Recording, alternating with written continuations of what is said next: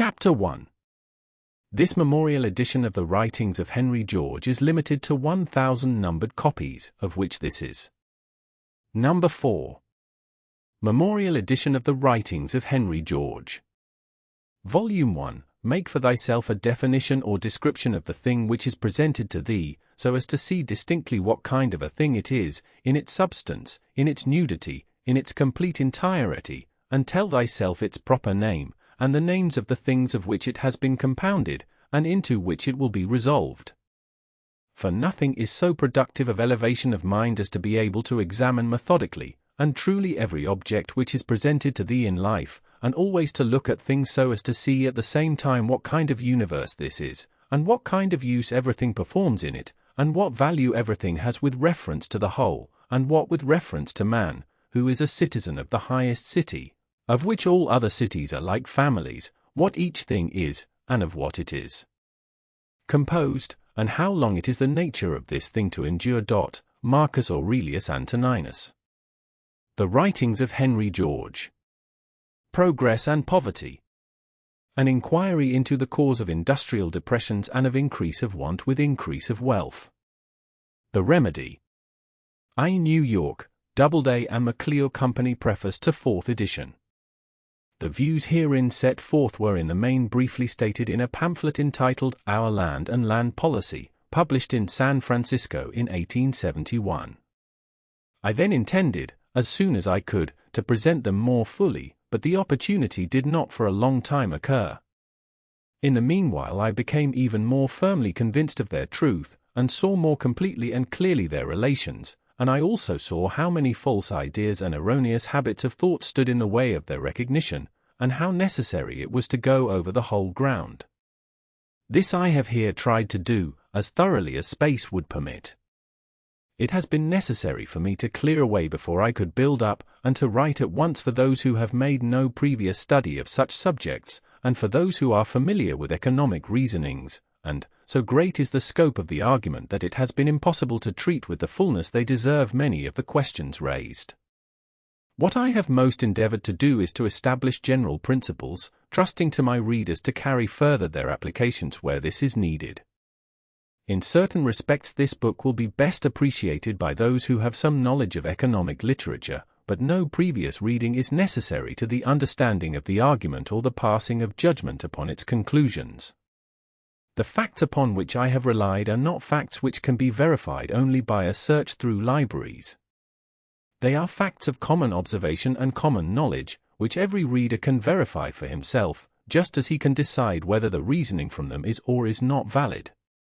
Beginning with a brief statement of facts which suggest this inquiry, I proceed to examine the explanation currently given in the name of political economy of the reason why, in spite of the increase of productive power, wages tend to the minimum of a bare living.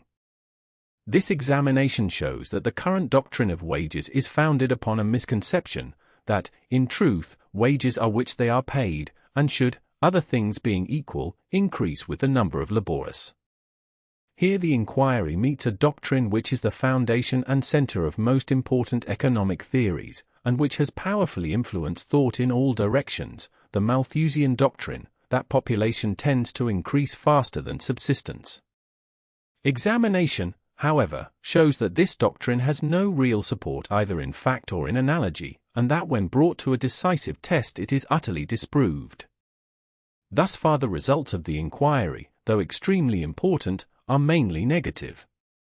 They show that current theories do not satisfactorily explain the connection of poverty with material progress, but throw no light upon the problem itself, beyond showing that its solution must be sought in the laws which govern the distribution of wealth. It therefore becomes necessary to carry the inquiry into this field. A preliminary review shows that the 3 laws of distribution must necessarily correlate with each other, which as laid down by the current political economy they fail to do, and an examination of the terminology in use reveals the confusion of thought by which this discrepancy has been slurred over. Proceeding then to work out the laws of distribution, I first take up the law of rent. This, it is readily seen, is correctly apprehended by the current political economy.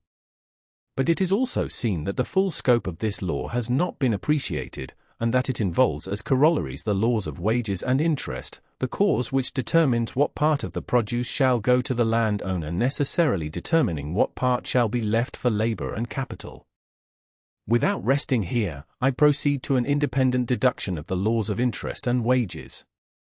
I have stopped to determine the real cause and justification of interest, and to point out a source of much misconception, the confounding of what are really the profits of monopoly with the legitimate earnings of capital. Then returning to the main inquiry, investigation shows that interest must rise and fall with wages, and depends ultimately upon the same thing as rent, the margin of cultivation or point in production where rent begins. A similar but independent investigation of the law of wages yields similar harmonious results. Thus the three laws of distribution are brought into mutual support and harmony, and the fact that with material progress rent everywhere advances is seen to explain the fact that wages and interest do not advance.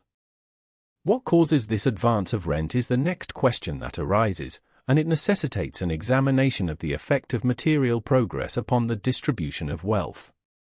Separating the factors of material progress into increase of population and improvements in the arts, it is first seen that increase in population tends constantly, not merely by reducing the margin of cultivation, but by localizing the economies and powers which come with increased population, to increase the proportion of the aggregate produce which is taken in rent, and to reduce that which goes as wages and interest. Then eliminating increase of population, it is seen that improvement in the methods and powers of production tends in the same direction, and, land being held as private property, would produce in a stationary population all the effects attributed by the Malthusian doctrine to pressure of population. And then a consideration of the effects of the continuous increase in land values which thus spring from material progress reveals in the speculative advance inevitably begotten when land is private property a derivative but most powerful cause of the increase of rent and the crowding down of wages. Deduction shows that this cause must necessarily produce periodical industrial depressions, and induction proves the conclusion, while from the analysis which has thus been made it is seen that the necessary result of material progress, land being private property, is, no matter what the increase in population, to force laborers to wages which give but a bare living. This identification of the cause that associates poverty with progress points to the remedy, but it is to so radical a remedy that I have next deemed it necessary to inquire whether there is any other remedy. Beginning the investigation again from another starting point, I have passed in examination the measures and tendencies currently advocated or trusted in for the improvement of the condition of the laboring masses. The result of this investigation is to prove the preceding one, as it shows that nothing short of making land common property can permanently relieve poverty and check the tendency of wages to the starvation point. The question of justice now naturally arises, and the inquiry passes into the field of ethics. An investigation of the nature and basis of property shows that there is a fundamental and irreconcilable difference between property in things which are the product of labor and property in land, that the one has a natural basis and sanction, while the other has none, and that the recognition of exclusive property in land is necessarily a denial of the right of property in the products of labor. Further investigation shows that private property in land always has, and always must, as development proceeds, lead to the enslavement of the laboring class, that landowners can make no just claim to compensation if society choose to resume its right, that, so far from private property in land being in accordance with the natural perceptions of men, the very reverse is true, and that in the United States we are already beginning to feel the effects of having admitted this erroneous and destructive principle. The inquiry then passes to the field of practical statesmanship. It is seen that private property in land, instead of being necessary to its improvement and use, stands in the way of improvement and use, and entails an enormous waste of productive forces, that the recognition of the common right to land involves no shock or dispossession, but is to be reached by the simple and easy method of abolishing all taxation save that upon land values. And this an inquiry into the principles of taxation shows to be, in all respects, the best subject of taxation. A consideration of the effects of the change proposed then shows that it would enormously increase production, would secure justice in distribution, would benefit all classes, and would make possible an advance to a higher and nobler civilization. The inquiry now rises to a wider field and recommences from another starting point. For not only do the hopes which have been raised come into collision with the widespread idea that social progress is possible only by slow race improvement, but the conclusions we have arrived at assert certain laws which, if they are really natural laws, must be manifest in universal history. As a final test, it therefore becomes necessary to work out the law of human progress, for certain great facts which force themselves on our attention, as soon as we begin to consider this subject, seem utterly inconsistent with what is now the current theory. This inquiry shows that differences in civilization are not due to differences in individuals, but rather to differences in social organization, that progress, always kindled by association, always passes into retrogression as inequality is developed, and that even now, in modern civilization, the causes which have destroyed all previous civilizations are beginning to manifest themselves, and that mere political democracy is running its course toward anarchy and despotism. But it also identifies the law of social life with the great moral law of justice, and, proving previous conclusions, shows how retrogression may be prevented and a grander advance begun. This ends the inquiry. The final chapter will explain itself. The great importance of this inquiry will be obvious. If it has been carefully and logically pursued, its conclusions completely change the character of political economy, give it the coherence and certitude of a true science, and bring it into full sympathy with the aspirations of the masses of men, from which it has long been estranged. What I have done in this book, if I have correctly solved the great problem I have sought to investigate, is to unite the truth perceived by the school of Smith and Ricardo to the truth perceived by the schools of Proudhon and Lassalle, to show that laissez-faire, in its full true meaning, opens the way to a realization of the noble dreams of socialism, to identify social law with moral law, and to disprove ideas which in the minds of many cloud grand and elevating perceptions. This work was written between August 1877 and March 1879, and the plates finished by September of that year. Since that time new illustrations have been given of the correctness of the views herein advanced, and the march of events, and especially that great movement which has begun in Great Britain in the Irish land agitation, shows still more clearly the pressing nature of the problem I have endeavored to solve. But there has been nothing in the criticisms they have received to induce the change or modification of these views. In fact, I have yet to see an objection not answered in advance in the book itself. And except that some verbal errors have been corrected and a preface added, this edition is the same as previous ones. Henry George. New York, November, 1880. Contents. Introductory. Page. The Problem 3. Book I. Wages and Capital. Chapter 1. The Current Doctrine of Wages, Its Insufficiency 17. 2. The meaning of the terms 30. 3. Wages not drawn from capital, but 4. The maintenance of laborers not drawn from capital 70. V. The real functions of capital 79. Book 2. Population and subsistence. Chapter 1. The Malthusian Theory, its genesis and support 91. 2. Inferences from Facts 103. 3. Inferences from Analogy 129. 4. Disproof of the Malthusian Theory 140. Book 3. The Laws of Distribution. Chapter 1. The inquiry narrowed to the laws of distribution, necessary relation of these laws 153. 2. Rent and the law of rent 165. 3. Interest and the cause of interest 173. 4. Of spurious capital and of profits often mistaken for interest 189. V. The law of interest 195. 6. Wages and the law of wages 204. 7. Correlation and coordination of these laws 217. 8. The statics of the problem thus explained 219. Book 4. Effect of material progress upon the distribution of wealth. Chapter 1. The dynamics of the problem yet to seek 225. 2. Effective increase of population upon the distribution of wealth 228. 3. Effective improvements in the arts upon the distribution of wealth 242.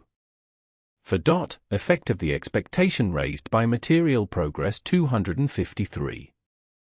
Book V. The problem solved. Chapter 1. The primary cause of recurring paroxysms of industrial depression 261. 2. The persistence of poverty amid advancing wealth 280. Book 6. The remedy. Chapter 1. Insufficiency of remedies currently advocated 297. 2. The true remedy 326. Book 7. Justice of the remedy. Chapter 1. Injustice of private property in land 331. 2.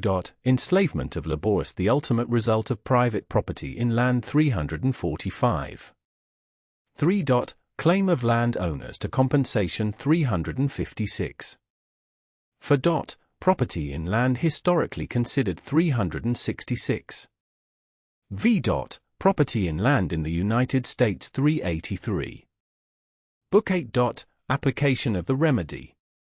Chapter 1. Private property in land inconsistent with the best use of land 395. 2.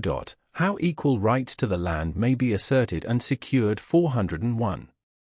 3. The proposition tried by the canons of taxation 406.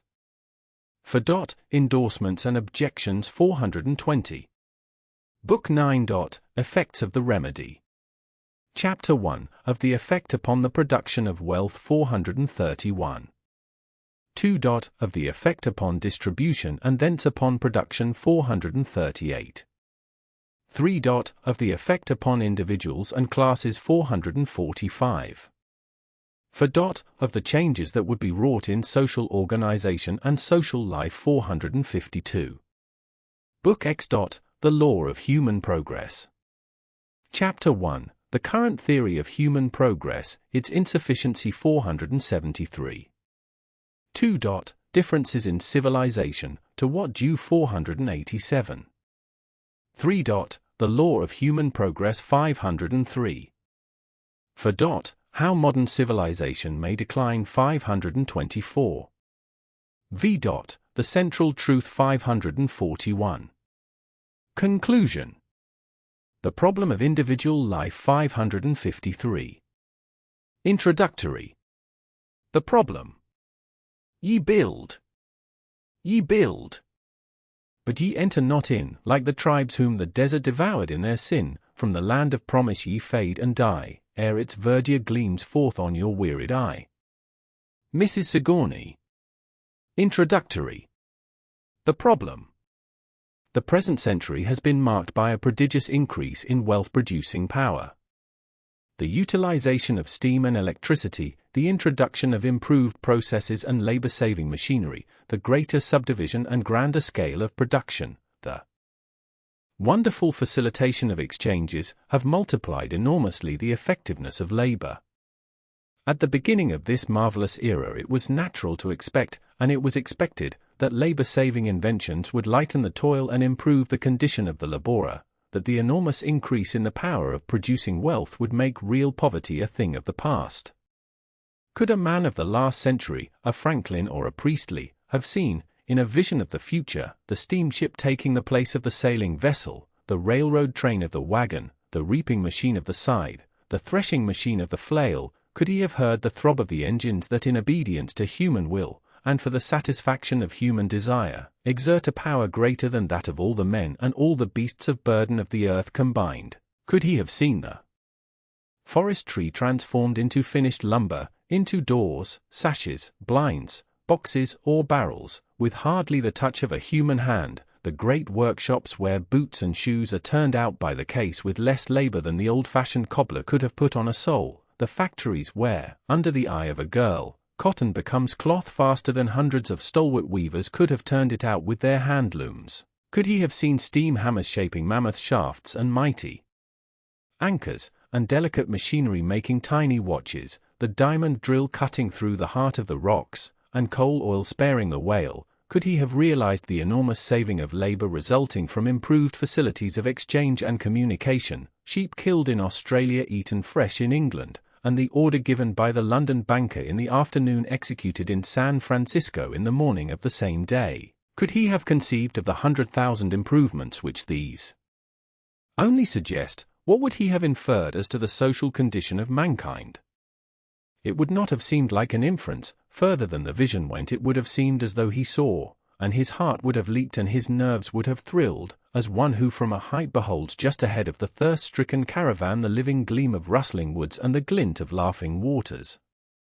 Plainly, in the sight of the imagination, he would have beheld these new forces elevating society from its very foundations, lifting the very poorest above the possibility of want, exempting the very lowest from anxiety for the material needs of life. He would have seen these slaves of the lamp of knowledge taking on themselves the traditional curse, these muscles of iron and sinews of steel making the poorest laborious life a holiday, in which every high quality and noble impulse could have scope to grow.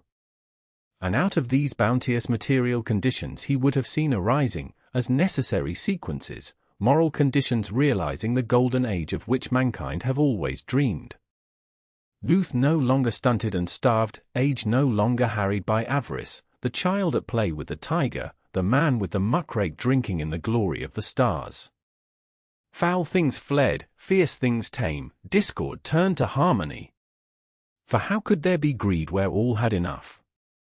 How could the vice, the crime, the ignorance, the brutality, that spring from poverty and the fear of poverty, exist where poverty had vanished? Who should crouch where all were freemen, who oppress where all were peers? More or less vague or clear, these have been the hopes, these the dreams born of the improvements which give this wonderful century its preeminence.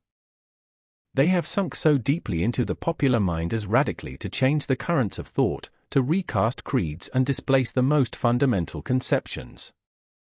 The haunting visions of higher possibilities have not merely gathered splendor and vividness, but their direction has changed. Instead of seeing behind the faint tinges of an expiring sunset, all the glory of the daybreak has decked the skies before.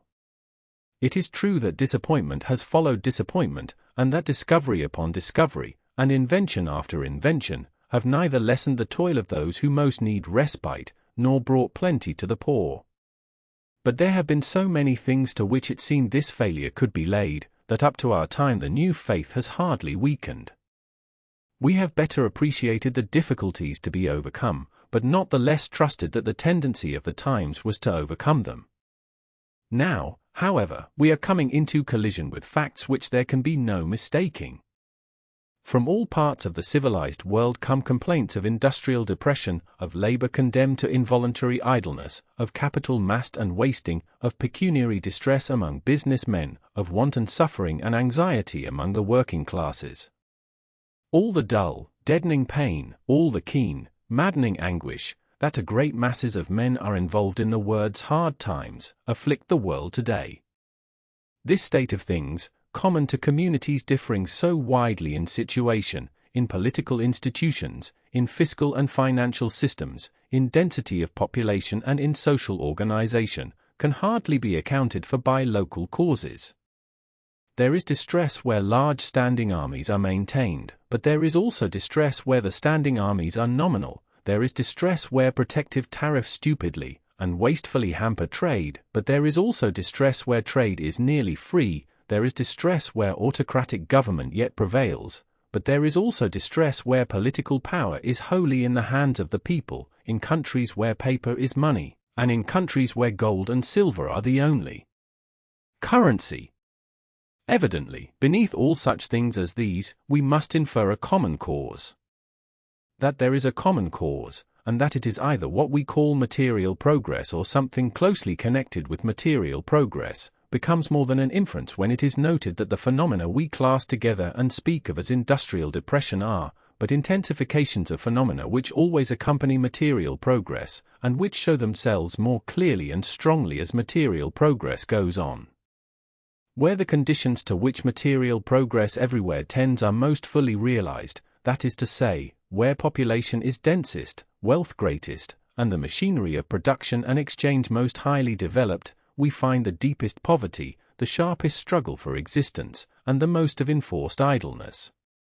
It is to the newer countries, that is, to the countries where material progress is yet in its earlier stages, that laborious emigrate in search of higher wages, and capital flows in search of higher interest.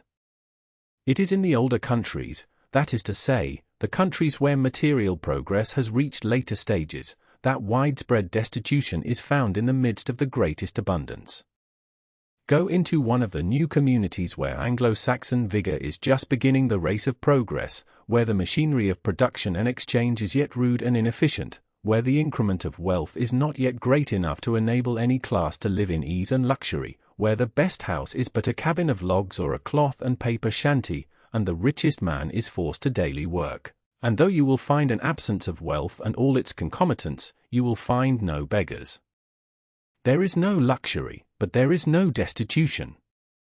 No one makes an easy living, nor a very good living, but every one can make a living, and no one able and willing to work is oppressed by the fear of want. But just as such, a community realizes the conditions which all civilized communities are striving for, and advances in the scale of material progress, just as closer settlement and a more intimate connection with the rest of the world, and greater utilization of labor-saving machinery, make possible greater economies in production and exchange, and wealth in consequence increases, not merely in the aggregate, but in proportion to population. So does poverty take a darker aspect. Some get an infinitely better and easier living, but others find it hard to get a living at all. The tramp comes with the locomotive, and almshouses and prisons are as surely the marks of material progress as are costly dwellings, rich warehouses, and magnificent churches. Upon streets lighted with gas and patrolled by uniformed policemen, beggars wait for the passer-by, and in the shadow of college, and library, and museum, are gathering the more hideous Huns and fiercer Vandals of whom Macaulay prophesied.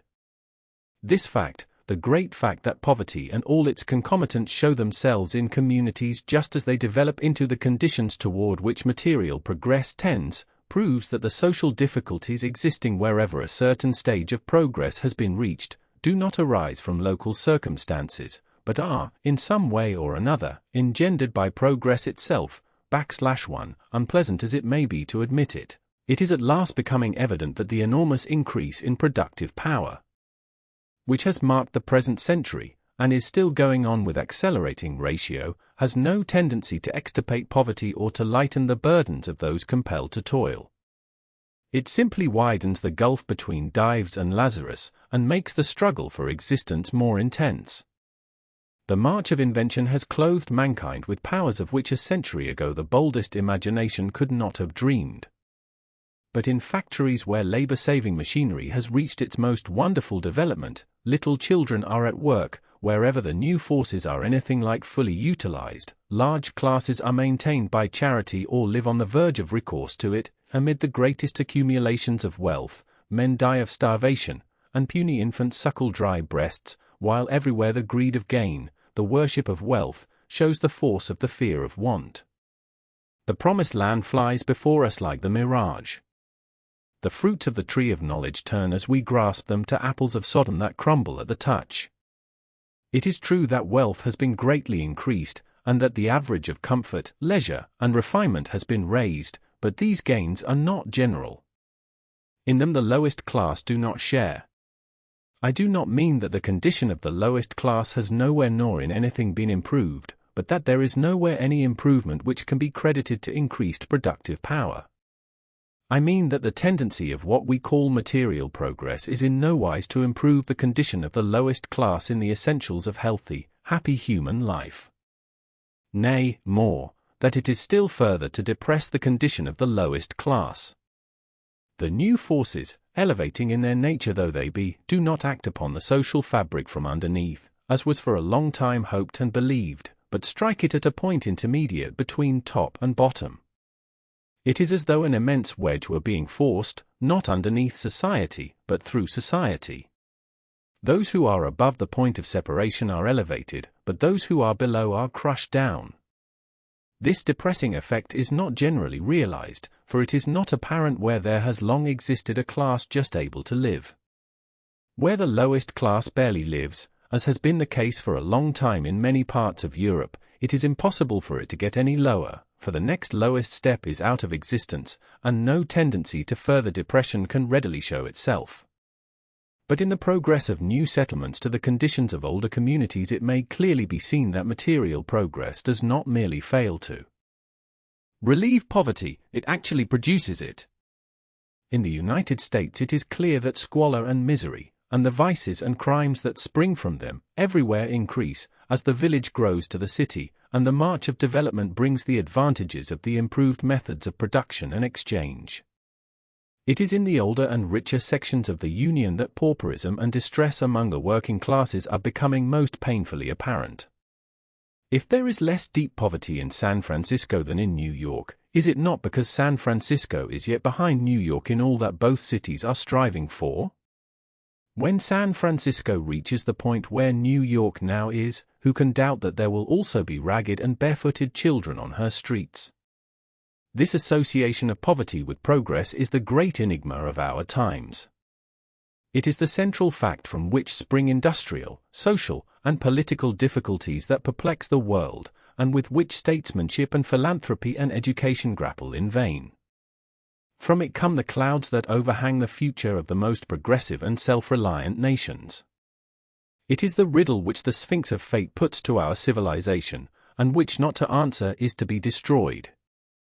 So long as all the increased wealth which modern progress brings goes but to build up great fortunes, to increase luxury, and make sharper the contrast between the house of have and the house of want, progress is not real and cannot be permanent. The reaction must come. The tower leans from its foundations, and every new story but hastens the final catastrophe. To educate men who must be condemned to poverty is but to make them restive, to base on a state of most glaring social inequality political institutions under which men are theoretically equal, is to stand a pyramid on its apex. All important as this question is, pressing itself from every quarter painfully upon attention, it has not yet received a solution which accounts for all the facts and points to any clear and simple remedy. This is shown by the widely varying attempts to account. Chapter 2. For the prevailing depression. They exhibit not merely a divergence between vulgar notions and scientific theories, but also show that the concurrence which should exist between those who avow the same general theories breaks up upon practical questions into an anarchy of opinion. Upon high economic authority we have been told that the prevailing depression is due to overconsumption, upon equally high authority, that it is due to overproduction, while the wastes of war, the extension of railroads, the attempts of workmen to keep up wages, the demonetization of silver, the issues of paper money, the increase of labor-saving machinery, the opening of shorter avenues to trade, etc., are separately pointed out as the cause by writers of reputation. And while professors thus disagree, the ideas that there is a necessary conflict between capital and labor, that machinery is an evil, that competition must be restrained and interest abolished, that wealth may be created by the issue of money, that it is the duty of government to furnish capital or to furnish work, are rapidly making way among the great body of the people, who keenly feel a hurt and are sharply conscious of a wrong. Such ideas, which bring great masses of men, the repositories of ultimate political power, under the leadership of charlatans and demagogues, are fraught with danger, but they cannot be successfully combated until political economy shall give some answer to the great question which shall be consistent with all her teachings, and which shall commend itself to the perceptions of the great masses of men. It must be within the province of political economy to give such an answer. For political economy is not a set of dogmas. It is the explanation of a certain set of facts. It is the science which, in the sequence of certain phenomena, seeks to trace mutual relations and to identify cause and effect, just as the physical sciences seek to do in other sets of phenomena. It lays its foundations upon firm ground. the premises from which it makes its deductions are truths which have the highest sanction, axioms which we all recognize, upon which we safely base the reasoning and actions of everyday life, and which may be reduced to the metaphysical expression of the physical law that motion seeks the line of least resistance, viz., that men seek to gratify their desires with the least exertion. Proceeding from a basis thus assured, its processes, which consist simply in identification and separation, have the same certainty.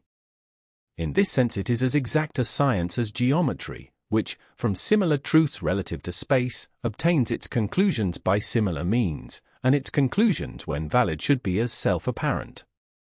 And although in the domain of political economy we cannot test our theories by artificially produced combinations or conditions, as may be done in some of the other sciences, yet we can apply tests no less conclusive by comparing societies in which different conditions exist, or by, in imagination, separating, combining, adding or eliminating forces or factors of known direction.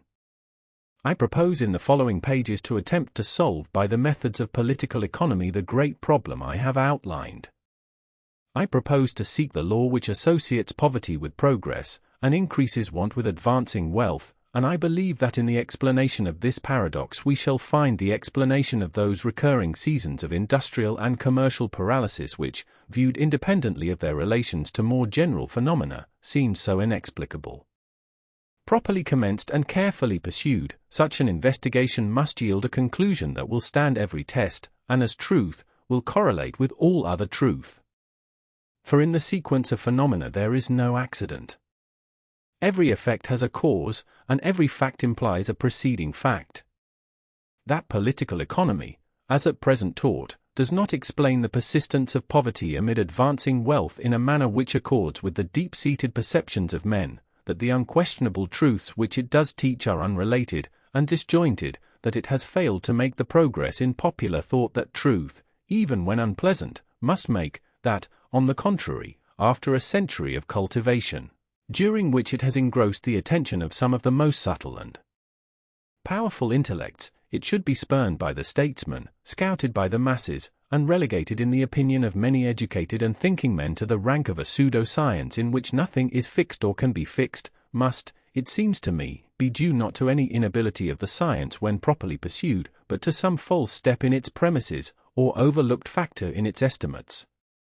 And as such mistakes are generally concealed by the respect paid to authority, I propose in this inquiry to take nothing for granted, but to bring even accepted theories to the test of first principles, and should they not stand the test, freshly to interrogate facts in the endeavor to discover their law. I propose to beg no question, to shrink from no conclusion, but to follow truth wherever it may lead. Upon us is the responsibility of seeking the law, for in the very heart of our civilization today women faint and little children moan. But what that law may prove to be is not our affair. If the conclusions that we reach run counter to our prejudices, let us not flinch. If they challenge institutions that have long been deemed wise and natural, let us not turn back. Book I. Wages and Capital. Chapter 1. The Current Doctrine, Its Insufficiency. Chapter 2. The Meaning of the Terms. Chapter 3. Wages not drawn from capital, but. Chapter 4. The Maintenance of labors not drawn from capital. Chapter 5. The Real Functions of Capital. He that is to follow philosophy must be a freeman in mind. Ptolemy. Chapter 1. The Current Doctrine of Wages, Its Insufficiency. Reducing to its most compact form the problem we have set out to investigate, let us examine, step by step, the explanation which political economy, as now accepted by the best authority, gives of it. The cause which produces poverty in the midst of advancing wealth is evidently the cause which exhibits itself in the tendency, everywhere recognized, of wages to a minimum. Let us, therefore, put our inquiry into this compact form. Why, in spite of increase in productive power, do wages tend to a minimum which will give but a bare living? The answer of the current political economy is that wages are fixed by the ratio between the number of laborers and the amount of capital devoted to the employment of labor, and constantly tend to the lowest amount on which laborers will consent to live and reproduce, because the increase in the number of laborers tends naturally to follow and overtake any increase in capital. The increase of the divisor being thus held in check only by the possibilities of the quotient, the dividend may be increased to infinity without greater result. In current thought, this doctrine holds all but undisputed sway. It bears the endorsement of the very highest names among the cultivators of political economy, and though there have been attacks upon it, they are generally more formal than real. It is assumed by Buckle as the basis of his generalizations of universal history. It is taught in all, or nearly all, the great English and American universities, and is laid down in textbooks which aim at leading the masses to reason correctly upon practical affairs, while it seems to harmonize with the new philosophy, which, having in a few years all but conquered the scientific world, is now rapidly permeating the general mind. Thus entrenched in the upper regions of thought, it is in cruder form even more firmly rooted in what may be styled the lower. What gives to the fallacies of protection such a tenacious hold, in spite of their evident inconsistencies and absurdities, is the idea that the sum to be distributed in wages is in each community a fixed one, which the competition of foreign labor must still further subdivide. The same idea underlies most of the theories which aim at the abolition of interest and the restriction of competition as the means whereby the share of the laborer in the general wealth can be increased, and it crops out in every direction among those who are not thoughtful enough to have any theories, as may be seen in the columns of newspapers and the debates of legislative bodies. And yet, widely accepted and deeply rooted as it is, it seems to me that this theory does not tally with obvious facts. For, if wages depend upon the ratio between the amount of labor seeking employment and the amount of capital devoted to its employment, the relative scarcity or abundance of one factor must mean the relative abundance or scarcity of the other. Thus, capital must be relatively abundant where wages are high, and relatively scarce where wages are low. Now, as the capital used in paying wages must largely consist of the capital constantly seeking investment, the current rate of interest must be the measure of its relative abundance or scarcity, \1. If it be true that wages depend upon the ratio between the amount of labor seeking employment and the capital devoted to its employment, then high wages, the mark of the relative scarcity of labor, must be accompanied by low interest, the mark of the relative abundance of capital, and reversely. Low wages must be accompanied by high interest. This is not the fact, but the contrary. Eliminating from interest the element of insurance, and regarding only interest proper, or the return for the use of capital, is it not a general truth that interest is high where and when wages are high, and low where and when wages are low? Both wages and interest have been higher in the United States than in England, in the Pacific than in the Atlantic states. Is it not a notorious fact that where labor flows for higher wages, capital also flows for higher interest? Is it not true that wherever there has been a general rise or fall in wages there has been at the same time a similar rise or fall in interest? In California, for instance, when wages were higher than anywhere else in the world, so also was interest higher. Wages and interest have in California gone down together. When common wages were $5 a day, the ordinary bank rate of interest was 24% per annum. Now that common wages are $2 or $2.50 a day, the ordinary bank rate is from 10 to 12%. Now, this broad, general fact, that wages are higher in new countries, where capital is relatively scarce, than in old countries, where capital is relatively abundant, is too glaring to be ignored. And although very lightly touched upon, it is noticed by the expounders of the current political economy. The manner in which it is noticed proves what I say, that it is utterly inconsistent with the accepted theory of wages. For in explaining it such writers as Mill, Fawcett, and Chapter 1, Part 2. Times of commercial panic are marked by high rates of discount, but this is evidently not a high rate of interest, properly so called, but a high rate of insurance against risk. For instance, McCulloch, Note 6 to Wealth of Nations, says, that portion of the capital, or wealth of a country which the employers of labor intend to or are willing to pay out in the purchase of labor, may be much larger at one time than another. But whatever may be its absolute magnitude, it obviously forms the only source from which any portion of the wages of labor can be derived. No other fund is in existence from which the laborer, as such, can draw a single shilling.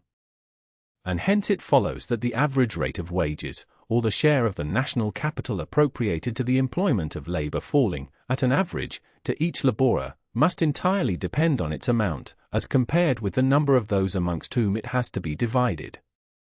Similar citations might be made from all the standard economists. We are speaking of labor expended in production, to which it is best for the sake of simplicity to confine the inquiry. Any question which may arise in the reader's mind as to wages for unproductive services had best therefore be deferred. Chapter 2. The meaning of the terms. Before proceeding further in our inquiry, let us make sure of the meaning of our terms, for indistinctness in their use must inevitably produce ambiguity and indeterminateness in reasoning. Not only is it requisite in economic reasoning to give to such words as wealth, capital, rent, wages, and the like, a much more definite sense than they bear in common discourse, but, unfortunately, even in political economy there is, as to some of these terms, no certain meaning assigned by common consent, different writers giving to the same term different meanings, and the same writers often using a term in different senses. Nothing can add to the force of what has been said by so many eminent authors as to the importance of clear and precise definitions, save the example, not an infrequent one, of the same authors falling into grave errors from the very cause they warned against. And nothing so shows the importance of language in thought as the spectacle of even acute thinkers basing important conclusions upon the use of the same word in varying senses. I shall endeavor to avoid these dangers. It will be my effort throughout, as any term becomes of importance, to state clearly what I mean by it, and to use it in that sense and in no other. Let me ask the reader to note and to bear in mind the definitions thus given, as otherwise I cannot hope to make myself properly understood. I shall not attempt to attach arbitrary meanings to words, or to coin terms, even when it would be convenient to do so, but shall conform to usage as closely as is possible, only endeavoring so to fix the meaning of words that they may clearly express thought. What we have now on hand is to discover whether, as a matter of fact, wages are drawn from capital. As a preliminary, let us settle what we mean by wages and what we mean by capital. To the former word a sufficiently definite meaning has been given by economic writers, but the ambiguities which have attached to the use of the latter in political economy will require a detailed examination. As used in common discourse, wages means a compensation paid to a hired person for his services, and we speak of one man working for wages, in contradistinction to another who is working for himself. The use of the term is still further narrowed by the habit of applying it solely to compensation paid for manual labor. We do not speak of the wages of professional men, managers or clerks, but of their fees, commissions, or salaries. Thus the common meaning of the word wages is the compensation paid to a hired person for manual labor. But in political economy the word wages has a much wider meaning, and includes all returns for exertion. For, as political economists explain, the three agents or factors in production are land, labor, and capital, and that part of the produce which goes to the second of these factors is by them styled wages. Thus the term labor includes all human exertion in the production of wealth, and wages, being that part of the produce which goes to labor, includes all reward for such exertion. There is, therefore, in the politico-economic sense of the term wages no distinction as to the kind of labor, or as to whether its reward is received through an employer or not, but wages means the return received for the exertion of labor, as distinguished from the return received for the use of capital, and the return received by the landholder for the use of land. The man who cultivates the soil for himself receives his wages in its produce, just as, if he uses his own capital, and owns his own land, he may also receive interest and rent. The hunter's wages are the game he kills, the fisherman's wages are the fish he takes.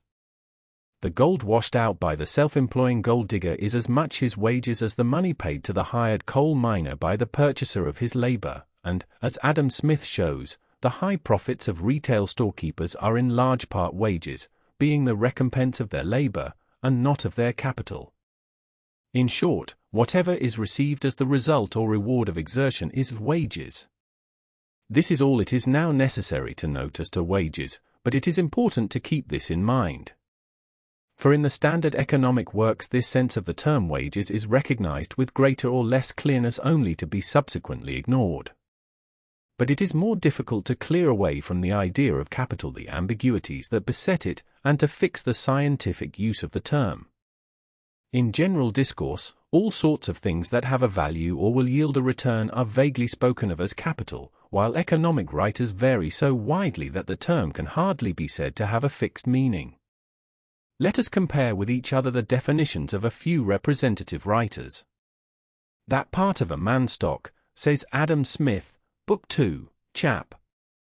1, which he expects to afford him a revenue, is called his capital, and the capital of a country or society, he goes on to say, consists of machines and instruments of trade which facilitate and abridge labor, buildings, not mere dwellings, but which may be considered instruments of trade, such as shops, farmhouses, etc., improvements of land which better fit it for tillage or culture, the acquired and useful abilities of all the inhabitants, money, provisions in the hands of producers and dealers, from the sale of which they expect to derive a profit, the material of, or partially completed, manufactured articles still in the hands of producers or dealers, completed articles still in the hands of producers or dealers. The first four of these he styles fixed capital, and the last for circulating capital, a distinction of which it is not necessary to our purpose to take any note.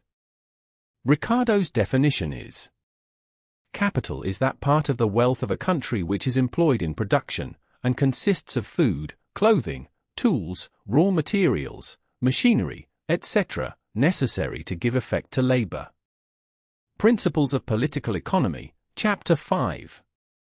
This definition, it will be seen, is very different from that of Adam Smith, as it excludes many of the things which he includes, as acquired talents, articles of mere taste or luxury in the possession of producers or dealers, and includes some things he excludes, such as food, clothing, etc., in the possession of the consumer. McCulloch's definition is: the capital of a nation really comprises all those portions of the produce of industry existing in it that may be directly employed either to support human existence or to facilitate production. Notes on Wealth of Nations, Book 2, Chapter 1. This definition follows the line of Ricardo's, but is wider. While it excludes everything that is not capable of aiding production, it includes everything that is so capable, without reference to actual use or necessity for use, the horse-drawing a pleasure carriage being, according to McCulloch's view, as he expressly states, as much capital as the horse-drawing a plough, because he may, if need arises, be used to draw a plough. John Stuart Mill, following the same general line as Ricardo and McCulloch, makes neither the use nor the capability of use, but the determination to use, the test of capital. He says, whatever things are destined to supply productive labor with the shelter, protection, tools, and materials which the work requires, and to feed and otherwise maintain the laborer during the process, are capital. Principles of Political Economy, Book I, Chapter 4. These quotations sufficiently illustrate the divergence of the masters. Among minor authors the variance is still greater, as a few examples will suffice to show. Professor Wayland, whose Elements of Political Economy has long been a favorite textbook in American educational institutions, where there has been any pretense of teaching political economy, gives this lucid definition. The word capital is used in two senses. In relation to product it means any substance on which industry is to be exerted. In relation to industry, the material on which industry is about to confer value, that on which it has conferred value, the instruments which are used for the conferring of value, as well as the means of sustenance by which the being is supported while he is engaged in performing the operation. Elements of Political Economy, Book I, Chapter 1. Henry C. Carey, the American apostle of protectionism, defines capital as the instrument by which man obtains mastery over nature, including in it the physical and mental powers of man himself. Professor Perry, a Massachusetts free trader, very properly objects to this, that it hopelessly confuses the boundaries between capital and labor, and then himself hopelessly confuses the boundaries between capital and land by defining capital as any valuable thing outside of man himself from whose use springs a pecuniary increase or profit. An English economic writer of high standing, Mr. W. M. Thornton, begins an elaborate examination of the relations of labor and capital, on labor, by stating that he will include land with capital, which is very much as if one who proposed to teach algebra should begin with a declaration that he would consider the signs plus and minus as meaning the same thing and having the same value. An American writer, also of high standing, Professor Francis A. Walker, makes the same declaration in his elaborate book on the wages question.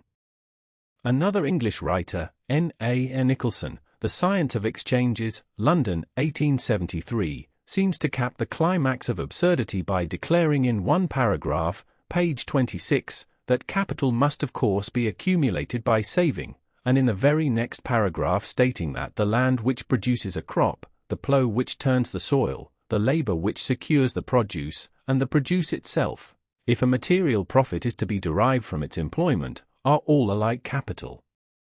But how land and labor are to be accumulated by saving them he nowhere condescends to explain. In the same way a standard American writer, Professor Amasa Walker, page 66, Science of Wealth, first declares that capital arises from the net savings of labor and then immediately afterward declares that land is capital. I might go on for pages, citing contradictory and self-contradictory definitions. But it would only weary the reader. It is unnecessary to multiply quotations.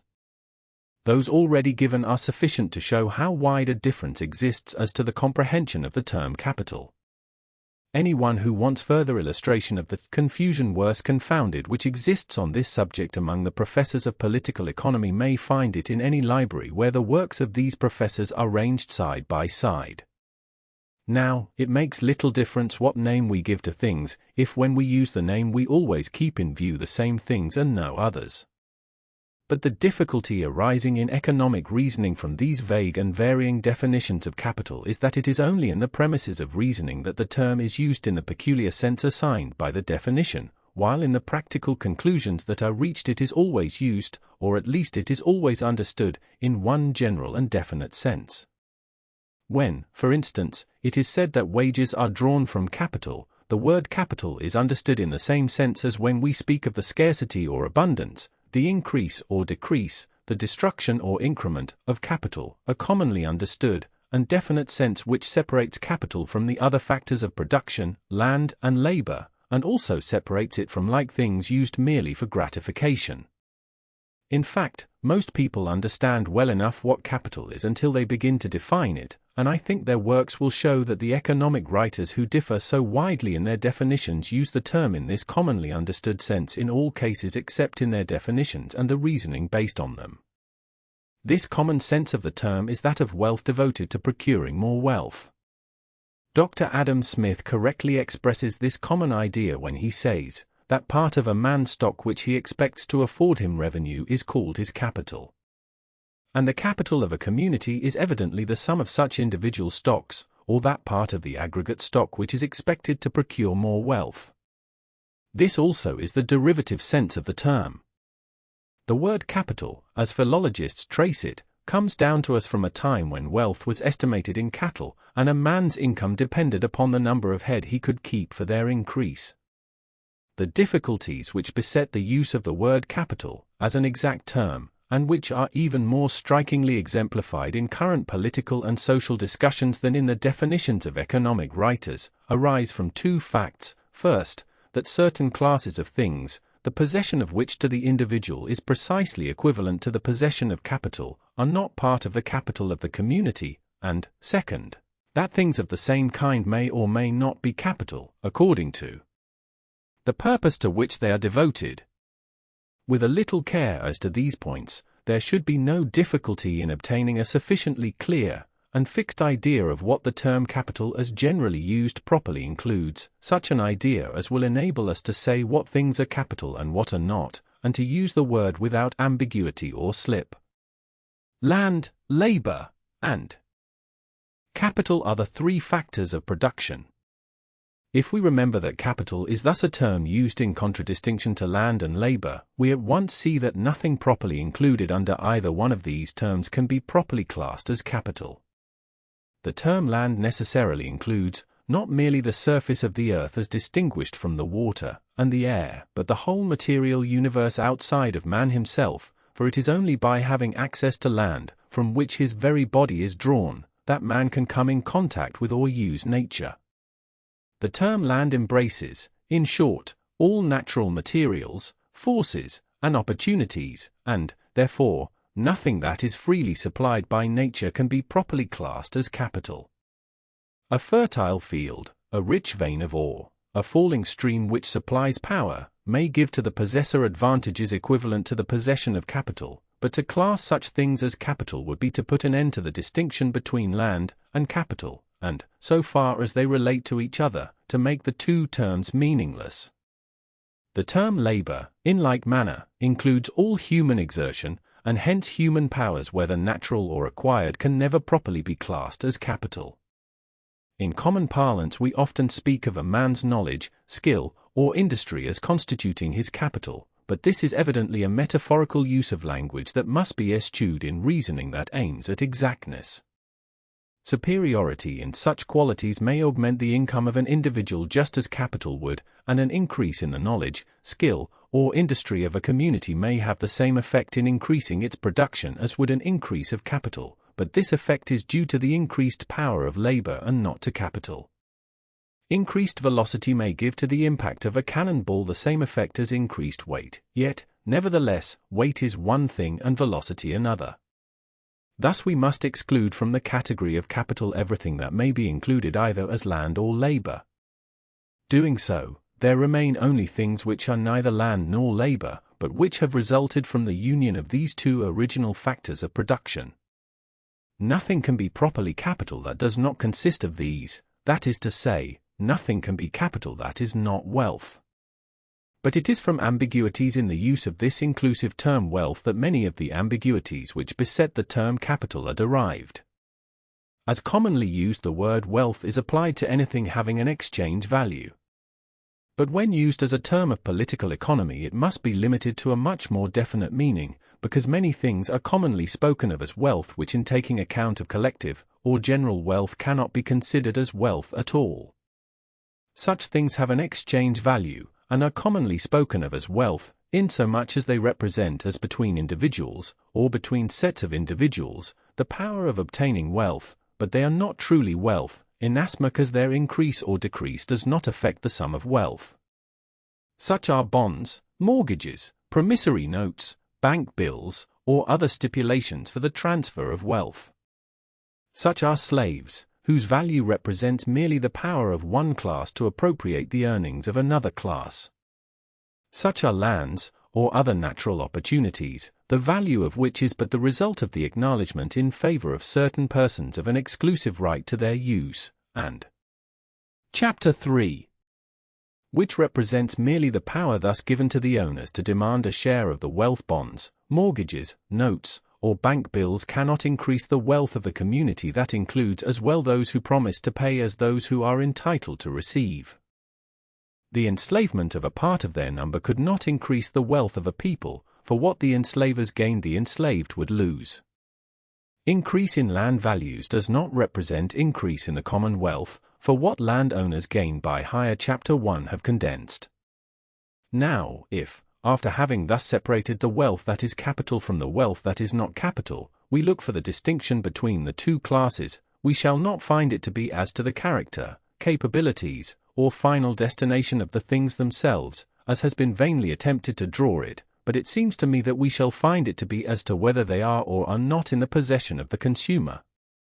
Such articles of wealth as in themselves, in their uses, or in their products, are yet to be exchanged are capital. Such articles of wealth as are in the hands of the consumer are not capital. Hence, if we define capital as wealth in course of exchange, understanding exchange to include not merely the passing from hand to hand, but also such transmutations as occur when the reproductive or transforming forces of nature are utilized for the increase of wealth, we shall, I think, comprehend all the things that the general idea of capital properly includes, and shut out all it does not. Under this definition, it seems to me, for instance, will fall all such tools as are really capital. For it is as to whether its services or uses are to be exchanged or not which makes a tool an article of capital or merely an article of wealth. Thus, the lathe of a manufacturer used in making things which are to be exchanged is capital, while the lathe kept by a gentleman for his own amusement is not. Thus, wealth used in the construction of a railroad, a public telegraph line, a stage coach, a theatre, a hotel, etc., may be said to be placed in the course of exchange.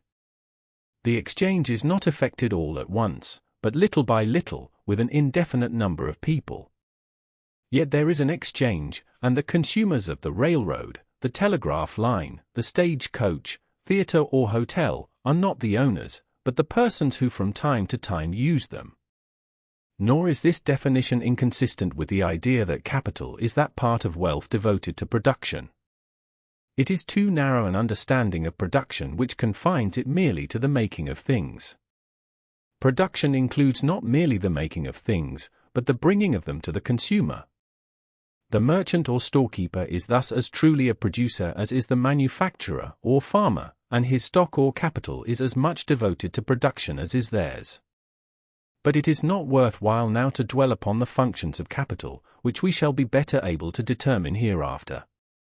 Nor is the definition of capital I have suggested of any importance. I am not writing a textbook, but only attempting to discover the laws which control a great social problem, and if the reader has been led to form a clear idea of what things are meant when we speak of capital, my purpose is served. But before closing this digression, let me call attention to what is often forgotten, namely, that the terms as wealth, capital, wages, and the like, as used in political economy, are abstract terms, and that nothing can be generally affirmed or denied of them that cannot be affirmed or denied of the whole class of things they represent. The failure to bear this in mind has led to much confusion of thought, and permits fallacies, otherwise transparent, to pass for obvious truths. Wealth being an abstract term, the idea of wealth, it must be remembered, involves the idea of exchangeability.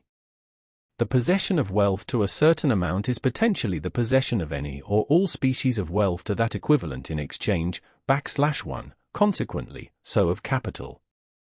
Footnotes. This was recognized in common speech in California, where the placer miners styled their earnings their wages, and spoke of making high wages or low wages according to the amount of gold taken out. Money may be said to be in the hands of the consumer when devoted to the procurement of gratification, as, though not in itself devoted to consumption, it represents wealth which is, and thus what in the previous paragraph I have given as the common classification would be covered by this distinction, and would be substantially correct. In speaking of money in this connection, I am of course speaking of coin, for although paper money may perform all the functions of coin, it is not wealth, and cannot therefore be capital. Chapter 3. Wages not drawn from capital, but.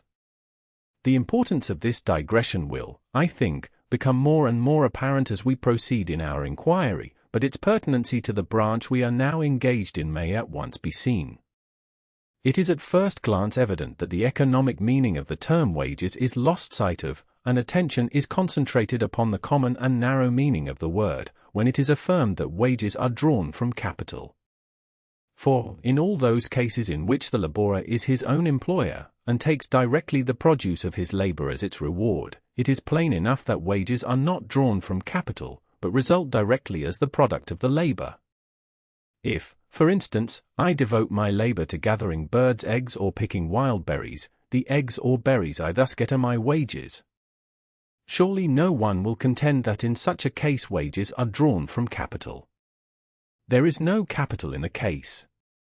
An absolutely naked man, thrown on an island where no human being has before trod, may gather birds' eggs or pick berries. Or if I take a piece of leather and work it up into a pair of shoes, the shoes are my wages, the reward of my exertion.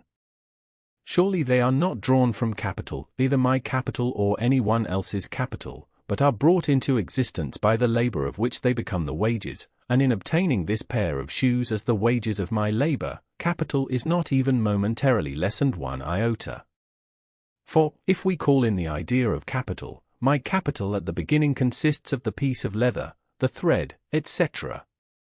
As my labor goes on, value is steadily added, until, when my labor results in the finished shoes, I have my capital plus the difference in value between the material and the shoes. In obtaining this additional value in my wages, how is capital at any time drawn upon?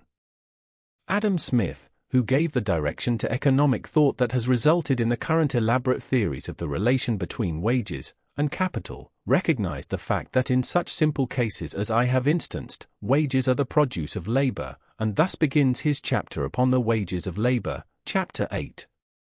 The produce of labor constitutes the natural recompense or wages of labor. In that original state of things which precedes both the appropriation of land and the accumulation of stock, the whole produce of labor belongs to the laborer. He has neither landlord nor master to share with him. Had the great Scotchman taken this as the initial point of his reasoning, and continued to regard the produce of labor as the natural wages of labor, and the landlord and master but as sharers, his conclusions would have been very different, and political economy today would not embrace such a mass of contradictions and absurdities. But instead of following the truth obvious in the simple modes of production as a clue through the perplexities of the more complicated forms, he momentarily recognizes it, only immediately to abandon it, and stating that in every part of Europe 20 workmen serve under a master for one that is independent, he recommences the inquiry from a point of view in which the master is considered as providing from his capital the wages of his workmen. It is evident that in thus placing the proportion of self-employing workmen as but 1 in 20, Adam Smith had in mind but the mechanic arts, and that, including all laborers, the proportion who take their earnings directly, without the intervention of an employer, must, even in Europe 100 years ago, have been much greater than this. 4. Besides the independent laborers who in every community exist in considerable numbers, the agriculture of large districts of Europe has, since the time of the Roman Empire, been carried on by the métayer system, under which the capitalist receives his return from the laborer instead of the laborer from the capitalist. At any rate, in the United States, where any general law of wages must apply as fully as in Europe, and where in spite of the advance of manufactures a very large part of the people are yet self-employing farmers, the proportion of laborers who get their wages through an employer must be comparatively small.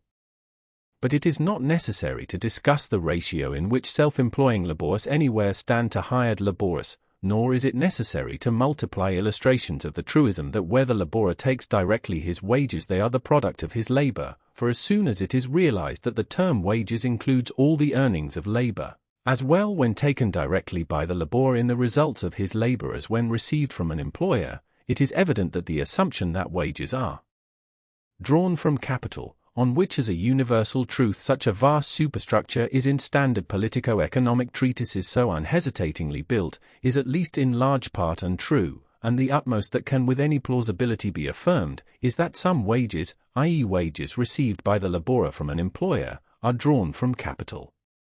This restriction of the major premise at once invalidates all the deductions that are made from it, but without resting here, let us see whether even in this restricted sense it accords with the facts. Let us pick up the clue where Adam Smith dropped it, and advancing step by step, see whether the relation of facts which is obvious in the simplest forms of production does not run through the most complex. Next in simplicity to that original state of things, of which many examples may yet be found, where the whole produce of labor belongs to the laborer, is the arrangement in which the laborer, though working for another person, or with the capital of another person, receives his wages in kind, that is to say, in the things his labor produces. In this case it is as clear as in the case of the self-employing laborer that the wages are really drawn from the product of the labor, and not at all from capital. If I hire a man to gather eggs, to pick berries, or to make shoes, paying him from the eggs, the berries, or the shoes that his labor secures, there can be no question that the source of the wages is the labor for which they are paid. of this form of hiring is the Siran Dea stock tenancy, treated of with such perspicuity by Sir Henry Maine in his Early History of Institutions, and which so clearly involved the relation of employer and employed as to render the acceptor of cattle the man or vassal of the capitalist who thus employed him. It was on such terms as these that Jacob worked for Laban, and to this day, even in civilized countries, it is not an infrequent mode of employing labor. The farming of land on shares, which prevails to a considerable extent in the southern states of the Union, and in California, the meta-year system of Europe, as well as the many cases in which superintendents, salesmen, etc., are paid by a percentage of profits, what are they but the employment of labor for wages which consist of part of its produce? The next step in the advance from simplicity to complexity is where the wages, though estimated in kind, are paid in an equivalent of something else. For instance, on American whaling ships the custom is not to pay fixed wages, but a lay, or proportion of the catch, which varies from a 16th to a 12th to the captain down to a 300th to the cabin boy. Thus, when a whale ship comes into New Bedford or San Francisco after a successful cruise, she carries in her hold the wages of her crew, as well as the profits of her owners, and an equivalent which will reimburse them for all the stores used up during the voyage. Can anything be clearer than that these wages, this oil and bone which the crew of the whaler have taken, have not been drawn from capital, but are really a part of the produce of their labor? Nor is this fact changed or obscured in the slightest degree where, as a matter of convenience, instead of dividing up between the crew their proportion of the oil and bone, the value of each man's share is estimated at the market. Chapter will enable anyone to see wherein lies the fallacy of this reasoning, a fallacy which has entangled some of the most acute minds in a web of their own spinning. It is in the use of the term capital in two senses. In the primary proposition that capital is necessary to the exertion of productive labor, the term capital is understood as including all food, clothing, shelter, etc., whereas, in the deductions finally drawn from it, the term is used in its common and legitimate meaning of wealth devoted, not to the immediate gratification of desire, but to the procurement of more wealth, of wealth in the hands of employers as distinguished from laborious. The conclusion is no more valid than it would be from the acceptance of the proposition that a laborer cannot go to work without his breakfast and some clothes, to infer that no more laborious can go to work than employers first furnish with breakfasts and clothes. Now, the fact is that laborious generally furnish their own breakfasts and the clothes in which they go to work, and the further fact is that capital, in the sense in which the word is used in distinction to labor, in exceptional cases sometimes may, but is never compelled to make advances to labor before the work begins. Of all the vast number of unemployed laborious in the civilized world today, there is probably not a single one willing to work who could not be employed without any advance of wages. A great proportion would doubtless gladly go to work on terms which did not require the payment of wages before the end of a month. It is doubtful if there are enough to be called a class who would not go to work and wait for their wages until the end of the week, as most laborers habitually do, while there are certainly none who would not wait for their wages until the end of the day, or if you please, until the next meal hour. The precise time of the payment of wages is immaterial. The essential point, the point I lay stress on, is that it is after the performance of work. The payment of wages, therefore, always implies the previous rendering of labor. Now, what does the rendering of labor in production imply? Evidently the production of wealth, which, if it is to be exchanged or used in production, is capital. Therefore, the payment of capital in wages presupposes a production of capital by the labor for which the wages are paid. And as the employer generally makes a profit, the payment of wages is, so far as he is concerned, but the return to the laborer of a portion of the capital he has received from the labor. So far as the employee is concerned, it is but the receipt of a portion of the capital his labor has previously produced. As the value paid in the wages is thus exchanged for a value brought into being by the labor, how can it be said that wages are drawn from capital or advanced by capital? As in the exchange of labor for wages, the employer always gets the capital created by the labor before he pays out capital in the wages. At what point is his capital lessened even temporarily? Bring the question to the test of facts. Take, For instance, an employing manufacturer who is engaged in turning raw material into finished products, cotton into cloth, iron into hardware, leather into boots, or so on, as may be, and who pays his hands, as is generally the case, once a week. Make an exact inventory of his capital on Monday morning before the beginning of work, and it will consist of his buildings, machinery, raw materials, money on hand, and finished products in stock. Suppose, for the sake of simplicity, that he neither buys nor sells during the week, and after work has stopped and he has paid his hands on Saturday night. Take a new inventory of his capital.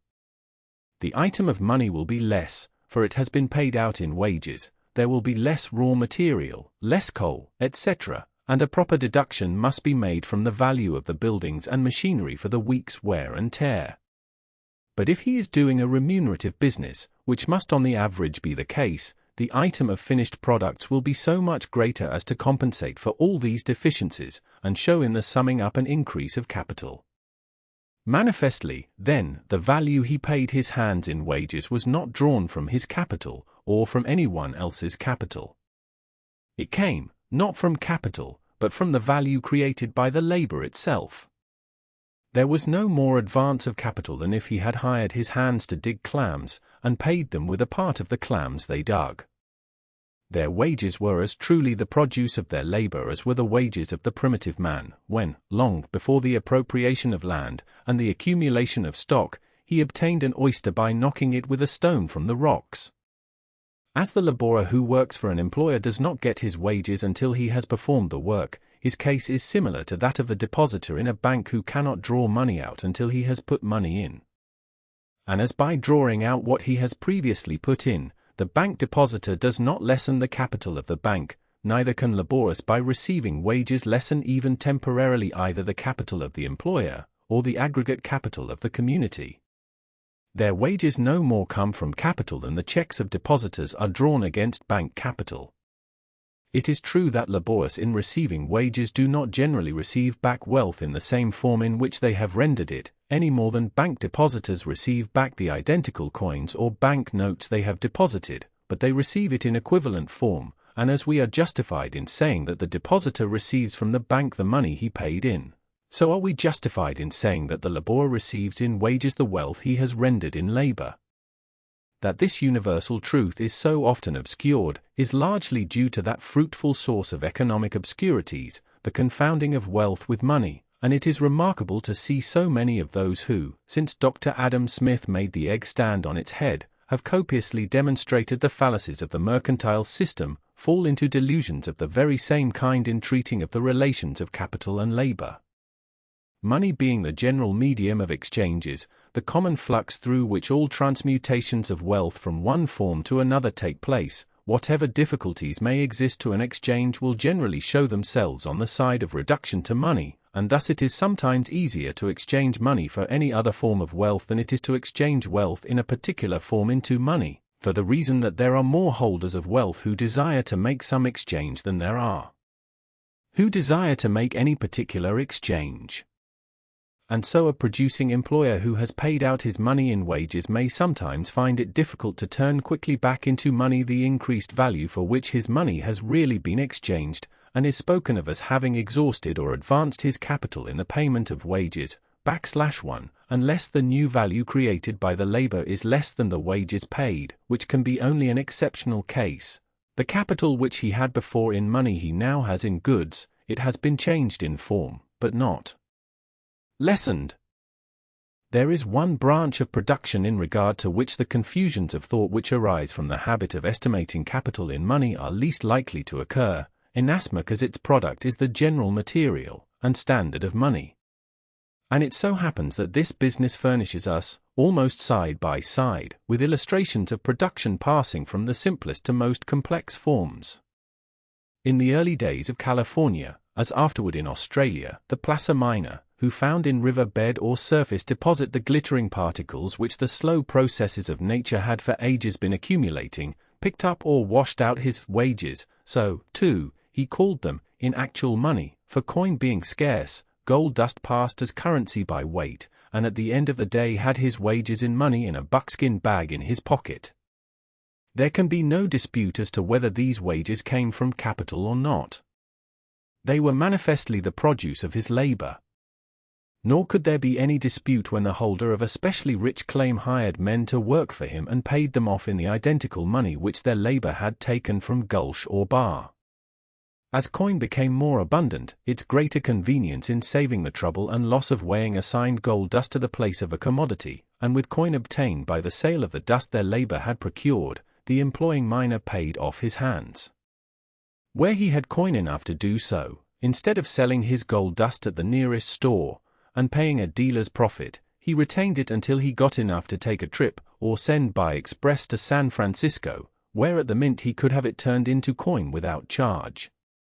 While thus accumulating gold dust he was lessening his stock of coin, just as the manufacturer, while accumulating a stock of goods, lessens his stock of money. Yet no one would be obtuse enough to imagine that in thus taking in gold dust and paying out coin the miner was lessening his capital. But the deposits that could be worked without preliminary labor were soon exhausted, and gold mining rapidly took a more elaborate character. Before claims could be opened so as to yield any return, deep shafts had to be sunk, great dams constructed, long tunnels cut through the hardest rock, water brought for miles over mountain ridges, and across deep valleys, and expensive machinery put up. These works could not be constructed without capital. Sometimes their construction required years, during which no return could be hoped for, while the men employed had to be paid their wages every week, or every month. Surely, it will be said, in such cases, even if in no others, that wages do actually come from capital, are actually advanced by capital, and must necessarily lessen capital in their payment. Surely here, at least, industry is limited by capital, for without capital such works could not be carried on. Let us see. Asterisk, asterisk, asterisk, asterisk, asterisk. It is cases of this class that are always instanced as showing that wages are advanced from capital.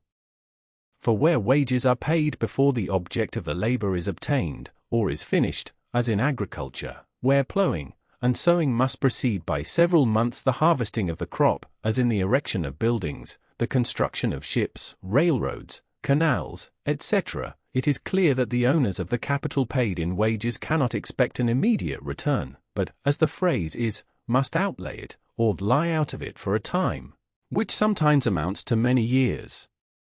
And hence, if first principles are not kept in mind, it is easy to jump to the conclusion that wages are advanced by capital.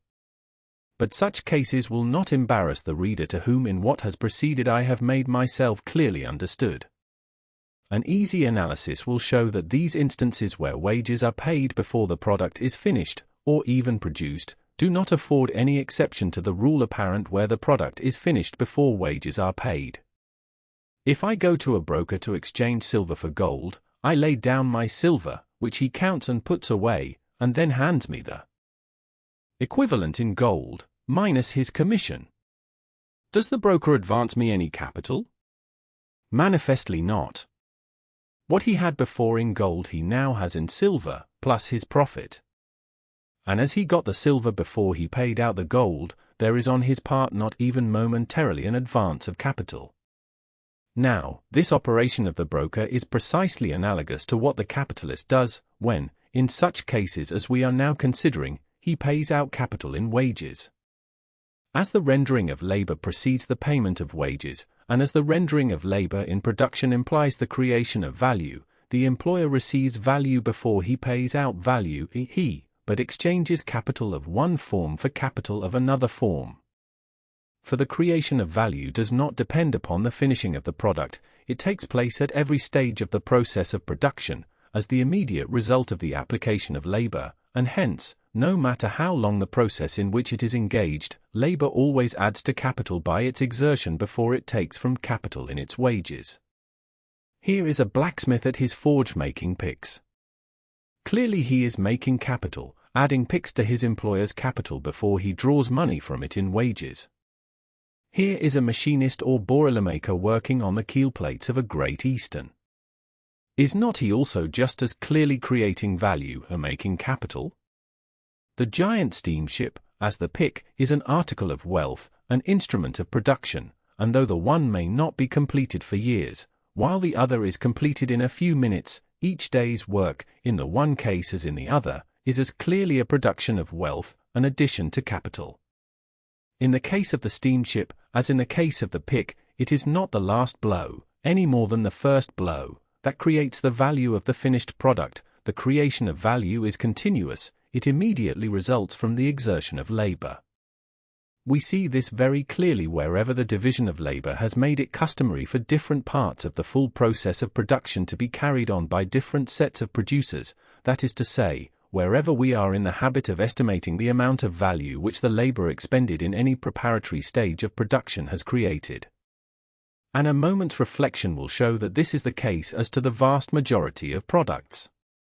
Take a ship, a building, a jackknife, a book, a lady's thimble, or a loaf of bread. They are finished products. But they were not produced at one operation or by one set of producers. And this being the case, we readily distinguish different points or stages in the creation of the value which as completed articles they represent. When we do not distinguish different parts in the final process of production, we do distinguish the value of the materials. The value of these materials may often be again decomposed many times, exhibiting as many clearly defined steps in the creation of the final value. At each of these steps we habitually estimate a creation of value, an addition to capital. The batch of bread which the baker is taking from the oven has a certain value. But this is composed in part of the value of the flour from which the dough was made. And this again is composed of the value of the wheat, the value given by milling, etc. Iron in the form of pigs is very far from being a completed product. It must yet pass through several, or, perhaps, through many, stages of production before it results in the finished articles that were the ultimate objects for which the iron ore was extracted from the mine. \1 is not pig iron capital. And so the process of production is not really completed when a crop of cotton is gathered, nor yet. Chapter 4. When it is ginned and pressed, nor yet when it arrives at Lowell or Manchester, nor yet when it is converted into yarn, nor yet when it becomes cloth, but only when it is finally placed in the hands of the consumer. Yet at each step in this progress there is clearly enough a creation of value, an addition to capital. Why, therefore, although we do not so habitually distinguish and estimate it, is there not a creation of value, an addition to capital, when the ground is ploughed for the crop? Is it because it may possibly be a bad season and the crop may fail? Evidently not, for a like possibility of misadventure attends every one of the many steps in the production of the finished article. On the average a crop is sure to come up, and so much ploughing and sowing will on the average result in so much cotton in the boll, as surely as so much spinning of cotton yarn will result in so much cloth. In short, as the payment of wages is always conditioned upon the rendering of labor, the payment of wages in production, no matter how long the process, never involves any advance of capital, or even temporarily lessens capital. It may take a year, or even years, to build a ship, but the creation of value of which the finished ship will be the sum goes on day by day, and hour by hour, from the time the keel is laid or even the ground is cleared. Nor by the payment of wages before the ship is completed, does the master builder lessen either his capital, or the capital of the community, for the value of the partially completed ship stands in place of the value paid out in wages.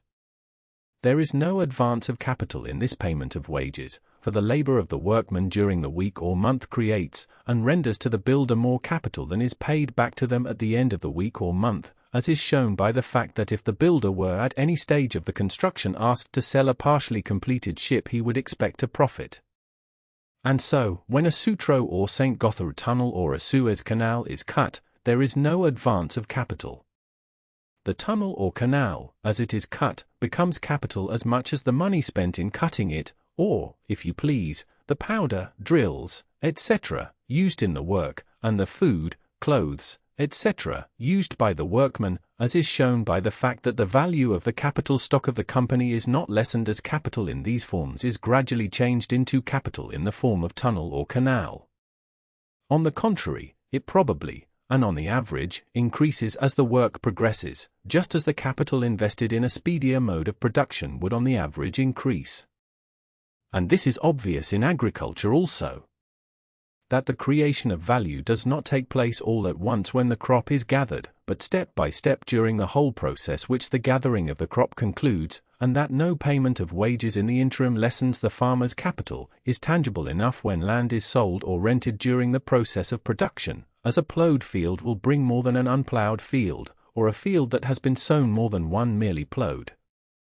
It is tangible enough when growing crops are sold, as is sometimes done, or where the farmer does not harvest himself, but lets a contract to the owner of harvesting machinery. It is tangible in the case of orchards and vineyards which, though not yet in bearing, bring Chapter 4. The maintenance of labourers not drawn from capital. But a stumbling block may yet remain, or may recur, in the mind of the reader. As the ploughman cannot eat the furrow, nor a partially completed steam engine aid in any way in producing the clothes the machinist wears, have I not, in the words of John Stuart Mill, forgotten that the people of a country are maintained, and have their wants supplied, not by the produce of present labour, but of past. Or, to use the language of a popular elementary work, that of Mrs. Fawcett, have I not forgotten that many months must elapse between the sowing of the seed and the time when the produce of that seed is converted into a loaf of bread, and that it is, therefore, evident that labourers cannot live upon that which their labour is assisting to produce, but are maintained by that wealth which their labour, or the labour of others, has previously produced, which wealth is capital. The assumption made in these passages, the assumption that it is so self-evident that labour must be subsisted from capital that the proposition has but to be stated to compel recognition, runs through the whole fabric of current political economy. And so confidently is it held that the maintenance of labour is drawn from capital that the proposition that population regulates itself by the funds which are to employ it, and, therefore, always increases or diminishes with the increase or diminution of capital, is regarded as equally axiomatic, and in its turn made the basis of important reasoning.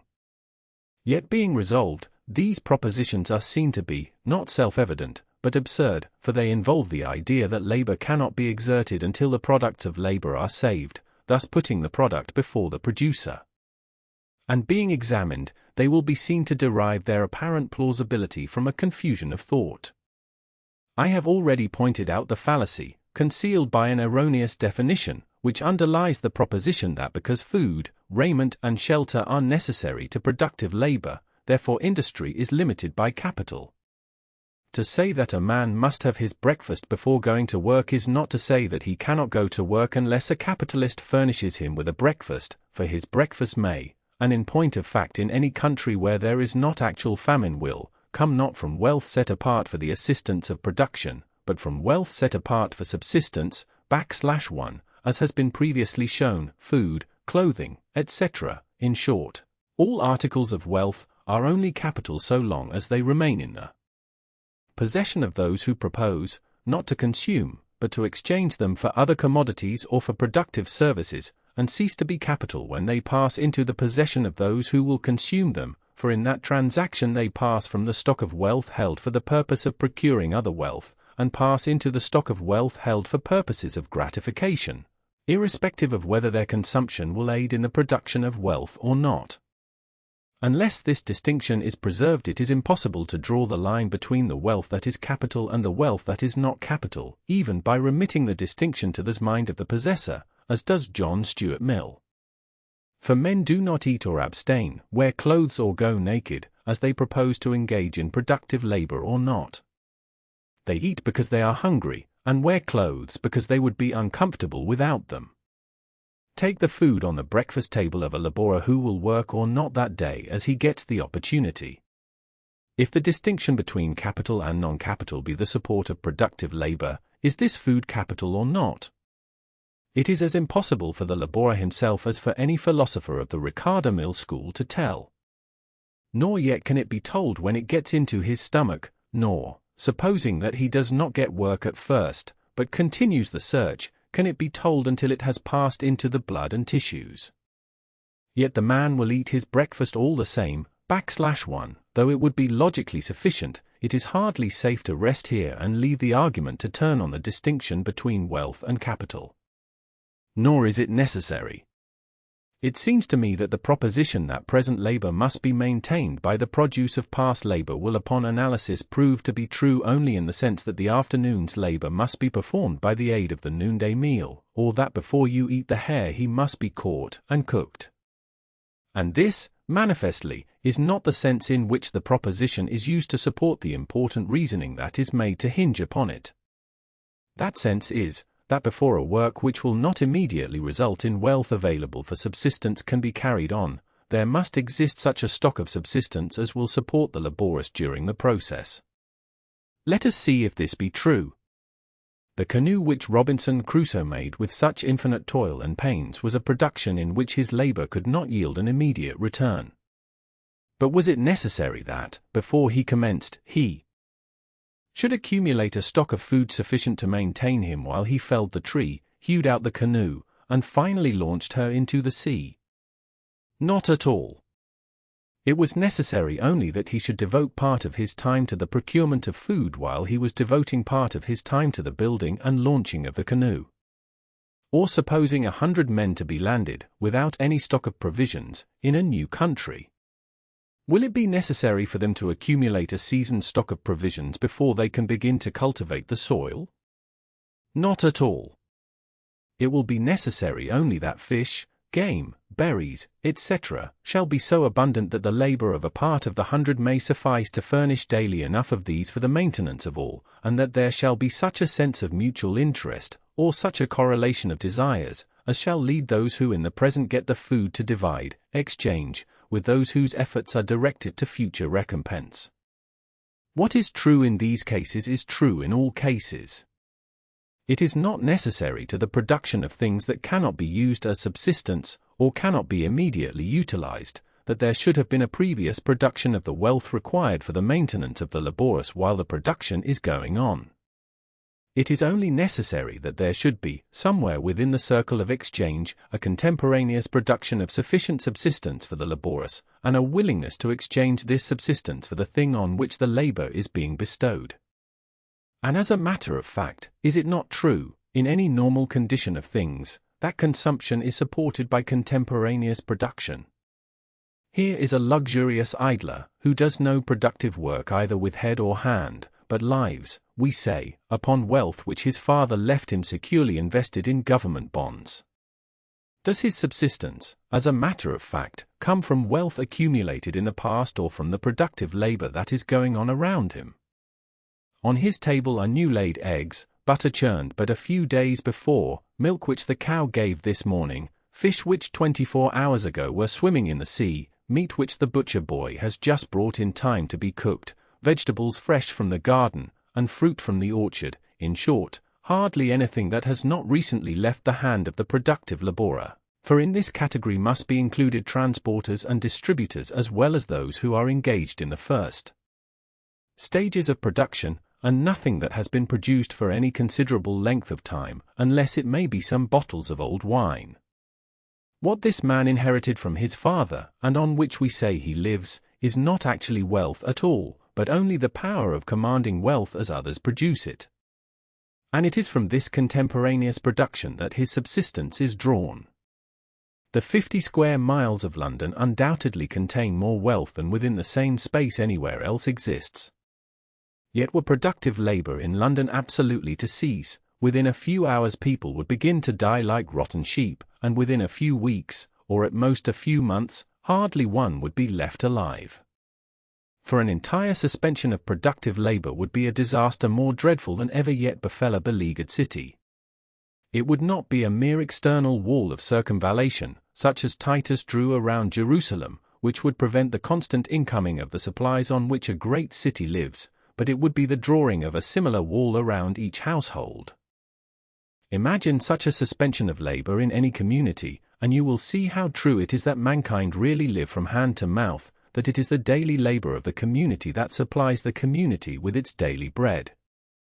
Just as the subsistence of the laborers who built the pyramids was drawn not from a previously hoarded stock, but from the constantly recurring crops of the Nile Valley, just as a modern government when it undertakes a great work of years does not appropriate to it wealth already produced, but wealth yet to be produced, which is taken from producers in taxes as the work progresses, so it is that the subsistence of the laborers engaged in production which does not directly yield subsistence, comes from the production of subsistence in which others are simultaneously engaged. If we trace the circle of exchange by which work done in the production of a great steam engine secures to the worker bread, meat, clothes, and shelter, we shall find that though between the laborer on the engine and the producers of the bread, meat, etc., there may be 1,000 intermediate exchanges, the transaction, when reduced to its lowest terms, really amounts to an exchange of labor between him and them. Now the cause which induces the expenditure of the labor on the engine is evidently that someone who has power to give what is desired by the laborer on the engine wants in exchange an engine, that is to say, there exists a demand for an engine on the part of those producing bread, meat, etc., or on the part of those who are producing what the producers of the bread, meat, etc., desire. It is this demand which directs the labor of the machinist to the production of the engine, and hence, reversely, the demand of the machinist for bread, meat, etc., really directs an equivalent amount of labor to the production of these things, and thus his labor, actually exerted in the production of the engine, virtually produces the things in which he expends his wages. Or, to formularize this principle, the demand for consumption determines the direction in which labor will be expended in production. This principle is so simple and obvious that it needs no further illustration, yet in its light all the complexities of our subject disappear, and we thus reach the same view of the real objects and rewards of labor in the intricacies of modern production that we gained by observing in the first beginnings of society the simpler forms of production and exchange. We see that now, as then, each laborer is endeavoring to obtain by his exertions the satisfaction of his own desires. We see that although the minute division of labor assigns to each producer the production of but a small part, or perhaps nothing at all, of the particular things he labors to get, yet, in aiding in the production of what other producers want, he is directing other labor to the production of the things he wants, in effect, producing them himself. And thus, if he make jackknives and eat wheat, the wheat is really as much the produce of his labor as if he had grown it for himself and left wheat growers to make their own jackknives. We thus see how thoroughly and completely true it is, that in whatever is taken or consumed by laborers in return for labor rendered, there is no advance of capital to the laborers. If I have made jackknives, and with the wages received have bought wheat, I have simply exchanged jackknives for wheat, added jackknives to the existing stock of wealth and taken wheat from it. And as the demand for consumption determines the direction in which labor will be expended in production, it cannot even be said, so long as the limit of wheat production has not been reached, that I have lessened the stock of wheat, for, by placing jackknives in the exchangeable stock of wealth, and taking wheat out, I have determined labor at the other end of a series of exchanges to the production of wheat, just as the wheat grower, by putting in wheat and demanding jackknives, determined labor to the production of jackknives, as the easiest way by which wheat could be obtained. And so the man who is following the plough, though the crop for which he is opening the ground is not yet sown, and after being sown will take months to arrive at maturity, he is yet, by the exertion of his labor in ploughing, virtually producing the food he eats and the wages he receives. For, though ploughing is but a part of the operation of producing a crop, it is a part, and as necessary a part as harvesting. The doing of it is a step toward procuring a crop, which, by the assurance which it gives of the future crop, sets free from the stock constantly held the subsistence and wages of the ploughman. This is not merely theoretically true, it is practically and literally true. At the proper time for ploughing, let ploughing cease. Would not the symptoms of scarcity at once manifest themselves without waiting for the time of the harvest? Let ploughing cease, and would not the effect at once be felt in counting room, and machine shop, and factory? Would not loom and spindle soon stand as idle as the plough? That this would be so, we see in the effect which immediately follows a bad season.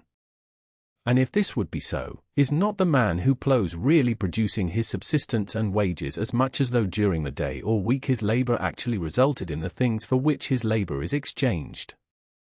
As a matter of fact, where there is labor looking for employment, the want of capital does not prevent the owner of land which promises a crop for which there is a demand from hiring it.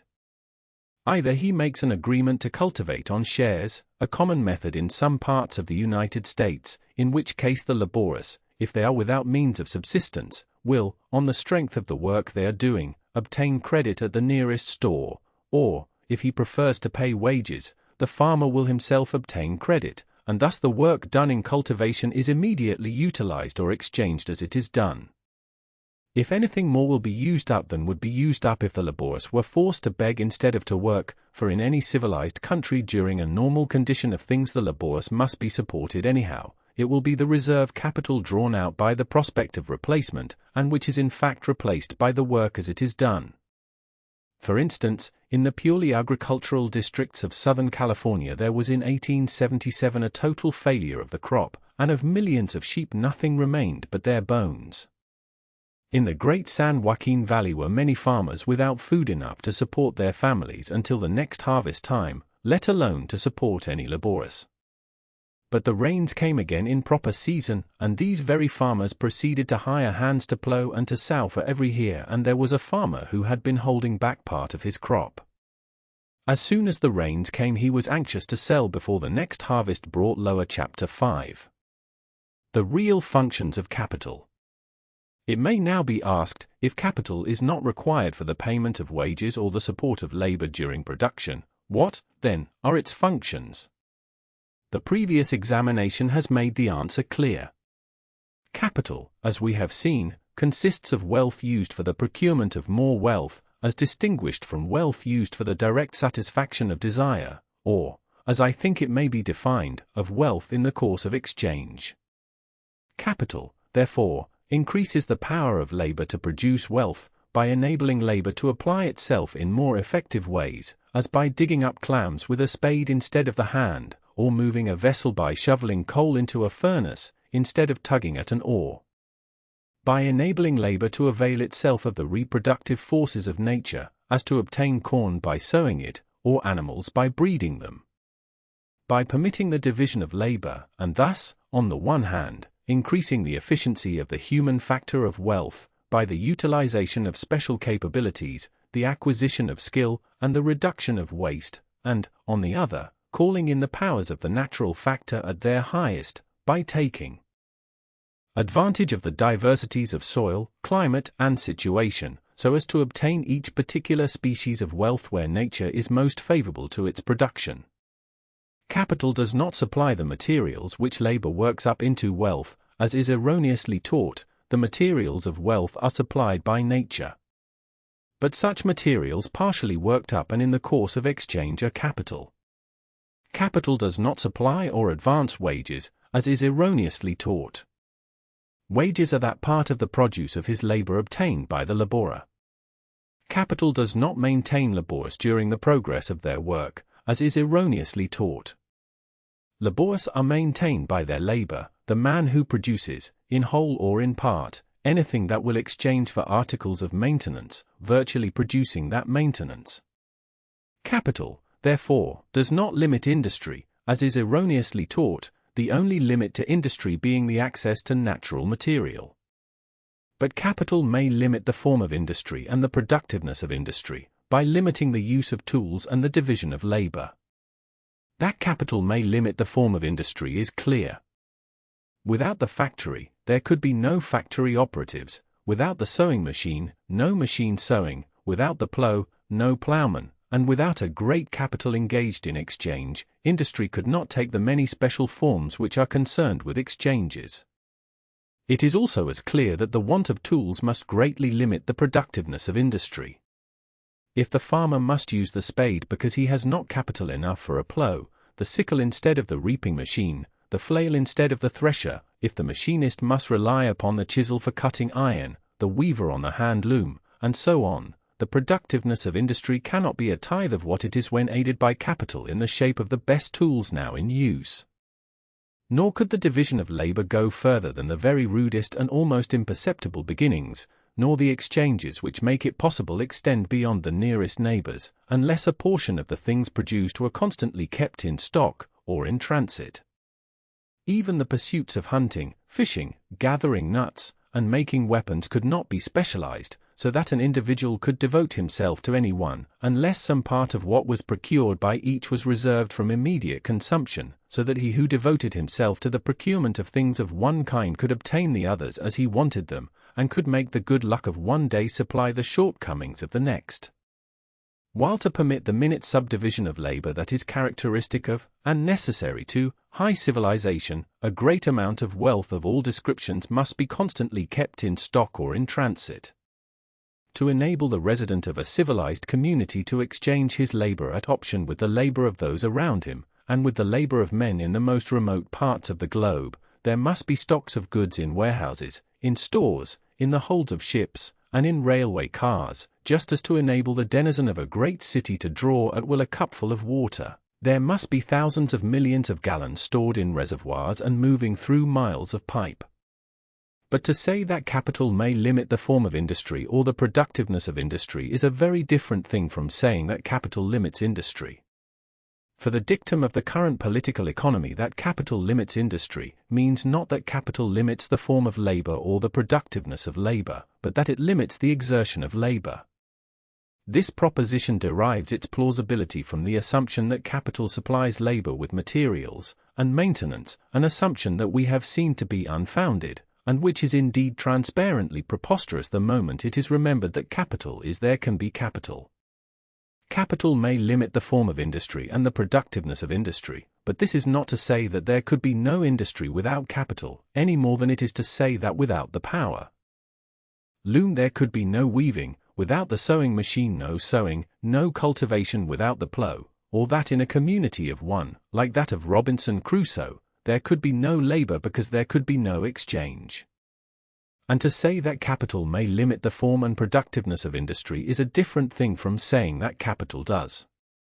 For the cases in which it can be truly said that the form of productiveness of the industry of a community is limited by its capital, will, I think, appear upon examination to be more theoretical than real.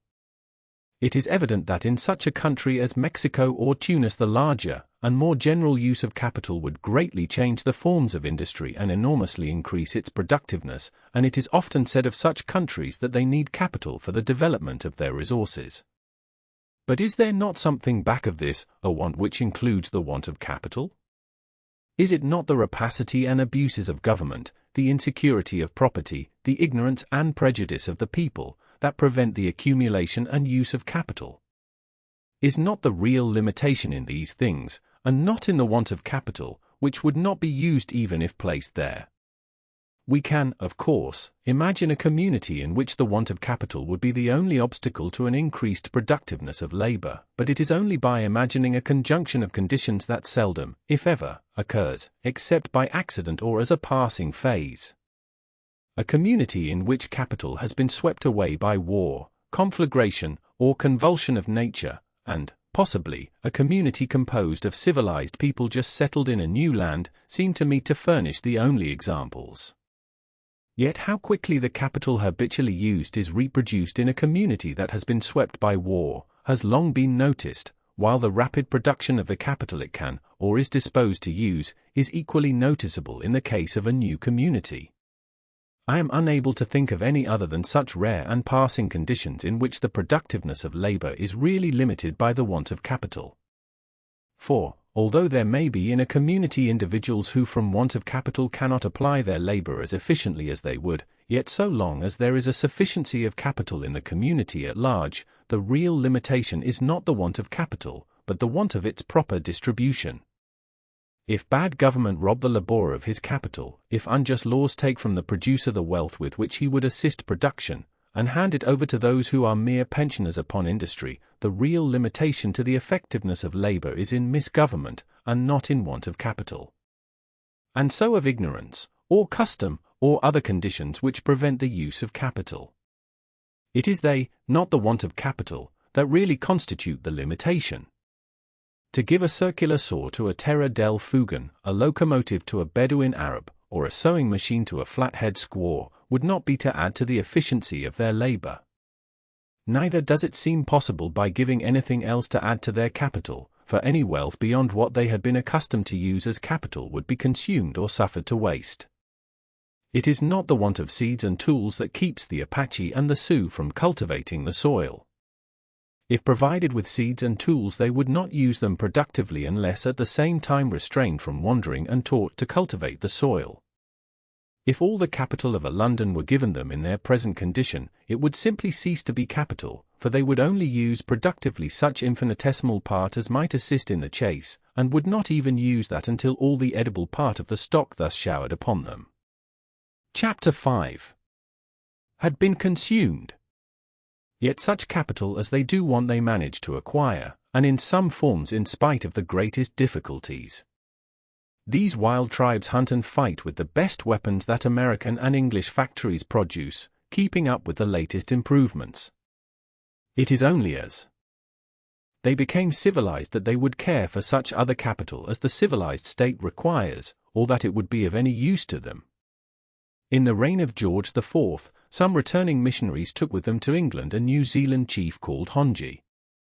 His noble appearance and beautiful tattooing attracted much attention, and when about to return to his people he was presented by the monarch and some of the religious societies with a considerable stock of tools, agricultural instruments, and seeds. The grateful New Zealander did use this capital in the production of food, but it was in a manner of which his English entertainers little dreamed. In Sydney, on his way back, he exchanged it all for arms and ammunition, with which, on getting home, he began war against another tribe with such success that on the first battlefield 300 of his prisoners were cooked and eaten, Honji having preluded the main repast by scooping out and swallowing the eyes and sucking the warm blood of his mortally wounded adversary, the opposing chief. But now that their once constant wars have ceased, and the remnant of the Maoris have largely adopted European habits, there are among them many who have and use considerable amounts of capital. Likewise, it would be a mistake to attribute the simple modes of production and exchange which are resorted to in new communities solely to a want of capital. These modes, which require little capital, are in themselves rude and inefficient, but when the conditions of such communities are considered, they will be found in reality the most effective. A great factory with all the latest improvements is the most efficient instrument that has yet been devised for turning wool or cotton into cloth, but only so where large quantities are to be made. The cloth required for a little village could be made with far less labor by the spinning wheel and hand loom. A perfecting press will, for each man required, print many thousand impressions while a man and a boy would be printing 100 with a Stanhope or Franklin press, yet to work off the small edition of a country newspaper the old-fashioned press is by far the most efficient machine. To carry occasionally 2 or 3 passengers, a canoe is a better instrument than a steamboat. A few sacks of flour can be transported with less expenditure of labor by a pack horse than by a railroad train. To put a great stock of goods into a crossroad store in the backwoods would be, but to waste capital, /1, generally. It will be found that the rude devices of production and exchange which obtain among the sparse populations of new countries result not so much from the want of capital as from inability profitably to employ it.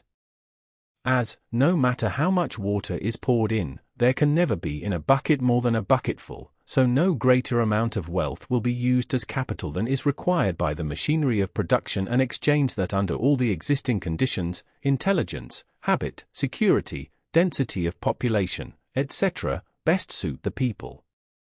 And I am inclined to think that as a general rule this amount will be had, that the social organism secretes, as it were, the necessary amount of capital just as the human organism in a healthy condition secretes the requisite fat.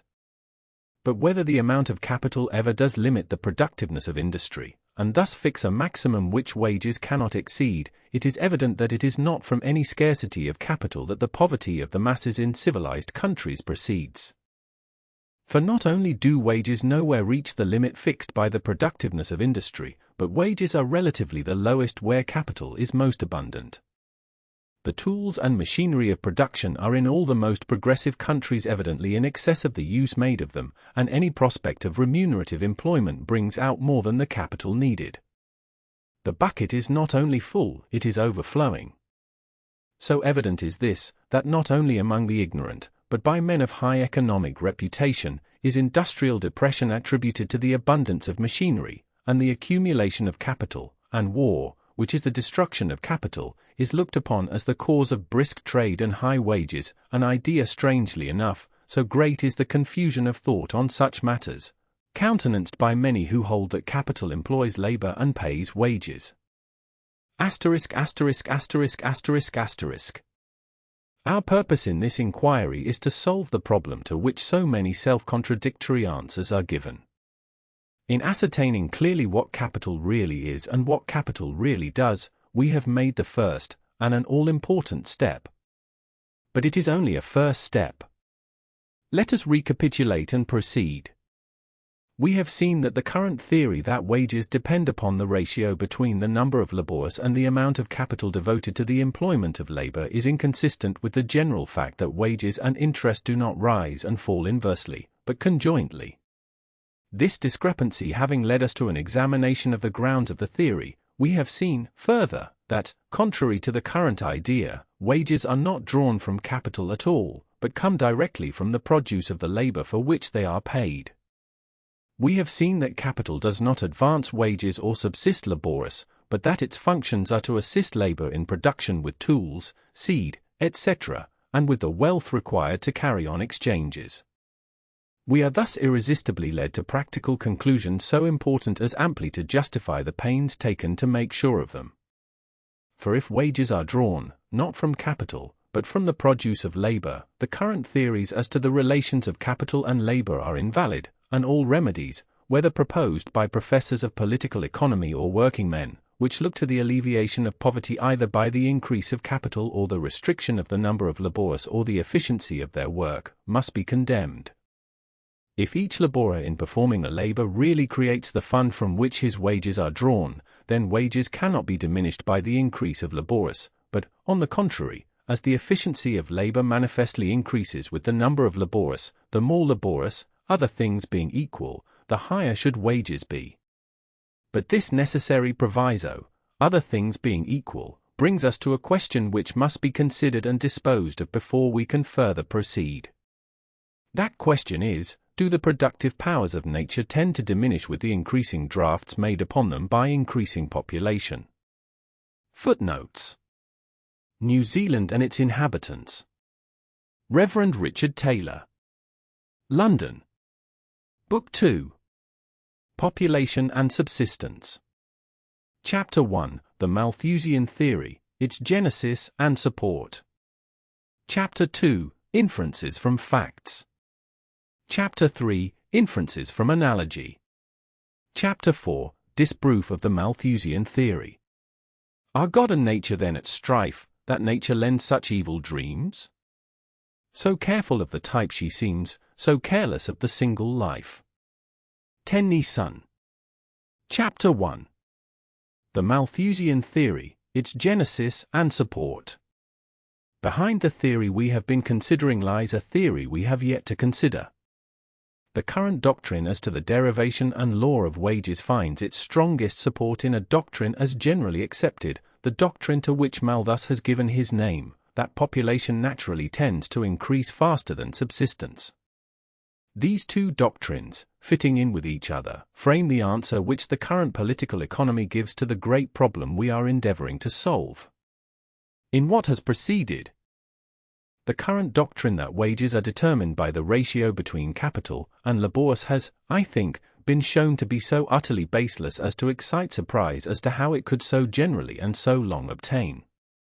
It is not to be wondered at that such a theory should have arisen in a state of society where the great body of laborers seem to depend for employment and wages upon a separate class of capitalists, nor yet that under these conditions it should have maintained itself among the masses of men, who rarely take the trouble to separate the real from the apparent. But it is surprising that a theory which on examination appears to be so groundless could have been successively accepted by so many acute thinkers as have during the present century devoted their powers to the elucidation and development of the science of political economy. The explanation of this otherwise unaccountable fact is to be found in the general acceptance of the Malthusian theory. The current theory of wages has never been fairly put upon its trial, because, backed by the Malthusian theory, it has seemed in the minds of political economists a self-evident truth. these two theories mutually blend with, strengthen, and defend each other, while they both derive additional support from a principle brought prominently forward in the discussions of the theory of rent, viz., that past a certain point the application of capital and labor to land yields a diminishing return. Together they give such an explanation of the phenomena presented in a highly organized and advancing society as seems to fit all the facts, and which has thus prevented closer investigation. Which of these two theories is entitled to historical precedence it is hard to say. The theory of population was not formulated in such a way as to give it the standing of a scientific dogma until after that had been done for the theory of wages. But they naturally spring up and grow with each other, and were both held in a form more or less crude long prior to any attempt to construct a system of political economy. It is evident, from several passages, that though he never fully developed it, the Malthusian theory was in rudimentary form present in the mind of Adam Smith, and to this, it seems to me, must be largely due the misdirection which on the subject of wages his speculations took, /1. However this may be, so closely are the two theories connected, so completely do they complement each other, that Buckle, reviewing the history of the development of political economy in his examination of the Scotch intellect during the 18th century, attributes mainly to Malthus the honor of decisively proving the current theory of wages by advancing the current theory of the pressure of population upon subsistence. He says in his History of Civilization in England, Volume 3, Chapter 5. Scarcely had the 18th century passed away when it was decisively proved that the reward of labor depends solely on two things, namely, the magnitude of that national fund out of which all labor is paid, and the number of laborious among whom the fund is to be divided. This vast step in our knowledge is due, mainly, though not entirely, to Malthus, whose work on population, besides marking an epoch in the history of speculative thought, has already produced considerable practical results, and will probably give rise to others more considerable still. It was published in 1798, so that Adam Smith, who died in 1790, missed what to him would have been the intense pleasure of seeing how, in it, his own views were expanded rather than corrected. Indeed, it is certain that without Smith there would have been no Malthus, that is, unless Smith had laid the foundation, Malthus could not have raised the superstructure.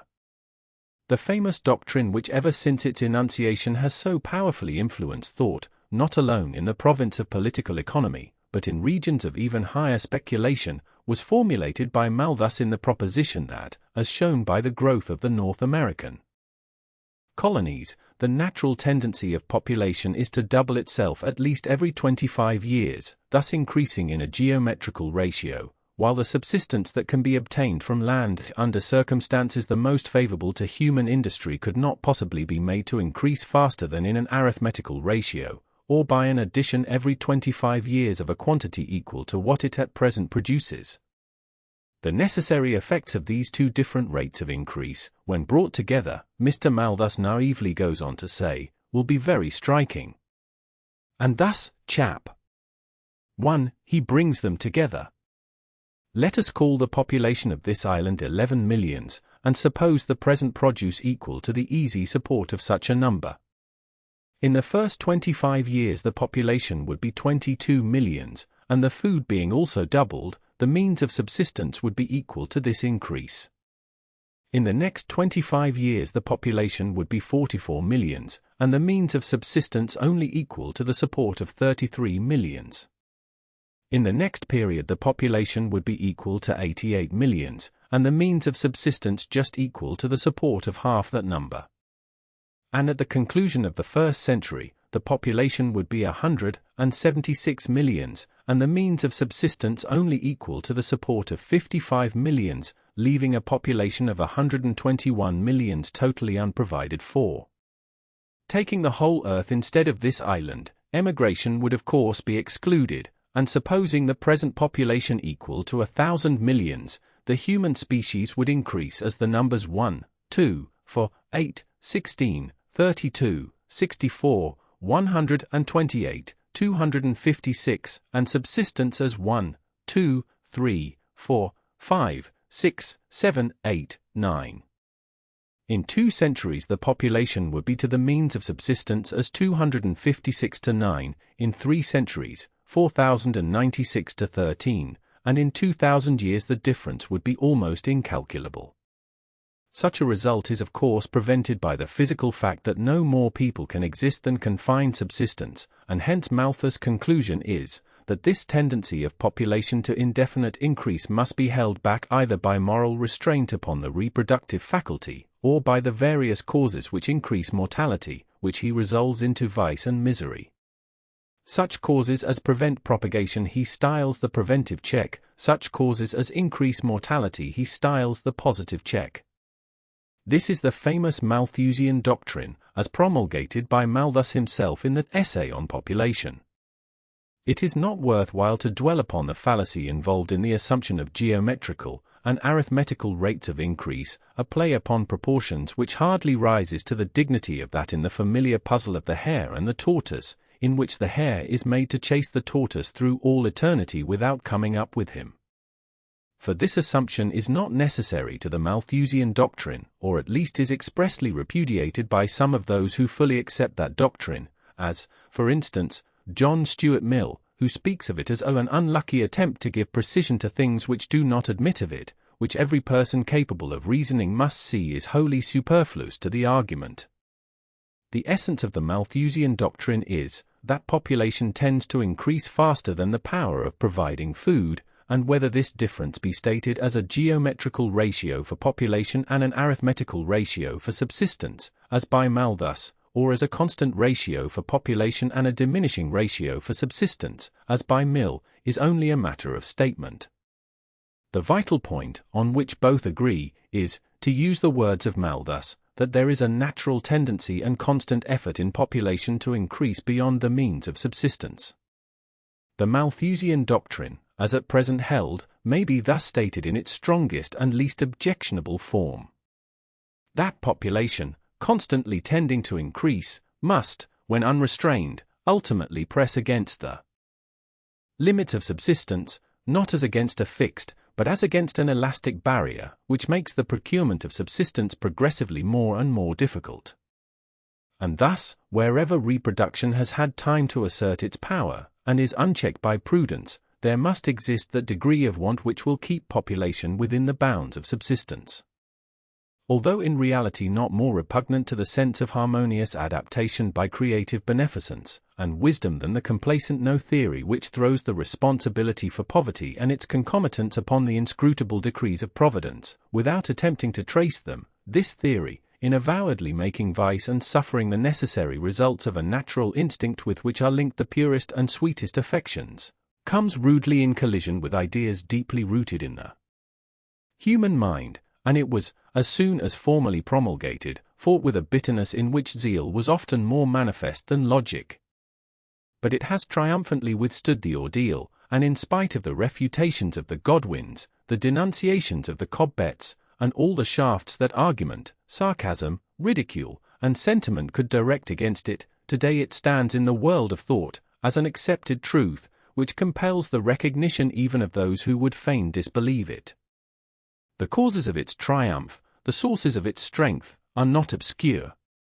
Seemingly backed by an indisputable arithmetical truth, that a continuously increasing population must eventually exceed the capacity of the earth to furnish food or even standing room, the Malthusian theory is supported by analogies in the animal and vegetable kingdoms, where life everywhere beats wastefully against the barriers that hold its different species in check, analogies to which the course of modern thought, in leveling distinctions between different forms of life, has given a greater and greater weight, and it is apparently corroborated by many obvious facts, such as the prevalence of poverty, vice, and misery amid dense populations, the general effect of material progress in increasing population without relieving pauperism, the rapid growth of numbers in newly settled countries and the evident retardation of increase in more densely settled countries by the mortality among the class condemned to want. The Malthusian theory furnishes a general principle which accounts for these and similar facts, and accounts for them in a way which harmonizes with the doctrine that wages are drawn from capital, and with all the principles that are deduced from it. According to the current doctrine of wages, wages fall as increase in the number of laborers necessitates a more minute division of capital. According to the Malthusian theory, poverty appears as increase in population necessitates the more minute division of subsistence. It requires but the identification of capital with subsistence, and number of laborers with population, an identification made in the current treatises on political economy, where the terms are often converted to make the two propositions as identical formally as they are substantially. And thus it is, as stated by Buckle in the passage previously quoted, that the theory of population advanced by Malthus has appeared to prove decisively the theory of wages advanced by Smith. Ricardo, who a few years subsequent to the publication of that essay on population corrected the mistake into which Smith had fallen as to the nature and cause of rent, furnished the Malthusian theory an additional support by calling attention to the fact that rent would increase as the necessities of increasing population forced cultivation to less and less productive lands, or to less and less productive points on the same lands, thus explaining the rise of rent. In this way was formed a triple combination, by which the Malthusian theory has been buttressed on both sides, the previously received doctrine of wages, and the subsequently received doctrine of rent, exhibiting in this view but special examples of the operation of the general principle to which the name of Malthus has been attached, the fall in wages and the rise in rents which come with increasing population being but modes in which the pressure of population upon subsistence shows itself. Thus taking its place in the very framework of political economy, for the science as currently accepted has undergone no material change or improvement since the time of Ricardo, though in some minor points it has been cleared and illustrated. The Malthusian theory, though repugnant to sentiments before alluded to, is not repugnant to other ideas, which, in older countries at least, generally prevail among the working classes, but, on the contrary, like the theory of wages by which it is supported and in turn supports, it harmonizes with them. To the mechanic or operative, the cause of low wages and of the inability to get employment is obviously the competition caused by the pressure of numbers, and in the squalid abodes of poverty what seems clearer than that there are too many people. But the great cause of the triumph of this theory is, that, instead of menacing any vested right or antagonizing any powerful interest, it is eminently soothing and reassuring to the classes who, wielding the power of wealth, largely dominate thought. At a time when old supports were falling away, it came to the rescue of the special privileges by which a few monopolize so much of the good things of this world, proclaiming a natural cause for the want and misery which, if attributed to political institutions, must condemn every government under which they exist. The essay on population was avowedly a reply to William Godwin's Inquiry Concerning Political Justice, a work asserting the principle of human equality, and its purpose was to justify existing inequality by shifting the responsibility for it from human institutions to the laws of the Creator. There was nothing new in this, for Wallace, nearly 40 years before, had brought forward the danger of excessive multiplication as the answer to the demand of justice for an equal distribution of wealth, but the circumstances of the times were such as to make the same idea, when brought forward by Malthus, peculiarly grateful to a powerful class, in whom an intense fear of any questioning of the existing state of things had been generated by the outburst of the French Revolution. Now, as then, the Malthusian doctrine parries the demand for reform, and shelters selfishness from question and from conscience by the interposition of an inevitable necessity. It furnishes a philosophy by which Dives as he feasts can shut out the image of Lazarus who faints with hunger at his door, by which wealth may complacently button up its pocket when poverty asks an alms, and the rich Christian bend on Sundays in a nicely upholstered pew to implore the good gifts of the All-Father without any feeling of responsibility for the squalid misery that is festering but a square away. For poverty, want, and starvation are by this theory not chargeable either to individual greed or to social maladjustments. They are the inevitable results of universal laws, with which, if it were not impious, it were as hopeless to quarrel as with the law of gravitation. In this view, he who in the midst of want has accumulated wealth, has but fenced in a little oasis from the driving sand which else would have overwhelmed it. He has gained for himself, but has hurt nobody. And even if the rich were literally to obey the injunctions of Christ and divide their wealth among the poor, nothing would be gained. Population would be increased, only to press again upon the limits of subsistence or capital, and the equality that would be produced would be but the equality of common misery. And thus reforms which would interfere with the interests of any powerful class are discouraged as hopeless. As the moral law forbids any forestalling of the methods by which the natural law gets rid of surplus population, and thus holds in check a tendency to increase potent enough to pack the surface of the globe with human beings as sardines are packed in a box, nothing can really be done, either by individual or by combined effort, to extirpate poverty, save to trust to the efficacy of education and preach the necessity of prudence. A theory that, falling in with the habits of thought of the poorer classes, thus justifies the greed of the rich and the selfishness of the powerful, will spread quickly and strike its roots deep.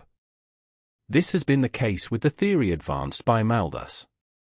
And of late years the Malthusian theory has received new support in the rapid change of ideas as to the origin of man and the genesis of species. That Buckle was right in saying that the promulgation of the Malthusian theory marked an epoch in the history of speculative thought could, it seems to me, be easily shown, yet to trace its influence in the higher domains of philosophy, of which Buckle's own work is an example, would, though extremely interesting, carry us beyond the scope of this investigation. But how much be reflex and how much original, the support which is given to the Malthusian theory by the new philosophy of development, now rapidly spreading in every direction, must be noted in any estimate of the sources from which this theory derives its present strength. As in political economy, the support received from the doctrine of wages and the doctrine of rent combined to raise the Malthusian theory to the rank of a central truth, so the extension of similar ideas to the development of life in all its forms has the effect of giving it a still higher and more impregnable position. Agassiz, who, to the day of his death, was a strenuous opponent of the new philosophy, spoke of Darwinism as Malthus all over, and Darwin himself says the struggle for existence is the doctrine of Malthus applied with manifold force to the whole animal and vegetable kingdoms. It does not, however, seem to me exactly correct to say that the theory of development by natural selection or survival of the fittest is extended Malthusianism, for the doctrine of Malthus did not originally, and does not necessarily involve the idea of progression. But this was soon added to it. McCulloch attributes to the principle of increased social improvement and the progress of the arts, and declares that the poverty that it engenders acts as a powerful stimulus to the development of industry, the extension of science and the accumulation of wealth by the upper and middle classes, without which stimulus society would quickly sink into apathy and decay. What is this but the recognition in regard to human society of the developing effects of the struggle for existence, and survival of the fittest, which we are now told on the authority of natural science have been the means which nature has employed to bring forth all the infinitely diversified and wonderfully adapted forms which the teeming life of the globe assumes? What is it but the recognition of the force, which, seemingly cruel and remorseless, has, yet in the course of unnumbered ages developed the higher from the lower type, differentiated the man and the monkey, and made the 19th century succeed the age of stone? Thus commended and seemingly proved, thus linked and buttressed, the Malthusian theory, the doctrine that poverty is due to the pressure of population against subsistence, or, to put it in its other form, the doctrine that the tendency to increase in the number of labourers must always tend to reduce wages to the minimum on which labourers can reproduce, is now generally accepted as an unquestionable truth, in the light of which social phenomena are to be explained, just as for ages the phenomena of the sidereal heavens were explained upon the supposition of the fixity of the earth, or the facts of geology upon that of the literal inspiration of the Mosaic record. If authority were alone to be considered, formally to deny this doctrine would require almost as much audacity as that of the colored preacher who recently started out on a crusade against the opinion that the earth moves around the sun, for in one form or another, the Malthusian doctrine has received in the intellectual world an almost universal endorsement, and in the best as in the most common literature of the day may be seen cropping out in every direction. It is endorsed by economists and by statesmen, by historians and by natural investigators, by social science congresses and by trade unions, by churchmen and by materialists, by conservatives of the strictest sect and by the most radical of radicals. It is held and habitually reasoned from by many who never heard of Malthus and who have not the slightest idea of what his theory is, /1, as the grounds of the current theory of wages have vanished when subjected to a candid examination, so, do I believe, will vanish the grounds of this, its twin. In proving that wages are not drawn from capital, we have raised this Antaeus from the earth. Footnotes. Principles of Political Economy, Book 2, Chapter 9, Sector 6. Yet notwithstanding what Mill says, it is clear that Malthus himself lays great stress upon his geometrical and arithmetical ratios, and it is also probable that it is to these ratios that Malthus is largely indebted for his fame, as they supplied one of those high-sounding formulas that with many people carry far more weight than the clearest reasoning. The effect of the Malthusian doctrine upon the definitions of capital may, I think, be seen by comparing CPP 32, 33, 34, the definition of Smith, who wrote prior to Malthus, with the definitions of Chapter 6. Ricardo, McCulloch and Mill, who wrote subsequently. Address before Massachusetts State Board of Agriculture, 1872. Report U.S. Department of Agriculture, 1873. Origin of Species, Chapter 3. Note 4. To Wealth of Nations. Chapter 2. Inferences from Facts. The general acceptance of the Malthusian theory and the high authority by which it is endorsed have seemed to me to make it expedient to review its grounds and the causes which have conspired to give it such a dominating influence in the discussion of social questions. But when we subject the theory itself to the test of straightforward analysis, it will, I think, be found as utterly untenable as the current theory of wages. In the first place, the facts which are marshalled in support of this theory do not prove it, and the analogies do not countenance it. And in the second place, there are facts which conclusively disprove it. I go to the heart of the matter in saying that there is no warrant, either in experience or analogy, for the assumption that there is any tendency in population to increase faster than subsistence. The facts cited to show this simply show that where, owing to the sparseness of population, as in new countries, or where, owing to the unequal distribution of wealth, as among the poorer classes in old countries, human life is occupied with the physical necessities of existence, the tendency to reproduce is at a rate which would, were it to go on unchecked, sometime exceed subsistence. But it is not a legitimate inference from this that the tendency to reproduce would show itself in the same force where population was sufficiently dense, and wealth distributed with sufficient evenness to lift a whole community above the necessity of devoting their energies to a struggle for mere existence. Nor can it be assumed that the tendency to reproduce, by causing poverty, must prevent the existence of such a community, for this, manifestly, would be assuming the very point at issue, and reasoning in a circle.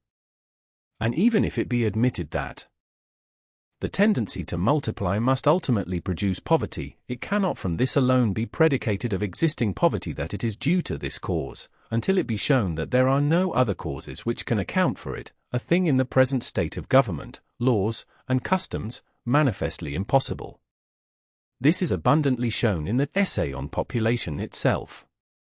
This famous book, which is much oftener spoken of than read, is still well worth perusal, if only as a literary curiosity. The contrast between the merits of the book itself and the effect it has produced, or is at least credited with, for though Sir James Stewart, Mr. Townsend, and others, share with Malthus the glory of discovering the principle of population, it was the publication of the Essay on Population that brought it prominently forward, is, it seems to me, one of the most remarkable things in the history of literature, and it is easy to understand how Godwin, whose political justice provoked the Essay on Population, should until his old age have disdained a reply. It begins with the assumption that population tends to increase in a geometrical ratio, while subsistence can at best be made to increase only in an arithmetical ratio, an assumption just as valid, and no more so, than it would be, from the fact that a puppy doubled the length of his tail while he added so many pounds to his weight, to assert a geometric progression of tail and an arithmetical progression of weight, \1. The inference from the assumption is just such as Swift in satire might have credited to the savants of a previously dogless island, who, by bringing these two ratios together, might deduce the very striking consequence that by the time the dog grew to a weight of 50 pounds his tail would be over a mile long, and extremely difficult to wag, and hence recommend the prudential check of a bandage as the only alternative to the positive check of constant amputations. Commencing with such an absurdity, the essay includes a long argument for the imposition of a duty on the importation, and the payment of a bounty for the exportation of corn, an idea that has long since been sent to the limbo of exploded fallacies.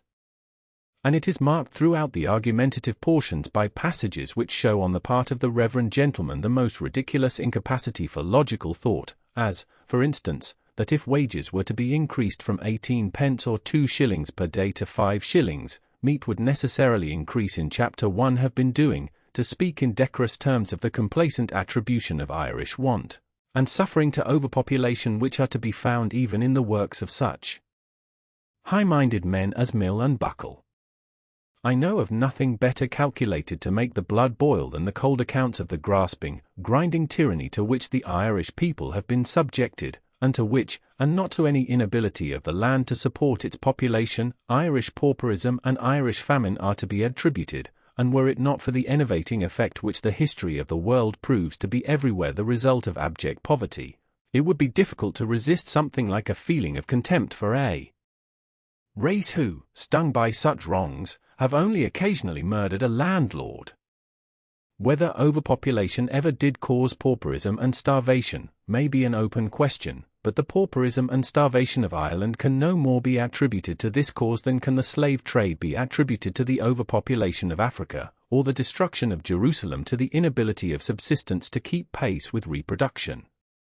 Had Ireland been by nature a grove of bananas and breadfruit, had her coasts been lined by the guano deposits of the chinchas, and the sun of lower latitudes warmed into more abundant life her moist soil, the social conditions that have prevailed there would still have brought forth poverty and starvation.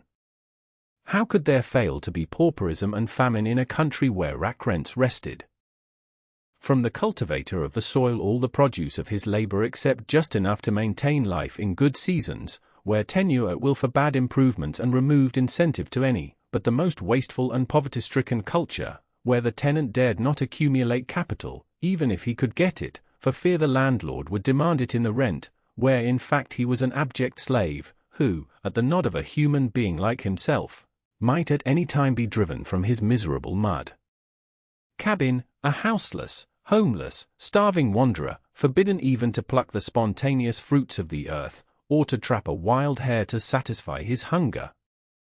No matter how sparse the population, no matter what the natural resources, are not pauperism and starvation necessary consequences in a land where the producers of wealth are compelled to work under conditions which deprive them of hope, of self-respect, of energy, of thrift, where absentee landlords drain away without return at least a fourth of the net produce of the soil, and when, besides them, a starving industry must support resident landlords, with their horses and hounds, agents, jobbers, middlemen, and bailiffs, an alien state church to insult religious prejudices, and an army of policemen and soldiers to overawe and hunt down any opposition to the iniquitous system? Is it not impiety far worse than atheism to charge upon natural laws misery so caused? What is true in these three cases will be found upon examination true of all cases. So far as our knowledge of facts goes, we may safely deny that the increase of population has ever yet pressed upon subsistence in such a way as to produce vice and misery, that increase of numbers has ever yet decreased the relative production of food. The famines of India, China, and Ireland can no more be credited to overpopulation than the famines of sparsely populated Brazil. The vice and misery that come of want can no more be attributed to the niggardliness of nature than can the 6 million slain by the sword of Genghis Khan, Tamerlane's pyramid of skulls, or the extermination of the ancient Britons or of the aboriginal inhabitants of the West Indies. Footnotes. Malthus' other works, though written after he became famous, made no mark, and are treated with contempt even by those who find in the essay a great discovery. The Encyclopaedia Britannica, for instance, though fully accepting the Malthusian theory, says of Malthus' political economy, it is very ill arranged, and is in no respect either a practical or a scientific exposition of the subject. It is in great part occupied with an examination of parts of Mr. Ricardo's peculiar doctrines, and with an inquiry into the nature and causes of value. Nothing, however, can be more unsatisfactory than these discussions. In truth, Mr. Mal thus never had any clear or accurate perception of Mr. Ricardo's theories, or of the principles which determine the value in exchange of different articles. I say considerable country, because there may be small islands, such as Pitcairn's Island, cut off from communication with the rest of the world, and consequently from the exchanges which are necessary to the improved modes of production resorted to as population becomes dense, which may seem to offer examples in point. A moment's reflection, however, will show that these exceptional cases are not in point. As may be seen from the map in H. Bancroft's Native Races, the state of Vera Cruz is not one of those parts of Mexico noticeable for its antiquities. Yet Hugo Fink, of Cordova, writing to the Smithsonian Institute, reports 1870, says there is hardly a foot in the whole state in which by excavation either a broken obsidian knife or a broken piece of pottery is not found, that the whole country is intersected with parallel lines of stones intended to keep the earth from washing away in the rainy season, which show that even the very poorest land was put into requisition, and that it is impossible to resist the conclusion that the ancient population was at least as dense as it is at present in the most populous districts of Europe. I take these figures from the Smithsonian report for 1873, leaving out decimals. M. Bem and Wagner put the population of China at 446,500,000, though there are some who contend that it does not exceed 150 million. They put the population of Hither India at 206,225,580, giving 132.39 to the square mile, of Ceylon at 2,405,287 or 97.36 to the square mile, of Further India at 21,018,062, or 27.94 to the square mile. They estimate the population of the world at 1,377,000,000, an average of 26.64 to the square mile. History of Civilization. Volume 1, Chapter 2.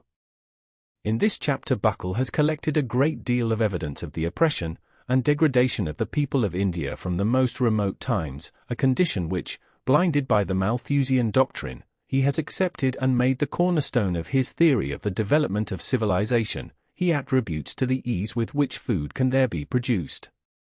Indian Recreations. By Rev. W. M. Tennant. London, 1804. Volume 1, Secretary XXXIX. Miss Nightingale, The People of India, in her 19th Century for August, 1878, gives instances, which she says represent millions of cases, of the state of peonage to which the cultivators of southern India have been reduced through the facilities afforded by the civil courts to the frauds and oppressions of moneylenders and minor native officials. Our civil courts are regarded as institutions for enabling the rich to grind the faces of the poor, and many are fain to seek a refuge from their jurisdiction within native territory, says Sir David Wedderburn, in an article on protected princes in India, in a previous, July, number of the same magazine, in which he also gives a native state, where taxation is comparatively light, as an instance of the most prosperous population of India. See articles in a 19th Century for October, 1878 and March, calls attentions to such items as £1,200 for outfit and passage of a member of the Governor-General's Council, £2,450 for outfit and passage of bishops of Calcutta and Bombay. Florence Nightingale says 100% is common, and even then the cultivator is robbed in ways which she illustrates. It is hardly necessary to say that these rates, like those of the pawnbroker, are not interest in the economic sense of the term. The seat of recent famine in China was not the most thickly settled districts. Chapter 3. Inferences from Analogy. If we turn from an examination of the facts brought forward in illustration of the Malthusian theory to consider the analogies by which it is supported, we shall find the same inconclusiveness.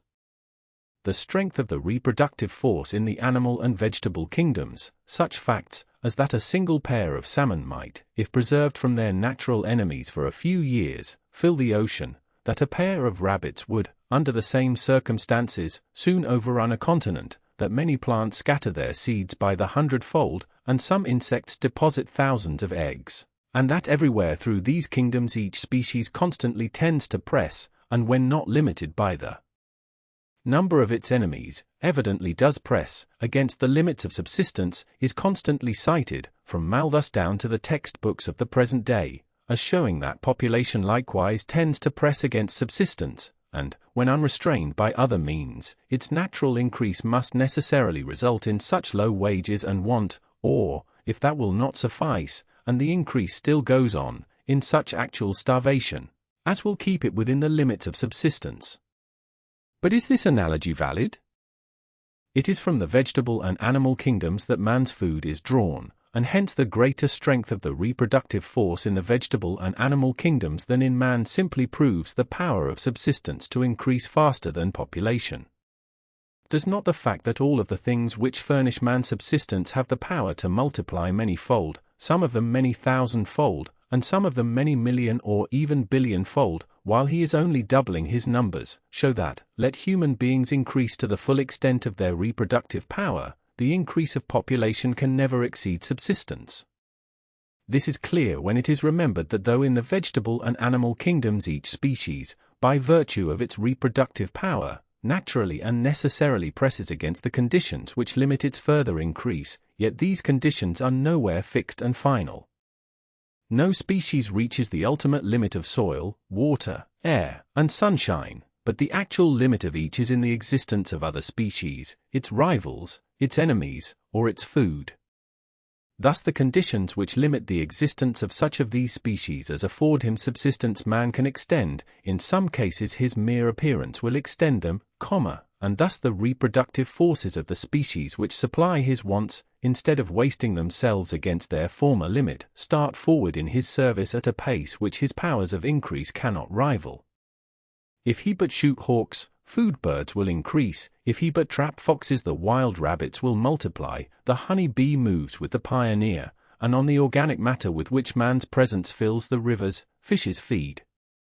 Even if any consideration of final causes be excluded, even if it be not permitted to suggest that the high and constant reproductive force in vegetables and animals has been ordered to enable them to subserve the uses of man, and that therefore the pressure of the lower forms of life against subsistence does not tend to show that it must likewise be so with man, the roof and crown of things, yet there still remains a distinction between man and all other forms of life that destroys the analogy.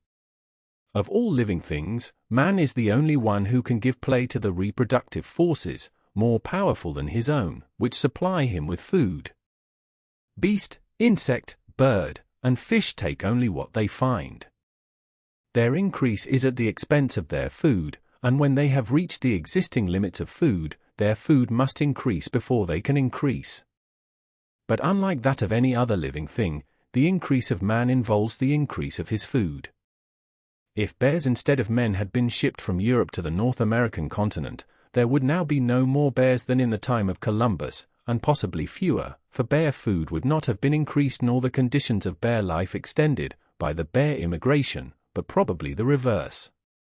But within the limits of the United States alone, there are now 45 millions of men where then there were only a few 100,000, and yet there is now within that territory much more food per capita for the 45 millions than there was then for the few 100,000. It is not the increase of food that has caused this increase of men, but the increase of men that has brought about the increase of food. There is more food, simply because there are more men. Here is a difference between the animal and the man.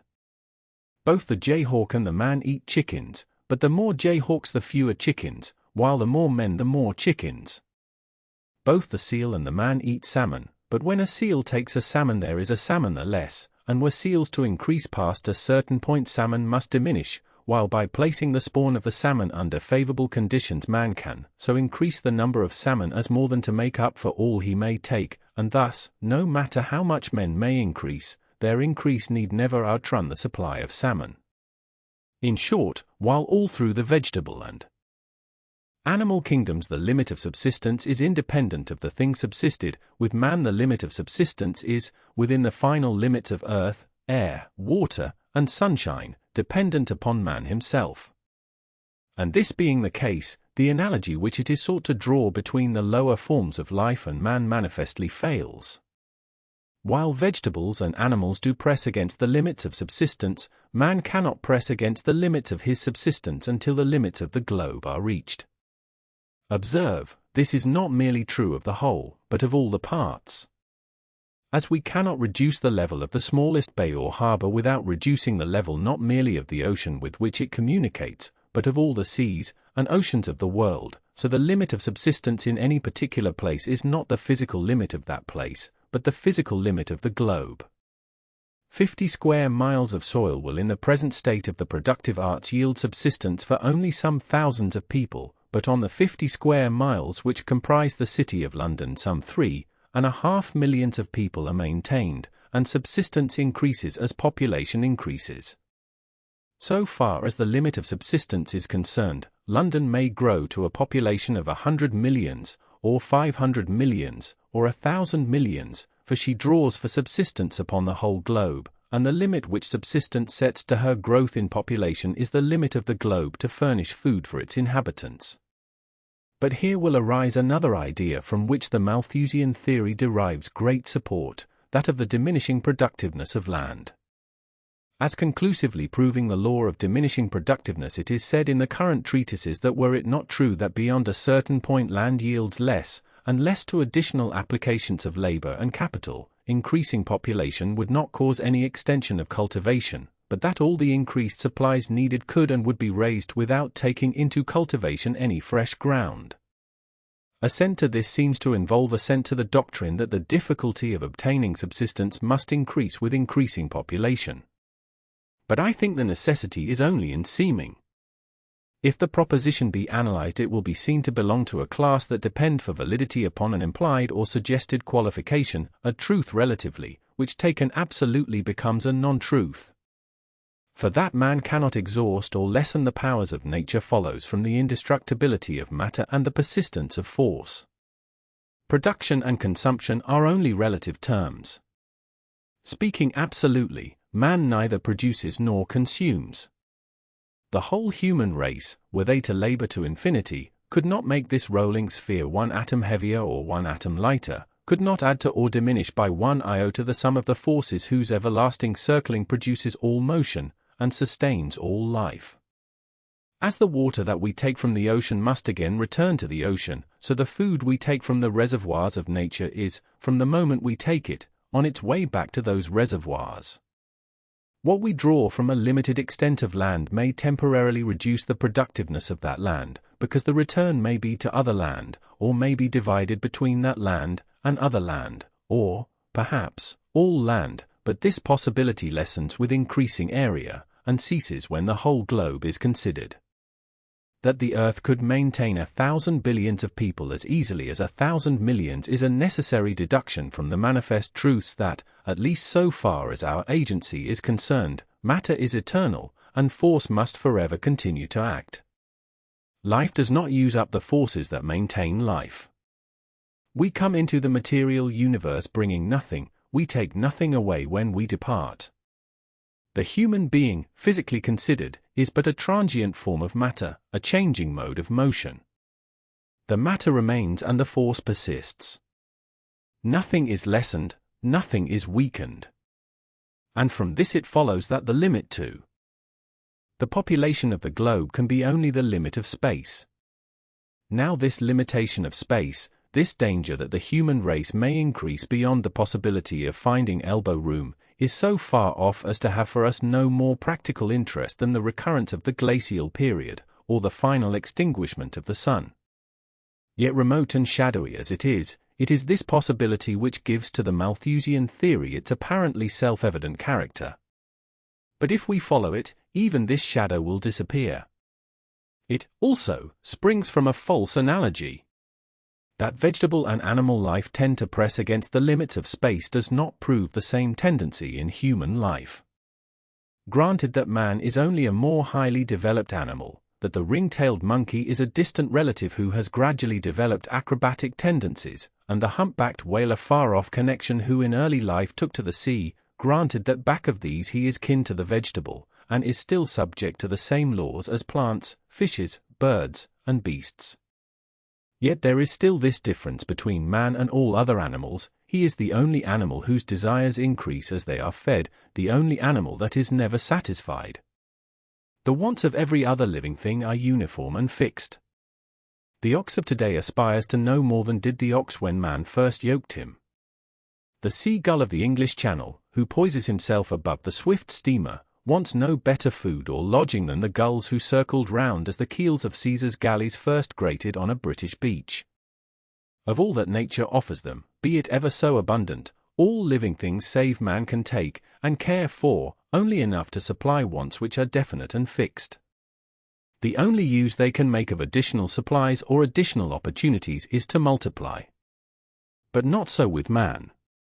No sooner are his animal wants satisfied than new wants arise. Food he wants first, as does the beast, shelter next, as does the beast, and these given, his reproductive instincts assert their sway, as do those of the beast. But here man and beast part company. The beast never goes further, the man has but set his feet on the first step of an infinite progression, a progression upon which the beast never enters, to progression away from and above the beast. The demand for quantity once satisfied, he seeks quality. The very desires that he has in common with the beast become extended, refined, exalted. It is not merely hunger, but taste, that seeks gratification in food, in clothes. He seeks not merely comfort, but adornment. The rude shelter becomes a house, the undiscriminating sexual attraction begins to transmute itself into subtle influences, and the hard and common stock of animal life to blossom and to bloom into shapes of delicate beauty. As power to gratify his wants increases, so does aspiration grow. Held down to lower levels of desire, Lucullus will sup with Lucullus, 12 boars turn on spits that Antony's mouthful of meat may be done to a turn, every kingdom of nature be ransacked to add to Cleopatra's charms, and marble colonnades and hanging gardens and pyramids that rival the hills arise. Passing into higher forms of desire, that which slumbered in the plant and fitfully stirred in the beast, awakes in the man. The eyes of the mind are opened, and he longs to know. He braves the scorching heat of the desert and the icy blasts of the polar sea, but not for food. He watches all night, but it is to trace the circling of the eternal stars. He adds toil, to gratify a hunger no animal has felt, to assuage a thirst no beast can know. Out upon nature, in upon himself, back through the mists that shroud the past, forward into the darkness that overhangs the future, turns the restless desire that arises when the animal wants slumber in satisfaction. Beneath things, he seeks the law. He would know how the globe was forged and the stars were hung, and trace to their origins the springs of life, \1. Then, as the man develops his nobler nature, there arises the desire higher yet, the passion of passions, the hope of hopes, the desire that he, even he, may somehow aid in making life better and brighter, in destroying want and sin, sorrow and shame. He masters and curbs the animal. He turns his back upon the feast and renounces the place of power. He leaves it to others to accumulate wealth, to gratify pleasant tastes, to bask themselves in the warm sunshine of the brief day. He works for those he never saw and never can see, for a fame, or maybe but for a scant justice, that can only come long after the clods have rattled upon his coffin lid. He toils in the advance, where it is cold, and there is little cheer from men, and the stones are sharp and the brambles thick. Amid the scoffs of the present and the sneers that stab like knives, he builds for the future. He cuts the trail that progressive humanity may hereafter broaden into a high road. Into higher, grander spheres desire mounts and beckons, and a star that rises in the east leads him on. Lo! The pulses of the man throb with the yearnings of the god. He would aid in the process of the suns. Is not the gulf too wide for the analogy to span? Give more food, open fuller conditions of life, and the vegetable or animal can but multiply, the man will develop. In the one the expansive force can but extend existence in new numbers, in the other, it will inevitably tend to extend existence in higher forms and wider powers. Man is an animal, but he is an animal plus something else. He is the mythic earth tree, whose roots are in the ground, but whose topmost branches may blossom in the heavens. Whichever way it be turned, the reasoning by which this theory of the constant tendency of population to press against the limits of subsistence is supported shows an unwarranted assumption, an undistributed middle, as the logicians would say. Facts do not warrant it, analogy does not countenance it. It is a pure chimera of the imagination, such as those that for a long time prevented men from recognizing the rotundity and motion of the earth. It is just such a theory as that underneath us everything not fastened to the earth must fall off, as that a ball dropped from the mast of a ship in motion must fall behind the mast, as that a live fish placed in a vessel full of water will displace no water.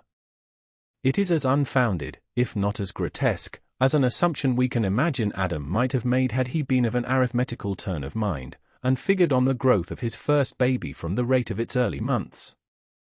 From the fact that at birth it weighed 10 pounds and in 8 months thereafter 20 pounds, he might, with the arithmetical knowledge which some sages have supposed him to possess, have ciphered out a result quite as striking as that of Mr. Malthus, namely, that by the time it got to be 10 years old it Chapter 7 would be as heavy as an ox, at 12 as heavy as an elephant, and at 30 would weigh no less than 175,716,339,548 tons.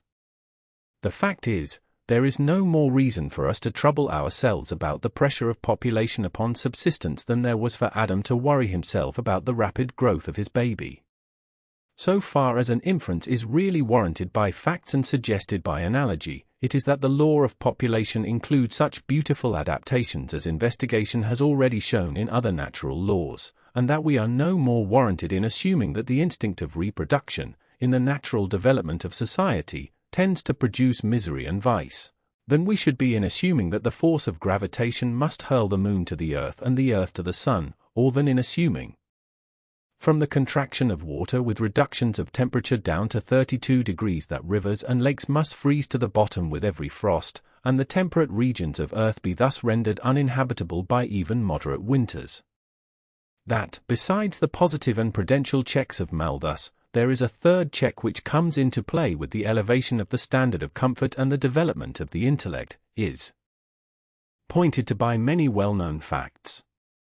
The proportion of births is notoriously greater in new settlements, where the struggle with nature leaves little opportunity for intellectual life, and among the poverty-bound classes of older countries, who in the midst of wealth are deprived of all its advantages and reduced to all but an animal existence, than it is among the classes to whom the increase of wealth has brought independence, leisure, comfort, and a fuller and more varied life. This fact, long ago recognized in the homely adage, "A rich man for luck, and a poor man for children," was noted by Adam Smith, who says it is not uncommon to find a poor half-starved Highland woman has been the mother of 23 or 24 children, and is everywhere so clearly perceptible that it is only necessary to allude to it. If the real law of population is thus indicated, as I think it must be, then the tendency to increase, instead of being always uniform, is strong where a greater population would give increased comfort, and where the perpetuity of the race is threatened by the mortality induced by adverse conditions, but weakens just as the higher development of the individual becomes possible and the perpetuity of the race is assured. In other words, the law of population accords with and is subordinate to the law of intellectual development, and any danger that human beings may be brought into a world where they cannot be provided for arises not from the ordinances of nature, but from social maladjustments that in the midst of wealth condemn men to want. The truth of this will, I think, be conclusively demonstrated when, after having cleared the ground, we trace out the true laws of social growth. But it would disturb the natural order of the argument to anticipate them now. If I have succeeded in maintaining a negative, in showing that the Malthusian theory is not proved by the reasoning by which it is supported, it is enough for the present. In the next chapter I propose to take the affirmative and show that it is disproved by facts.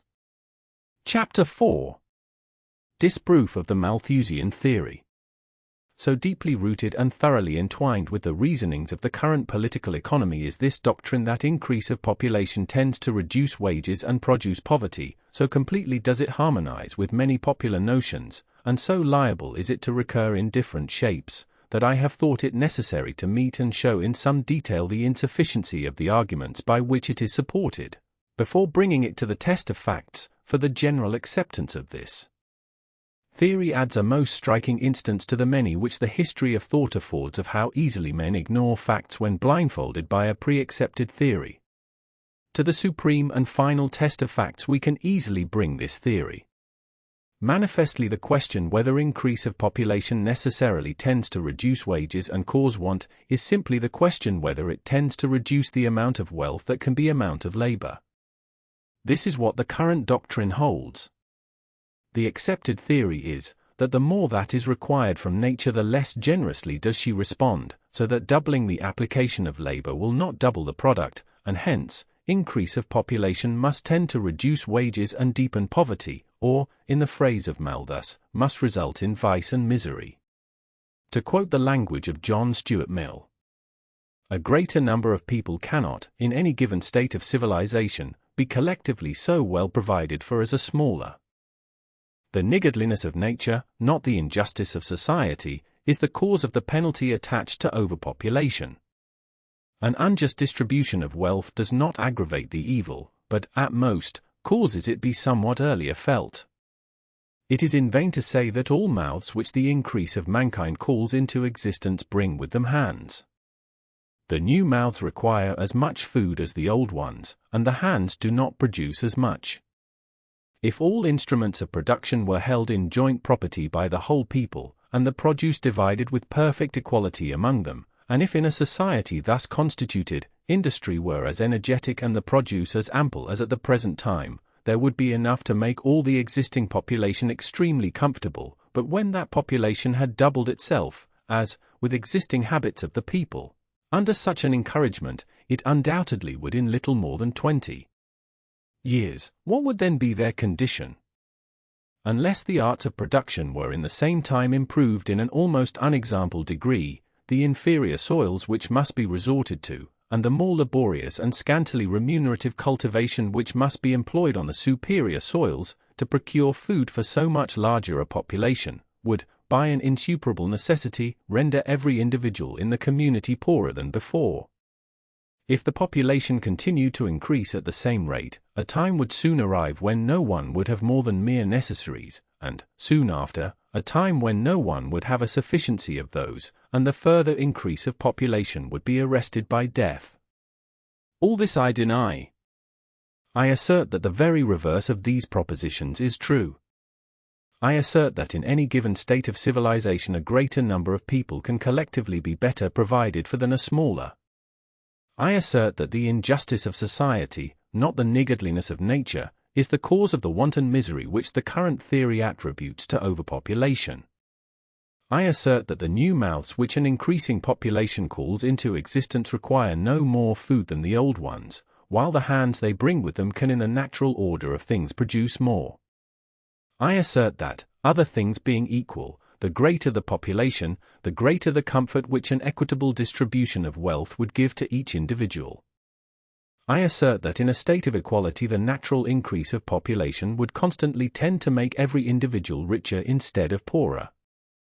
I thus distinctly join issue, and submit the question to the test of facts.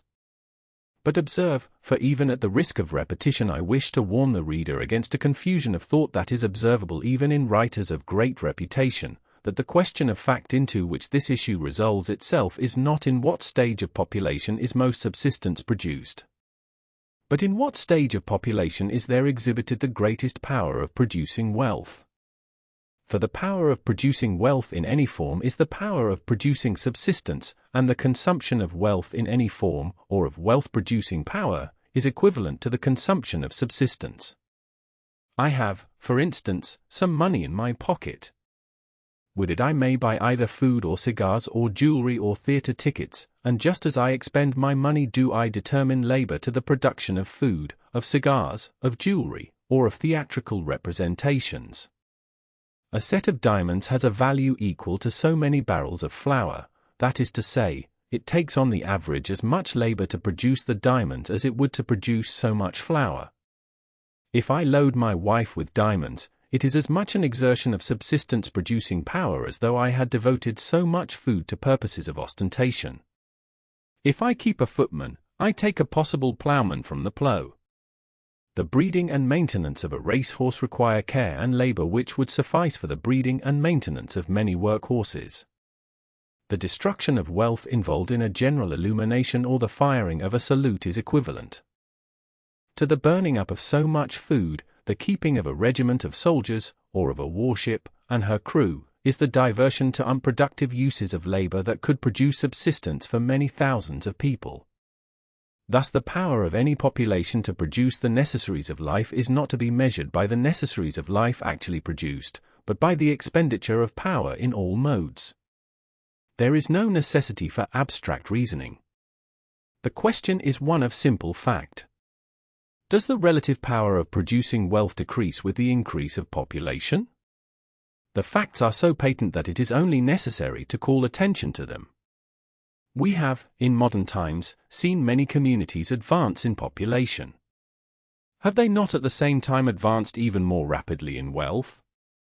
We see many communities still increasing in population.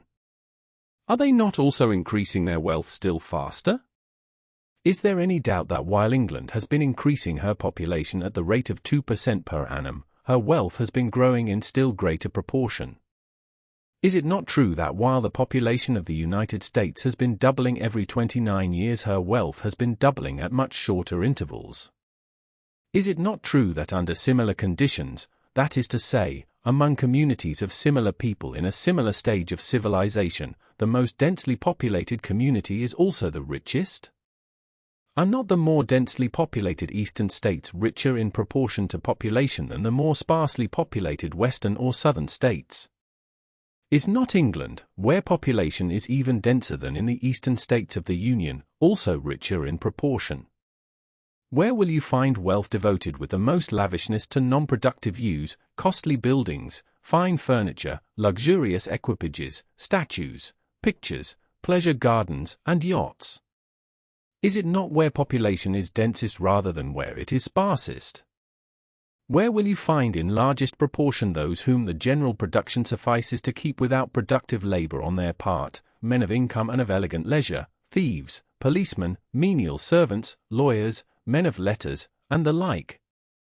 Is it not where population is dense rather than where it is sparse? Whence is it that capital overflows for remunerative investment? Is it not from densely populated countries to sparsely populated countries? These things conclusively show that wealth is greatest where population is densest, that the production of wealth to a given amount of labor increases as population increases. These things are apparent wherever we turn our eyes. On the same level of civilization, the same stage of the productive arts, government, etc., the most populous countries are always the most wealthy.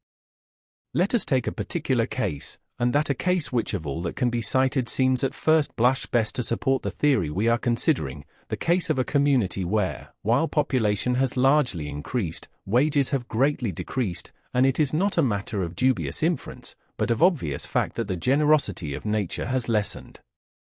That community is California.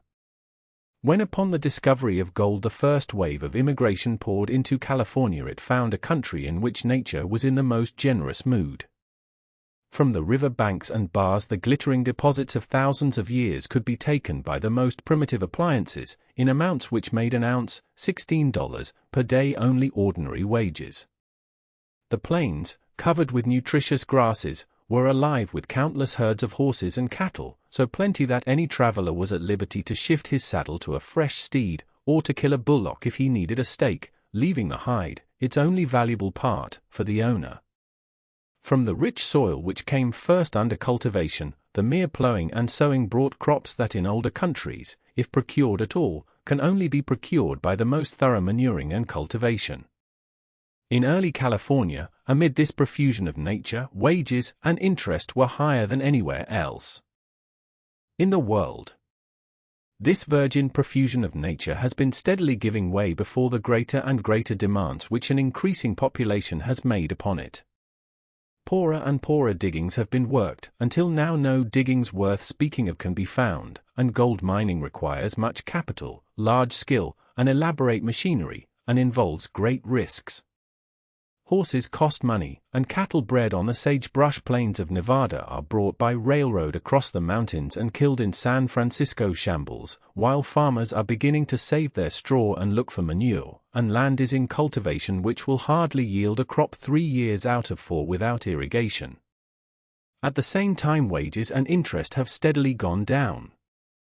Many men are now glad to work for a week for less than they once demanded for the day, and money is loaned by the year for a rate which once would hardly have been thought extortionate by the month. Is the connection between the reduced productiveness of nature and the reduced rate of wages that of cause and effect?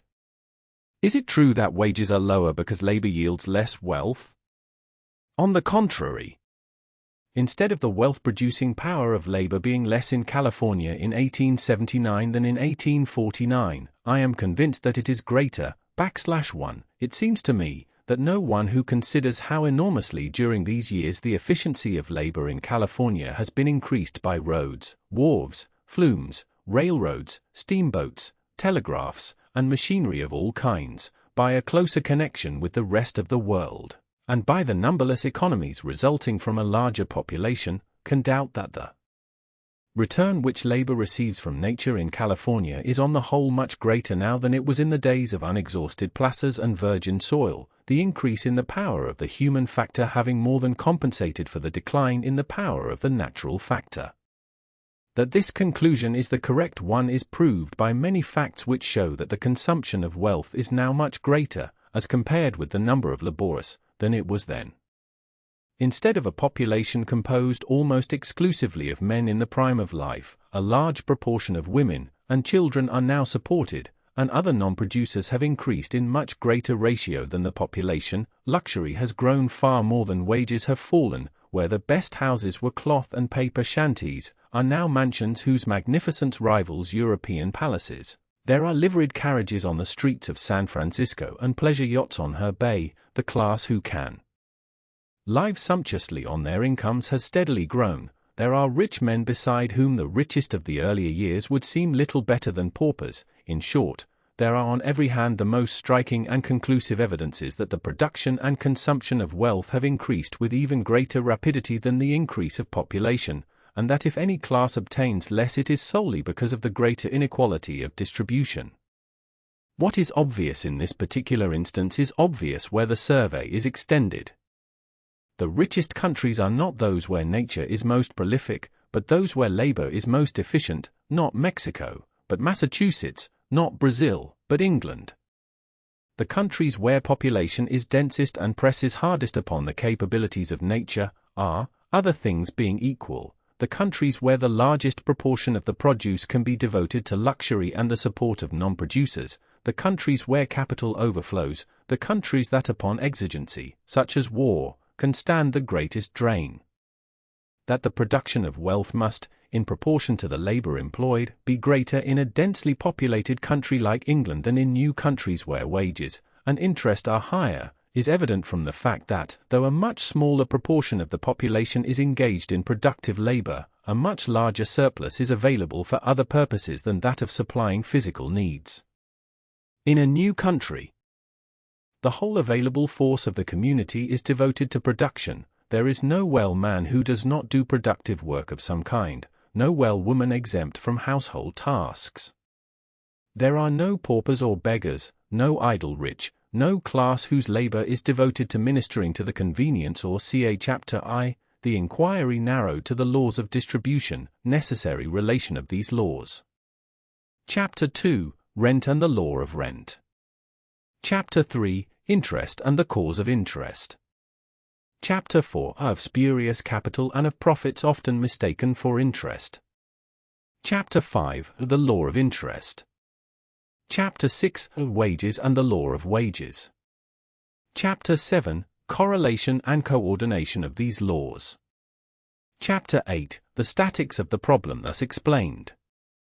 The machines that are first invented to perform any particular movement are always the most complex, and succeeding artists generally discover that with fewer wheels, with fewer principles of motion than had originally been employed, the same effects may be more easily produced. The first philosophical systems, in the same manner, are always the most complex, and a particular connecting chain, or principle, is generally thought necessary to unite every two seemingly disjointed appearances, but it often happens that one great connecting principle is afterward found to be sufficient to bind together all the discordant phenomena that occur in a whole species of things.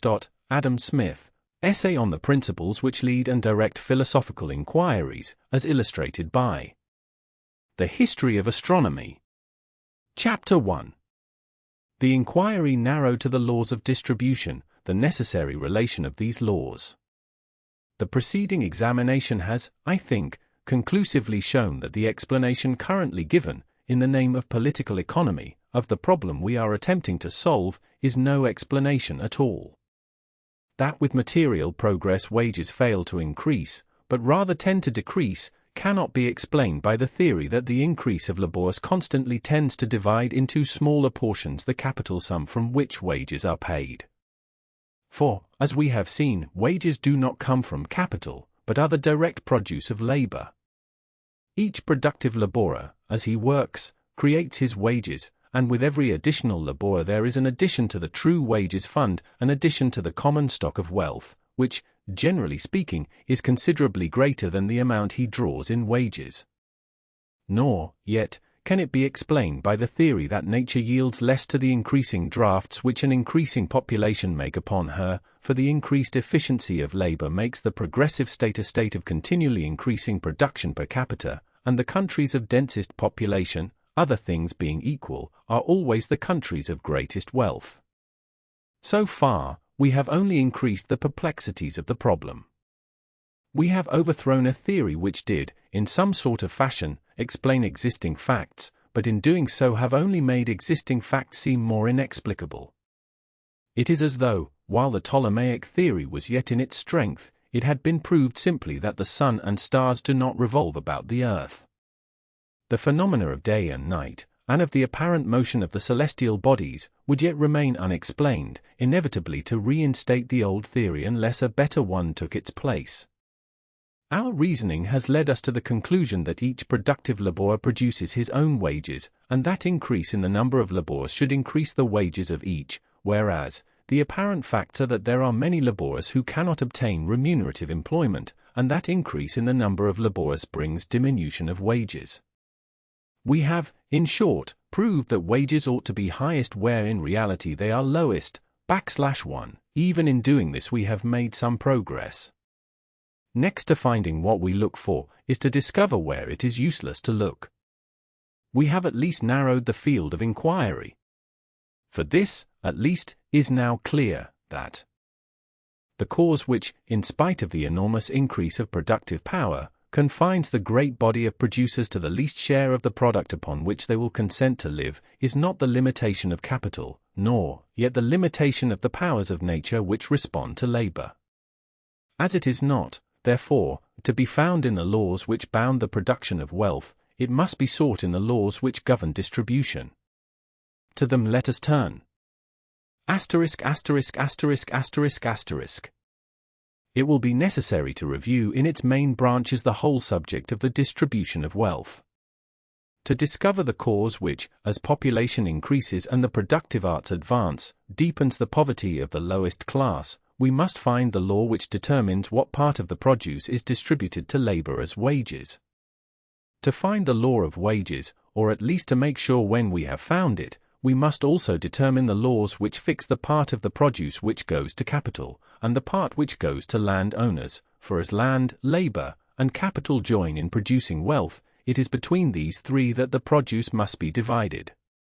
What is meant by the produce or production of a community is the sum of the wealth general fund from which, as long as previously existing stock is not lessened, all consumption must be met and all revenues drawn.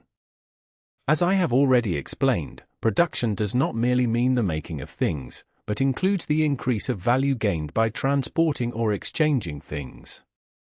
There is a produce of wealth in a purely commercial community, as there is in a purely agricultural or manufacturing community, and in the one case, as in the others, some part of this produce will go to capital, some part to labor, and some part, if land have any value, to the owners of land. As a matter of fact, a portion of the wealth produced is constantly going to the replacement of capital, which is constantly consumed and constantly replaced. But it is not necessary to take this into account, as it is eliminated by considering capital as continuous, which, in speaking or thinking of it, we habitually do. When we speak of the produce, we mean, therefore, that part of the wealth produced above what is necessary to replace the capital consumed in production, and when we speak of interest, or the return to capital, we mean what goes to capital after its replacement or maintenance. It is, further, a matter of fact, that in every community which has passed the most primitive stage some portion of the produce is taken in taxation and consumed by government. But it is not necessary, in seeking the laws of distribution, to take this into consideration. We may consider taxation either as not existing, or as by so much reducing the produce. And so, too, of what is taken from the produce by certain forms of monopoly, which will be considered in a subsequent chapter, Chapter 4, and which exercise powers analogous to taxation. After we have discovered the laws of distribution, we can then see what bearing, if any, taxation has upon them. We must discover these laws of distribution for ourselves, or, at least, 2 out of the 3. For, that they are not, at least as a whole, correctly apprehended by the current political economy, may be seen, irrespective of our preceding examination of one of them, in any of the standard treatises. This is evident, in the first place, from the terminology employed. In all politico-economic works we are told that the 3 factors in production are land, labor, and capital, and that the whole produce is primarily distributed into 3 corresponding parts. 3 terms, therefore, are needed, each of which shall clearly express one of these parts to the exclusion of the others. Rent, as defined, clearly enough expresses the first of these parts, that which goes to the owners of land. Wages, as defined, clearly enough expresses the second, that part which constitutes the return to labor. But as to the third term, that which should express the return to capital, there is in the standard works a most puzzling ambiguity and confusion. Of words in common use, that which comes nearest to exclusively expressing the idea of return for the use of capital, is interest, which, as commonly used, implies the return for the use of capital, exclusive of any labor in its use or management, and exclusive of any risk, except such as may be involved in the security. The word profits, as commonly used, is almost synonymous with revenue. It means a gain, an amount received in excess of an amount expended, and frequently includes receipts that are properly rent, while it nearly always includes receipts which are properly wages, as well as compensations for the risk peculiar to the various uses of capital. Unless extreme violence is done to the meaning of the word, it cannot, therefore, be used in political economy to signify that share of the produce which goes to capital, in contradistinction to those parts which go to labor, and to landowners. Now, all this is recognized in the standard works on political economy. Adam Smith well illustrates how wages and compensation for risk largely enter into profits, pointing out how the large profits of apothecaries and small retail dealers are in reality wages for their labor, and not interest on their capital, and how the great profits sometimes made in risky businesses, such as smuggling and the lumber trade, are really but compensations for risk, which, in the long run, reduce the returns to capital so used to the ordinary, or below the ordinary, rate. Similar illustrations are given in most of the subsequent works, where profit is formally defined in its common sense, with, perhaps, the exclusion of rent. In all these works, the reader is told that profits are made up of 3 elements: wages of superintendence, compensation for risk, and interest, or the return for the use of capital. Thus, neither in its common meaning nor in the meaning expressly assigned to it in the current political economy, can profits have any place in the discussion of the distribution of wealth between the 3 factors of production. Either in its common meaning or in the meaning expressly assigned to it, to talk about the distribution of wealth into rent, wages, and profits is like talking of the division of mankind into men, women, and human beings. Yet this, to the utter bewilderment of the reader, is what is done in all the standard works. after formally decomposing profits into wages of superintendents, compensation for risk, and interest, the net return for the use of capital, they proceed to treat of the distribution of wealth between the rent of land, the wages of labor, and the profits of capital. I doubt not that there are thousands of men who have vainly puzzled their brains over this confusion of terms, and abandoned the effort in despair, thinking that as the fault could not be in such great thinkers, it must be in their own stupidity. If it is any consolation to such men, they may turn to Buckle's History of Civilization, and see how a man who certainly got a marvelously clear idea of what he read, and who had read carefully the principal economists from Smith down, was inextricably confused by this jumble of profits and interest. For Buckle, Volume 1, Chapter 2, and Notes, persistently speaks of the distribution of wealth into rent, wages, interest, and profits. And this is not to be wondered at. For, after formally decomposing profits into wages of superintendents, insurance, and interest, these economists, in assigning causes which fix the general rate of profit, speak of things which evidently affect only that part of profits which they have denominated interest, and then, in speaking of the rate of interest, either give the meaningless formula of supply and demand, or speak of causes which affect the compensation for risk, evidently using the word in its common sense, and not in the economic sense they have assigned to it, from which compensation for risk is eliminated. If the reader will take up John Stuart Mill's Principles of Political Economy, and compare the chapter on Profits, Book 2, Chapter 15, with the chapter on Interest, Book 3, Chapter 23, he will see the confusion thus arising exemplified in the case of the most logical of English economists, in a more striking manner. Chapter 8. Then I would like to characterize. Now, such men have not been led into such confusion of thought without a cause.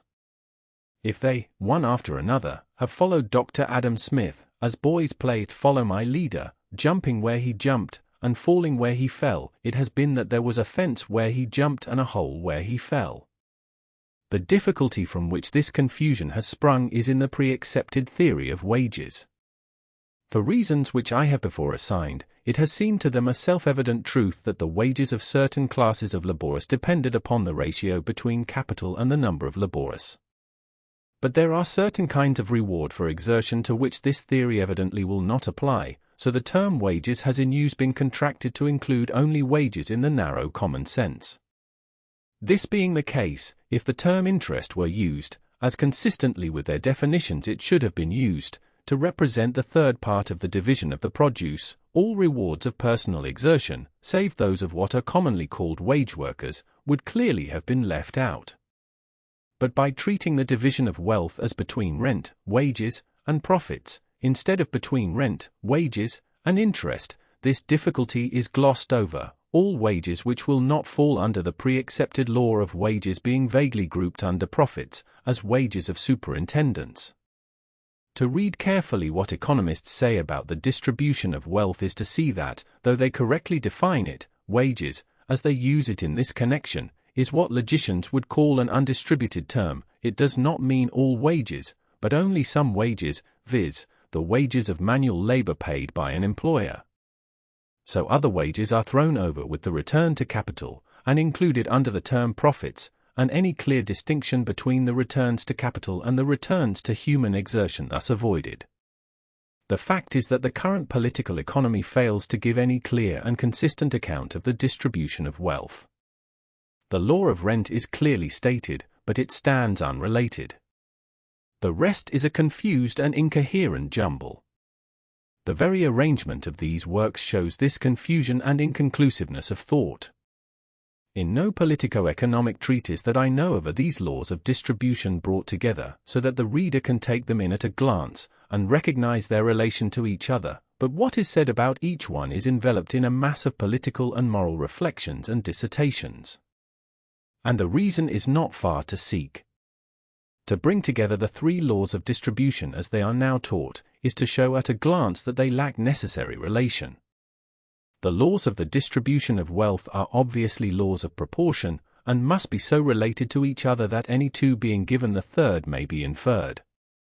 For to say that one of the three parts of a whole is increased or decreased, is to say that one or both of the other parts is, reversely, decreased or increased. If Tom, Dick, and Harry are partners in business, the agreement which fixes the share of one in the profits must at the same time fix either the separate or the joint shares of the other two. To fix Tom's share at 40% is to leave but 60% to be divided between Dick and Harry. To fix Dick's share at 40% and Harry's share at 35% is to fix Tom's share at 25%. But between the laws of the distribution of wealth, as laid down in the standard works, there is no such relation. If we fish them out and bring them together, we find them to be as follows. Wages are determined by the ratio between the amount of capital devoted to the payment and subsistence of labor and the number of laborers seeking employment. Rent is determined by the margin of cultivation, all lands yielding as rent that part of their produce which exceeds what an equal application of labor and capital could procure from the poorest land in use. Interest is determined by the equation between the demands of borrowers and the supply of capital offered by lenders. Or, if we take what is given as the law of profits, it is determined by wages, falling as wages rise and rising as wages fall, or, to use the phrase of Mill, by the cost of labor to the capitalist. The bringing together of these current statements of the laws of the distribution of wealth shows at a glance that they lack the relation to each other which the true laws of distribution must have. They do not correlate and coordinate. Hence, at least two of these three laws are either wrongly apprehended or wrongly stated. This tallies with what we have already seen, that the current apprehension of the law of wages, and, inferentially, of the law of interest, will not bear examination. Let us, then, seek the true laws of the distribution of the produce of labor into wages, rent, and interest. The proof that we have found them will be in their correlation, that they meet, and relate, and mutually bound each other. With profits this inquiry has manifestly nothing to do. We want to find what it is that determines the division of their joint produce between land, labor, and capital, and profits is not a term that refers exclusively to any one of these three divisions. Of the three parts into which profits are divided by political economists, namely, compensation for risk, wages of superintendence, and return for the use of capital, the latter falls under the term interest, which includes all the returns for the use of capital, and excludes everything else. Wages of superintendence falls under the term wages, which includes all returns for human exertion, and excludes everything else, and compensation for risk has no place whatever, as risk is eliminated when all the transactions of a community are taken together. I shall, therefore, consistently with the definitions of political economists, use the term interest as signifying that part of the produce which goes to capital. To recapitulate, land, labor, and capital are the factors of production. The term land includes all natural opportunities or forces, the term labor, all human exertion, and the term capital, all wealth used to produce more wealth. In returns to these three factors is the whole produce distributed. That part which goes to landowners as payment for the use of natural opportunities is called rent, that part which constitutes the reward of human exertion is called wages, and that part which constitutes the return for the use of capital is called interest. These terms mutually exclude each other. The income of any individual may be made up from any one, two, or all three of these sources, but in the effort to discover the laws of distribution we must keep them separate. Asterisk, asterisk, asterisk, asterisk, asterisk. Let me premise the inquiry which we are about to undertake by saying that the miscarriage of political economy, which I think has now been abundantly shown, can, it seems to me, be traced to the adoption of an erroneous standpoint. Living and making their observations in a state of society in which a capitalist generally rents land and hires labor, and thus seems to be the undertaker, or first mover in production, the great cultivators of the science have been led to look upon capital as the prime factor in production, land as its instrument, and labor as its agent or tool. This is apparent on every page, in the form and course of their reasoning, in the character of their illustrations, and even in their choice of terms. Everywhere capital is the starting point, the capitalist the central figure. So far does this go that both Smith and Ricardo use the term natural wages to express the minimum upon which laborers can live, whereas, unless injustice is natural, all that the laborer produces should rather be held as his natural wages. This habit of looking upon capital as the employer of labor has led both to the theory that wages depend upon the relative abundance of capital, and to the theory that interest varies inversely with wages, while it has led away from truths that but for this habit would have been apparent. In short, the misstep which, so far as the great laws of distribution are concerned, has led political economy into the jungles, instead of upon the mountain tops, was taken when Adam Smith, in his first book, left the standpoint indicated in the sentence, "The produce of labor constitutes the natural recompense or wages of labor," to take that in which capital is considered as employing labor and paying wages.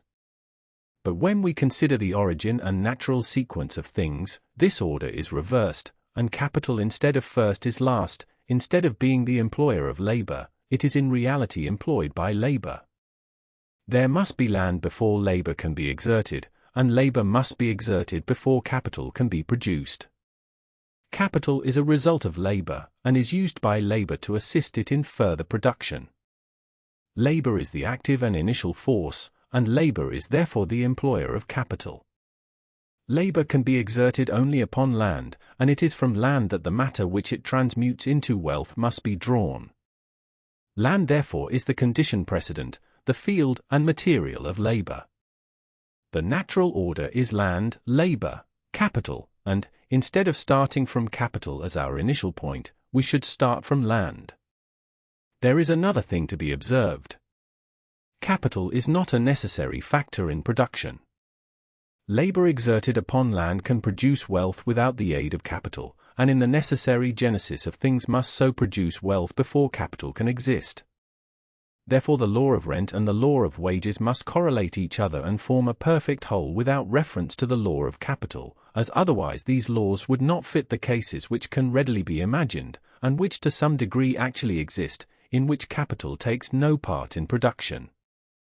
And as capital is, as is often said, but stored up labor, it is but a form of labor, a subdivision of the general term labor, and its law must be subordinate to, and independently correlate with, the law of wages, so as to fit cases in which the whole produce is divided between labor and capital, without any deduction for rent. To resort to the illustration before used, the division of the produce between land, labor, and capital must be as it would be between Tom, Dick, and Harry, if Tom and Dick were the original partners, and Harry came in but as an assistant to and sharer with Dick. Chapter 2. Rent and the Law of Rent. The term rent, in its economic sense, that is, when used, as I am using it, to distinguish that part of the produce which accrues to the owners of land, or other natural capabilities by virtue of their ownership, differs in meaning from the word rent as commonly used. In some respects this economic meaning is narrower than the common meaning, in other respects it is wider. It is narrower in this, in common speech, we apply the word rent to payments for the use of buildings, machinery, fixtures, etc., as well as to payments for the use of land or other natural capabilities, and in speaking of the rent of a house or the rent of a farm, we do not separate the chapter 3. Of interest and the cause of interest. Having made sure of the law of rent, we have obtained as its necessary corollary the law of wages, where the division is between rent and wages, and the law of wages and interest taken together, where the division is between the three factors. What proportion of the produce is taken as rent must determine what proportion is left for wages, if but land and labor are concerned, or to be divided between wages and interest, if capital joins in the production. But without reference to this deduction, let us seek each of these laws separately and independently. If, when obtained in this way, we find that they correlate, our conclusions will have the highest certainty, \1, inasmuch as the discovery of the law of wages is the ultimate purpose of our inquiry. Let us take up first the subject of interest.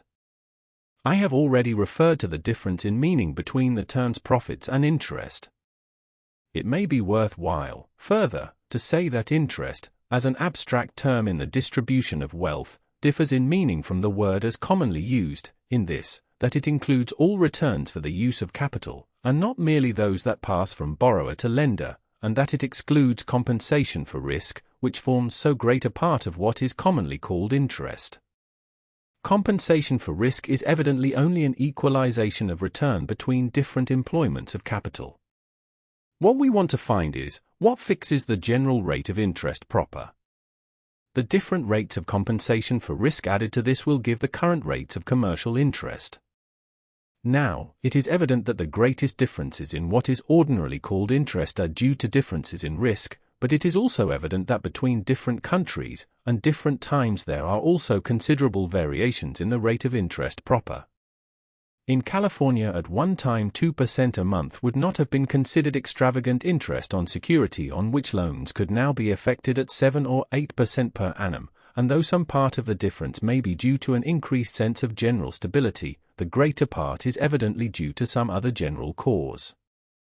In the United States generally the rate of interest has been higher than in England, and in the newer states of the Union higher than in the older states, and the tendency of interest to sink as society progresses is well marked and has long been noticed.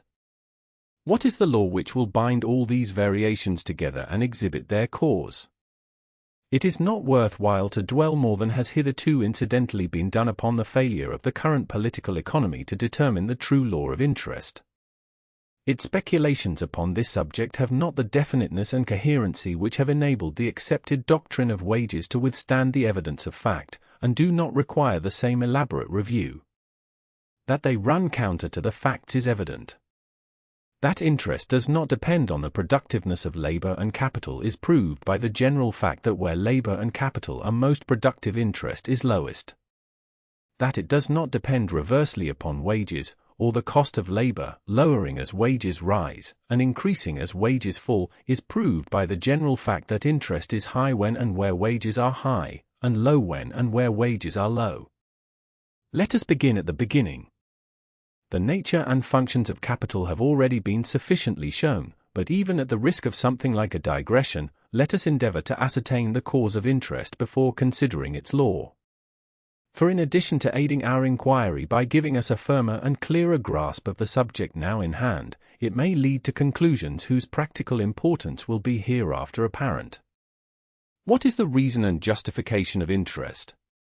Why should the borrower pay back to the lender more than he received? These questions are worth answering, not merely from their speculative, but from their practical importance. The feeling that interest is the robbery of industry is widespread and growing, and on both sides of the Atlantic shows itself more and more in popular literature and in popular movements. The expounders of the current political economy say that there is no conflict between labor and capital, and oppose as injurious to labor, as well as to capital, all schemes for restricting the reward which capital obtains, yet in the same works the doctrine is laid down that wages and interest bear to each other an inverse relation, and that interest will be low or high as wages are high or low. Clearly, then, if this doctrine is correct, the only objection that from the standpoint of the laborer can be logically made to any scheme for the reduction of interest is that it will not work, which is manifestly very weak ground while ideas of the omnipotence of legislatures are yet so widespread, and though such an objection may lead to the abandonment of any one particular scheme, it will not prevent the search for another. Why should interest be? Interest, we are told, in all the standard works, is the reward of abstinence, /1, manifestly, this does not sufficiently account for it. Abstinence is not an active, but a passive quality, it is not a doing, it is simply a not doing. Abstinence in itself produces nothing. Why, then, should any part of what is produced be claimed for it? If I have a sum of money which I lock up for a year, I have exercised as much abstinence as though I had loaned it, /1, though in the latter case I will expect it to be returned to me with an additional sum by way of interest, in the former I will have but the same sum, and no increase. But the abstinence is the same. If it be said that in lending it I do the borrower a service, it may be replied that he also does me a service in keeping it safely, a service that under some conditions may be very valuable, and for which I would willingly pay, rather than not have it, and a service which, as to some forms of capital, may be even more obvious than as to money. For there are many forms of capital which will not keep, but must be constantly renewed, and many which are onerous to maintain if one has no immediate use for them. \1 If the accumulator of capital helps the user of capital by loaning it to him, does not the user discharge the debt in full when he hands it back? Is not the secure preservation, the maintenance, the recreation of capital, a complete offset to the use? Accumulation is the end and aim of abstinence. Abstinence can go no further and accomplish no more, nor of itself can it even do this. If we were merely to abstain from using it, how much wealth would disappear in a year?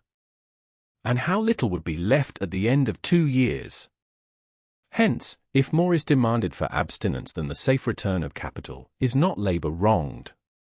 Such ideas as these underlie the widespread opinion that interest can accrue only at the expense of labor, and is in fact a robbery of labor which in a social condition based on justice would be abolished. The attempts to refute these views do not appear to me always successful. For instance, as it illustrates the usual reasoning, take Bastiat's oft-quoted illustration of the plane.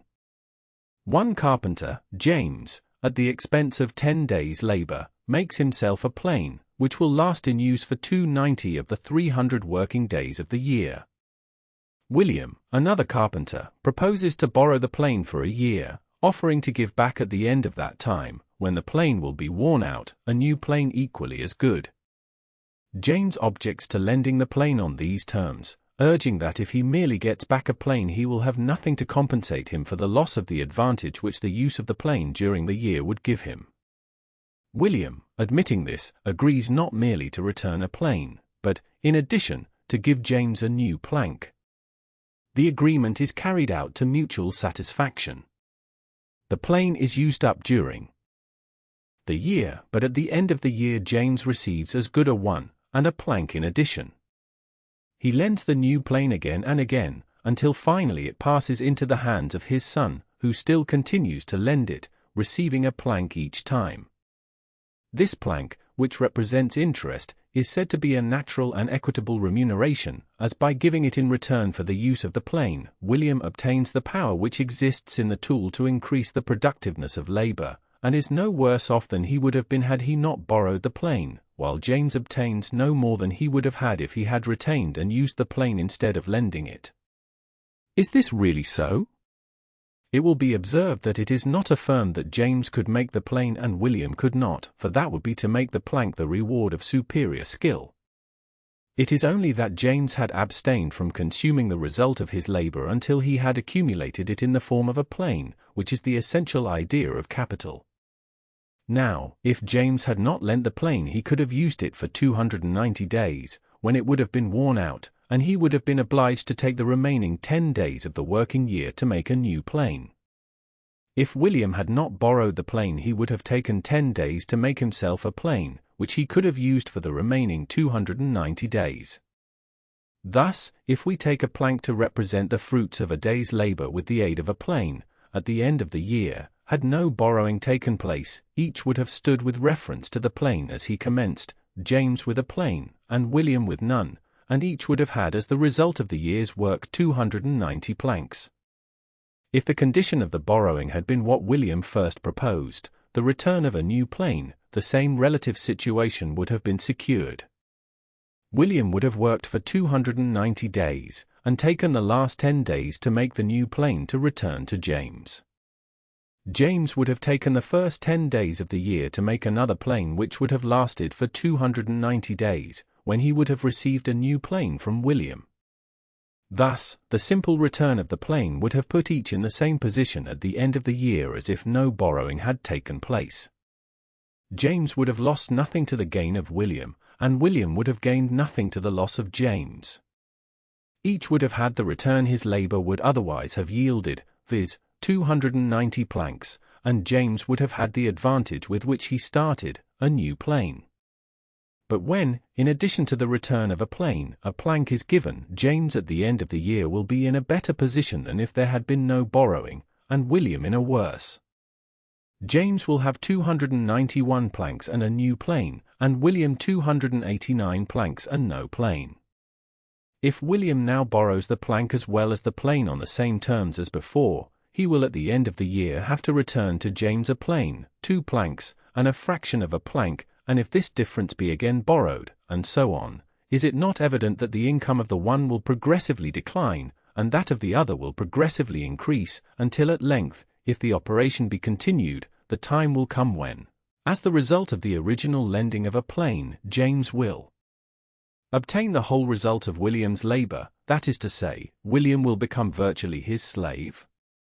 Is interest, then, natural and equitable? There is nothing in this illustration to show it to be. Evidently what Bastiat, and many others, assigns as the basis of interest, the power which exists in the tool to increase the productiveness of labor, is neither in justice nor in fact the basis of interest. The fallacy which makes Bastiat's illustration pass as conclusive with those who do not stop to analyze it, as we have done, is that with the loan of the plane they associate the transfer of the increased productive power which a plane gives to labor. But this is really not involved. The essential thing which James loaned to William was not the increased power which labor acquires from using planes.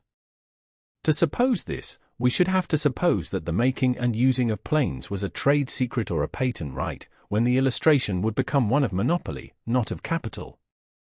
The essential thing which James loaned to William was not the privilege of applying his labor in a more effective way, but the use of the concrete result of 10 days' labor.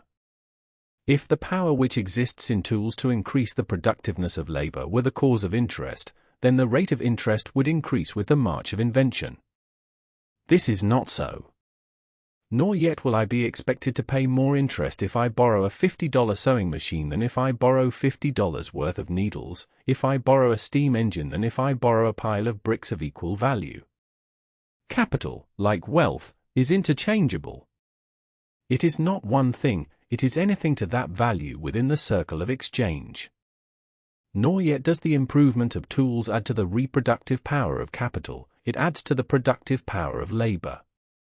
And I am inclined to think that if all wealth consisted of such things as planes, and all production was such as that of carpenters, that is to say, if wealth consisted but of the inert matter of the universe, and production of working up this inert matter into different shapes, that interest would be but the robbery of industry, and could not long exist. This is not to say that there would be no accumulation, for though the hope of increase is a motive for turning wealth into capital, it is not the motive, or, at least, not the main motive, for accumulating. Children will save their pennies for Christmas, pirates will add to their buried treasure, Eastern princes will accumulate hoards of coin, and men like Stuart or Vanderbilt, having become once possessed of the passion of accumulating, would continue as long as they could to add to their millions, even though accumulation brought no increase. Nor yet is it to say that there would be no borrowing or lending, for this, to a large extent, would be prompted by mutual convenience. If William had a job of work to be immediately begun and James one that would not commence until 10 days thereafter, there might be a mutual advantage in the loan of the plane, though no plank should be given. But all wealth is not of the nature of planes, or planks, or money, which has no reproductive power, nor is all production merely the turning into other forms of this inert matter of the universe. It is true that if I put away money, it will not increase. But suppose, instead, I put away wine. At the end of a year I will have an increased value, for the wine will have improved in quality. Or supposing that in a country adapted to them, I set out bees, at the end of a year I will have more swarms of bees, and the honey which they have made. Or, supposing, where there is a range, I turn out sheep, or hogs, or cattle, at the end of the year I will, upon the average, also have an increase. Now what gives the increase in these cases is something which, though it generally requires labor to utilize it, is yet distinct, and separable from labor, the active power of nature, the principle of growth, of reproduction, which everywhere characterizes all the forms of that mysterious thing or condition which we call life. And it seems to me that it is this which is the cause of interest, or the increase of capital over and above that due to labor. There are, so to speak, in the movements which make up the everlasting flux of nature, certain vital currents, which will, if we use them, aid us, with a force independent of our own efforts, in turning matter into the forms we desire, that is to say, into wealth. While many things might be mentioned which, like money, or planes, or planks, or engines, or clothing, have no innate power of increase, yet other things are included in the terms wealth and capital which, like wine, will of themselves increase in quality up to a certain point, or, like bees or cattle, will of themselves increase in quantity, and certain other things, such as seeds, which, though the conditions which enable them to increase may not be maintained without labor, yet will, when these conditions are maintained, yield an increase, or give a return over and above that which is to be attributed to labor. Now the interchangeability of wealth necessarily involves an average between all the species of wealth of any special advantage which accrues from the possession of any particular species. Chapter 9. For no one would keep capital in one form when it could be changed into a more advantageous form. No one, for instance, would grind wheat into flour and keep it on hand for the convenience of those who desire from time to time to exchange wheat, or its equivalent for flour, unless he could by such exchange secure an increase equal to that which, all things considered, he could secure by planting his wheat. No one, if he could keep them, would exchange a flock of sheep now for their net weight in mutton to be returned next year, for by keeping the sheep he would not only have the same amount of mutton next year, but also the lambs, and the fleeces.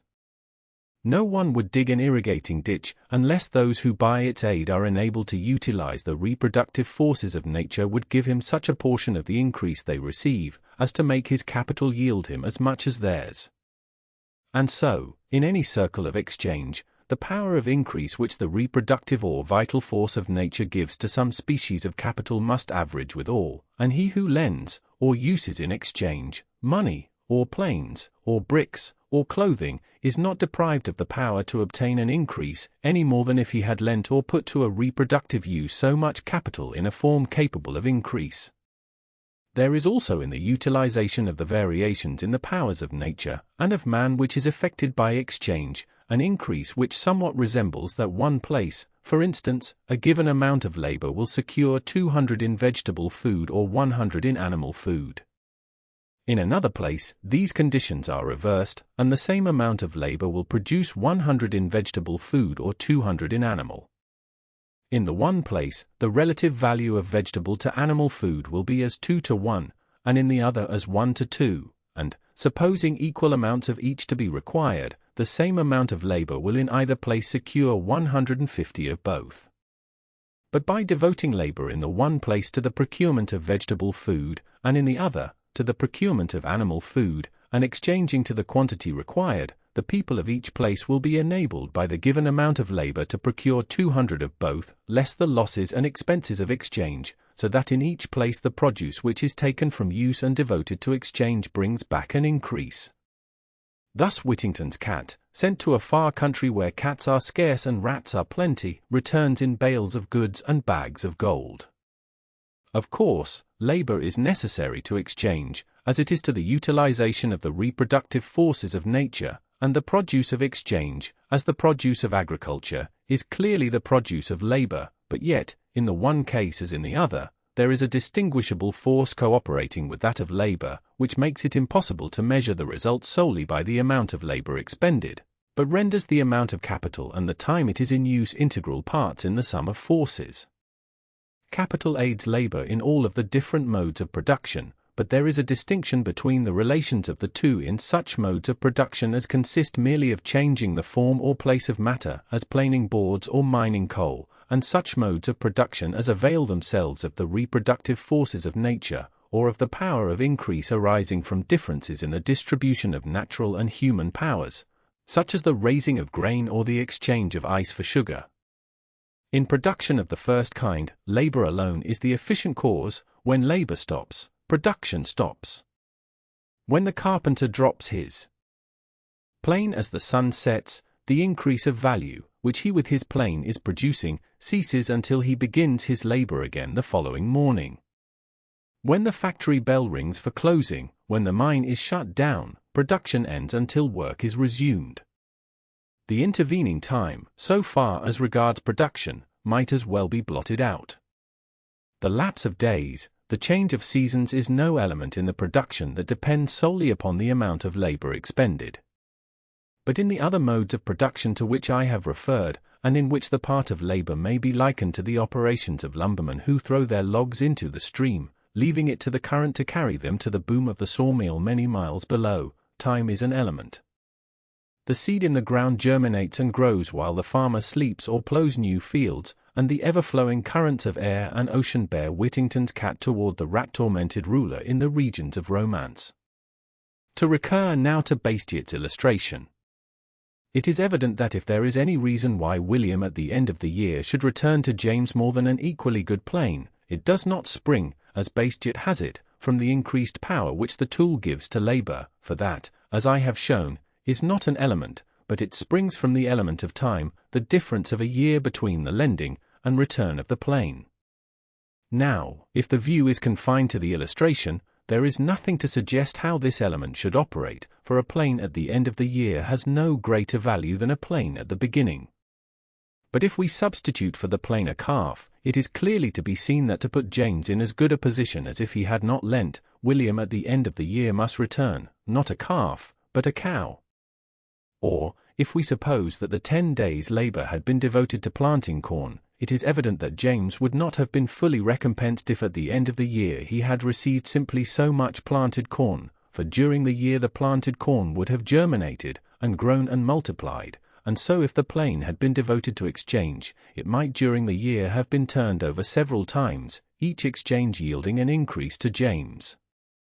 Now, therefore, as James' labor might have been applied in any of those ways, or what amounts to the same thing, some of the labor devoted to making planes might have been thus transferred. He will not make a plane for William to use for the year unless he gets back more than a plane.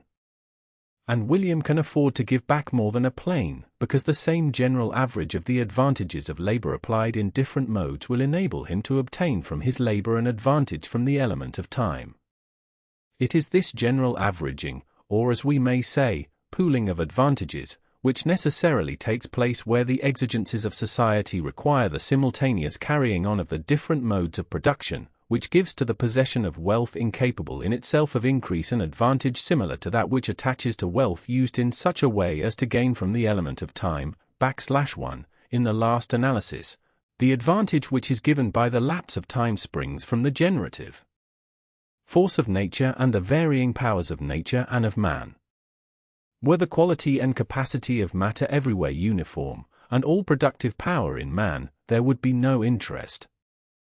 The advantage of superior tools might at times be transferred on terms resembling the payment of interest, but such transactions would be irregular and intermittent, the exception, not the rule.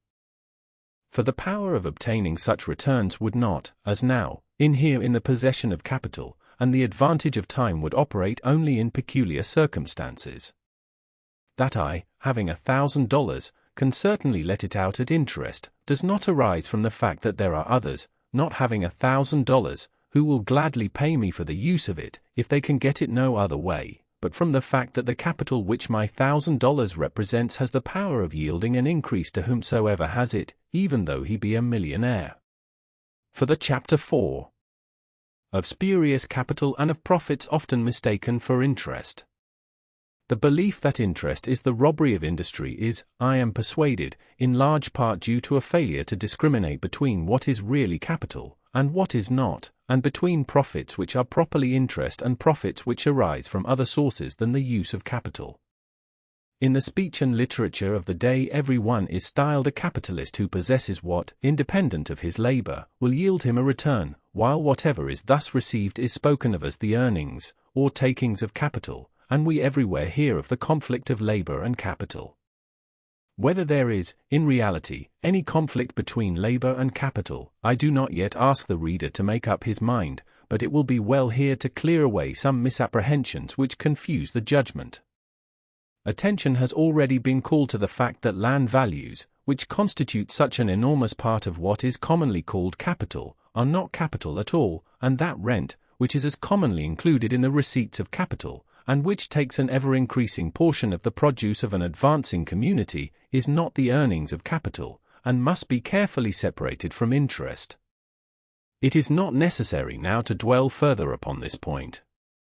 Attention has likewise been called to the fact that the stocks, bonds, etc., which constitute another great part of what is commonly called capital, are not capital at all, but, in some of their shapes, these evidences of indebtedness so closely resemble capital, and in some cases actually perform, or seem to perform, the functions of capital, while they yield a return to their owners which is not only spoken of as interest, but has every semblance of interest, that it is worth while, before attempting to clear the idea of interest from some other ambiguities that beset it, to speak again of these at greater length. Nothing can be capital, let it always be remembered, that is not wealth, that is to say, nothing can be capital that does not consist of actual, tangible things, not the spontaneous offerings of nature, which have in themselves, and not by proxy, the power of directly or indirectly ministering to human desire. Thus, a government bond is not capital, nor yet is it the representative of capital. The capital that was once received for it by the government has been consumed unproductively, blown away from the mouths of cannon, used up in war ships, expended in keeping men marching and drilling, killing and destroying. The bond cannot represent capital that has been destroyed. It does not represent capital at all. It is simply a solemn declaration that the government will, some time or other, take by taxation from the then existing stock of the people, so much wealth, which it will turn over to the holder of the bond, and that, in the meanwhile, it will, from time to time, take, in the same way, enough to make up to the holder the increase which so much capital as it some day promises to give him would yield him were it actually in his possession. The immense sums which are thus taken from the produce of every modern country to pay interest on public debts are not the earnings or increase of capital, are not really interest in the strict sense of the term, but are taxes levied on the produce of labor and capital, leaving so much less for wages and so much less for real interest, /1, supposing the bonds have been issued for the deepening of a river bed, the construction of lighthouses, or the erection of a public market, or supposing, to embody the same idea while changing the illustration, they have been issued by a railroad company.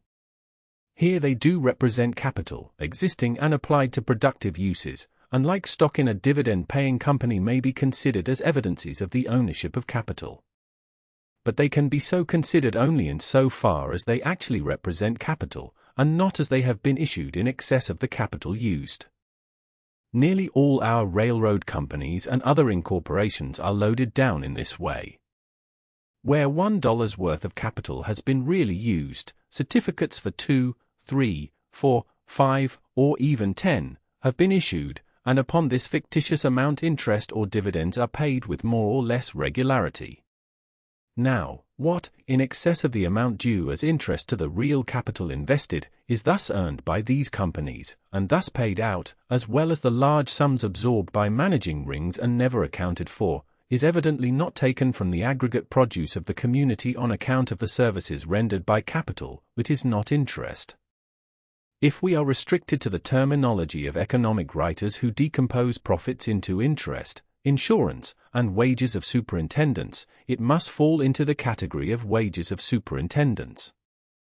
But while wages of superintendence clearly enough include the income derived from such personal qualities as skill, tact, enterprise, organizing ability, inventive power, character, etc., to the profits we are speaking of there is another contributing element, which can only arbitrarily be classed with these, the element of monopoly. When James I granted to his minion the exclusive privilege of making gold and silver thread, and prohibited, under severe penalties, everyone else from making such thread, the income which Buckingham enjoyed in consequence did not arise from the interest upon the capital invested in the manufacture, nor from the skill, etc., of those who really conducted the operations, but from what he got from the king, viz. The exclusive privilege, in reality the power to levy a tax for his own purposes upon all the users of such thread. From a similar source comes a large part of the profits which are commonly confounded with the earnings of capital. Receipts from the patents granted for a limited term of years for the purpose of encouraging invention are clearly attributable to this source, as are the returns derived from monopolies created by protective tariffs under the pretense of encouraging home industry. But there is another far more insidious and far more general form of monopoly. In the aggregation of large masses of capital under a common control, there is developed a new and essentially different power from that power of increase which is a general characteristic of capital and which gives rise to interest. While the latter is, so to speak, constructive in its nature, the power which, as aggregation proceeds, rises upon it is destructive. It is a power of the same kind as that which James granted to Buckingham, and it is often exercised with as reckless a disregard, not only of the industrial, but of the personal rights of individuals. A railroad company approaches a small town as a highwayman approaches his victim. The threat, if you do not accede to our terms we will leave your town 2 or 3 miles to one side, is as efficacious as the stand and deliver when backed by a cocked pistol. For the threat of the railroad company is not merely to deprive the town of the benefits which the railroad might give, it is to put it in a far worse position than if no railroad had been built. Or if, where there is water communication, an opposition boat is put on, rates are reduced until she is forced off, and then the public are compelled to pay the cost of the operation, just as the Rohillas were obliged to pay the 40 lakhs with which Suraja Dowlah hired of Warren Hastings an English force to assist him in desolating their country and decimating their people. And just as robbers unite to plunder in concert and divide the spoil, so do the trunk lines of railroad unite to raise rates and pool their earnings, or the Pacific roads form a combination with the Pacific Mail Steamship Company by which toll gates are virtually established on land and ocean. And just as Buckingham's creatures, under authority of the gold thread patent, searched private houses, and seized papers and persons for purposes of lust and extortion, so does the great telegraph company which, by the power of associated capital deprives the people of the United States of the full benefits of a beneficent invention, tamper with correspondence and crush out newspapers which offend it. It is necessary only to allude to these things, not to dwell on them. Every one knows the tyranny and rapacity with which capital when concentrated in large amounts is frequently wielded to corrupt, to rob, and to destroy. What I wish to call the reader's attention to is that profits thus derived are not to be confounded with the legitimate returns of capital as an agent of production. They are for the most part to be attributed to a maladjustment of forces in the legislative department of government, and to a blind adherence to ancient barbarisms and the superstitious reverence for the technicalities of a narrow profession in the administration of law, while the general cause which in advancing communities tends, with the concentration of wealth, to the concentration of power, is the solution of the great problem we are seeking for, but have not yet found. Any analysis will show that much of the profits which are, in common thought, confounded with interest are in reality due, not to the power of capital, but to the power of concentrated capital, or of concentrated capital acting upon bad social adjustments. And it will also show that what are clearly and properly wages of superintendents are very frequently confounded with the earnings of capital, /1, so, profits properly due to the elements of risk are frequently confounded with interest. Some people acquire wealth by taking chances which to the majority of people must necessarily bring loss. Such are many forms of speculation, and especially that mode of gambling known as stock dealing. Nerve, judgment, the possession of capital, skill in what in lower forms of gambling are known as the arts of the confidence man, and blackleg, give advantage to the individual, but, just as at a gaming table, whatever one gains someone else must lose. Now, taking the great fortunes that are so often referred to as exemplifying the accumulative power of capital, the Dukes of Westminster, and Marquises of Bute, the Rothschilds, Astiers, Stuarts, Vanderbilts, Goulds, Stanfords, and Floods, it is upon examination readily seen that they have been built up, in greater or less part, not by interest, but by elements such as we have been reviewing. How necessary it is to note the distinctions to which I have been calling attention is shown in current discussions, where the shield seems alternately white or black as the standpoint is shifted from one side to the other. On the one hand we are called upon to see, in the existence of deep poverty side by side with vast accumulations of wealth, the aggressions of capital on labor, and in reply it is pointed out that capital aids labor, and hence we are asked to conclude that there is nothing unjust or unnatural in the wide gulf between rich and poor, that wealth is but the reward of industry, intelligence, and thrift, and poverty but the punishment of indolence, ignorance, and imprudence. Chapter 5. The Law of Interest.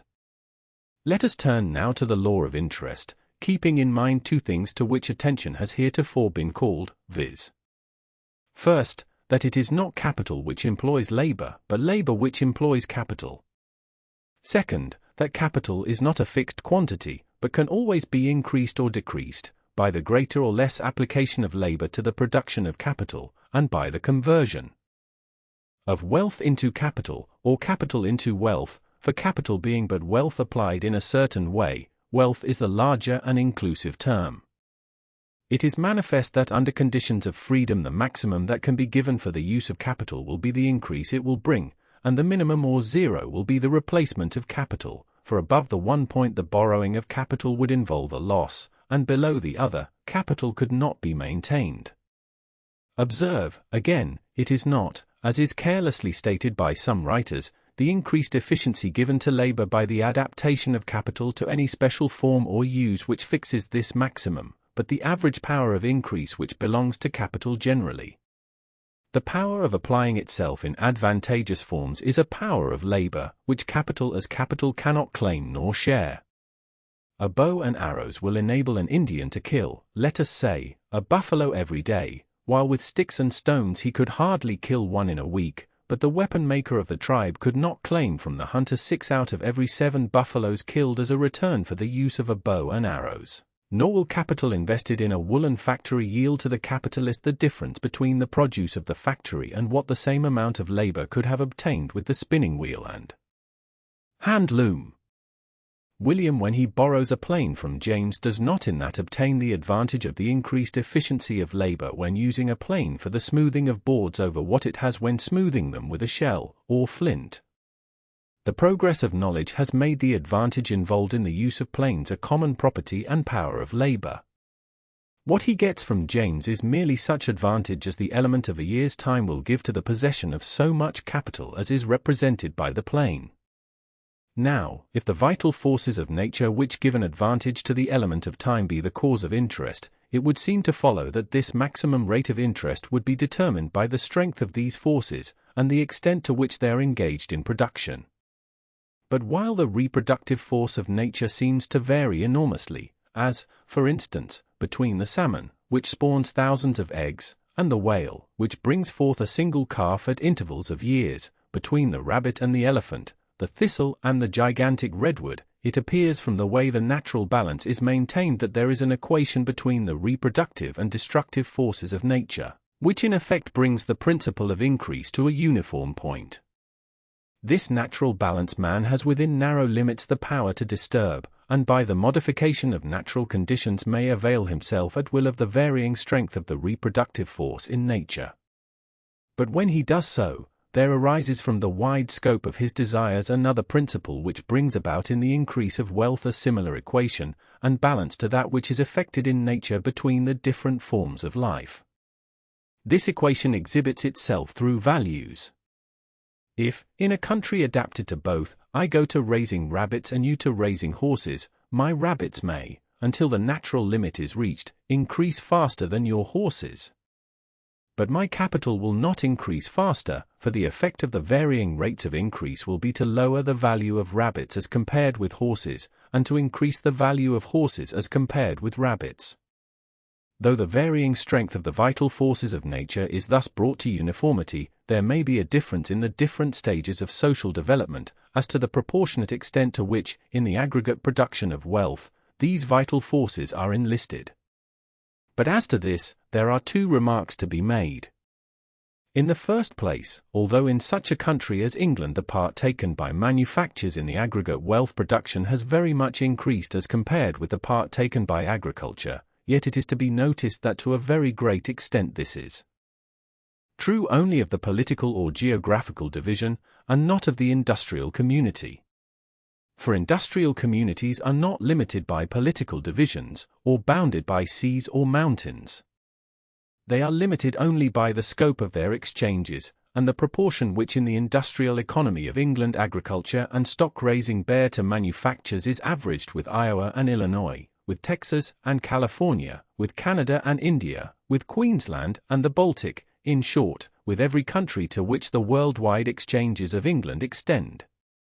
In the next place, it is to be remarked that although in the progress of civilization the tendency is to the relative increase of manufactures, as compared with agriculture, and consequently to a proportionately less reliance upon the reproductive forces of nature, yet this is accompanied by a corresponding extension of exchanges, and hence a greater calling in of the power of increase which thus arises. So these tendencies, to a great extent, and, probably, so far as we have yet gone, completely balance each other, and preserve the equilibrium which fixes the average increase of capital, or the normal rate of interest. Now, this normal point of interest, which lies between the necessary maximum and the necessary minimum of the return to capital, must, wherever it rests, be such that all things, such as the feeling of security, desire for accumulation, etc., considered, the reward of capital and the reward of labor will be equal, that is to say, will give an equally attractive result for the exertion, or sacrifice involved. It is impossible, perhaps, to formulate this point, as wages are habitually estimated in quantity, and interest in a ratio, but if we suppose a given quantity of wealth to be the produce of a given amount of labor, cooperating for a stated time with a certain amount of capital, the proportion in which the produce would be divided between the labor and the capital would afford a comparison. There must be such a point at, or rather, about, which the rate of interest must tend to settle, since, unless such an equilibrium were effected, labor would not accept the use of capital, or capital would not be placed at the disposal of labor. For labor and capital are but different forms of the same thing, human exertion. Capital is in fact, but labor impressed upon matter, labor stored up in matter, to be released again as needed, as the heat of the sun stored up in coal is released in the furnace. The use of capital in production is, therefore, but a mode of labor. As capital can be used only by being consumed, its use is the expenditure of labor, and for the maintenance of capital, its production by labor must be commensurate with its consumption in aid of labor. Hence the principle that, under circumstances which permit free competition, operates to bring wages to a common standard, and profits to a substantial equality, the principle that men will seek to gratify their desires with the least exertion, operates to establish and maintain this equilibrium between wages and interest. This natural relation between interest and wages, this equilibrium at which both will represent equal returns to equal exertions, may be stated in a form which suggests a relation of opposition, but this opposition is only apparent. In a partnership between Dick and Harry, the statement that Dick receives a certain proportion of the profits implies that the portion of Harry is less or greater as Dick's is greater or less, but where, as in this case, each gets only what he adds to the common fund, the increase of the portion of the one does not decrease what the other receives. And this relation fixed, it is evident that interest and wages must rise and fall together, and that interest cannot be increased without increasing wages, nor wages lowered without depressing interest. For if wages fall, interest must also fall in proportion, else it becomes more profitable to turn labor into capital than to apply it directly, while, if interest falls, wages must likewise proportionately fall, or else the increment of capital would be checked. We are, of course, not speaking of particular wages and particular interest, but of the general rate of wages and the general rate of interest, meaning always by interest the return which capital can secure, less insurance and wages of superintendence. In a particular case, or a particular employment, the tendency of wages and interest to an equilibrium may be impeded, but between the general rate of wages and the general rate of interest, this tendency must be prompt to act. For though in a particular branch of production the line may be clearly drawn between those who furnish labor and those who furnish capital, yet even in communities where there is the sharpest distinction between the general class laborious and the general class capitalists, these two classes shade off into each other by imperceptible gradations, and on the extremes where the two classes meet in the same persons, the interaction which restores equilibrium, or rather prevents its disturbance, can go on without obstruction, whatever obstacles. Chapter 10 may exist where the separation is complete, /1. Furthermore, it must be remembered, as has before been stated, that capital is but a portion of wealth, distinguished from wealth generally only by the purpose to which it is applied, and, hence, the whole body of wealth has upon the relations of capital and labor the same equalizing effect that a flywheel has upon the motion of machinery, taking up capital when it is in excess and giving it out again when there is a deficiency, just as a jeweler may give his wife diamonds to wear when he has a superabundant stock, and put them in his showcase again when his stock becomes reduced. Thus any tendency on the part of interest to rise above the equilibrium with wages must immediately beget not only a tendency to direct labor to the production of capital, but also the application of wealth to the uses of capital, while any tendency of wages to rise above the equilibrium with interest must in like manner beget not only a tendency to turn labor from the production of capital, but also to lessen the proportion of capital by diverting from a productive to a non-productive use. Some of the articles of wealth of which capital is composed. To recapitulate, there is a certain relation or ratio between wages and interest, fixed by causes, which, if not absolutely permanent, slowly change, at which enough labor will be turned into capital to supply the capital which, in the degree of knowledge, state of the arts, density of population, character of occupations, variety, extent and rapidity of exchanges, will be demanded for production. And this relation or ratio the interaction of labor and capital constantly maintains, hence, interest must rise and fall with the rise and fall of wages. To illustrate, the Chapter 6. Wages and the Law of Wages. We have by inference already obtained the law of wages. But to verify the deduction and to strip the subject of all ambiguities, let us seek the law from an independent starting point. There is, of course, no such thing as a common rate of wages, in the sense that there is at any given time and place a common rate of interest. Wages, which include all returns received from labor, not only vary with the differing powers of individuals, but, as the organization of society becomes elaborate, vary largely as between occupations, /1, there is a certain general relation between all wages, so that we express a clear and well-understood idea when we say that wages are higher or lower in one time or place than in another. In their degrees, wages rise and fall in obedience to a common law. What is this law?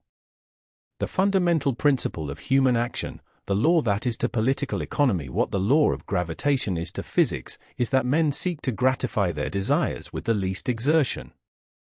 Evidently, this principle must bring to an equality, through the competition it induces, the reward gained by equal exertions under similar circumstances.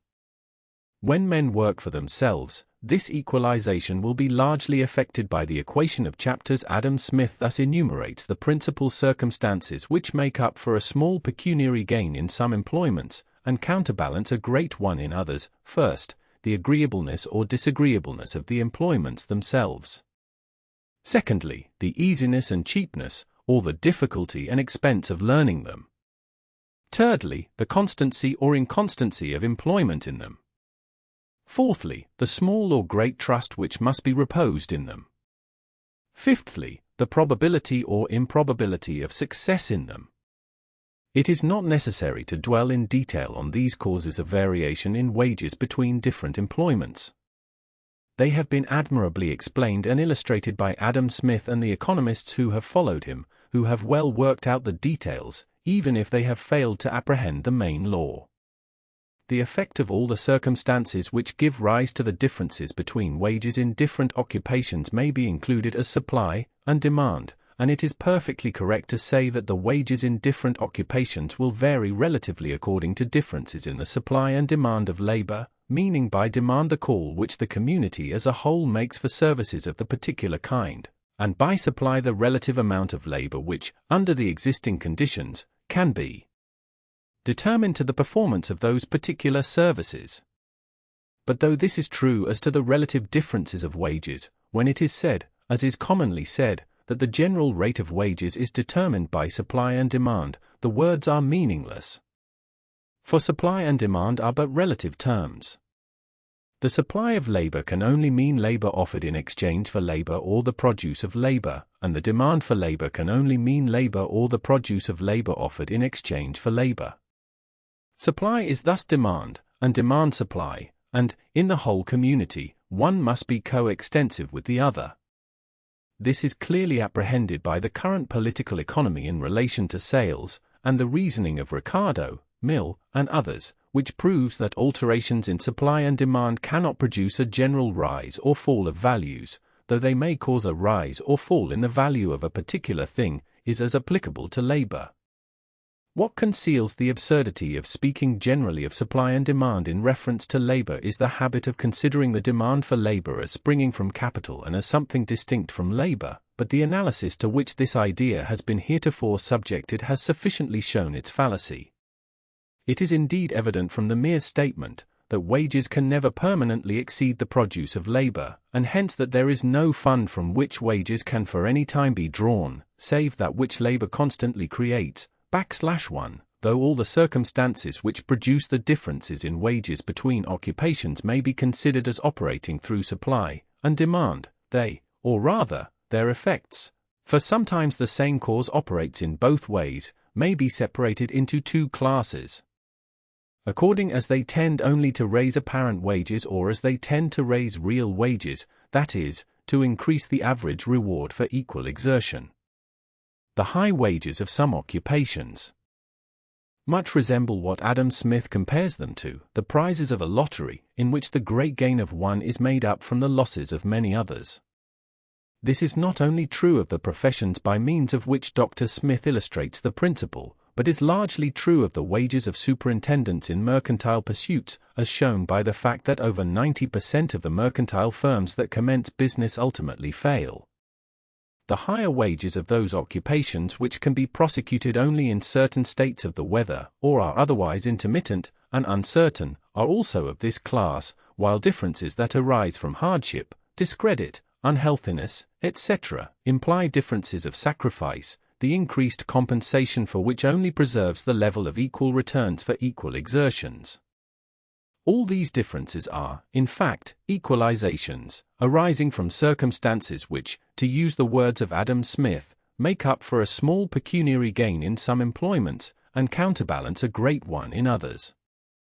But, besides these merely apparent differences, there are real differences in wages between occupations, which are caused by the greater or less rarity of the qualities required, greater abilities or skill, whether natural or acquired, commanding on the average greater wages. Now, these qualities, whether natural or acquired, are essentially analogous to differences in strength and quickness in manual labor, and as in manual labor the higher wages paid the man who can do more would be based upon wages paid to those who can do only the average amount, so wages in the occupations requiring superior abilities and skill must depend upon the common wages paid for ordinary abilities and skill. It is, indeed, evident from observation, as it must be from theory, that whatever be the circumstances which produce the differences of wages in different occupations, and although they frequently vary in relation to each other, producing, as between time, and place, greater or less relative differences, yet the rate of wages in one occupation is always dependent on the rate in another, and so on, down, until the lowest and widest stratum of wages is reached, in occupations where the demand is more nearly uniform and in which there is the greatest freedom to engage. For, although barriers of greater or less difficulty may exist, the amount of labor which can be determined to any particular pursuit is nowhere absolutely fixed. All mechanics could act as laborious, and many laborious could readily become mechanics, all storekeepers could act as shopmen, and many shopmen could easily become storekeepers, many farmers would, upon inducement, become hunters, or miners, fishermen or sailors, and many hunters, miners, fishermen, and sailors know enough of farming to turn their hands to it on demand. In each occupation there are men who unite it with others, or who alternate between occupations, while the young men who are constantly coming in to fill up the ranks of labor are drawn in the direction of the strongest inducements and least resistances. And further than this, all the gradations of wages shade into each other by imperceptible degrees, instead of being separated by clearly defined gulfs. The wages, even of the poorer paid mechanics, are generally higher than the wages of simple laborers, but there are always some mechanics who do not, on the whole, make as much as some laborious. The best paid lawyers receive much higher wages than the best paid clerks, but the best paid clerks make more than some lawyers, and in fact the worst paid clerks make more than the worst paid lawyers. Thus, on the verge of each occupation, stand those to whom the inducements between one occupation and another are so nicely balanced that the slightest change is sufficient to determine their labor in one direction or another. Thus, any increase or decrease in the demand for labor of a certain kind cannot, except temporarily, raise wages in that occupation above, nor depress them below, the relative level with wages in other occupations, which is determined by the circumstances previously adverted to, such as relative agreeableness or continuity of employment, etc. Even, as experience shows, where artificial barriers are imposed to this interaction, such as limiting laws, guild regulations, the establishment of caste, etc., they may interfere with, but cannot prevent, the maintenance of this equilibrium. They operate only as dams, which pile up the water of a stream above its natural level, but cannot prevent its overflow. Thus, although they may from time to time alter in relation to each other, as the circumstances which determine relative levels change, yet it is evident that wages in all strata must ultimately depend upon wages in the lowest and widest stratum, the general rate of wages rising or falling as these rise or fall. Now, the primary and fundamental occupations, upon which, so to speak, all others are built up, are evidently those which procure wealth directly from nature, hence the law of wages in them must be the general law of wages, \1, as wages in such occupations clearly depend upon what labor can produce at the lowest point of natural productiveness to which it is habitually applied. Therefore, wages generally depend upon the margin of cultivation, or, to put it more exactly, upon the highest point of natural productiveness to which labor is free to apply itself without the payment of rent. So obvious is this law that it is often apprehended without being recognized. It is frequently said of such countries as California and Nevada that cheap labor would enormously aid their development, as it would enable the working of the poorer but most extensive deposits of ore. A relation between low wages and a low point of production is perceived by those who talk in this way, but they invert cause and effect. It is not low wages which will cause the working of low-grade ore, but the extension of production to the lower point which will diminish wages. If wages could be arbitrarily forced down, as has sometimes been attempted by statute, the poorer mines would not be worked so long as richer mines could be worked. But if the margin of production were arbitrarily forced down, as it might be, were the superior natural opportunities in the ownership of those who chose rather to wait for future increase of value than to permit them to be used now, wages would necessarily fall. The demonstration is complete. The law of wages we have thus obtained is that which we previously obtained as the corollary of the law of rent, and it completely harmonizes with the law of interest. It is that wages depend upon the margin of production, or upon the produce which labor can obtain at the highest point of natural productiveness open to it without the payment of rent. This law of wages accords with and explains universal facts that without its apprehension seem unrelated and contradictory. It shows that where land is free and labor is unassisted by capital, the whole produce will go to labor as wages. Where land is free and labor is assisted by capital, wages will consist of the whole produce, less that part necessary to induce the storing up of labor as capital. Where land is subject to ownership and rent arises, wages will be fixed by what labor could secure from the highest natural opportunities open to it without the payment of rent. Where natural opportunities are all monopolized, wages may be forced by the competition among laborious to the minimum at which laborious will consent to reproduce. This necessary minimum of wages, which by Smith and Ricardo is denominated the point of natural wages, and by Mill supposed to regulate wages, which will be higher or lower as the working classes consent to reproduce at a higher or lower standard of comfort, is, however, included in the law of wages as previously stated, as it is evident that the margin of production cannot fall below that point at which enough will be left as wages to secure the maintenance of labor. Like Ricardo's law of rent of which it is the corollary, this law of Wages carries with it its own proof and becomes self-evident by mere statement.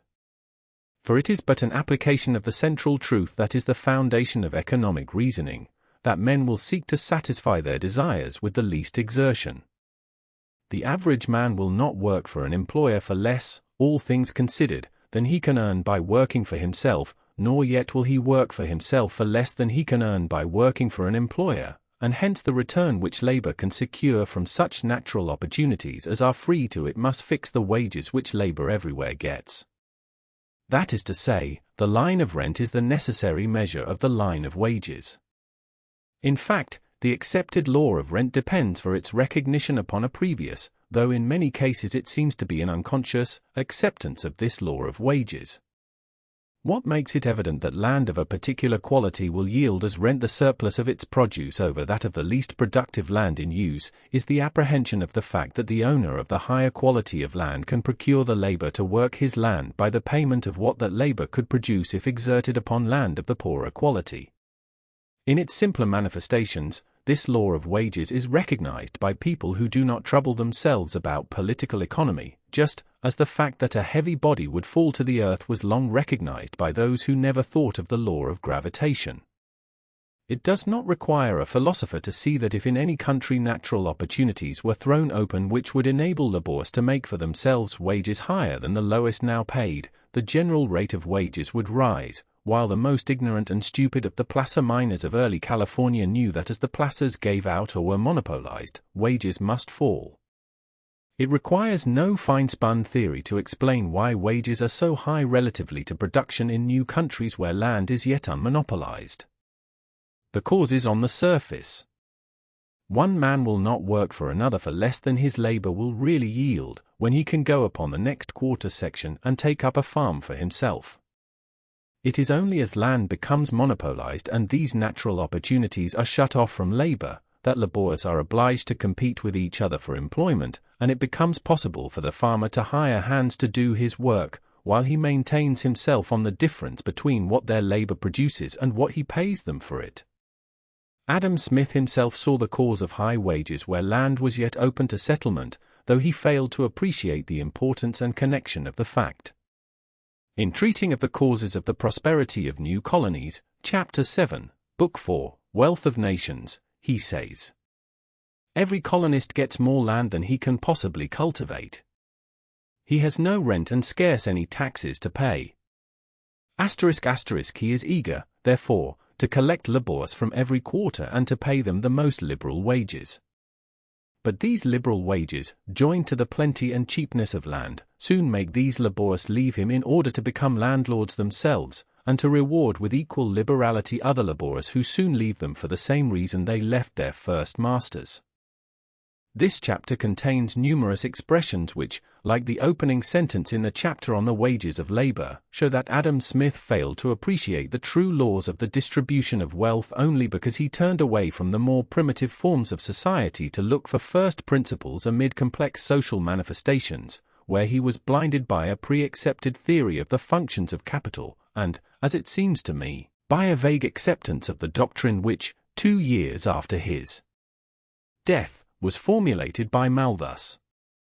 And it is impossible to read the works of the economists who since the time of Smith have endeavored to build up and elucidate the science of political economy without seeing how, over and over again, they stumble over the law of wages without once recognizing it, /1, if it were a dog it would bite them.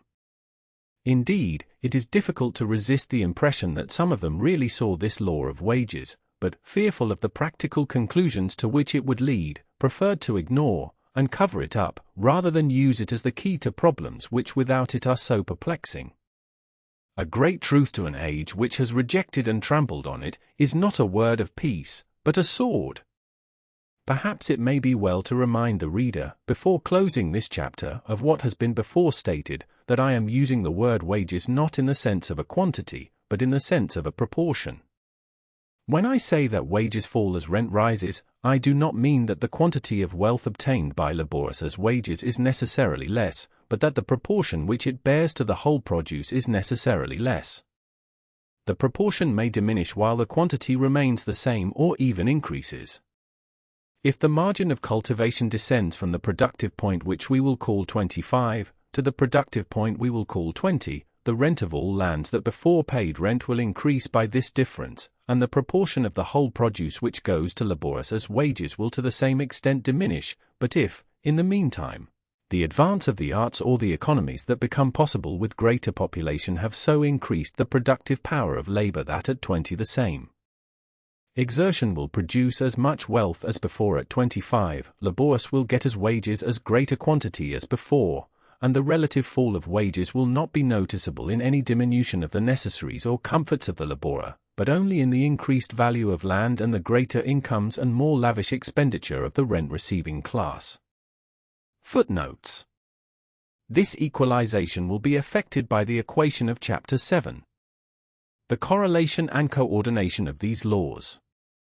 The conclusions we have reached as to the laws which govern the distribution of wealth recast a large and most important part of the science of political economy, as at present taught, overthrowing some of its most highly elaborated theories and shedding a new light on some of its most important problems. \1 In doing this, no disputable ground has been occupied, not a single fundamental principle advanced that is not already recognized. The law of interest and the law of wages which we have substituted for those now taught are necessary deductions from the great law which alone makes any science of political economy possible, the all-compelling law that is as inseparable from the human mind as attraction is inseparable from matter, and without which it would be impossible to provise or calculate upon any human action, the most trivial or the most important. This fundamental law, that men seek to gratify their desires with the least exertion, becomes, when viewed in its relation to one of the factors of production, the law of rent, in relation to another, the law of interest, and in relation to a third, the law of wages.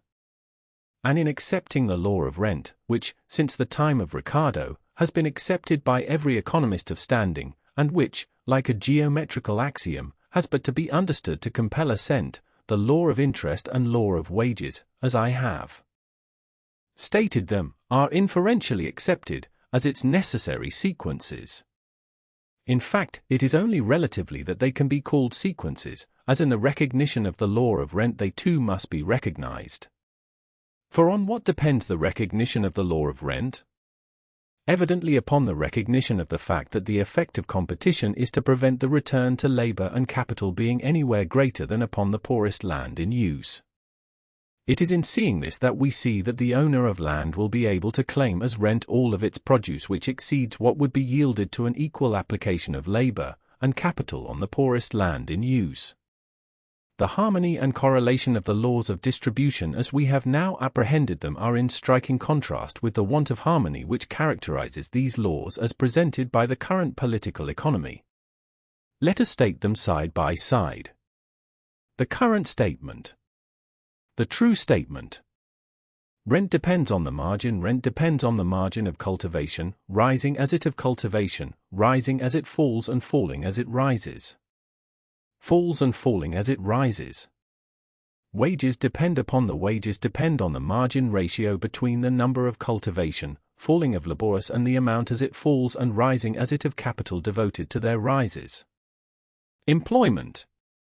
Interest depends upon the interest, its ratio with wages equation between the supply being fixed by the net of, and demand for power of increase which capital, or, as is stated of attaches to capital, depends profits, upon wages, or on the margin of the cost of labor, rising cultivation, falling as it as wages fall, and falling falls and rising as it rises. As wages rise. In the current statement the laws of distribution have no common center, no mutual relation, they are not the correlating divisions of a whole, but measures of different qualities. In the statement we have given, they spring from one point, support and supplement each other, and form the correlating divisions of a complete whole. Chapter 8. The statics of the problem thus explained. We have now obtained a clear, simple, and consistent theory of the distribution of wealth, which accords with first principles and existing facts, and which, when understood, will commend itself as self-evident.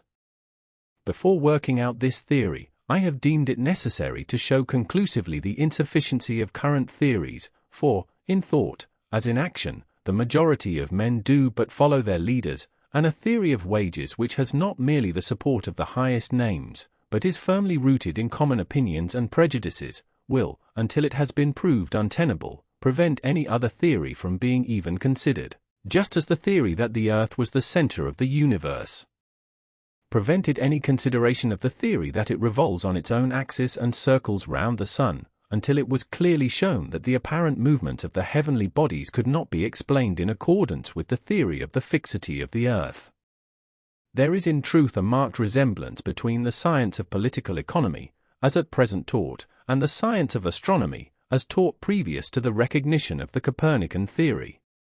The devices by which the current political economy endeavors to explain the social phenomena that are now forcing themselves upon the attention of the civilized world may well be compared to the elaborate system of cycles and epicycles constructed by the learned to explain the celestial phenomena in a manner according with the dogmas of authority and the rude impressions and prejudices of the unlearned. /1.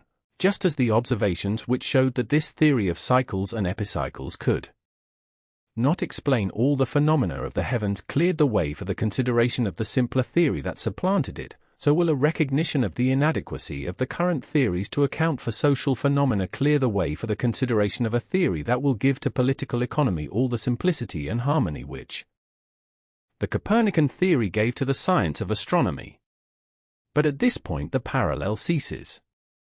That the fixed and steadfast earth should be really whirling through space with inconceivable velocity is repugnant to the first apprehensions of men in every state and situation, but the truth I wish to make clear is naturally perceived, and has been recognized in the infancy of every people, being obscured only by the complexities of the civilized state, the warpings of selfish interests, and the false direction which the speculations of the learned have taken. To recognize it, we have but to come back to first principles and heed simple perceptions. Nothing can be clearer than the proposition that the failure of wages to increase with increasing productive power is due to the increase of rent. Three things unite to production: labor, capital, and land. Three parties divide the produce: the laborer, the capitalist, and the landowner. If, with an increase of production, the laborer gets no more and the capitalist no more, it is a necessary inference that the landowner reaps the whole gain. And the facts agree with the inference. Though neither wages nor interest anywhere increase as material progress goes on, yet the invariable accompaniment and mark of material progress is the increase of rent, the rise of land values. The increase of rent explains why wages and interest do not increase. The cause which gives to the landholder is the cause which denies to the laborer and capitalist. That wages and interest are higher in new than in old countries is not, as the standard economists say, because nature makes a greater return to the application of labor and capital, but because land is cheaper and, therefore, as a smaller proportion of the return is taken by rent, labor and capital can keep for their share a larger proportion of what nature does return. It is not the total produce, but the net produce, after rent has been taken from it, that determines what can be divided as wages and interest. Hence, the rate of wages and interest is everywhere fixed, not so much by the productiveness of labor as by the value of land. Wherever the value of land is relatively low, wages and interest are relatively high; wherever land is relatively high, wages and interest are relatively low. If production had not passed the simple stage in which all labor is directly applied to the land, and all wages are paid in its produce, the fact that when the landowner takes a larger portion the laborer must put up with a smaller portion could not be lost sight of. But the complexities of production in the civilized state, in which so great a part is borne by exchange, and so much labor is bestowed upon materials after they have been separated from the land, though they may to the unthinking disguise, do not alter the fact that all production is still the union of the two factors, land and labor, and that rent, the share of the landholder, cannot be increased except at the expense of wages, the share of the laborer, and interest, the share of capital. Just as the portion of the crop, which in the simpler forms of industrial organization the owner of agricultural land receives at the end of Chapter 11. The harvest as his rent, lessens the amount left to the cultivator as wages, and interest, so does the rental of land on which a manufacturing or commercial city is built lessen the amount which can be divided as wages and interest between the laborer and capital there engaged in the production and exchange of wealth. In short, the value of land depending wholly upon the power which its ownership gives of appropriating wealth created by labor, the increase of land values is always at the expense of the value of labor, \1, hence, that the increase of productive power does not increase wages, is because it does increase the value of land. Rent swallows up the whole gain and pauperism accompanies progress. It is unnecessary to refer to facts. They will suggest themselves to the reader. It is the general fact, observable everywhere, that as the value of land increases, so does the contrast between wealth and want appear. It is the universal fact that where the value of land is highest, civilization exhibits the greatest luxury side by side with the most piteous destitution. To see human beings in the most abject, the most helpless and hopeless condition, you must go, not to the unfenced prairies and the log cabins of new clearings in the backwoods, where man single-handed is commencing the struggle with nature, and land is yet worth nothing, but to the great cities, where the ownership of a little patch of ground is a fortune. Book 4.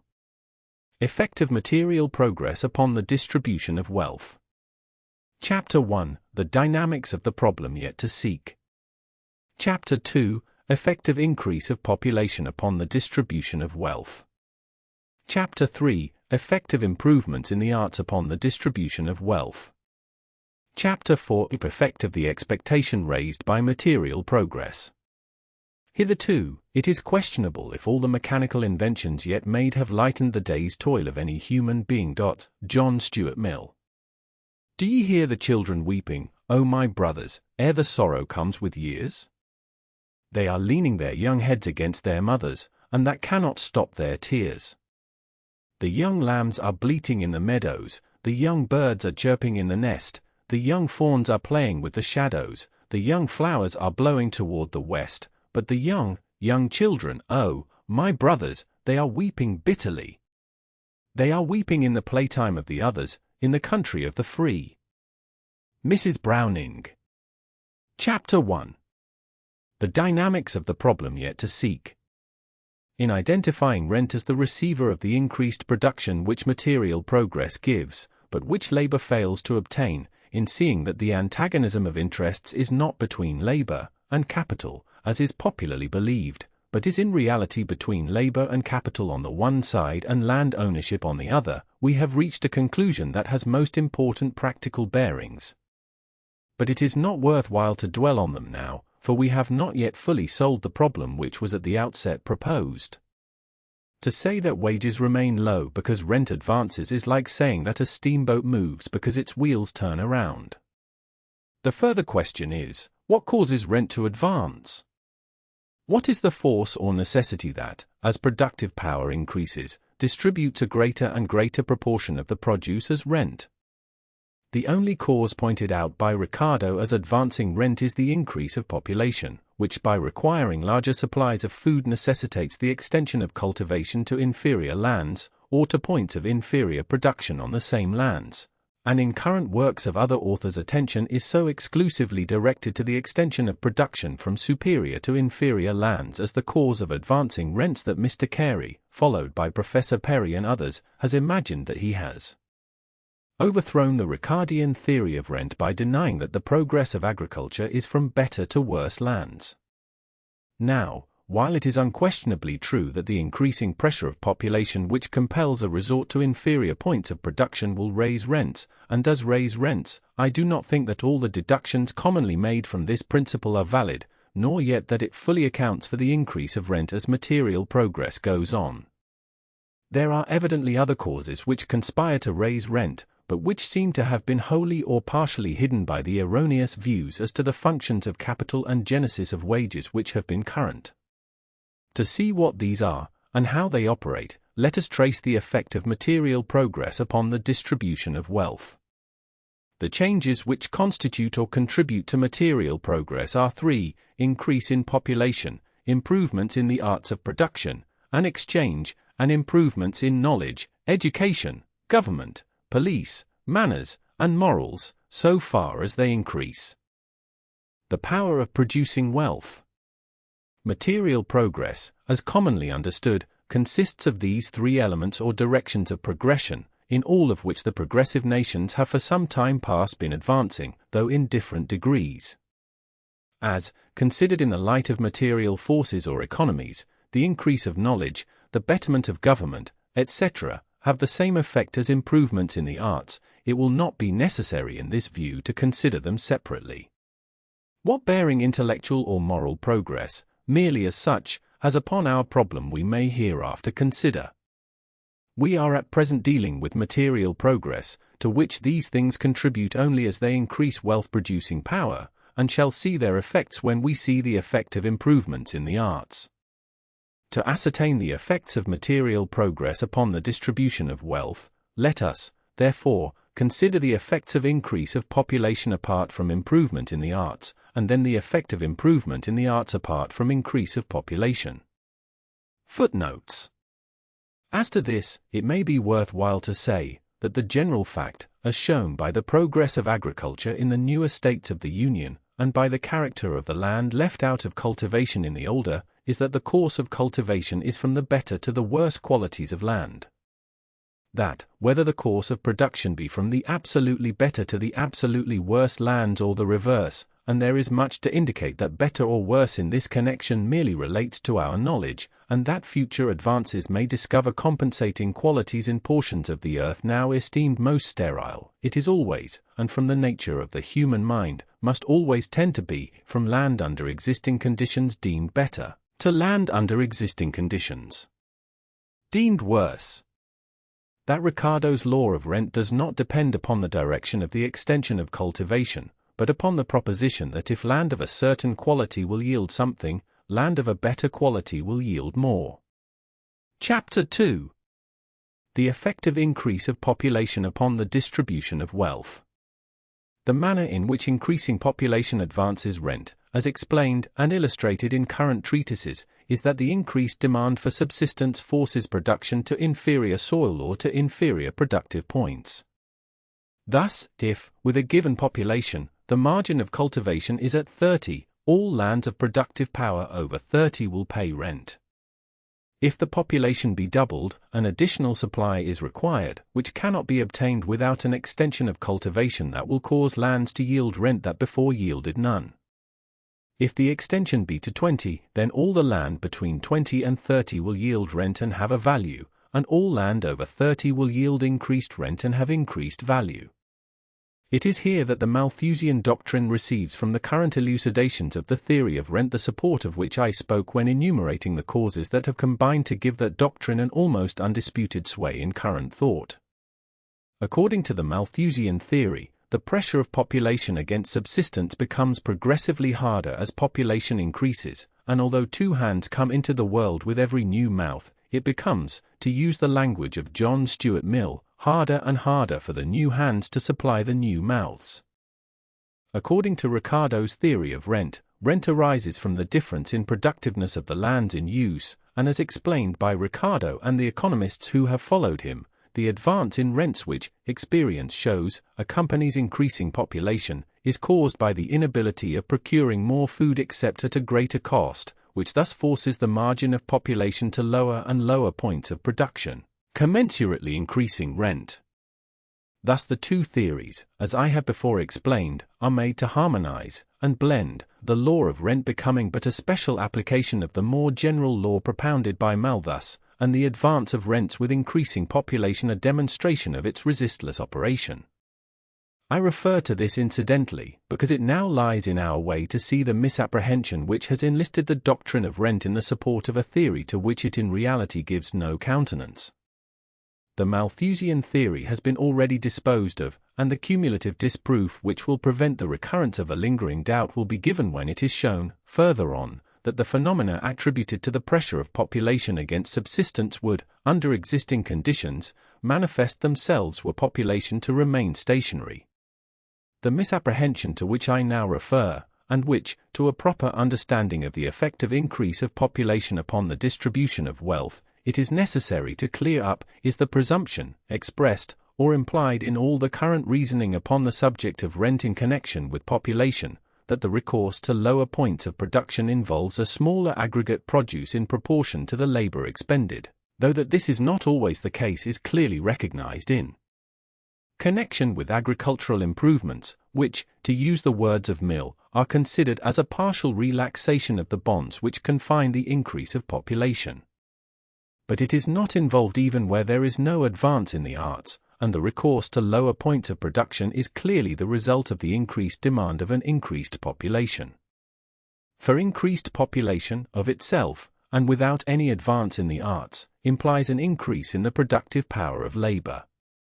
The labor of 100 men, other things being equal, will produce much more than 100 times as much as the labor of one man, and the labor of 1,000 men much more than 10 times as much as the labor of 100 men, and so, with every additional pair of hands which increasing population brings, there is a more than proportionate addition to the productive power of labor.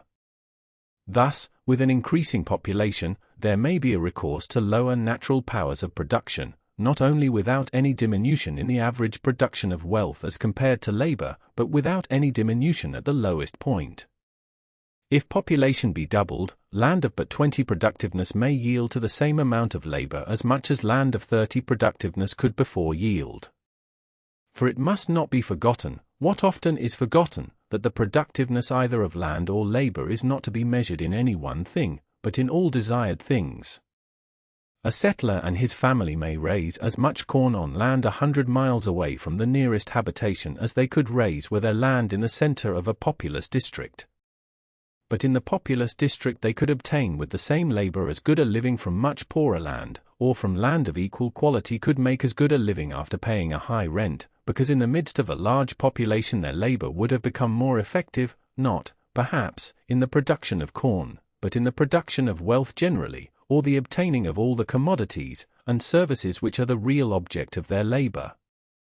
But even where there is a diminution in the productiveness of labor at the lowest point, that is to say, where the increasing demand for wealth has driven production to a lower point of natural productiveness than the addition to the power of labor, from increasing population suffices to make up for it does not follow that the aggregate production, as compared with the aggregate labor, has been lessened. Let us suppose land of diminishing qualities. The best would naturally be settled first, and as population increased production would take in the next lower quality, and so on, /1, as the increase of population, by permitting greater economies, adds to the effectiveness of labor. The cause which brought each quality of land successively into cultivation would at the same time increase the amount of wealth that the same quality of labor could produce from it. But it would also do more than this, it would increase the power of producing wealth on all the superior lands already in cultivation.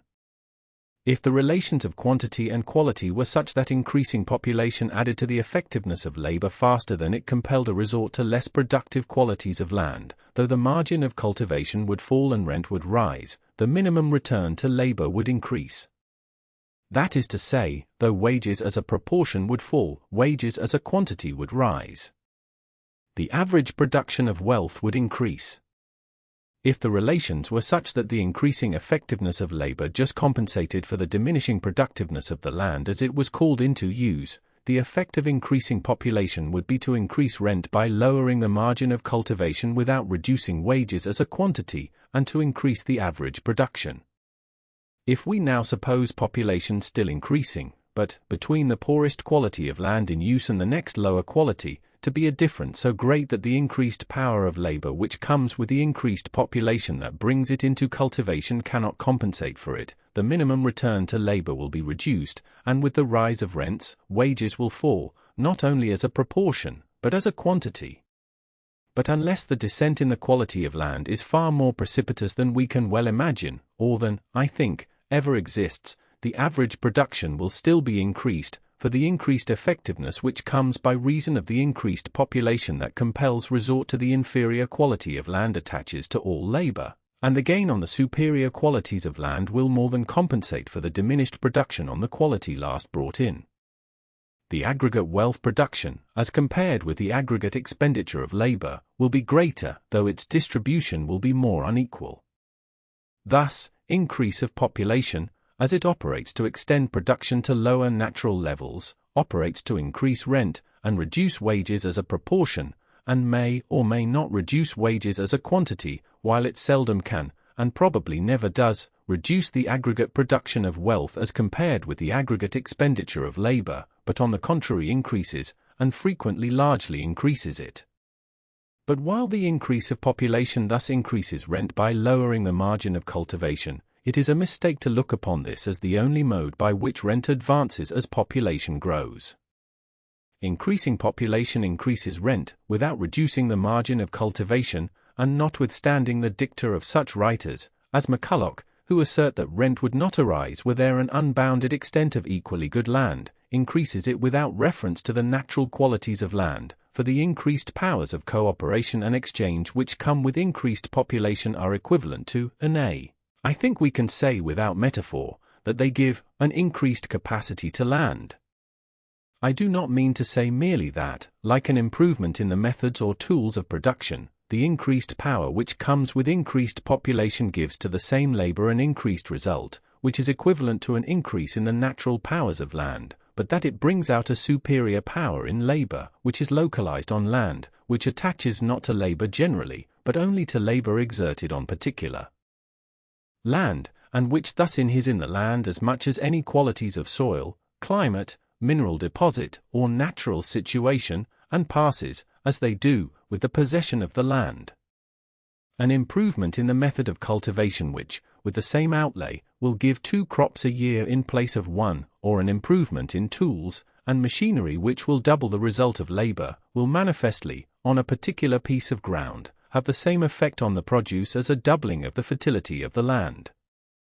But the difference is in this respect: the improvement in method or in tools can be utilized on any land, but the improvement in fertility can be utilized only on the particular land to which it applies. Now, in large part, the increased productiveness of labor which arises from increased population can be utilized only on particular land, and on particular land in greatly varying degrees. Here, let us imagine, is an unbounded savanna, stretching off in unbroken sameness of grass and flower, tree and rill, till the traveler tires of the monotony. Along comes the wagon of the first immigrant. Where to settle he cannot tell, every acre seems as good as every other acre. As to wood, as to water, as to fertility, as to situation, there is absolutely no choice, and he is perplexed by the embarrassment of richness. Tired out with the search for one place that is better than another, he stops, somewhere, anywhere, and starts to make himself a home. The soil is virgin and rich, game is abundant, the streams flash with the finest trout. Nature is at her very best. He has what, were he in a populous district, would make him rich, but he is very poor. To say nothing of the mental craving, which would lead him to welcome the sorriest stranger, he labors under all the material disadvantages of solitude. He can get no temporary assistance for any work that requires a greater union of strength than that afforded by his own family, or by such help as he can permanently keep. Though he has cattle, he cannot often have fresh meat, for to get a beefsteak he must kill a bullock. He must be his own blacksmith, wagon-maker, carpenter, and cobbler, in short, a jack of all trades and master of none. He cannot have his children schooled, for, to do so, he must himself pay and maintain a teacher.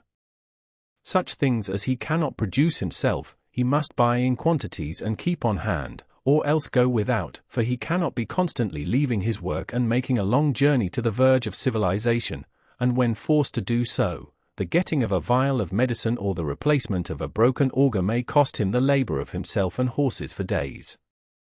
Under such circumstances, though nature is prolific, the man is poor. It is an easy matter for him to get enough to eat, but beyond this, his labor will suffice to satisfy only the simplest wants in the rudest way. Soon there comes another immigrant. Although every quarter section of the boundless plain is as good as every other quarter section, he is not beset by any embarrassment as to where to settle. Though the land is the same, there is one place that is clearly better for him than any other place, and that is where there is already a settler and he may have a neighbor. he settles by the side of the first comer, whose condition is at once greatly improved, and to whom many things are now possible that were before impossible, for two men may help each other to do things that one man could never do. Another immigrant comes, and, guided by the same attraction, settles where there are already two. Another, and another, until around our first comer there are a score of neighbors. Labor has now an effectiveness which, in the solitary state, it could not approach. If heavy work is to be done, the settlers have a log rolling, and together accomplish in a day what singly would require years. When one kills a bullock, the others take part of it, returning when they kill, and thus they have fresh meat all the time. Together they hire a schoolmaster, and the children of each are taught for a fractional part of what similar teaching would have cost the first settler. It becomes a comparatively easy matter to send to the nearest town, for someone is always going. But there is less need for such journeys. A blacksmith and a wheelwright soon set up shops, and our settler can have his tools repaired for a small part of the labor it formerly cost him. A store is opened and he can get what he wants as he wants it. A post office, soon added, gives him regular communication with the rest of the world. Then come a cobbler, a carpenter, a harness maker, a doctor, and a little church soon arises. Satisfactions become possible that in the solitary state were impossible. There are gratifications for the social and the intellectual nature, for that part of the man that rises above the animal. The power of sympathy, the sense of companionship, the emulation of comparison and contrast, open a wider, and fuller, and more varied life. In rejoicing, there are others to rejoice. In sorrow, the mourners do not mourn alone. There are husking bees, and apple parings, and quilting parties. Though the ballroom be unplastered and the orchestra but a fiddle, the notes of the magician are yet in the strain, and Cupid dances with the dancers. At the wedding, there are others to admire and enjoy. In the house of death, there are watchers. By the open grave, stands human sympathy to sustain the mourners. Occasionally, comes a straggling lecturer to open up glimpses of the world of science, of literature, or of art. In election times, come stump speakers, and the citizen rises to a sense of dignity and power, as the cause of empires is tried before him in the struggle of John Doe and Richard Roe for his support and vote. /1. By and by, comes the circus, talked of months before, an opening to children whose horizon has been the prairie, all the realms of the imagination, princes and princesses. A fairy tale, mail-clad crusaders and turbaned Moors, Cinderella's fairy coach, and the giants of nursery lore, a lion such as crouched before Daniel, or in circling Roman amphitheatre tore the saints of God, ostriches who recall the sandy deserts, camels such as stood around when the wicked brethren raised Joseph from the well and sold him into bondage, elephants such as crossed the Alps with Hannibal, or felt the sword of the Maccabees, and glorious music that thrills and builds in the chambers of the mind as rose the sunny dome of Kubla Khan. Go to our settler now, and say to him, you have so many fruit trees which you planted, so much fencing, such a well, a barn, a house, in short, you have by your labor added so much value to this farm. Your land itself is not quite so good. You have been cropping it, and by it will need manure. I will give you the full value of all your improvements if you will give it to me and go again with your family beyond the verge of settlement. He would laugh at you. His land yields no more wheat or potatoes than before, but it does yield far more of all the necessaries and comforts of life. His labor upon it will bring no heavier crops, and, we will suppose, no more valuable crops, but it will bring far more of all the other things for which men work. The presence of other settlers, the increase of population, has added to the productiveness, in these things, of labor bestowed upon it, and this added productiveness gives it a superiority over land of equal natural quality where there are as yet no settlers. If no land remains to be taken up, except such as is as far removed from population as was our settler's land when he first went upon it, the value, or rent of this land will be measured by the whole of this added capability. If, however, as we have supposed, there is a continuous stretch of equal land, over which population is now spreading, it will not be necessary for the new settler to go into the wilderness, as did the first. He will settle just beyond the other settlers, and will get the advantage of proximity to them. The value or rent of our settler's land will thus depend on the advantage which it has from being at the center of population over that on the verge. In the one case, the margin of production will remain as before, in the other, the margin of production will be raised. Population still continues to increase, and as it increases so do the economies which its increase permits, and which in effect add to the productiveness of the land. Our first settler's land, being the center of population, the store, the blacksmith's forge, the wheelwright's shop, are set up on it, or on its margin, where soon arises a village, which rapidly grows into a town, the center of exchanges for the people of the whole district. With no greater agricultural productiveness than it had at first, this land now begins to develop a productiveness of a higher kind. To labor expended in raising corn, or wheat, or potatoes, it will yield no more of those things than at first, but to labor expended in the subdivided branches of production which require proximity to other producers, and, especially, to labor expended in that final part of production, which consists in distribution, it will yield much larger returns. The wheat grower may go further on, and find land on which his labor will produce as much wheat, and nearly as much wealth, but the artisan, the manufacturer, the storekeeper, the professional man, find that their labor expended here, at the center of exchanges, will yield them much more than if expended even at a little distance away from it, and this excess of productiveness for such purposes the landowner can claim just as he could an excess in its wheat-producing power. And so our settler is able to sell in building lots a few of his acres for Chapter 3. The effect of improvements in the arts upon the distribution of wealth. Eliminating improvements in the arts, we have seen the effects of increase of population upon the distribution of wealth. Eliminating increase of population, let us now see what effect improvements in the arts of production have upon distribution. We have seen that increase of population increases rent, rather by increasing the productiveness of labor than by decreasing it. If it can now be shown that, irrespective of the increase of population, the effect of improvements in methods of production, and exchange is to increase rent, the disproof of the Malthusian theory, and of all the doctrines derived from or related to it, will be final and complete, for we shall have accounted for the tendency of material progress to lower wages and depress the condition of the lowest class, without recourse to the theory of increasing pressure against the means of subsistence. That this is the case will, I think, appear on the slightest consideration. The effect of inventions and improvements in the productive arts is to save labor, that is, to enable the same result to be secured with less labor, or a greater result with the same labor.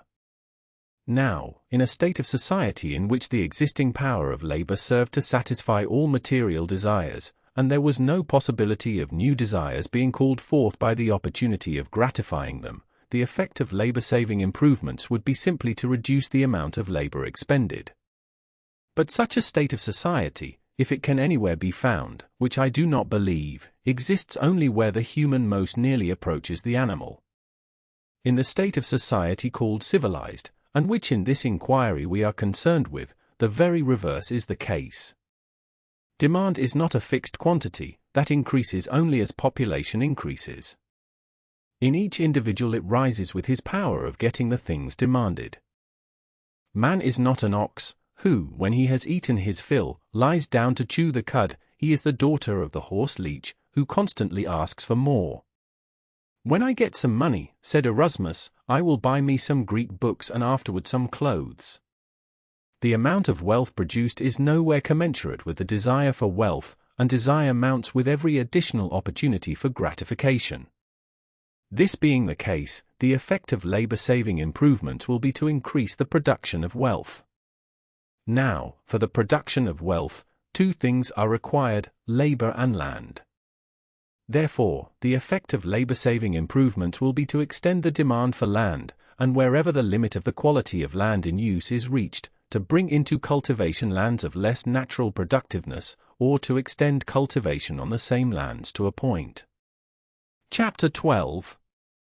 Of lower natural productiveness. And thus, while the primary effect of labor-saving improvements is to increase the power of labor, the secondary effect is to extend cultivation, and, where this lowers the margin of cultivation, to increase rent. Thus, where land is entirely appropriated, as in England, or where it is either appropriated or is capable of appropriation as rapidly as it is needed for use, as in the United States, the ultimate effect of labor-saving machinery or improvements is to increase rent without increasing wages or interest. It is important that this be fully understood, for it shows that effects attributed by current theories to increase of population are really due to the progress of invention, and explains the otherwise perplexing fact that labor-saving machinery everywhere fails to benefit laborious /1. To grasp fully this truth, it is necessary to keep in mind what I have already more than once adverted to, the interchangeability of wealth. I refer to this again, only because it is so persistently forgotten or ignored by writers who speak of agricultural production as though it were to be distinguished from production in general, and of food or subsistence as though it were not included in the term wealth. Let me ask the reader to bear in mind what has already been sufficiently illustrated, that the possession or production of any form of wealth is virtually the possession or production of any other form of wealth for which it will exchange, in order that he may clearly see that it is not merely improvements which effect a saving in labor directly applied to land that tend to increase rent, but all improvements that in any way save labor. That the labor of any individual is applied exclusively to the production of one form of wealth is solely the result of the division of labor.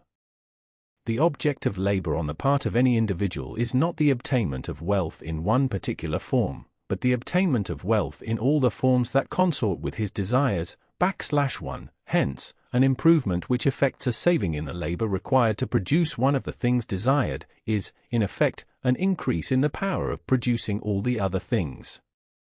If it take half a man's labor to keep him in food, and the other half to provide him clothing and shelter, an improvement which would increase his power of producing food would also increase his power of providing clothing and shelter.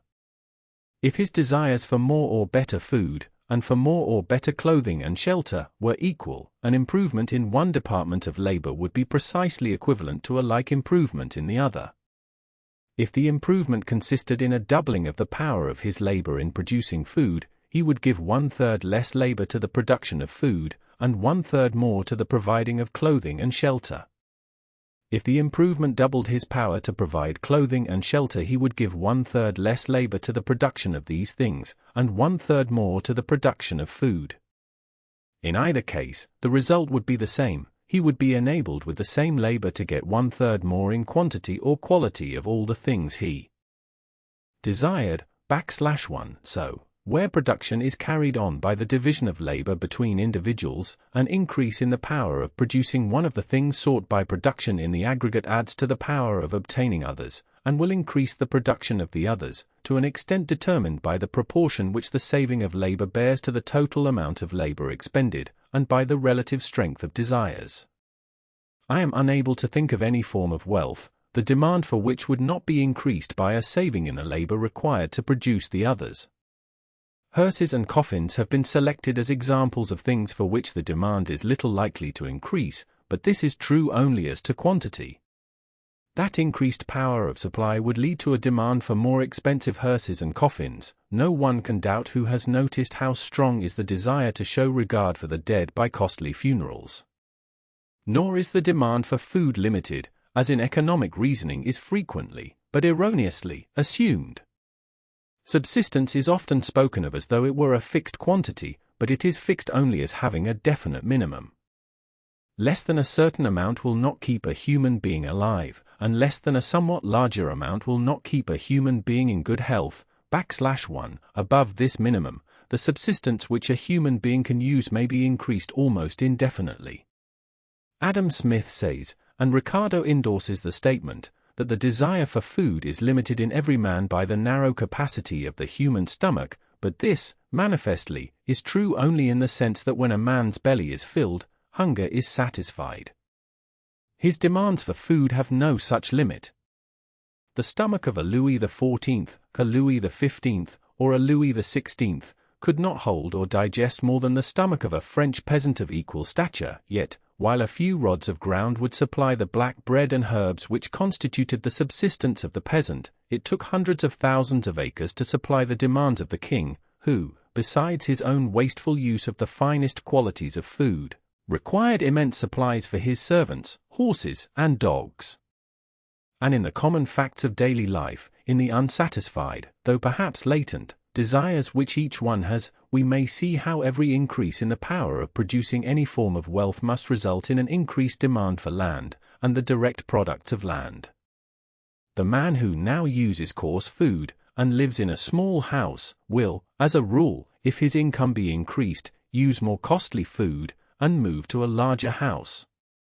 If he grows richer and richer, he will procure horses, servants, gardens, and lawns, his demand for the use of land constantly increasing with his wealth.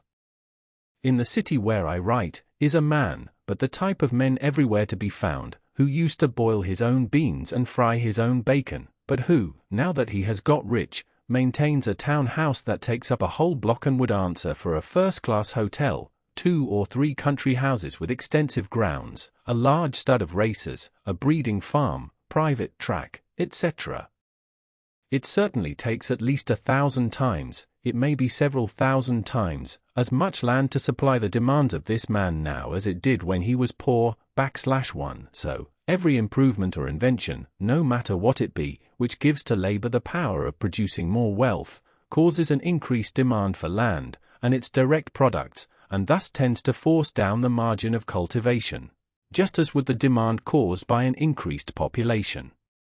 This being the case, every labor-saving invention, whether it be a steam plow, a telegraph, an improved process of smelting ores, a perfecting printing press, or a sewing machine, has a tendency to increase rent. Or to state this truth concisely, wealth in all its forms being the product of labor applied to land or the products of land, any increase in the power of labor, the demand for wealth being unsatisfied, will be utilized in procuring more wealth, and thus increase the demand for land. To illustrate this effect of labor-saving machinery and improvements, let us suppose a country where, as in all the countries of the civilized world, the land is in the possession of but a portion of the people.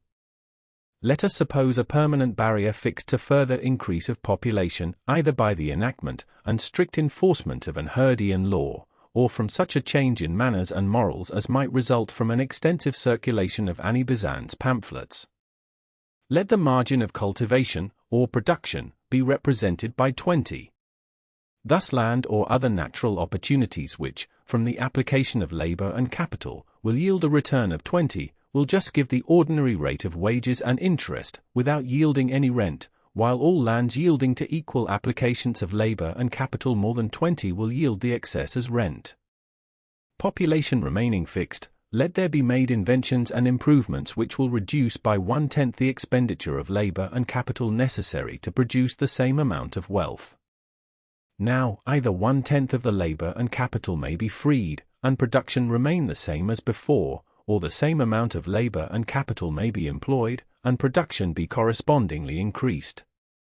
But the industrial organization, as in all civilized countries, is such that labor and capital, and especially labor, must press for employment on any terms. The industrial organization is such that mere laborers are not in a position to demand their fair share in the new adjustment, and that any reduction in the application of labor to production will, at first, at least, take the form, not of giving each laborer the same amount of produce for less work, but of throwing some of the laborers out of work and giving them none of the produce.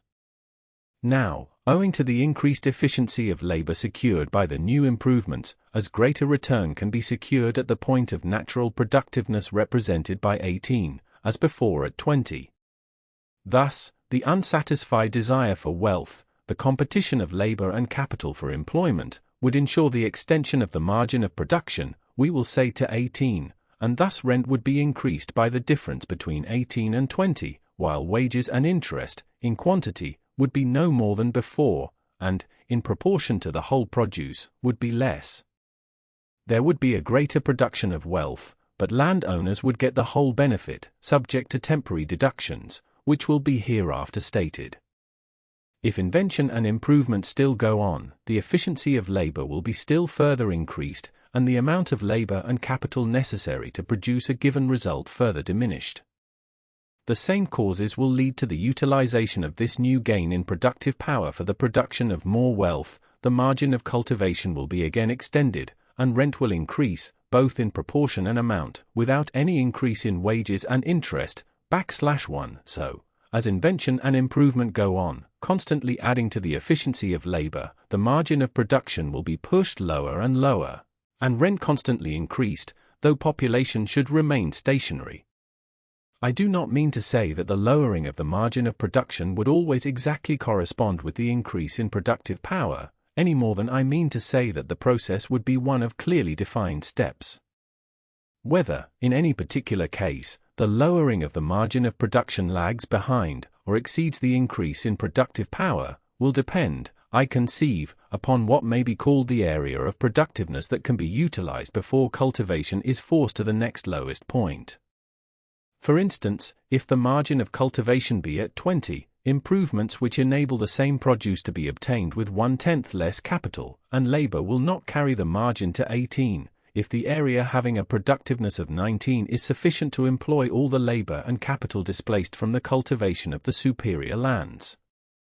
In this case, the margin of cultivation would rest at 19, and rents would be increased by the difference between 19 and 20, and wages and interest by the difference between 18 and 19. But if, with the same increase in productive power, the area of productiveness between 20 and 18 should not be sufficient to employ all the displaced labor and capital, the margin of cultivation must, if the same amount of labor and capital press for employment, be carried lower than 18. In this case, rent would gain more than the increase in the product, and wages and interest would be less than before the improvements which increased productive power. Nor is it precisely true that the labor set free by each improvement will all be driven to seek employment in the production of more wealth. The increased power of satisfaction, which each fresh improvement gives to a certain portion of the community, will be utilized in demanding leisure or services, as well as in demanding wealth. Some laborious will, therefore, become idlers, and some will pass from the ranks of productive to those of unproductive laborious, the proportion of which, as observation shows, tends to increase with the progress of society, \1, as I shall presently refer to a cause, as yet unconsidered, which constantly tends to lower the margin of cultivation, to steady the advance of rent, and even carry it beyond the proportion that would be fixed by the actual margin of cultivation. It is not worth while to take into account these perturbations in the downward movement of the margin of cultivation and the upward movement of rent.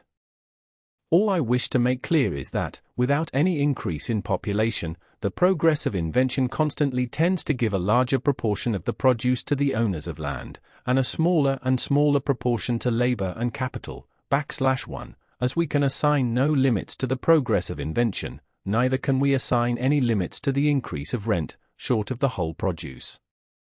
For, if labor-saving inventions went on until perfection was attained, and the necessity of labor in the production of wealth was entirely done away with, then everything that the earth could yield could be obtained without labor, and the margin of cultivation would be extended to 0. Wages would be nothing, and interest would be nothing, while rent would take everything. For the owners of the land, being enabled without labor to obtain all the wealth that could be procured from nature, there would be no use for either labor or capital, and no possible way in which either could compel any share of the wealth produced. And no matter how small population might be, if anybody but the land owners continued to exist, it would be at the whim or by the mercy of the land owners. They would be maintained either for the amusement of the land owners, or, as paupers, by their bounty.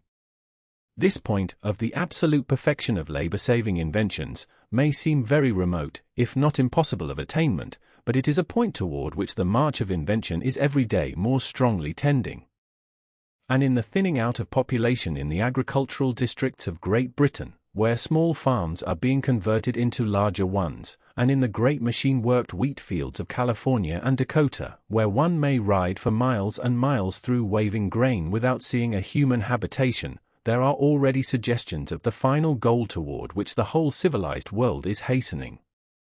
The steam plough and the reaping machine are creating in the modern world latifundia of the same kind that the influx of slaves from foreign wars created in ancient Italy. And to many a poor fellow as he is shoved out of his accustomed place and forced to move on, as the Roman farmers were forced to join the proletariat of the great city, or sell their blood for bread in the ranks of the legions, it seems as though these labor-saving inventions were in themselves a curse, and we hear men talking of work, as though the wearying strain of the muscles were, in itself, a thing to be desired. In what has preceded, I have, of course, spoken of inventions and improvements when generally diffused. It is hardly necessary to say that as long as an invention or an improvement is used by so few that they derive a special advantage from it, it does not, to the extent of this special advantage, affect the general distribution of wealth, /1, in regard to the limited monopolies created by patent laws, or by the causes which give the same character to railroad and telegraph lines, etc. Although generally mistaken for profits of capital, the special profits thus arising are really the returns of monopoly, as has been explained in a previous chapter, and, to the extent that they subtract from the benefits of an improvement, do not primarily affect general distribution. For instance, the benefits of a railroad or similar improvement in cheapening transportation are diffused or monopolized, as its charges are reduced to a rate which will yield ordinary interest on the capital invested, or kept up to a point which will yield an extraordinary return, or cover the stealing of the constructors or directors, /1, as is well known. The rise in rent or land values corresponds with the reduction in the charges. As has before been said, in the improvements which advance rent, are not only to be included the improvements which directly increase productive power, but also such improvements in government, manners, and morals as indirectly increase it. Considered as material forces, the effect of all these is to increase productive power, and, like improvements in the productive arts, their benefit is ultimately monopolized by the possessors of the land. A notable instance of this is to be found in the abolition of protection by England. Free trade has enormously increased the wealth of Great Britain, without lessening pauperism. It has simply increased rent. And if the corrupt governments of our great American cities were to be made models of purity and economy, the effect would simply be to increase the value of land, not to raise either wages or interest. Chapter 4. Effect of the expectation raised by material progress. We have now seen that while advancing population tends to advance rent, so all the causes that in a progressive state of society operate to increase the productive power of labor tend, also, to advance rent, and not to advance wages or interest. The increased production of wealth goes ultimately to the owners of land in increased rent, and, although, as improvement goes on, advantages may accrue to individuals not landholders, which concentrate in their hands considerable portions of the increased produce, yet there is in all this improvement nothing which tends to increase the general return either to labor or to capital.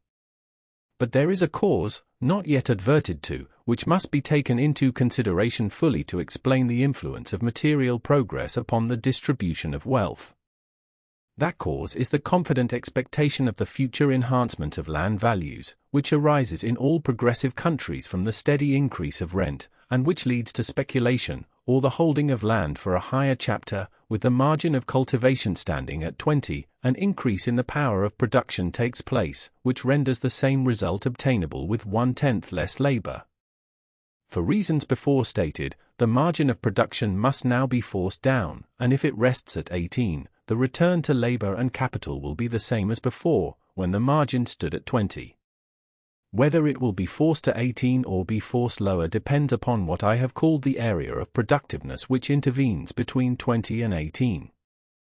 But if the confident expectation of a further increase of rents leads the land owners to demand 3 rent for 20 land, 2 for 19, and 1 for 18 land, and to withhold their land from use until these terms are complied with, the area of productiveness may be so reduced that the margin of cultivation must fall to 17 or even lower, and thus, as the result of the increase in the efficiency of labor, laborers would get less than before, while interest would be proportionately reduced, and rent would increase in greater ratio than the increase in productive power.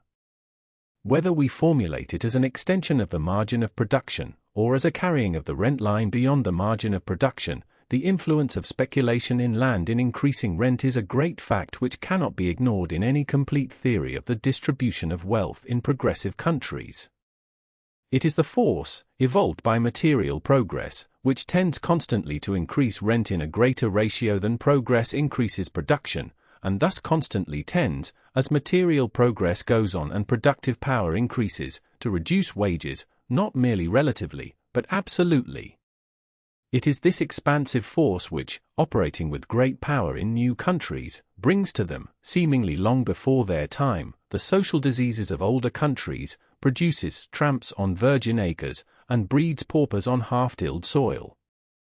In short, the general and steady advance in land values in a progressive community necessarily produces that additional tendency to advance which is seen in the case of commodities when any general and continuous cause operates to increase their Chapter 1, the primary cause of recurring paroxysms of industrial depression. Chapter 2, the persistence of poverty amid advancing wealth. To whomsoever the soil at any time belongs, to him belong the fruits of it. White parasols, and elephants mad with pride are the flowers of a grant of land. Sir W. M. Jones' translation of an Indian grant of land, found at Tanna. *********** The widow is gathering nettles for her children's dinner, a perfumed seigneur, delicately lounging in the Oeil de Boeuf, hath an alchemy whereby he will extract from her the third nettle, and call it rent. Carlyle. Chapter 1. The primary cause of recurring paroxysms of industrial depression. Our long inquiry is ended. We may now marshal the results. To begin with the industrial depressions, to account for which so many contradictory and self-contradictory theories are broached.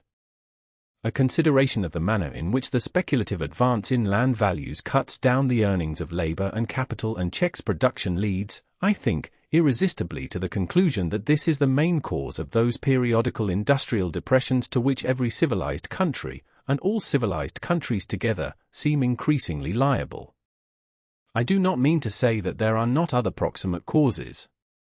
The growing complexity and interdependence of the machinery of production, which makes each shock or stoppage propagate itself through a widening circle, the essential defect of currencies which contract when most needed, and the tremendous alternations in volume that occur in the simpler forms of commercial credit, which, to a much greater extent than currency in any form, constitute the medium or flux of exchanges, the protective tariffs which present artificial barriers to the interplay of productive forces, and other similar causes, undoubtedly bear important part in producing and continuing what are called hard times, \1, both from the consideration of principles and the observation of phenomena. It is clear that the great initiatory cause is to be looked for in the speculative advance of land values.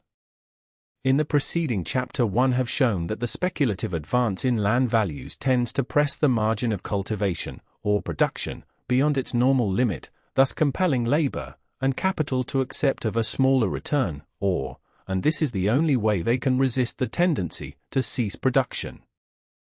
Now, it is not only natural that labor and capital should resist the crowding down of wages and interest by the speculative advance of rent, but they are driven to this in self-defense, inasmuch as there is a minimum of return below which labor cannot exist nor capital be maintained. Hence, from the fact of speculation in land, we may infer all the phenomena which mark these recurring seasons of industrial depression.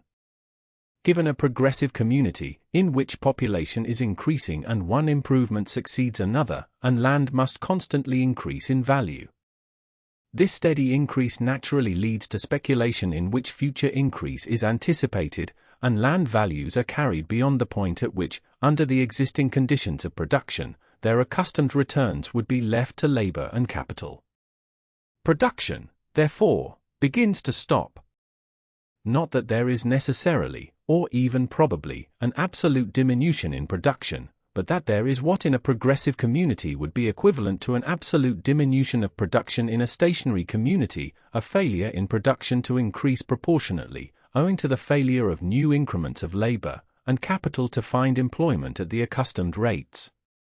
This stoppage of production at some points must necessarily show itself at other points of the industrial network, in a cessation of demand, which would again check production there, and thus the paralysis would communicate itself through all the interlacings of industry and commerce, producing everywhere a partial disjointing of production and exchange, and resulting in the phenomena that seem to show overproduction or overconsumption, according to the standpoint from which they are viewed.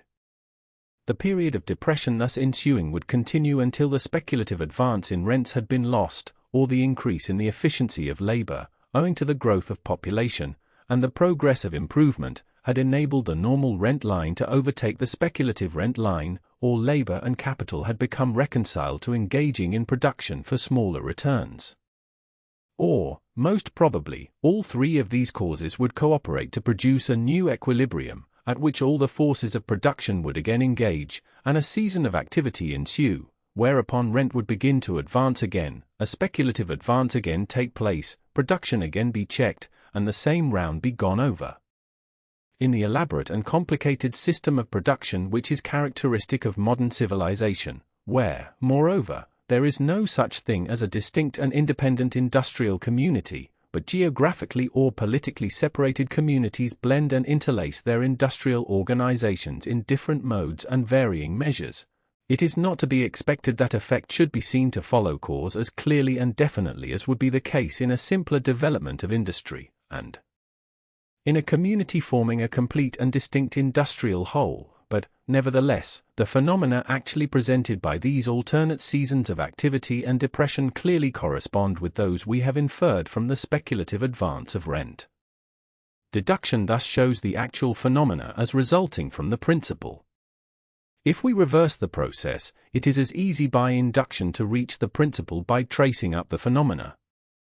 These seasons of depression are always preceded by seasons of activity and speculation, and on all hands the connection between the two is admitted, the depression being looked upon as the reaction from the speculation, as the headache of the morning is the reaction from the debauch of the night. But as to the manner in which the depression results from the speculation, there are two classes or schools of opinion, as the attempts made on both sides of the Atlantic to account for the present industrial depression will show. One school says that the speculation produced the depression by causing overproduction, and point to the warehouses filled with goods that cannot be sold at remunerative chapter, but intensifications of the general movement which accompanies material progress. Footnotes. The Subsidy Question and the Democratic Party, 1871. It is astonishing how in a new country of great expectation speculative Chapter 2. The persistence of poverty amid advancing wealth. The great problem, of which these recurring seasons of industrial depression are but peculiar manifestations, is now, I think, fully solved, and the social phenomena which all over the civilized world appall the philanthropist and perplex the statesman, which hang with clouds the future of the most advanced races, and suggest doubts of the reality and ultimate goal of what we have fondly called progress, are now explained. The reason why, in spite of the increase of productive power, wages constantly tend to a minimum which will give but a bare living, is that, with increase in productive power, rent tends to even greater increase, thus producing a constant tendency to the forcing down of wages. In every direction, the direct tendency of advancing civilization is to increase the power of human labor to satisfy human desires, to extirpate poverty, and to banish want and the fear of want. All the things in which progress consists, all the conditions which progressive communities are striving for, have for their direct and natural result the improvement of the material, and consequently the intellectual and moral, condition of all within their influence. The growth of population, the increase and extension of exchanges, the discoveries of science, the march of invention, the spread of education, the improvement of government, and the amelioration of manners, considered as material forces, have all a direct tendency to increase the productive power of labor, not of some labor, but of all labor, not in some departments of industry, but in all departments of industry, for the law of the production of wealth in society is the law of each for all, and all for each. But labor cannot reap the benefits which advancing civilization thus brings, because they are intercepted. Land being necessary to labor, and being reduced to private ownership, every increase in the productive power of labor but increases rent, the Chapter 1, Insufficiency of Remedies currently advocated. Chapter 2, The True Remedy. A new and fair division of the goods and rights of this world should be the main object of those who conduct human affairs. De Tocqueville. *************** When the object is to raise the permanent condition of a Chapter 13. People, small means do not merely produce small effects, they produce no effect at all. John Stuart Mill. Chapter 1. Insufficiency of remedies currently advocated. In tracing to its source the cause of increasing poverty amid advancing wealth, we have discovered the remedy, but before passing to that branch of our subject it will be well to review the tendencies or remedies which are currently relied on or advocated. The remedy to which our conclusions point is at once radical and simple, so radical that, on the one side, it will not be fairly considered, so long as any faith remains in the efficacy of less caustic measures, so simple that, on the other side, its real efficacy and comprehensiveness are likely to be overlooked, until the effect of more elaborate measures is estimated. The tendencies and measures which current literature and discussion show to be more or less relied on or advocated as calculated to relieve poverty and distress among the masses may be divided into 6 classes. I do not mean that there are so many distinct parties or schools of thought, but merely that, for the purpose of our inquiry, prevailing opinions and proposed measures may be so grouped for review. Remedies which for the sake of greater convenience and clearness we shall consider separately are often combined in thought. There are many persons who still retain a comfortable belief that material progress will ultimately extirpate poverty, and there are many who look to prudential restraint upon the increase of population as the most efficacious means, but the fallacy of these views has already been sufficiently shown.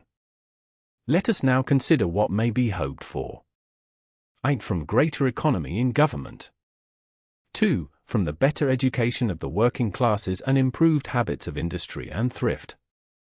3. From combinations of workmen for the advance of wages. 4. From the cooperation of labor and capital. V. From governmental direction and interference. 6. From a more general distribution of land. Under these 6 heads I think we may in essential form review all hopes and propositions for the relief of social distress short of the simple but far-reaching measure which I shall propose. From greater economy in government. Until a very few years ago it was an article of faith with Americans, a belief shared by European liberals, that the poverty of the downtrodden masses of the Old World was due to aristocratic and monarchical institutions. This belief has rapidly passed away with the appearance in the United States, under Republican institutions, of social distress of the same kind, if not of the same intensity, as that prevailing in Europe. But social distress is still largely attributed to the immense burdens which existing governments impose, the great debts, the military and naval establishments, the extravagance which is characteristic as well of Republican as of monarchical rulers, and especially characteristic of the administration of great cities. To these must be added, in the United States, the robbery involved in the protective tariff, which for every 25 cents it puts in the Treasury takes $1, and it may be 4 or 5 out of the pocket of the consumer. Now, there seems to be an evident connection between the immense sums thus taken from the people, and the privations of the lower classes, and it is upon a superficial view natural to suppose that a reduction in the enormous burdens thus uselessly imposed would make it easier for the poorest to get a living. But a consideration of the matter in the light of the economic principles heretofore traced out will show that this would not be the effect. A reduction in the amount taken from the aggregate produce of a community by taxation would be simply equivalent to an increase in the power of net production.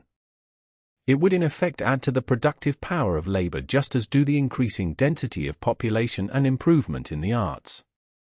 And as the advantage in the one case goes, and must go, to the owners of land, in increased rent, so would the advantage in the other. From the produce of the labor and capital of England are now supported the burden of an immense debt, an established church, an expensive royal family, a large number of sinecurists, a great army and great navy. Suppose the debt repudiated, the the church disestablished, the royal family set adrift to make a living for themselves, the sinecurists cut off, the army disbanded, the officers and men of the navy discharged and the ship sold. An enormous reduction in taxation would thus become possible. There would be a great addition to the net produce which remains to be distributed among the parties to production. But it would be only such an addition as improvement in the arts has been for a long time constantly making, and not so great an addition as steam and machinery have made within the last 20 or 30 years. And as these additions have not alleviated pauperism, but have only increased rent, so would this. English landowners would reap the whole benefit. I will not dispute that if all these things could be done suddenly, and without the destruction and expense involved in a revolution, there might be a temporary improvement in the condition of the lowest class, but such a sudden and peaceable reform is manifestly impossible. And if it were, any temporary improvement would, by the process we now see going on in the United States, be ultimately swallowed up by increased land values, \1. So, in the United States, if we were to reduce public expenditures to the lowest possible point, and meet them by revenue taxation, the benefit could certainly not be greater than that which railroads have brought. There would be more wealth left in the hands of the people as a whole, just as the railroads have put more wealth in the hands of the people as a whole, but the same inexorable laws would operate as to its distribution. The condition of those who live by their labor would not ultimately be improved. A dim consciousness of this pervades, or, rather, is beginning to pervade, the masses, and constitutes one of the grave political difficulties that are closing in around the American Republic. Those who have nothing but their labor, and especially the proletarians of the cities, a growing class, care little about the prodigality of government, and in many cases are disposed to look upon it as a good thing, furnishing employment, or putting money in circulation. Tweed, who robbed New York as a guerrilla chief, might levi upon a captured town, and who was but a type of the new banditti who are grasping the government of all our cities, was undoubtedly popular with a majority of the voters, though his thieving was notorious, and his spoils were blazoned in big diamonds and lavish personal expenditure. After his indictment, he was triumphantly elected to the Senate, and, even when a recaptured fugitive, was frequently cheered on his way from court to prison. He had robbed the public treasury of many millions, but the proletarians felt that he had not robbed them. And the verdict of political economy is the same as theirs. Let me be clearly understood. I do not say that governmental economy is not desirable, but simply that reduction in the expenses of government can have no direct effect in extirpating poverty and increasing wages, so long as land is monopolized. Although this is true, yet even with sole reference to the interests of the lowest class, no effort should be spared to keep down useless expenditures. The more complex and extravagant government becomes, the more it gets to be a power distinct from and independent of the people, and the more difficult does it become to bring questions of real public policy to a popular decision. Look at our elections in the United States. Upon what do they turn? The most momentous problems are pressing upon us, yet so great is the amount of money in politics, so large are the personal interests involved, that the most important questions of government are but little considered.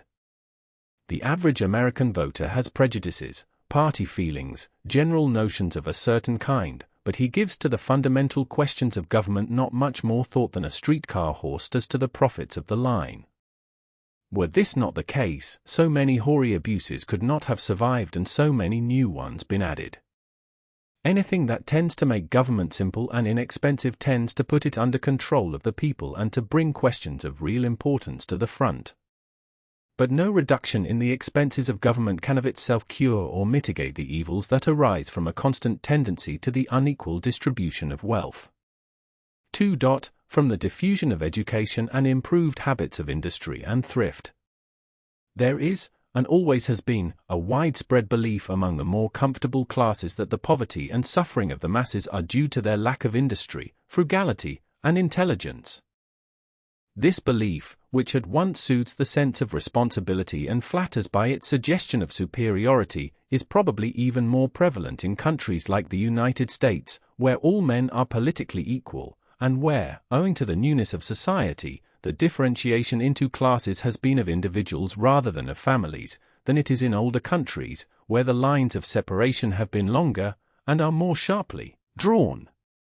It is but natural for those who can trace their own better circumstances to the superior industry and frugality that gave them a start, and the superior intelligence that enabled them to take advantage of every opportunity, to imagine that those who remain poor do so simply from lack of these qualities. But whoever has grasped the laws of the distribution of wealth, as in previous chapters they have been traced out, will see the mistake in this notion. The fallacy is similar to that which would be involved in the assertion that every one of a number of competitors might win a race. That any one might is true, that every one might is impossible. For, as soon as land acquires a value, wages, as we have seen, do not depend upon the real earnings or product of labor, but upon what is left to labor after rent is taken out, and when land is all monopolized, as it is everywhere except in the newest communities, rent must drive wages down to the point at which the poorest paid class will be just able to live and reproduce. And thus wages are forced to a minimum fixed by what is called the standard of comfort, that is, the amount of necessaries and comforts which habit leads the working classes to demand as the lowest on which they will consent to maintain their numbers. This being the case, industry, skill, frugality, and intelligence can avail the individual only in so far as they are superior to the general level, just as in a race speed can avail the runner only in so far as it exceeds that of his competitors. If one man work harder or with superior skill or intelligence than ordinary, he will get ahead, but if the average of industry, skill, or intelligence be brought up to the higher point, the increased intensity of application will secure but the old rate of wages, and he who would get ahead must work harder still. One individual may save money from his wages by living as Dr. Franklin did when, during his apprenticeship and early journeyman days, he concluded to practice vegetarianism, and many poor families might be made more comfortable by being taught to prepare the cheap dishes to which Franklin tried to limit the appetite of his employer Keimer, as a condition to his acceptance of the position of confuter of opponents to the new religion of which Keimer wished to become the prophet. But if the working classes generally came to live in that way, wages would ultimately fall in proportion, and whoever wished to get ahead by the practice of economy, or to mitigate poverty by teaching it, would be compelled to devise some still cheaper mode of keeping soul and body together. If, under existing conditions, American mechanics would come down to the Chinese standard of living, they would ultimately have to come down to the Chinese standard of wages, or if English labourers would content themselves with the rice diet and scanty clothing of the Bengali, labour would soon be as ill-paid in England as in Bengal. The introduction of the potato into Ireland was expected to improve the condition of the poorer classes, by increasing the difference between the wages they received and the cost of their living. The consequences that did ensue were a rise of rent and a lowering of wages, and, with the potato blight, the ravages of famine among a population that had already reduced its standard of comfort so low that the next step was starvation, /1. So, if one individual work more hours than the average, he will increase his wages, but the wages of all cannot be increased in this way. It is notorious that in occupations where working hours are long, wages are not higher than where working hours are shorter, generally the reverse, for the longer the working day, the more helpless does the labourer become, the less time has he to look around him, and develop other powers than those called forth by his work, the less becomes his ability to change his occupation or to take advantage of circumstances, /1. So, the individual workman who gets his wife and children to assist him may thus increase his income. But in occupations where it has become habitual for the wife and children of the labourer to supplement his work, it is notorious that the wages earned by the whole family do not on the average exceed those of the head of the family in occupations where it is usual for him only to work. Swiss family labour in watchmaking competes in cheapness with American machinery. The Bohemian cigar makers of New York, who work, men, women, and children, in their tenement house rooms, have reduced the chapter to the true remedy. We have traced the unequal distribution of wealth which is the curse and menace of modern civilization to the institution of private property in land. We have seen that so long as this institution exists, no increase in productive power can permanently benefit the masses, but, on the contrary, must tend still further to depress their condition. We have examined all the remedies, short of the abolition of private property in land, which are currently relied on or proposed for the relief of poverty, and the better distribution of wealth, and have found them all inefficacious or impracticable. There is but one way to remove an evil, and that is, to remove its cause. Poverty deepens as wealth increases, and wages are forced down while productive power grows, because land, which is the source of all wealth and the field of all labor, is monopolized. To extirpate poverty, to make wages what justice commands they should be, the full earnings of the laborer, we must therefore substitute for the individual ownership of land a common ownership. Nothing else will go to the cause of the evil, in nothing else is there the slightest hope. This, then, is the remedy for the unjust and unequal distribution of wealth apparent in modern civilization, and for all the evils which flow from it. We must make land common property. We have reached this conclusion by an examination in which every step has been proved and secured. In the chain of reasoning no link is wanting and no link is weak. Deduction and induction have brought us to the same truth, that the unequal ownership of land necessitates the unequal distribution of wealth. And as in the nature of things unequal ownership of land is inseparable from the recognition of individual property in land, it necessarily follows that the only remedy for the unjust distribution of wealth is in making land common property. But this is a truth which, in the present state of society, will arouse the most bitter antagonism, and must fight its way, inch by inch. It will be necessary, therefore, to meet the objections of those who, even when driven to admit this truth, will declare that it cannot be practically applied. In doing this we shall bring our previous reasoning to a new and crucial test. Just as we try addition by subtraction and multiplication by division, so may we, by testing the sufficiency of the remedy, prove the correctness of our conclusions as to the cause of the evil. The laws of the universe are harmonious. And if the remedy to which we have been led is the true one, it must be consistent with justice, it must be practicable of application, it must accord with the tendencies of social development, and must harmonize with other reforms. All this I propose to show. I propose to meet all practical objections that can be raised, and to show that this simple measure is not only easy of application, but that it is a sufficient remedy for all the evils which, as modern progress goes on, arise from the greater and greater inequality in the distribution of wealth, that it will substitute equality for inequality, plenty for want, justice for injustice, social strength for social weakness, and will open the way to grander and nobler advances of civilization. I thus propose to show that the laws of the universe do not deny the natural aspirations of the human heart, that the progress of society might be, and, if it is to continue, must be, toward equality, not toward inequality, and that the economic harmonies prove the truth perceived by the Stoic emperor. We are made for cooperation, like feet, like hands, like eyelids, like the rows of the upper and lower teeth. Footnotes. To say nothing of superior want of conscience, which is often the determining quality which makes a millionaire out of one who otherwise might have been a poor man. Franklin, in his inimitable way, relates how Keimer finally broke his resolution and ordering a roast pig invited 2 lady friends to dine with him, but the pig being brought in before the company arrived, Keimer could not resist the temptation and ate it all himself. Book 7. Justice of the Remedy. Chapter 1, Injustice of Private Property in Land.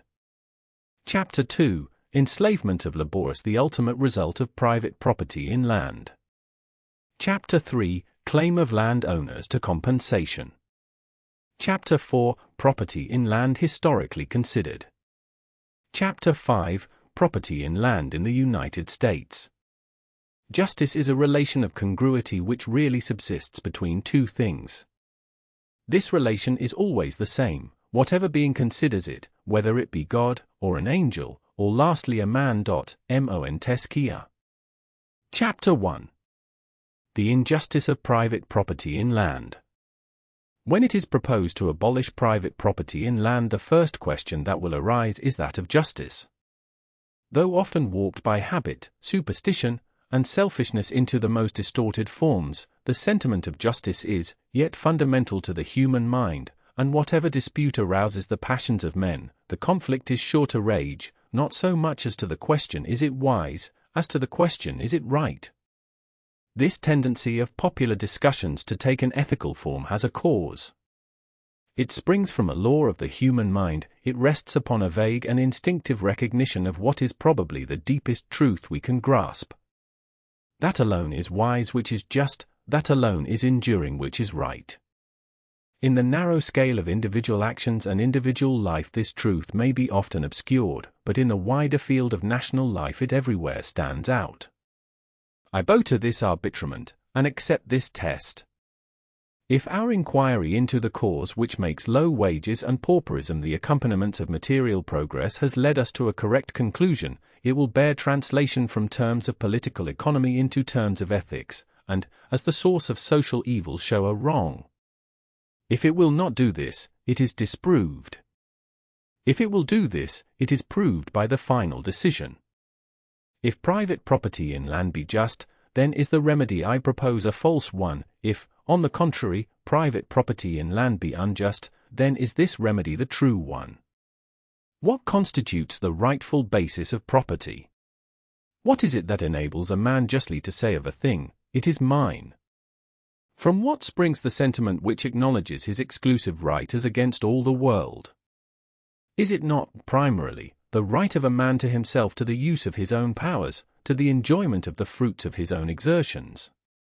Is it not this individual right, which springs from and is testified to by the natural facts of individual organization, the fact that each particular pair of hands obey a particular brain and are related to a particular stomach, the fact that each man is a definite, coherent, independent whole, which alone justifies individual ownership?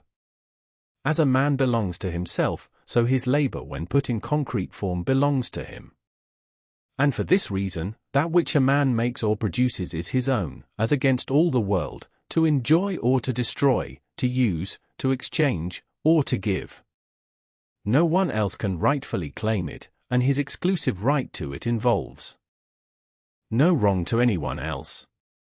Thus there is to everything possession and enjoyment, which is perfectly consistent with justice, as it descends from the original producer, in whom it vested by natural law. The pen with which I am writing is justly mine. No other human being can rightfully lay claim to it, for in me is the title of the producers who made it. It has become mine, because transferred to me by the stationer, to whom it was transferred by the importer, who obtained the exclusive right to it by transfer from the manufacturer, in whom, by the same process of purchase, vested the rights of those who dug the material from the ground, and shaped it into a pen. Thus, my exclusive right of ownership in the pen springs from the natural right of the individual to the use of his own faculties. Now, this is not only the original source from which all ideas of exclusive ownership arise, as is evident from the natural tendency of the mind to revert to it when the idea of exclusive ownership is questioned, and the manner in which social relations develop, but it is necessarily the only source. There can be to the ownership of anything no rightful title which is not derived from the title of the producer and does not rest upon the natural right of the man to himself. There can be no other rightful title, because, first, there is no other natural right from which any other title can be derived, and, 2d, because the recognition of any other title is inconsistent with and destructive of this. For first, what other right exists from which the right to the exclusive possession of anything can be derived, save the right of a man to himself? With what other power is man by nature clothed, save the power of exerting his own faculties? How can he in any other way act upon or affect material things or other men? Paralyze the motor nerves, and your man has no more external influence or power than a log or stone. From what else, then, can the right of possessing and controlling things be derived? If it spring not from man himself, from what can it spring? Nature acknowledges no ownership or control in man save as the result of exertion. In no other way can her treasures be drawn forth, her powers directed, or her forces utilized or controlled. She makes no discriminations among men, but is to all absolutely impartial. She knows no distinction between master and slave, king and subject, saint and sinner. All men to her stand upon an equal footing and have equal rights. She recognizes no claim but that of labor, and recognizes that without respect to the claimant. If a pirate spread his sails, the wind will fill them as well as it will fill those of a peaceful merchantman or missionary bark. If a king and a common man be thrown overboard, neither can keep his head above water except by swimming. Birds will not come to be shot by the proprietor of the soil any quicker than they will come to be shot by the poacher. Fish will bite or will not bite at a hook in utter disregard as to whether it is offered them by a good little boy who goes to Sunday school, or a bad little boy who plays truant. Grain will grow only as the ground is prepared and the seed is sown. It is only at the call of labor that ore can be raised from the mine. The sun shines and the rain falls, alike upon just and unjust. The laws of nature are the decrees of the Creator. There is written in them no recognition of any right save that of labor, and in them is written broadly and clearly the equal right of all men to the use and enjoyment of nature, to apply to her by their exertions, and to receive and possess her reward. Hence, as nature gives only to labor, the exertion of labor in production is the only title to exclusive possession. 2d. This right of ownership that springs from labor excludes the possibility of any other right of ownership. If a man be rightfully entitled to the produce of his labor, then no one can be rightfully entitled to the ownership of anything which is not the produce of his labor, or the labor of some one else from whom the right has passed to him. If production give to the producer the right to exclusive possession and enjoyment, there can rightfully be no exclusive possession and enjoyment of anything not the production of labor, and the recognition of private property in land is a wrong. For the right to the produce of labor cannot be enjoyed without the right to the free use of the opportunities offered by nature, and to admit the right of property in these is to deny the right of property in the produce of labor. When non-producers can claim as rent a portion of the wealth created by producers, the right of the producers to the fruits of their labor is to that extent denied. There is no escape from this position. To affirm that a man can rightfully claim exclusive ownership in his own labor when embodied in material things, is to deny that anyone can rightfully claim exclusive ownership in land. To affirm the rightfulness of property in land is to affirm a claim which has no warrant in nature, as against a claim founded in the organization of man and the laws of the material universe. What most prevents the realization of the injustice of private property in land is the habit of including all the things that are made the subject of ownership in one category, as property, or, if any distinction is made, drawing the line, according to the unphilosophical distinction of the lawyers, between personal property and real estate, or things movable and things immovable. The real and natural distinction is between things which are the produce of labor and things which are the gratuitous offerings of nature, or, to adopt the terms of political economy, between wealth and land. These two classes of things are in essence and relations widely different, and to class them together as property is to confuse all thought when we come to consider the justice, or the injustice, the right or the wrong of property. A house and the lot on which it stands are alike property, as being the subject of ownership, and are alike classed by the lawyers as real estate. Yet in nature and relations they differ widely. The one is styled wealth. The other is a part of nature, and belongs to the class in political economy styled land. The essential character of the one class of things is that they embody labor, are brought into being by human exertion, their existence or non-existence, their increase or diminution, depending on man. The essential character of the other class of things is that they do not embody labor, and exist irrespective of human exertion and irrespective of man. They are the field or environment in which man finds himself, the storehouse from which his needs must be supplied, the raw material upon which, and the forces with which alone his labor can act. The moment this distinction is realized, that moment is it seen that the sanction which natural justice gives to one species of property is denied to the other, that the rightfulness which attaches to individual property in the produce of labor implies the wrongfulness of individual property in land, that, whereas the recognition of the one places all men upon equal terms, securing to each the due reward of his labor, the recognition of the other is the denial of the equal rights of men. permitting those who do not labor to take the natural reward of those who do. Whatever may be said for the institution of private property in land, it is therefore plain that it cannot be defended on the score of justice. Chapter 14. Equal right of all men to the use of land is as clear as their equal right to breathe the air. It is a right proclaimed by the fact of their existence. For we cannot suppose that some men have a right to be in this world and others no right. If we are all here by the equal permission of the Creator, we are all here with an equal title to the enjoyment of His bounty, with an equal right to the use of all that nature so impartially offers. This is a right which is natural and inalienable. It is a right which vests in every human being, as he enters the world, and which during his continuance in the world can be limited only by the equal rights of others. There is in nature no such thing as a fee simple in land. There is on earth no power which can rightfully make a grant of exclusive ownership in land. If all existing men were to unite to grant away their equal rights, they could not grant away the right of those who follow them. For what are we but tenants for a day? Have we made the earth, that we should determine the rights of those who after us shall tenant it in their turn? The Almighty, who created the earth for man and man for the earth, has entailed it upon all the generations of the children of men by a decree written upon the constitution of all things, a decree which no human action can bar and no prescription determine.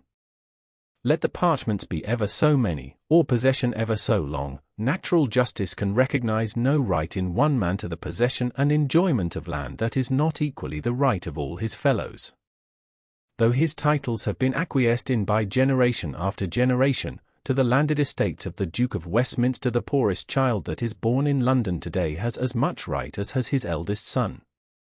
Though the sovereign people of the state of New York consent to the lauded possessions of the A.S.T.ers, the puniest infant that comes wailing into the world in the squalidest room of the most miserable tenement house, becomes at that moment seized of an equal right with the millionaires. And it is robbed if the right is denied. Our previous conclusions, irresistible in themselves, thus stand approved by the highest and final test. Translated from terms of political economy into terms of ethics, they show a wrong as the source of the evils which increase as material progress goes on.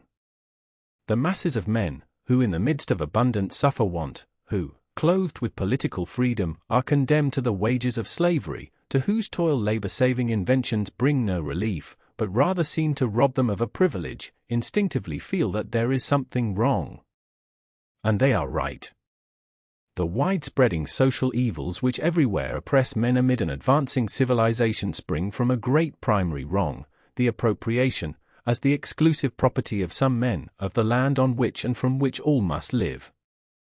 From this fundamental injustice flow all the injustices which distort and endanger modern development, which condemn the producer of wealth to poverty and pamper the non-producer in luxury, which rear the tenement house with the palace, plant the brothel behind the church, and compel us to build prisons, as we open new schools. There is nothing strange or inexplicable in the phenomena that are now perplexing the world. It is not that material progress is not in itself a good, it is not that nature has called into being children for whom she has failed to provide, it is not that the Creator has left on natural laws a taint of injustice at which even the human mind revolts, that material progress brings such bitter fruits. That amid our highest civilization men faint and die with want is not due to the niggardliness of nature, but to the injustice of man. Vice and misery, poverty and pauperism, are not the legitimate results of increase of population and industrial development, they only follow increase of population and industrial development because land is treated as private property. They are the direct and necessary results of the violation of the supreme law of justice, involved in giving to some men the exclusive possession of that which nature provides for all men. The recognition of individual proprietorship of land is the denial of the natural rights of other individuals. It is a wrong which must show itself in the inequitable division of wealth. For as labor cannot produce without the use of land, the denial of the equal right to the use of land is necessarily the denial of the right of labor to its own produce. If one man can command the land upon which others must labor, he can appropriate the produce of their labor as the chapter 2. The enslavement of labor is the ultimate result of private property in land. If chattel slavery be unjust, then is private property in land unjust. For let the circumstances be what they may, the ownership of land will always give the ownership of men, to a degree measured by the necessity, real or artificial, for the use of land. This is but a statement in different form of the law of rent. And when that necessity is absolute, when starvation is the alternative to the use of land, then does the ownership of men involved in the ownership of land become absolute. Place 100 men on an island from which there is no escape, and whether you make one of these men the absolute owner of the other 99, or the absolute owner of the soil of the island, will make no difference either to him or to them. In the one case, as the other, the one will be the absolute master of the 99, his power extending even to life and death, for simply to refuse them permission to live upon the island would be to force them into the sea. Upon a larger scale, and through more complex relations, the same cause must operate in the same way and to the same end, the ultimate result, the enslavement of laborers, becoming apparent just as the pressure increases which compels them to live on and from land which is treated as the exclusive property of others. Take a country in which the soil is divided among a number of proprietors, instead of being in the hands of one, and in which, as in modern production, the capitalist has been specialized from the laborer, and manufactures and exchange, in all their many branches, have been separated from agriculture. Though less direct and obvious, the relations between the owners of the soil and the laborers will, with increase of population and the improvement of the arts, tend to the same absolute mastery on the one hand and the same abject helplessness on the other, as in the case of the island we have supposed. Rent will advance, while wages will fall. Of the aggregate produce, the landowner will get a constantly increasing, the laborer a constantly diminishing share. Just as removal to cheaper land becomes difficult or impossible, laborers, no matter what they produce, will be reduced to a bare living, and the free competition among them, where land is monopolized, will force them to a condition which, though they may be mocked with the titles and insignia of freedom, will be virtually that of slavery. There is nothing strange in the fact that, in spite of the enormous increase in productive power which this century has witnessed, and which is still going on, the wages of labor in the lower and wider strata of industry should everywhere tend to the wages of slavery, just enough to keep the laborer in working condition. For the ownership of the land on which and from which a man must live is virtually the ownership of the man himself, and in acknowledging the right of some individuals to the exclusive use and enjoyment of the earth, we condemn other individuals to slavery, as fully and as completely as though we had formerly made them chattels. In a simpler form of society, where production chiefly consists in the direct application of labor to the soil, the slavery that is the necessary result of according to some the exclusive right to the soil from which all must live, is plainly seen in helotism, in villanage, in serfdom. Chattel slavery originated in the capture of prisoners in war, and, though it has existed to some extent in every part of the globe, its area has been small, its effects trivial, as compared with the forms of slavery which have originated in the appropriation of land. No people as a mass have ever been reduced to chattel slavery to men of their own race, nor yet on any large scale has any people ever been reduced to slavery of this kind by conquest. The general subjection of the many to the few, which we meet with wherever society has reached a certain development, has resulted from the appropriation of land as individual property. It is the ownership of the soil that everywhere gives the ownership of the men that live upon it. It is slavery of this kind to which the enduring pyramids and the colossal monuments of Egypt yet bear witness, and of the institution of which we have, perhaps, a vague tradition in the biblical story of the famine during which the Pharaoh purchased up the lands of the people.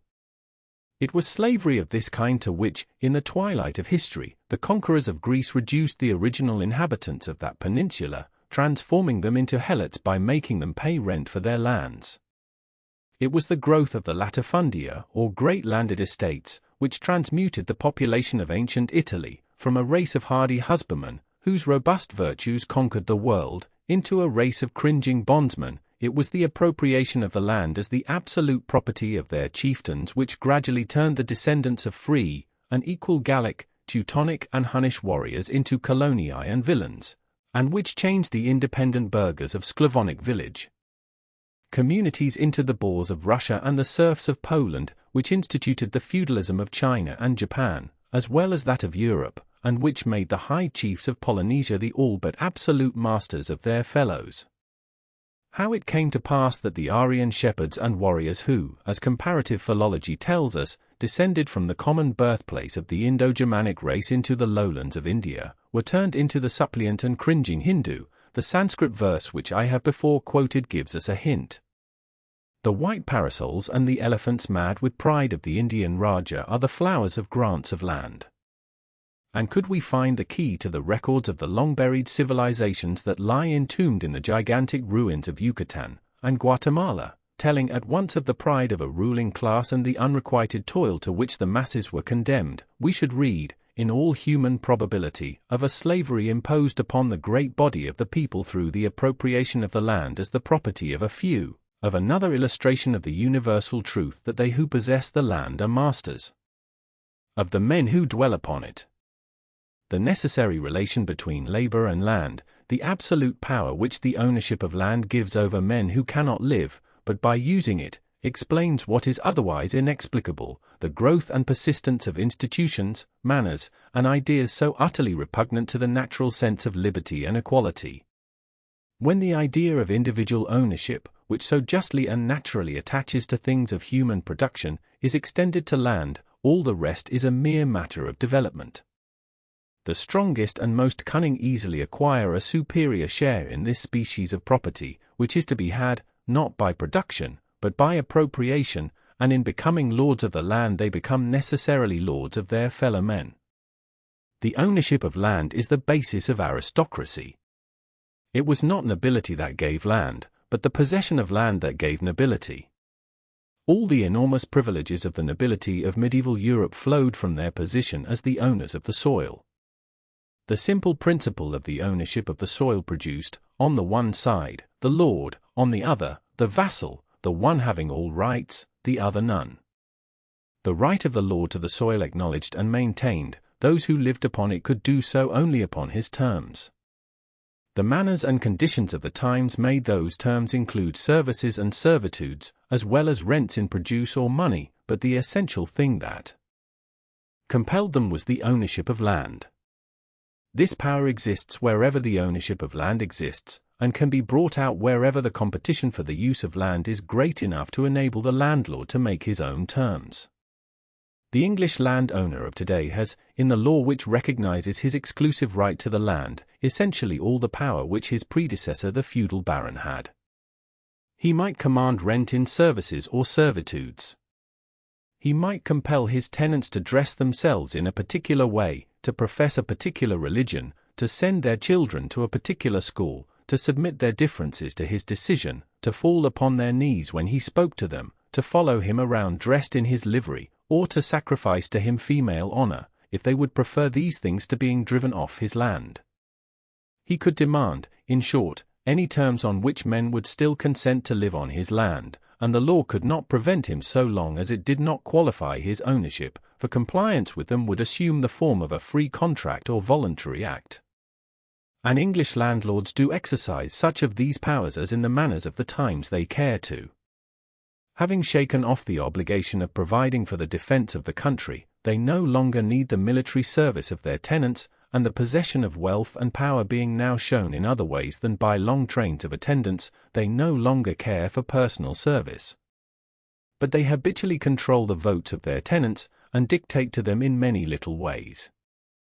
That Right Reverend Father in God, Bishop Lord Plunkett, evicted a number of his poor Irish tenants because they would not send their children to Protestant Sunday schools, and to that Earl of Leitrim for whom any Maces tarried so long before she sped the bullet of an assassin, even darker crimes are imputed, while, at the cold promptings of greed, cottage after cottage has been pulled down and family after family forced into the roads.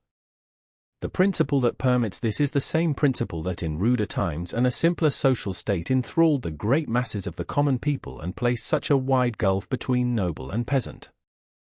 Where the peasant was made a serf, it was simply by forbidding him to leave the estate on which he was born, thus artificially producing the condition we supposed on the island. In sparsely settled countries this is necessary to produce absolute slavery, but where land is fully occupied, competition may produce substantially the same conditions. Between the condition of the rack-rented Irish peasant and the Russian serf, the advantage was in many things on the side of the serf. The serf did not starve. Now, as I think I have conclusively proved, it is the same cause which has in every age degraded and enslaved the laboring masses that is working in the civilized world today.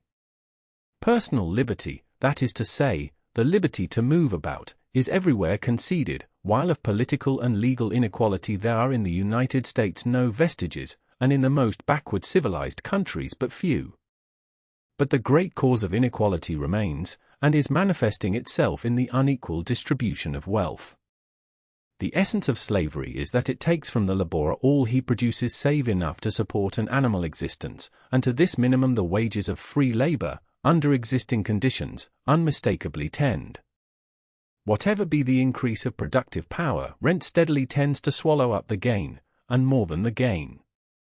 Thus the condition of the masses in every civilized country is, or is tending to become, that of virtual slavery under the forms of freedom. And it is probable that of all kinds of slavery this is the most cruel and relentless. For the laborer is robbed of the produce of his labor and compelled to toil for a mere subsistence, but his taskmasters, instead of human beings, assume the form of imperious necessities. Those to whom his labor is rendered and from whom his wages are received are often driven in their turn. Contact between the laborers and the ultimate beneficiaries of their labor is sundered, and individuality is lost. The direct responsibility of master to slave, a responsibility which exercises a softening influence upon the great majority of men, does not arise. It is not one human being who seems to drive another to unremitting and ill-requited toil, but the inevitable laws of supply and demand, for which no one in particular is responsible. The maxims of Cato the Censor, maxims which were regarded with abhorrence even in an age of cruelty and universal slaveholding, that after as much work as possible is obtained from a slave he should be turned out to die, become the common rule, and even the selfish interest which prompts the master to look after the comfort and well-being of the slave is lost. Labor has become a commodity, and the laborer a machine. There are no masters and slaves, no owners and owned, but only buyers and sellers. The higgling of the market takes the place of every other sentiment. When the slaveholders of the South looked upon the condition of the free laboring poor in the most advanced civilized countries, it is no wonder that they easily persuaded themselves of the divine institution of slavery. That the field hands of the South were as a class better fed, better lodged, better clothed, that they had less anxiety, and more of the amusements and enjoyments of life than the agricultural labourers of England there can be no doubt, and even in the northern cities, visiting slaveholders might see and hear of things impossible under what they called their organization of labor. In the southern states, during the days of slavery, the master who would have compelled his Negroes to work and live as large classes of free white men and women are compelled in free countries to work and live, would have been deemed infamous, and if public opinion had not restrained him, his own selfish interest in the maintenance of the health and strength of his chattels would. But in London, New York, and Boston, among people who have given, and would give again, money and blood to free the slave, where no one could abuse a beast in public without arrest and punishment, barefooted and ragged children may be seen running around the streets even in the winter time, and in squalid garrets and noisome cellars women work away their lives for wages that fail to keep them in proper warmth and nourishment. Is it any wonder that to the slaveholders of the South the demand for the abolition of slavery seemed like the cant of hypocrisy? And now that slavery has been abolished, the planters of the South find they have sustained no loss. Their ownership of the land upon which the freedmen must live gives them practically as much command of labor as before, while they are relieved of responsibility, sometimes very expensive. The Negroes as yet have the alternative of emigrating, and a great movement of that kind seems now about commencing, but as population increases and land becomes dear, the planters will get a greater proportionate share of the earnings of their labourers than they did under the system of chattel slavery, and the labourers a less share, for under the system of chattel slavery the slaves always got at least enough to keep them in good physical health, but in such countries as England there are large classes of labourers who do not get that. The influences which, wherever there is personal relation between master and slave, slip in to modify chattel slavery, and to prevent the master from exerting to its fullest extent his power over the slave, also showed themselves in the ruder forms of serfdom that characterized the earlier periods of European development, unaided by religion, and, perhaps, as in chattel slavery, by the more enlightened, but still selfish interests of the lord, and hardening into custom, universally fixed a limit to what the owner of the land could extort from the serf or peasant, so that the competition of men without means of existence bidding against each other for access to the means of existence, was nowhere suffered to go to its full length and exert its full power of deprivation and degradation. The helots of Greece, the metayears of Italy, the serfs of Russia and Poland, the peasants of feudal Europe, rendered to their landlords a fixed proportion either of their produce or their labor, and were not generally squeezed past that point. But the influences which thus stepped in to modify the extortive power of land ownership, and which may still be seen on English estates where the landlord and his family deem it their duty to send medicines and comforts to the sick and infirm, and to look after the well-being of their cottagers, just as the southern planter was accustomed to look after his negroes, are lost in the more refined and less obvious form which serfdom assumes in the more complicated processes of modern production, which separates so widely and by so many intermediate gradations the individual whose labor is appropriated from him who appropriates it, and makes the relations between the members of the two classes not direct and particular, but indirect and general. In modern society, competition has free play to force from the laborer the very utmost he can give, and with what terrific force it is acting may be seen in the condition of the lowest class in the centers of wealth and industry. That the condition of this lowest class is not yet more general, is to be attributed to the great extent of fertile land which has hitherto been open on this continent, and which has not merely afforded an escape for the increasing population of the older sections of the Union, but has greatly relieved the pressure in Europe, in one country, Ireland, the emigration having been so great as actually to reduce the population. This avenue of relief cannot last forever. It is already fast closing up, and as it closes, the pressure must become harder and harder. It is not without reason that the wise crow in the Ramayana, the crow Bushanda, who has lived in every part of the universe, and knows all events from the beginnings of time, declares that, though contempt of worldly advantages is necessary to supreme felicity, yet the keenest pain possible is inflicted by extreme poverty. The poverty to which in advancing civilization great masses of men are condemned, is not the freedom from distraction and temptation which sages have sought and philosophers have praised, it is a degrading and embruting slavery, that cramps the higher nature, dulls the finer feelings, and drives men by its pain to acts which the brutes would refuse. It is into this helpless, hopeless poverty, that crushes manhood and destroys womanhood, that robs even childhood of its innocence and joy, that the working classes are being driven by a force which acts upon them like a resistless and unpitying machine. The Boston collar manufacturer who pays his girls 2 cents an hour may commiserate their condition, but he, as they, is governed by the law of competition, and cannot pay more and carry on his business, for exchange is not governed by sentiment. And so, through all intermediate gradations, up to those who receive the earnings of labor without return, in the rent of land, it is the inexorable laws of supply and demand, a power with which the individual can no more quarrel or dispute than with the winds and the tides, that seem to press down the lower classes into the slavery of want. But in reality, the cause is that which always has and always must result in slavery, the monopolization by some of what nature has designed for all. Our boasted freedom necessarily involves slavery, so long as we recognize private property in land. Until that is abolished, declarations of independence and acts of emancipation are in vain. So long as one man can claim the exclusive ownership of the land from which other men must live, slavery will exist, and as material progress goes on, must grow and deepen. This, and in previous chapters of this book we have traced the process, step by step, is what is going on in the civilized world today. Private ownership of land is the nether millstone. Material progress is the upper millstone. Between them, with an increasing pressure, the working classes are being ground. Footnotes.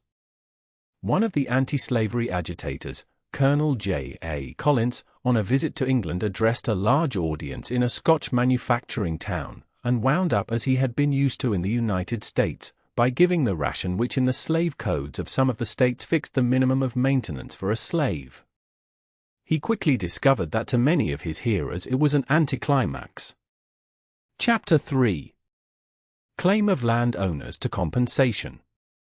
The truth is, and from this truth there can be no escape, that there is and can be no just title to an exclusive possession of the soil, and that private property in land is a bold, bare, enormous wrong, like that of chattel slavery. The majority of men in civilized communities do not recognize this, simply because the majority of men do not think. With them whatever is right, until its wrongfulness has been frequently pointed out, and in general they are ready to crucify whoever first attempts this. But it is impossible for anyone to study political economy, even as at present taught, or to think at all upon the production and distribution of wealth, without seeing that property in land differs essentially from property in things of human production, and that it has no warrant in abstract justice. This is admitted, either expressly or tacitly, in every standard work on political economy, but in general merely by vague admission or omission. Attention is in general called away from the truth, as a lecturer on moral philosophy in a slaveholding community might call away attention from too close a consideration of the natural rights of men, and private property in land is accepted without comment, as an existing fact, or is assumed to be necessary to the proper use of land and the existence of the civilized state. The examination through which we have passed has proved conclusively that private property in land cannot be justified on the ground of utility, that, on the contrary, it is the great cause to which are to be traced the poverty, misery, and degradation, the social disease and the political weakness which are showing themselves so menacingly amid advancing civilization. Expediency, therefore, joins justice in demanding that we abolish it. When expediency thus joins justice in demanding that we abolish an institution that has no broader base or stronger ground than a mere municipal regulation, what reason can there be for hesitation? The consideration that seems to cause hesitation, even on the part of those who see clearly that land by right is common property, is the idea that having permitted land to be treated as private property for so long, we should in abolishing it be doing a wrong to those who have been suffered to base their calculations upon its permanence, that having permitted land to be held as rightful property, we should by the resumption of common rights be doing injustice to those who have purchased it with what was unquestionably their rightful property. Thus, it is held that if we abolish private property in land, justice requires that we should fully compensate those who now possess it, as the British government, in abolishing the purchase and sale of military commissions, felt itself bound to compensate those who held commissions which they had purchased in the belief that they could sell them again, or as in abolishing slavery in the British West Indies $100 million was paid the slaveholders.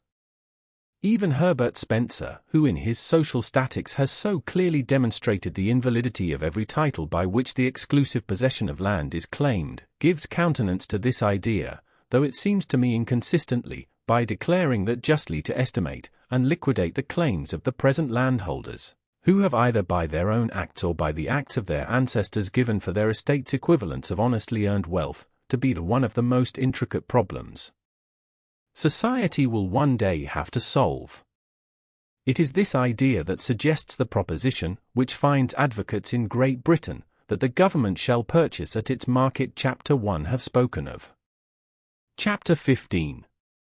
Justice and expediency. As if justice were one thing and expediency another, it has been merely to meet the objections of those who so talk. Injustice is the highest and truest expediency. Footnotes. Principles of Political Economy, Book I, Chapter 3, Sector 6. Social Statics. It may be well to say in the new reprint of this book that this and all other references to Herbert Spencer's Social Statics are from the edition of that book, Chapter 9 of Social Statics, with what he considers valid answers to himself as given into Justice, 1891. This has also been Chapter 4. Private Property in Land Historically Considered. What more than anything else prevents the realization of the essential injustice of private property in land, and stands in the way of a candid consideration of any proposition for abolishing it, is that mental habit which makes anything that has long existed seem natural and necessary. We are so used to the treatment of land as individual property, it is so thoroughly recognized in our laws, manners, and customs, that the vast majority of people never think of questioning it, but look upon it as necessary to the use of land. They are unable to conceive, or at least it does not enter their heads to conceive, of society as existing or as possible without the reduction of land to private possession. The first step to the cultivation or improvement of land seems to them to get for it a particular owner, and a man's land is looked on by them as fully and as equitably his, to sell, to lease, to give, or to bequeath, as his house, his cattle, his goods, or his furniture. That sacredness of property has been preached so constantly and effectively, especially by those conservators of ancient barbarism, as Voltaire styled the lawyers, that most people look upon the private ownership of land as the very foundation of civilization, and if the resumption of land as common property is suggested, think of it at first blush either as a chimerical vagary, which never has and never can be realized, or as a proposition to overturn society from its base and bring about a reversion to barbarism. If it were true that land had always been treated as private property, that would not prove the justice or necessity of continuing so to treat it, any more than the universal existence of slavery, which might once have been safely affirmed, would prove the justice or necessity of making property of human flesh and blood.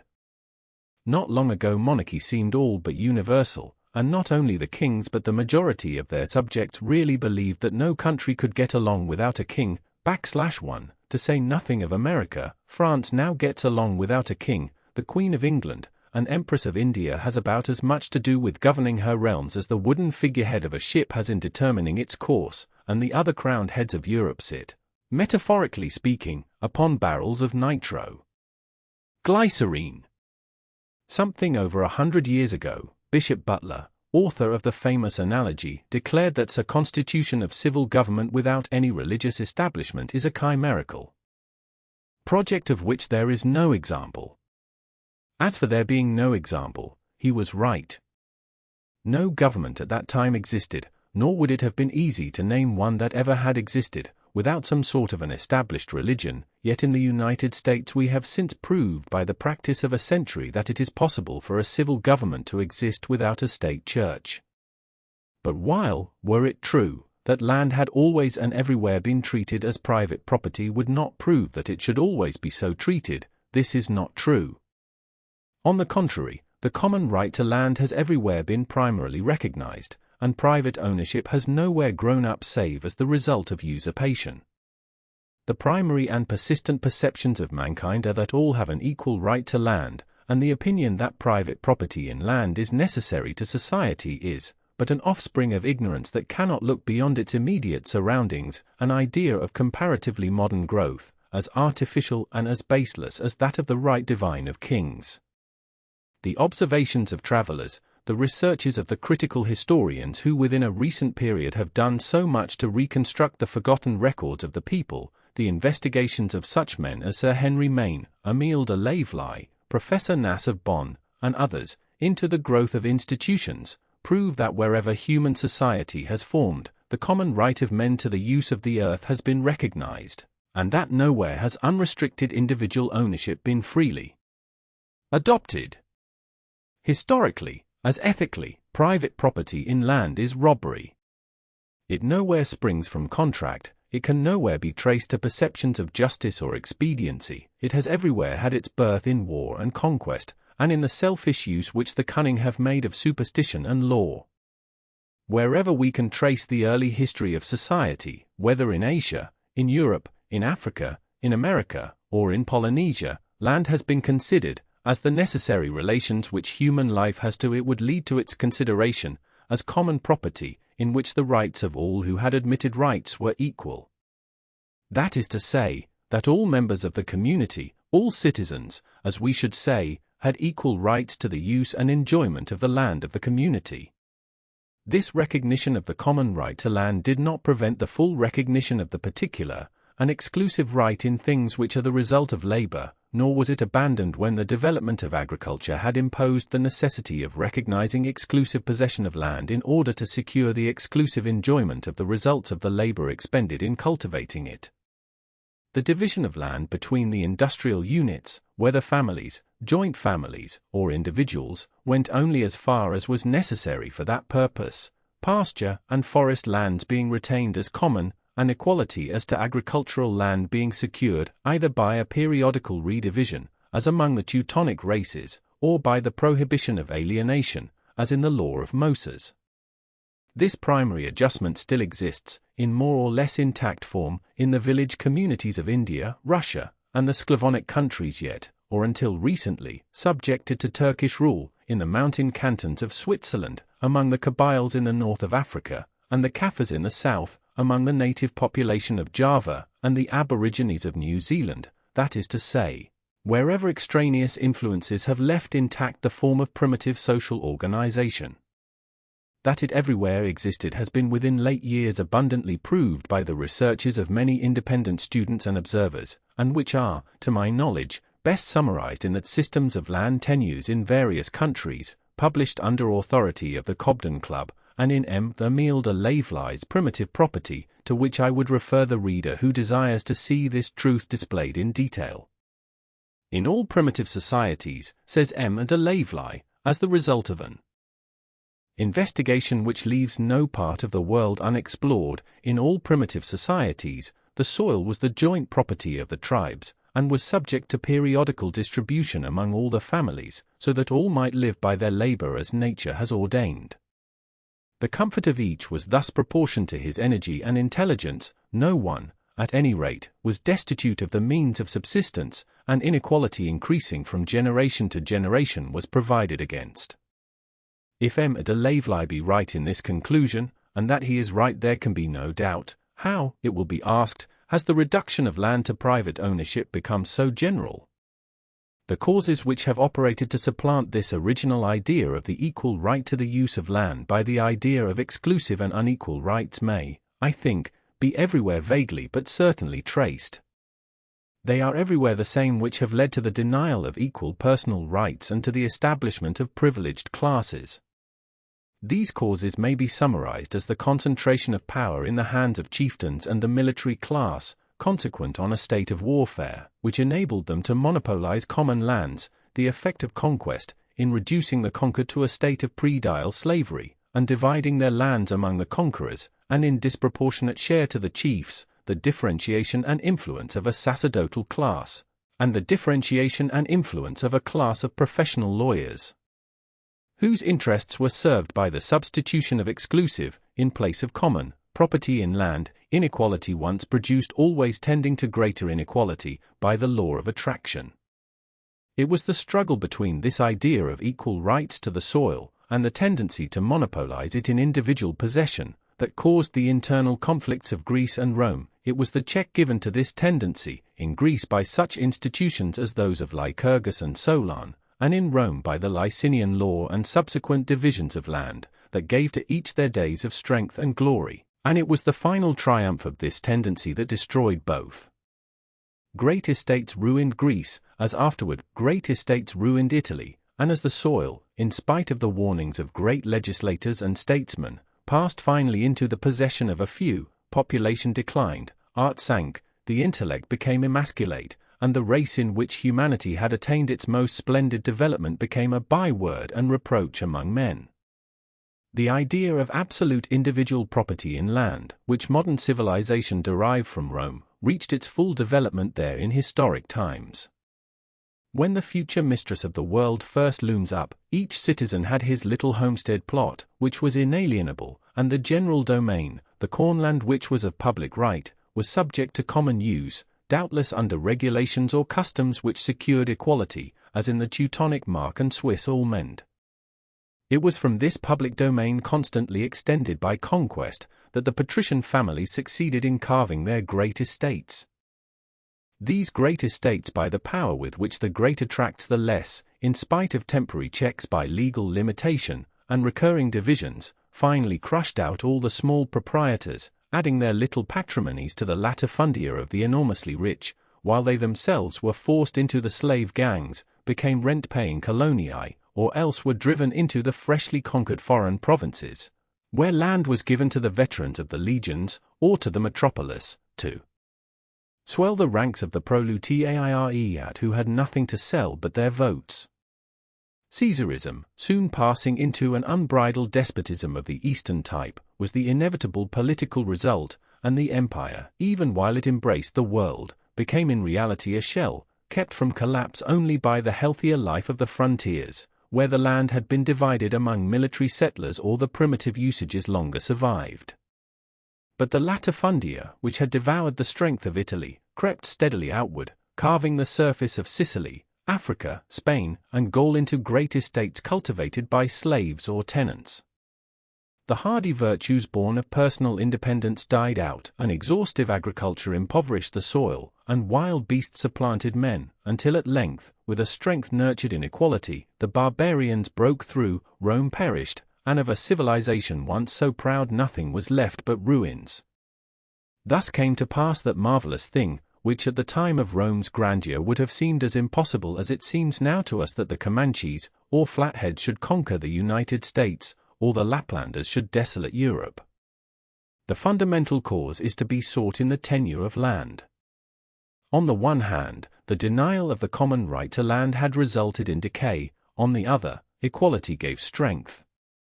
Freedom, says M. de Laveley, Primitive Property, page 116, freedom, and, as a consequence, the ownership of an undivided share of the common property, to which the head of every family in the clan was equally entitled, were in the German village essential rights.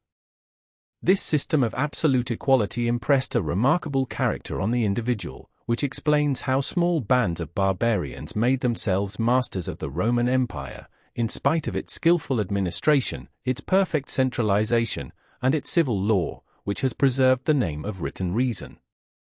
It was, on the other hand, that the heart was eaten out of that great empire. Rome perished, says Professor Seeley, from the failure of the crop of men. In his lectures on the history of civilization in Europe, and more elaborately in his lectures on the history of civilization in France, M. Guizot has vividly described the chaos that in Europe succeeded the fall of the Roman Empire, a chaos which, as he says, carried all things in its bosom, and from which the structure of modern society was slowly evolved. It is a picture which cannot be compressed into a few lines, but suffice it to say that the result of this infusion of rude but vigorous life into Romanized society was a disorganization of the German, as well as the Roman structure, both a blending, and an admixture of the idea of common rights in the soil with the idea of exclusive property, substantially as occurred in those provinces of the Eastern Empire subsequently overrun by the Turks. The feudal system, which was so readily adopted and so widely spread, was the result of such a blending, but underneath, and side by side with the feudal system, a more primitive organization, based on the common rights of the cultivators, took root or revived, and has left its traces all over Europe. This primitive organization, which allots equal shares of cultivated ground and the common use of uncultivated ground, and which existed in ancient Italy as in Saxon England, has maintained itself beneath absolutism and serfdom in Russia, beneath Moslem oppression in Serbia, and in India has been swept, but not entirely destroyed, by wave after wave of conquest, and century after century of oppression. The feudal system, which is not peculiar to Europe, but seems to be the natural result of the conquest of a settled country by a race among whom equality and individuality are yet strong, clearly recognized, in theory at least, that the land belongs to society at large, not to the individual. Rude outcome of an age in which might stood for right as nearly as it ever can, for the idea of right is ineradicable from the human mind, and must in some shape show itself even in the association of pirates and robbers. The feudal system yet admitted in no one the uncontrolled and exclusive right to land. A fief was essentially a trust, and to enjoyment was annexed obligation. The sovereign, theoretically the representative of the collective power and rights of the whole people, was in feudal view the only absolute owner of land. And though land was granted to individual possession, yet in its possession were involved duties, by which the enjoyer of its revenues was supposed to render back to the Commonwealth an equivalent for the benefits which from the delegation of the common right he received.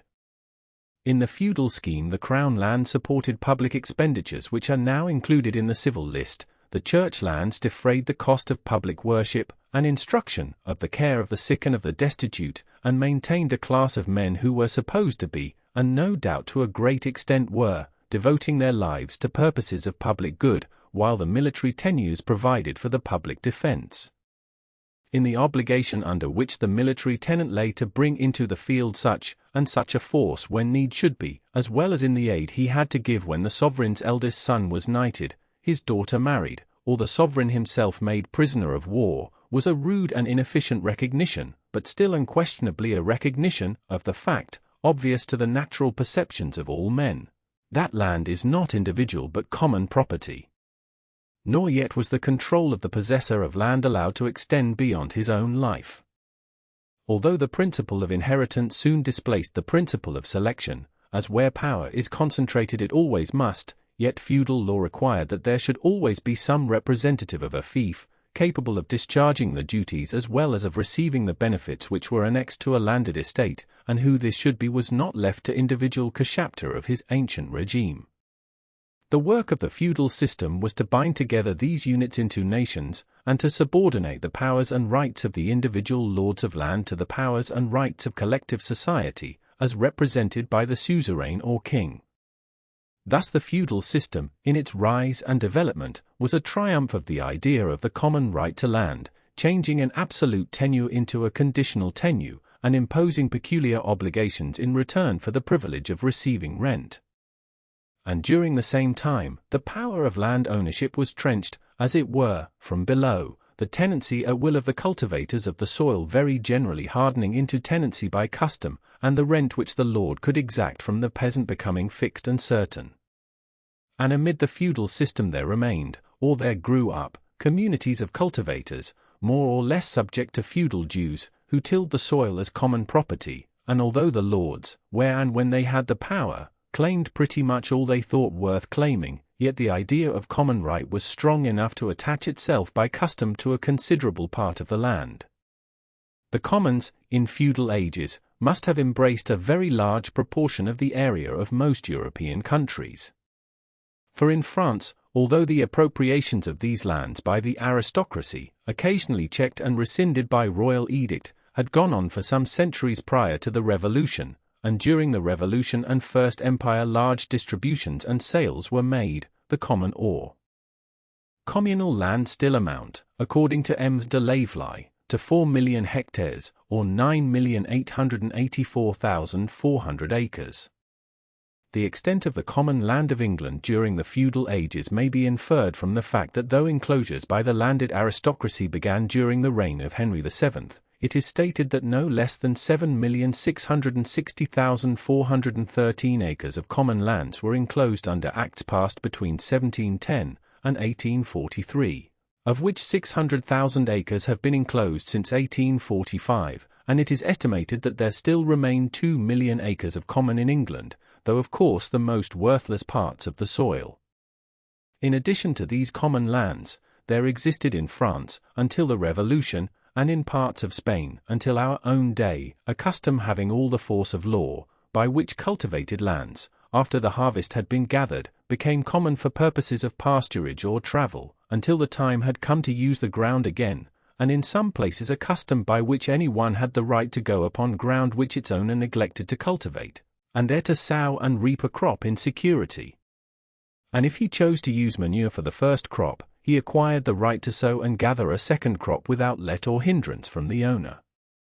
It is not merely the Swiss Allmend, the Dithmarsh Mark, the Servian and Russian village communities, not merely the long ridges which on English ground, now the exclusive property of individuals, still enable the antiquarian to trace out the great fields in ancient time devoted to the triennial rotation of crops, and in which each villager was annually allotted his equal plot. Not merely the documentary evidence which careful students have within late years drawn from old records, but the very institutions under which modern civilization has developed, which prove the universality and long persistence of the recognition of the common right to the use of the soil.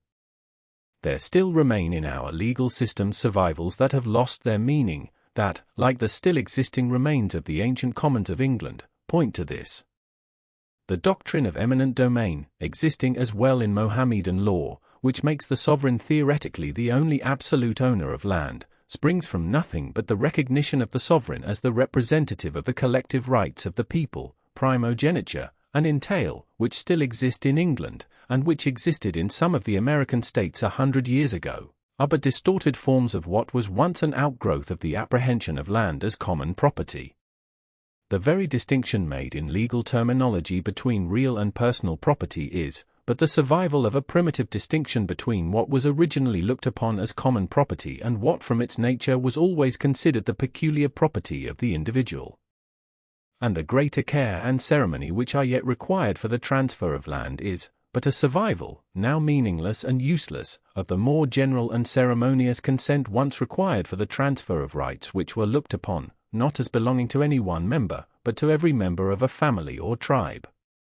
The general course of the development of modern civilization since the feudal period has been to the subversion of these natural and primary ideas of collective ownership in the soil.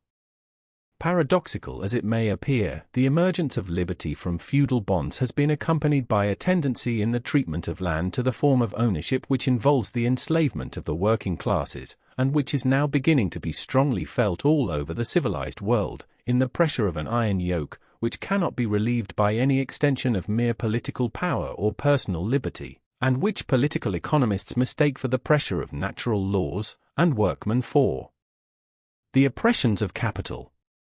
This is clear, that in Great Britain today the right of the people as a whole to the soil of their native country is much less fully acknowledged than it was in feudal times. A much smaller proportion of the people own the soil, and their ownership is much more absolute. The commons, once so extensive and so largely contributing to the independence and support of the lower classes, have, all but a small remnant of yet worthless land, been appropriated to individual ownership and enclosed. The great estates of the Church, which were essentially common property devoted to a public purpose, have been diverted from that trust to enrich individuals, the dues of the military tenants have been shaken off, and the cost of maintaining the military establishment and paying the interest upon an immense debt accumulated by wars has been saddled upon the whole people, in taxes upon the necessaries and comforts of life. The crown lands have mostly passed into private possession, and for the support of the royal family and all the petty princelings who marry into it, the British workman must pay in the Chapter 5 of Property in Land in the United States. In the earlier stages of civilization we see that land is everywhere regarded as common property. /1. Turning from the dim past to our own times, we may see that natural perceptions are still the same, and that when placed under circumstances in which the influence of education and habit is weakened, men instinctively recognize the equality of right to the bounty of nature. The discovery of gold in California brought together in a new country men who had been used to look on land as the rightful subject of individual property, and of whom probably not 1 in 1,000 had ever dreamed of drawing any distinction between property in land and property in anything else. /1. For the first time in the history of the Anglo-Saxon race, these men were brought into contact with land from which gold could be obtained by the simple operation of washing it out. Had the land with which they were thus called upon to deal been agricultural, or grazing, or forest land, of peculiar richness, had it been land which derived peculiar value from its situation for commercial purposes, or by reason of the water power which it afforded, or even had it contained rich mines of coal, iron, or lead, the land system to which they had been used would have been applied, and it would have been reduced to private ownership in large tracts, as even the Pueblo lands of San Francisco, really the most valuable in the state, which by Spanish law had been set apart to furnish homes for the future residents of that city, were reduced, without any protest worth speaking of. But the novelty of the case broke through habitual ideas, and threw men back upon first principles, and it was by common consent declared that this gold-bearing land should remain common property, of which no one might take more than he could reasonably use, or hold for a longer time than he continued to use it. This perception of natural justice was acquiesced in by the general government and the courts, and while placer mining remained of importance, no attempt was made to overrule this reversion to primitive ideas. The title to the land remained in the government, and no individual could acquire more than a possessory claim. The miners in each district fixed the amount of ground an individual could take and the amount of work that must be done to constitute use. If this work were not done, anyone could relocate the ground. Thus, no one was allowed to forestall or to lock up natural resources. Labor was acknowledged as the creator of wealth, was given a free field, and secured in its reward. The device would not have assured complete equality of rights under the conditions that in most countries prevail, but under the conditions that there, and then existed, a sparse population, an unexplored country, and an occupation in its nature a lottery, it secured substantial justice. One man might strike an enormously rich deposit, and others might vainly prospect for months and years, but all had an equal chance. No one was allowed to play the dog in the manger with the bounty of the Creator. The essential idea of the mining regulations was to prevent forestalling and monopoly. Upon the same principle are based the mining laws of Mexico, and the same principle was adopted in Australia, in British Columbia, and in the diamond fields of South Africa, for it accords with natural perceptions of justice. With the decadence of placer mining in California, the accustomed idea of private property finally prevailed in the passage of a law permitting the patenting of mineral lands. The only effect is to lock up opportunities, to give the owner of mining ground the power of saying that no one else may use what he does not choose to use himself.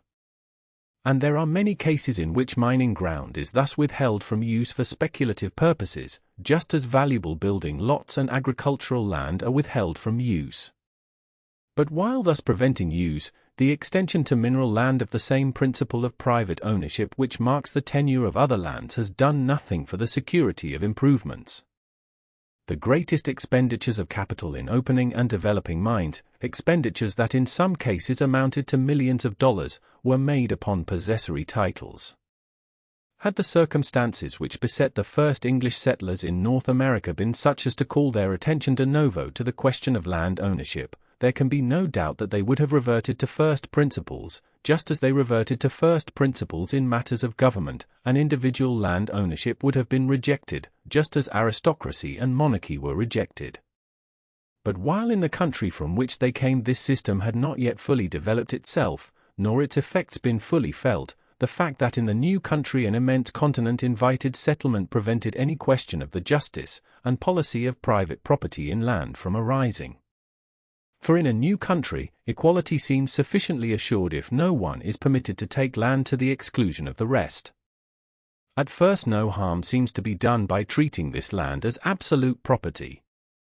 There is plenty of land left for those who choose to take it, and the slavery that in a later stage of development necessarily springs from the individual ownership of land is not felt. In Virginia and to the south, where the settlement had an aristocratic character, the natural complement of the large estates into which the land was carved was introduced in the shape of Negro slaves. But the first settlers of New England divided the land as, 12 centuries before, their ancestors had divided the land of Britain, giving to each head of a family his town lot and his seed lot, while beyond lay the free common. So far as concerned the great proprietors whom the English kings by letters patent endeavoured to create, the settlers saw clearly enough the injustice of the attempted monopoly, and none of these proprietors got much from their grants, but the plentifulness of land prevented. Chapter 16. Attention from being called to the monopoly which individual land ownership, even when the tracts are small, must involve when land becomes scarce.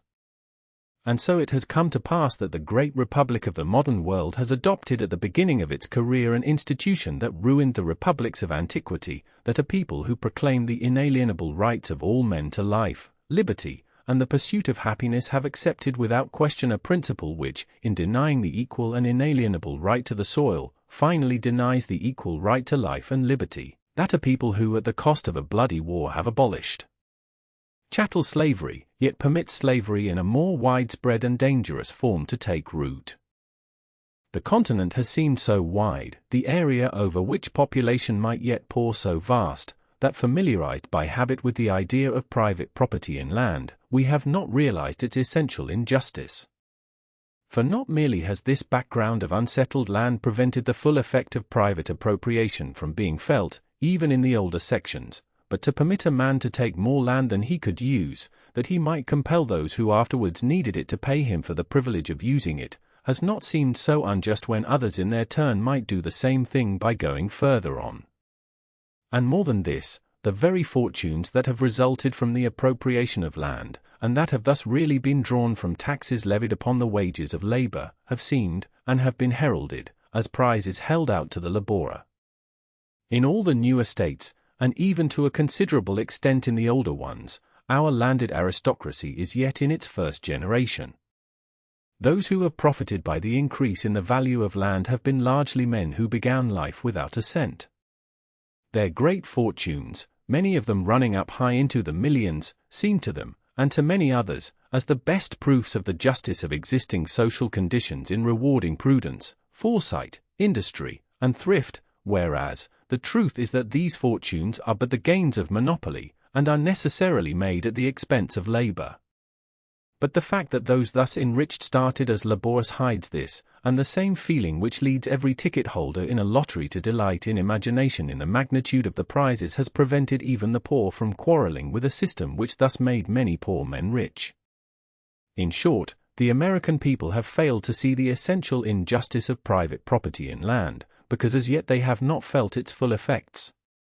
This public domain, the vast extent of land yet to be reduced to private possession, the enormous common to which the faces of the energetic were always turned, has been the great fact that, since the days when the first settlements began to fringe the Atlantic coast, has formed our national character, and colored our national thought.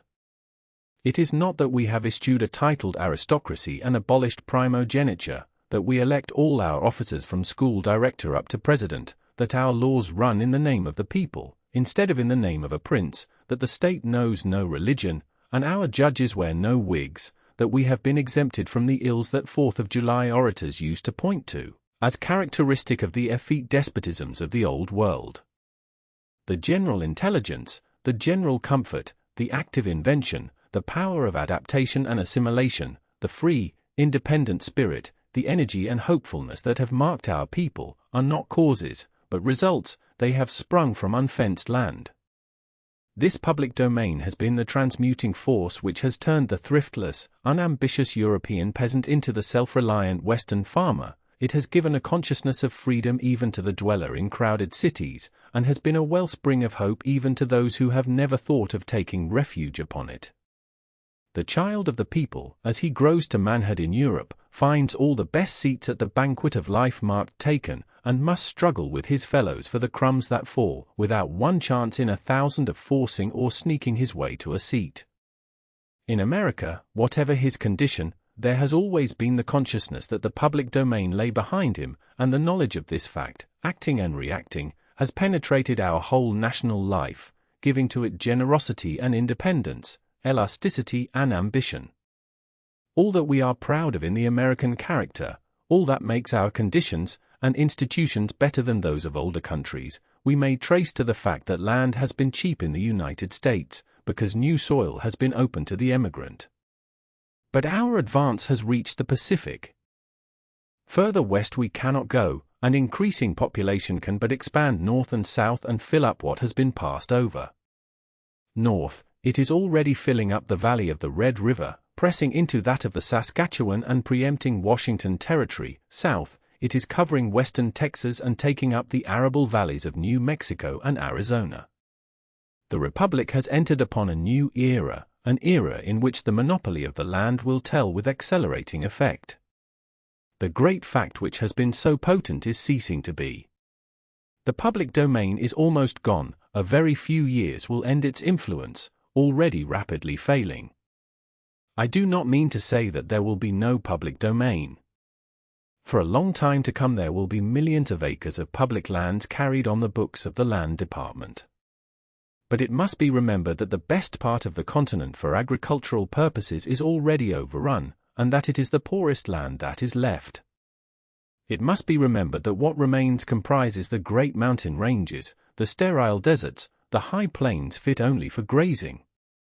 And it must be remembered that much of this land which figures in the reports as open to settlement is unsurveyed land, which has been appropriated by possessory claims, or locations which do not appear until the land is returned as surveyed. California figures on the books of the Land Department as the greatest land state of the Union, containing nearly 100 million acres of public land, something like 1/12 of the whole public domain. Yet so much of this is covered by railroad grants or held in the way of which I have spoken, so much consists of untillable mountains or plains which require irrigation, so much is monopolized by locations which command the water, that as a matter of fact it is difficult to point the immigrant to any part of the state where he can take up a farm on which he can settle and maintain a family, and so men, weary of the quest, end by buying land or renting it on shares.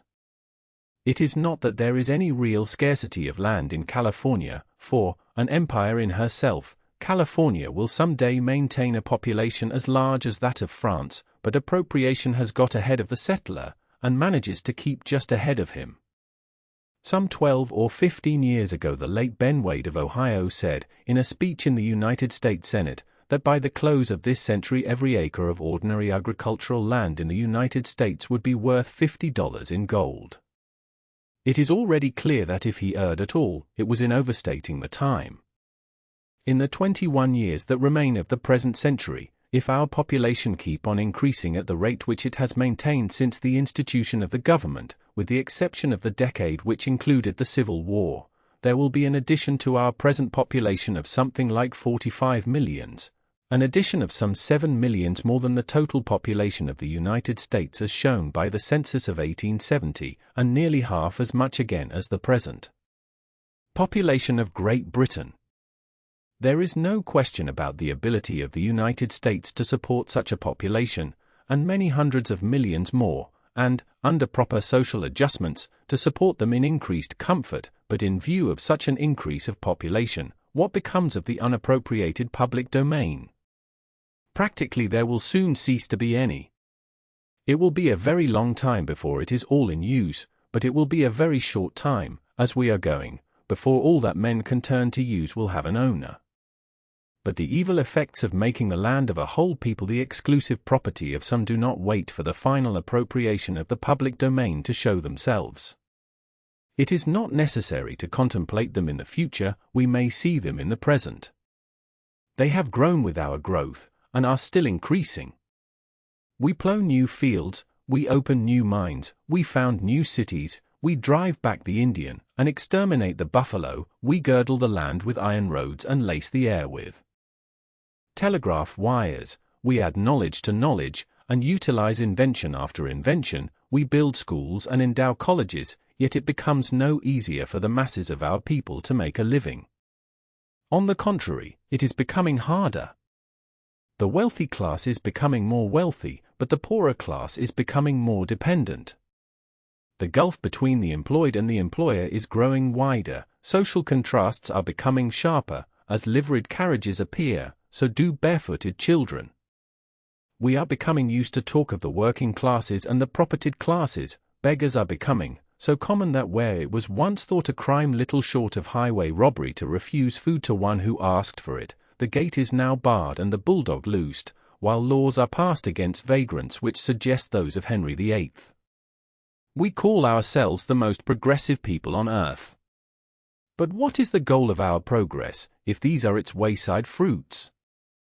These are the results of private property in land, the effects of a principle that must act with increasing and increasing force.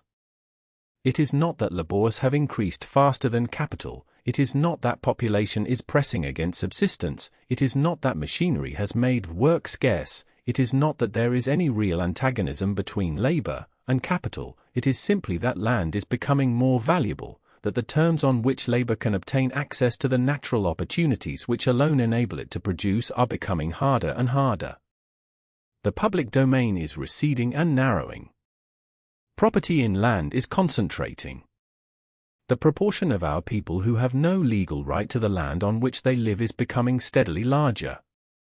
Says the New York World, a non-resident proprietary, like that of Ireland, is getting to be the characteristic of large farming districts in New England, adding yearly to the nominal value of leasehold farms, advancing yearly the rent demanded, and steadily degrading the character of the tenantry. And the Nation, alluding to the same section, says, increased nominal value of land, higher rents, fewer farms occupied by owners, diminished product, lower wages, a more ignorant population, increasing number of women employed at hard, outdoor labor, surest sign of a declining civilization, and a steady deterioration in the style of farming. These are the conditions described by a cumulative mass of evidence that is perfectly irresistible. The same tendency is observable in the new states, where the large scale of cultivation recalls the latifundia that ruined ancient Italy. In California, a very large proportion of the farming land is rented from year to year, at rates varying from a fourth to even half the crop. The harder times, the lower wages, the increasing poverty perceptible in the United States are but results of the natural laws we have traced, laws as universal and as irresistible as that of gravitation. We did not establish the Republic when, in the face of principalities and powers, we flung the Declaration of the Inalienable Rights of Man. We shall never establish the Republic until we practically carry out that declaration by securing to the poorest child born among us an equal right to his native soil. We did not abolish slavery when we ratified the 14th Amendment. To abolish slavery we must abolish private property in land. Unless we come back to first principles, unless we recognize natural perceptions of equity, unless we acknowledge the equal right of all to land, our free institutions will be in vain, our common schools will be in vain, our discoveries and inventions will but add to the force that presses the masses down. Book 8. Application of the Remedy. Chapter 1. Private property in land inconsistent with the best use of land. Chapter 2. How equal rights to the land may be asserted and secured. Chapter 3. The proposition tried by the canons of taxation. Chapter 4. Endorsements and objections. Why hesitate? Ye are full-bearded men, with God-implanted will, and courage if ye dare but show it. Never yet was will but found some way or means to work it out, nor e'er did fortune frown on him who dared.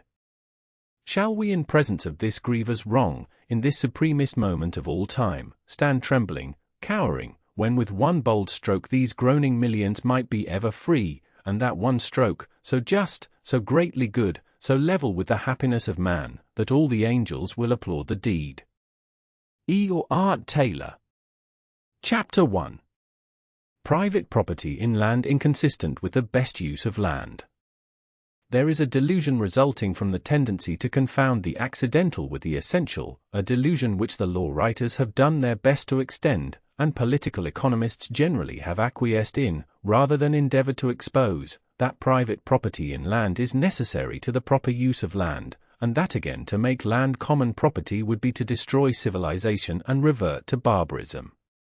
This delusion may be likened to the idea which, according to Charles Lamb, so long prevailed among the Chinese after the savor of roast pork had been accidentally discovered by the burning down of Ho Ti's hut, that to cook a pig it was necessary to set fire to a house, /1, though in Lamb's charming dissertation it was required that a sage should arise to teach people that they might roast pigs without burning down houses. It does not take a sage to see that what is required for the improvement of land is not absolute ownership of the land, but security for the improvements. This will be obvious to whoever will look around him. While there is no more necessity for making a man the absolute and exclusive owner of land, in order to induce him to improve it, than there is of burning down a house in order to cook a pig, while the making of land private property is as rude, wasteful, and uncertain a device for securing improvement, as the burning down of a house is a rude, wasteful, and uncertain device for roasting a pig. We have not the excuse for persisting in the one that Lamb's Chinamen had for persisting in the other. Until the sage arose who invented the rude gridiron, which according to Lamb, preceded the spit and oven, no one had known or heard of a pig being roasted, except by a house being burned, /1, among us. Nothing is more common than for land to be improved by those who do not own it. The greater part of the land of Great Britain is cultivated by tenants, the greater part of the buildings of London are built upon leased ground, and even in the United States the same system prevails everywhere to a greater or less extent. Thus it is a common matter for use to be separated from ownership. Would not all this land be cultivated and improved just as well if the rent went to the state or municipality, as now, when it goes to private individuals? If no private ownership in land were acknowledged, but all land were held in this way, the occupier or user paying rent to the state, would not land be used and improved as well and as securely as now? There can be but one answer: of course it would. Then would the resumption of land as common property in no wise interfere with the proper use and improvement of land. What is necessary for the use of land is not its private ownership, but the security of improvements. It is not necessary to say to a man, "This land is yours," in order to induce him to cultivate or improve it. It is only necessary to say to him, "Whatever your labor or capital produces on this land shall be yours." Give a man security that he may reap, and he will sow; assure him of the possession of the house he wants to build, and he will build it. These are the natural rewards of labor. It is for the sake of the reaping that men sow, it is for the sake of possessing houses that men build.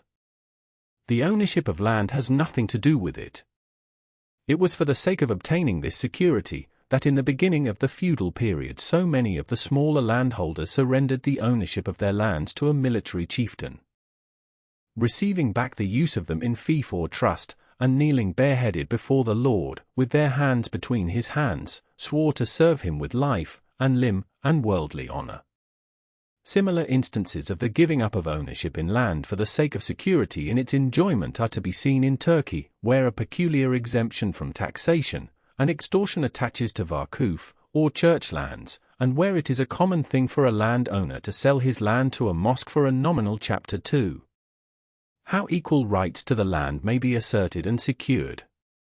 We have traced the want and suffering that everywhere prevail among the working classes, the recurring paroxysms of industrial depression, the scarcity of employment, the stagnation of capital, the tendency of wages to the starvation point, that exhibit themselves more and more strongly, as material progress goes on, to the fact that the land on which and from which all must live is made the exclusive property of some.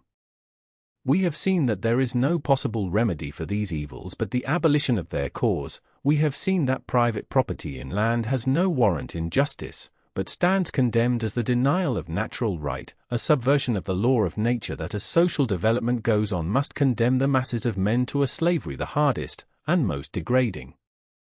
We have weighed every objection, and seen that neither on the ground of equity or expediency is there anything to deter us from making land common property by confiscating rent. But a question of method remains. How shall we do it? We should satisfy the law of justice, we should meet all economic requirements, by at one stroke abolishing all private titles, declaring all land public property, and letting it out to the highest bidders in lots to suit, under such conditions as would sacredly guard the private right to improvements. Thus we should secure, in a more complex state of society, the same equality of rights that in a ruder state were secured by equal partitions of the soil, and by giving the use of the land to whoever could procure the most from it, we should secure the greatest production. Such a plan, instead of being a wild, impracticable vagary, has, with the exception that he suggests compensation to the present holders of land, undoubtedly a careless concession which he upon reflection would reconsider, been endorsed by no less eminent a thinker than Herbert Spencer, who, Social Statics, Chapter 9, Sector 8, says of it. Such a doctrine is consistent with the highest state of civilization, may be carried out without involving a community of goods, and need cause no very serious revolution in existing arrangements. The change required would simply be a change of landlords. Separate ownership would merge into the joint stark ownership of the public. Instead of being in the possession of individuals, the country would be held by the great corporate body, society. Instead of leasing his acres from an isolated proprietor, the farmer would lease them from the nation. Instead of paying his rent to the agent of Sir John or His Grace, he would pay it to an agent or deputy agent of the community. Stewards would be public officials instead of private ones, and tenancy the only land tenure. A state of things so ordered would be in perfect harmony with the moral law. Under it all men would be equally landlords, all men would be alike free to become tenants. Clearly, therefore, on such a system, the earth might be enclosed, occupied, and cultivated, in entire subordination to the law of equal freedom. But such a plan, though perfectly feasible, does not seem to me the best. Or rather, I propose to accomplish the same thing in a simpler, easier, and quieter way than that of formally confiscating all the land and formally letting it out to the highest bidders. To do that would involve a needless shock to present customs and habits of thought, which is to be avoided. To do that would involve a needless extension of governmental machinery, which is to be avoided. It is an axiom of statesmanship, which the successful founders of tyranny have understood and acted upon, that great changes can best be brought about under old forms. We, who would free men, should heed the same truth. It is the natural method. When nature would make a higher type, she takes a lower one and develops it. This, also, is the law of social growth. Let us work by it. With the current we may glide fast and far. Against it, it is hard pulling and slow progress. I do not propose either to purchase or to confiscate private property in land. The first would be unjust, the second, needless. Let the individuals who now hold it still retain, if they want to, possession of what they are pleased to call their land. Let them continue to call it their land. Let them buy and sell, and bequeath and devise it. We may safely leave them the shell, if we take the kernel. It is not necessary to confiscate land, it is only necessary to confiscate rent. Nor to take rent for public uses is it necessary that the state should bother with the letting of lands, and assume the chances of the favoritism, collusion, and corruption this might involve. It is not necessary that any new machinery should be created. The machinery already exists. Instead of extending it, all we have to do is to simplify and reduce it. By leaving to landowners a percentage of rent which would probably be much less than the cost and loss involved in attempting to rent lands through state agency, and by making use of this existing machinery, we may, without jar or shock, assert the common right to land by taking rent for public uses. We already take some rent in taxation. We have only to make some changes in our modes of taxation to take it all. What I, therefore, propose, as the simple yet sovereign remedy, which will raise wages, increase the earnings of capital, extirpate pauperism, abolish poverty, give remunerative employment to whoever wishes it, afford free scope to human powers, lessen crime, elevate morals, and taste, and intelligence, purify government and carry civilization to yet nobler heights, is, to appropriate rent by taxation. In this way the state may become the universal landlord without calling herself so, and without assuming a single new function. In form, the ownership of land would remain just as now. No owner of land need be dispossessed, and no restriction need be placed upon the amount of land anyone could hold. For, rent being taken by the state in taxes, land, no matter in whose name it stood, or in what parcels it was held, would be really common property, and every member of the community would participate in the advantages of its ownership. Now, insomuch as the taxation of rent, or land values, must necessarily be increased just as we abolish other taxes, we may put the proposition into practical form by proposing to abolish all taxation save that upon land values. As we have seen, the value of land is at the beginning of society nothing, but as society develops by the increase of population and the advance of the arts, it becomes greater and greater. In every civilized country, even the newest, the value of the land taken as a whole is sufficient to bear the entire expenses of government. In the better developed countries it is much more than sufficient. Hence it will not be enough merely to place all taxes upon the value of land.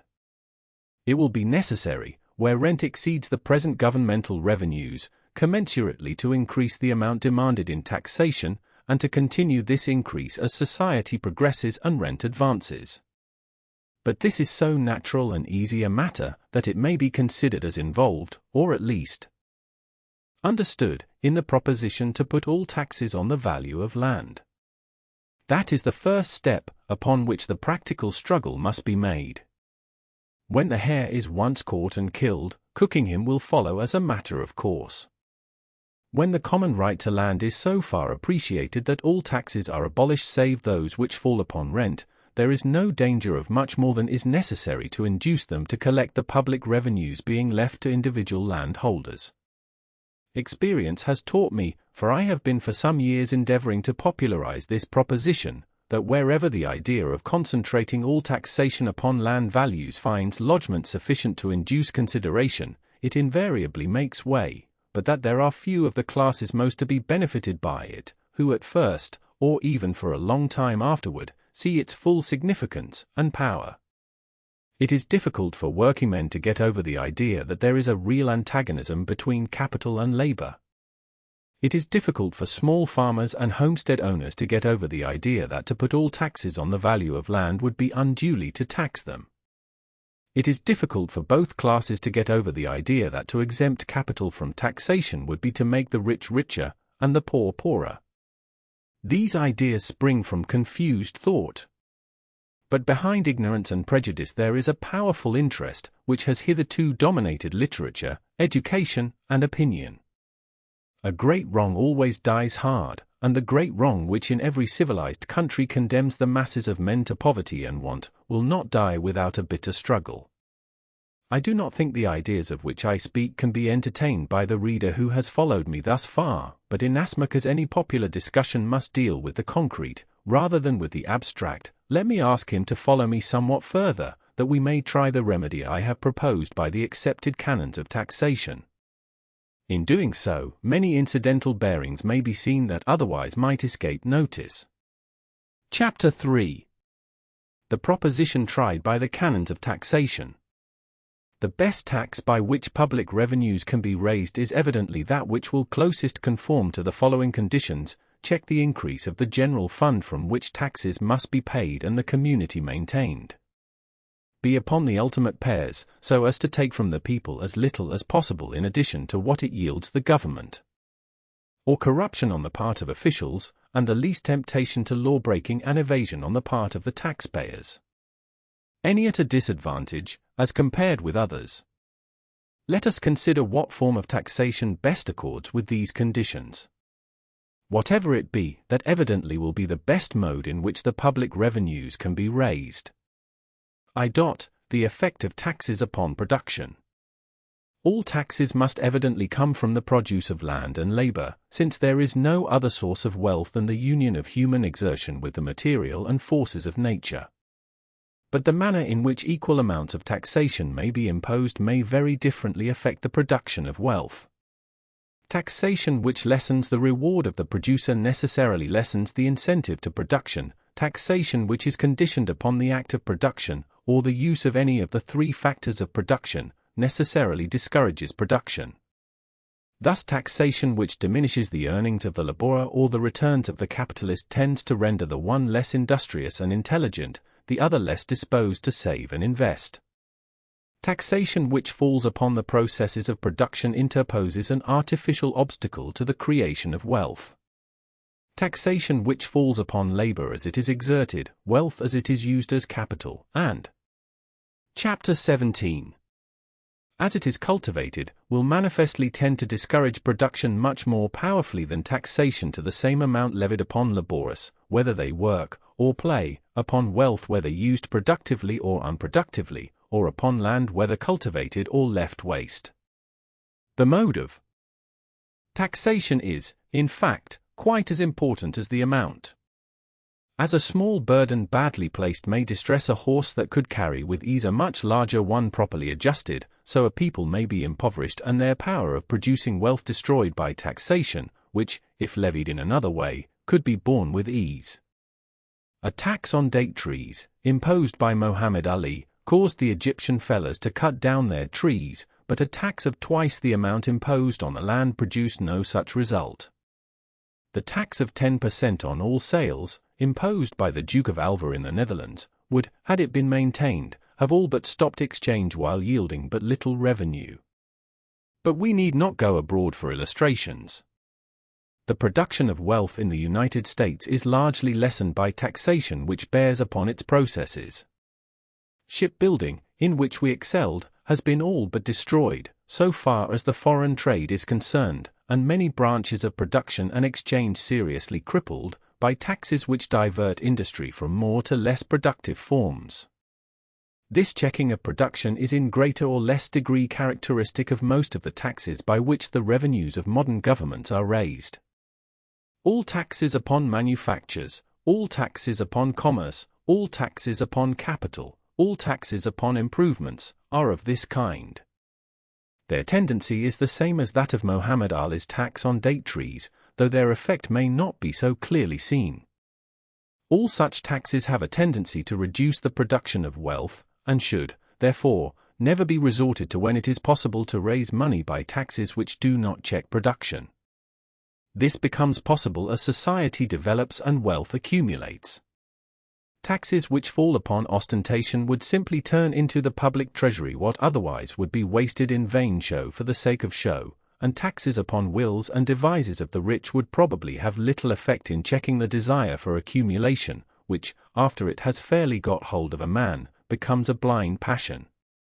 But the great class of taxes from which revenue may be derived without interference with production are taxes upon monopolies, for the profit of monopoly is in itself a tax levied upon production, and to tax it is simply to divert into the public coffers what production must in any event pay.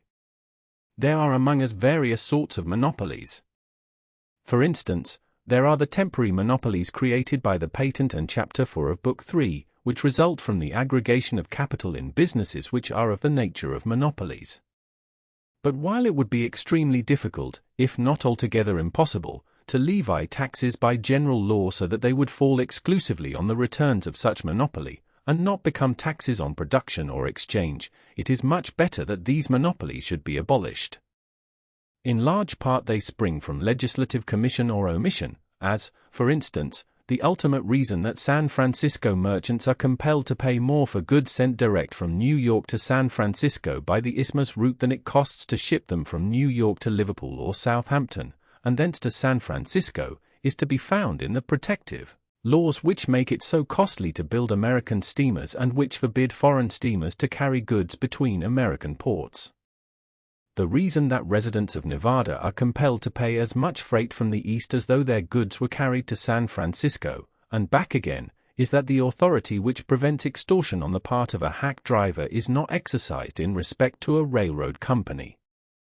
And it may be said generally that businesses which are in their nature monopolies are properly part of the functions of the state, and should be assumed by the state. There is the same reason why government should carry telegraphic messages as that it should carry letters, that railroads should belong to the public as that common roads should. But all other monopolies are trivial in extent as compared with the monopoly of land. And the value of land expressing a monopoly, pure and simple, is in every respect fitted for taxation. That is to say, while the value of a railroad or telegraph line, the Chapter 4. Endorsements and objections. The grounds from which we have drawn the conclusion that the tax on land values or rent is the best method of raising public revenues have been admitted expressly or tacitly by all economists of standing, since the determination of the nature and law of rent. Ricardo says, Chapter 10, a tax on rent would fall wholly on landlords, and could not be shifted to any class of consumers, for it would leave unaltered the difference between the produce obtained from the least productive land in cultivation and that obtained from land of every other quality. A tax on rent would not discourage the cultivation of fresh land, for such land pays no rent and would be untaxed. McCulloch, Note Xiv to Wealth of Nations, declares that in a practical point of view taxes on the rent of land are among the most unjust and impolitic that can be imagined, but he makes this assertion solely on the ground of his assumption that it is practically impossible to distinguish in taxation between the sum paid for the use of the soil and that paid on account of the capital expended upon it, \1. Supposing that this separation could be effected, he admits that the sum paid to landlords for the use of the natural powers of the soil might be entirely swept away by a tax without their having it in their power to throw any portion of the burden upon anyone else, and without affecting the Chapter 1 of the effect upon the production of wealth. Chapter 2, of the effect upon distribution and thence upon production. Chapter 3, of the effect upon individuals and classes. Chapter 4, of the changes that would be wrought in social organization and social life. I cannot play upon any stringed instrument, but I can tell you how of a little village to make a great and glorious city. Themistocles. Asterisk asterisk asterisk asterisk asterisk.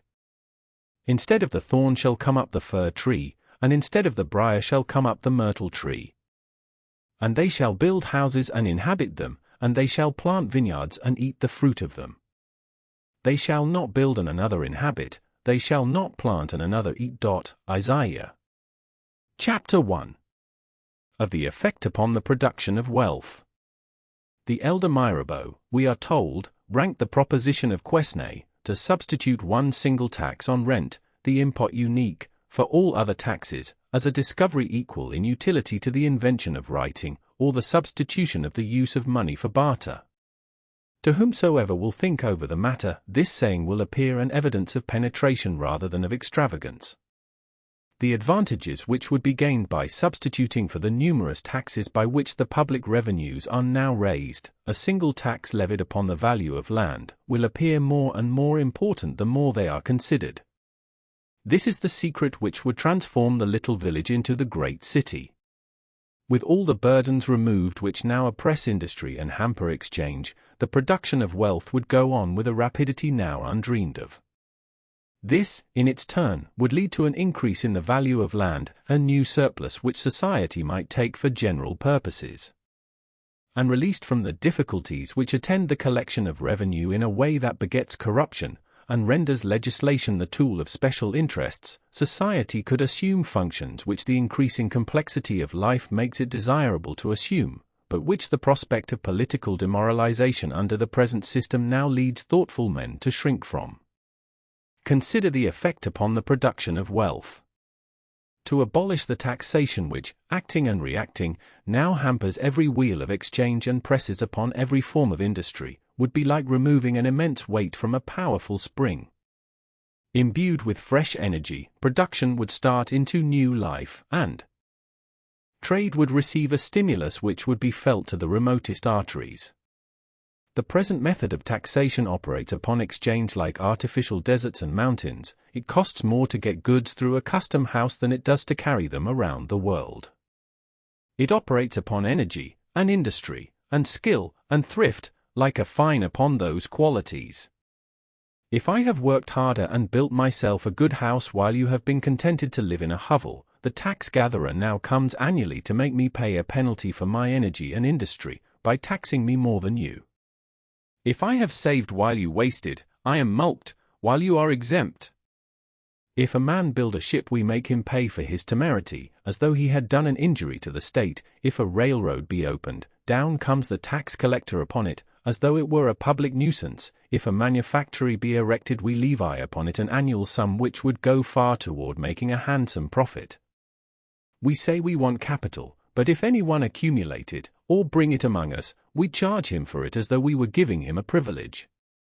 We punish with a tax the man who covers barren fields with ripening grain, we fine him who puts up machinery, and him who drains a swamp. How heavily these taxes burden production only those realize who have attempted to follow our system of taxation through its ramifications, for, as I have before said, the heaviest part of taxation is that which falls in increased Chapter 2. Of the effect upon distribution and thence upon production. But great as they thus appear, the advantages of a transference of all public burdens to a tax upon the value of land cannot be fully appreciated until we consider the effect upon the distribution of wealth. Tracing out the cause of the unequal distribution of wealth which appears in all civilized countries, with a constant tendency to greater and greater inequality as material progress goes on, we have found it in the fact that, as civilization advances, the ownership of land, now in private hands, gives a greater and greater power of appropriating the wealth. Thus, to relieve labor and capital from all taxation, direct and indirect, and to throw the burden upon rent, would be, as far as it went, to counteract this tendency to inequality, and, if it went so far as to take in taxation the whole of rent, the cause of inequality would be totally destroyed. Rent, instead of causing inequality, as now, would then promote equality. Labor and capital would then receive the whole produce, minus that portion taken by the state in the taxation of land values, which, being applied to public purposes, would be equally distributed in public benefits. That is to say, the wealth produced in every community would be divided into two portions. One part would be distributed in wages and interest between individual producers, according to the part each had taken in the work of production. The other part would go to the community, as a whole, to be distributed in public benefits to all its members.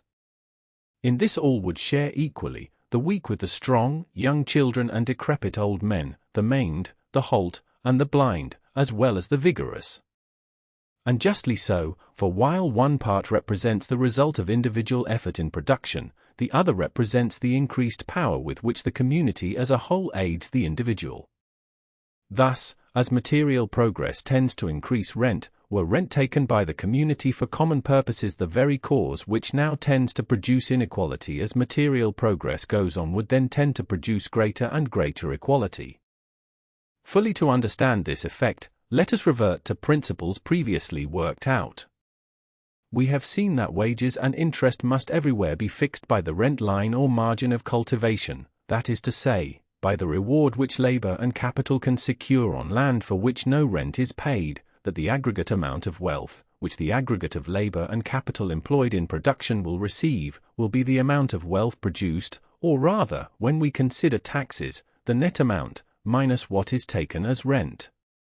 We have seen that with material progress, as it is at present going on, there is a twofold tendency to the advance of rent. Both are to the increase of the proportion of the wealth produced which goes as rent, and to the decrease of the proportion which goes as wages and interest.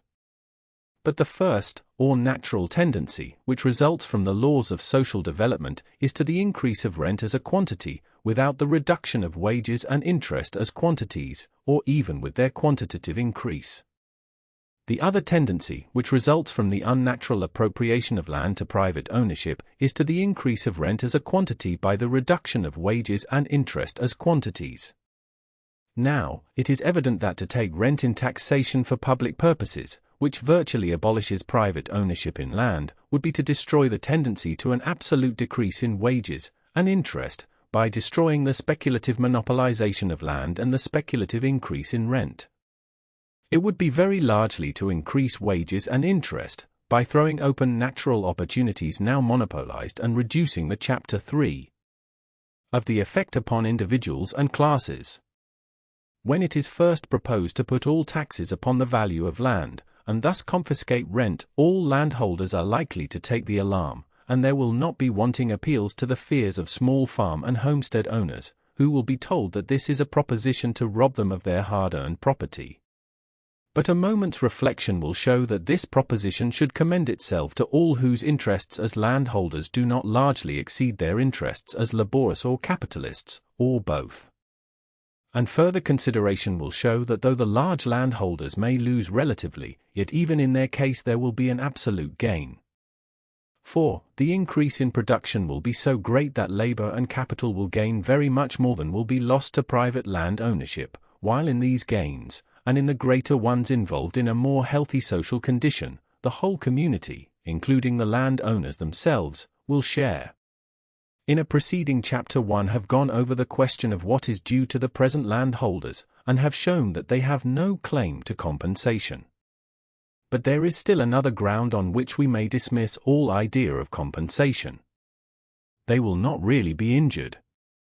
It is manifest, of course, that the change I propose will greatly benefit all those who live by wages, whether of hand or of head, laborious, operatives, mechanics, clerks, professional men of all sorts.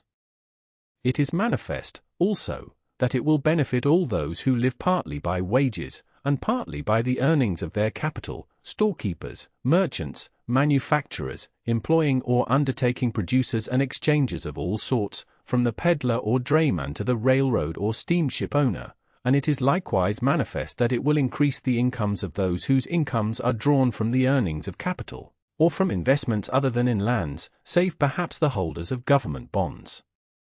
or other securities bearing fixed rates of interest, which will probably depreciate in selling value, owing to the rise in the general rate of interest, though the income from them will remain the same. Take, now, the case of the homestead owner, the mechanic, storekeeper, or professional man who has secured himself a house and lot where he lives, and which he contemplates with satisfaction as a place from which his family cannot be ejected in case of his death.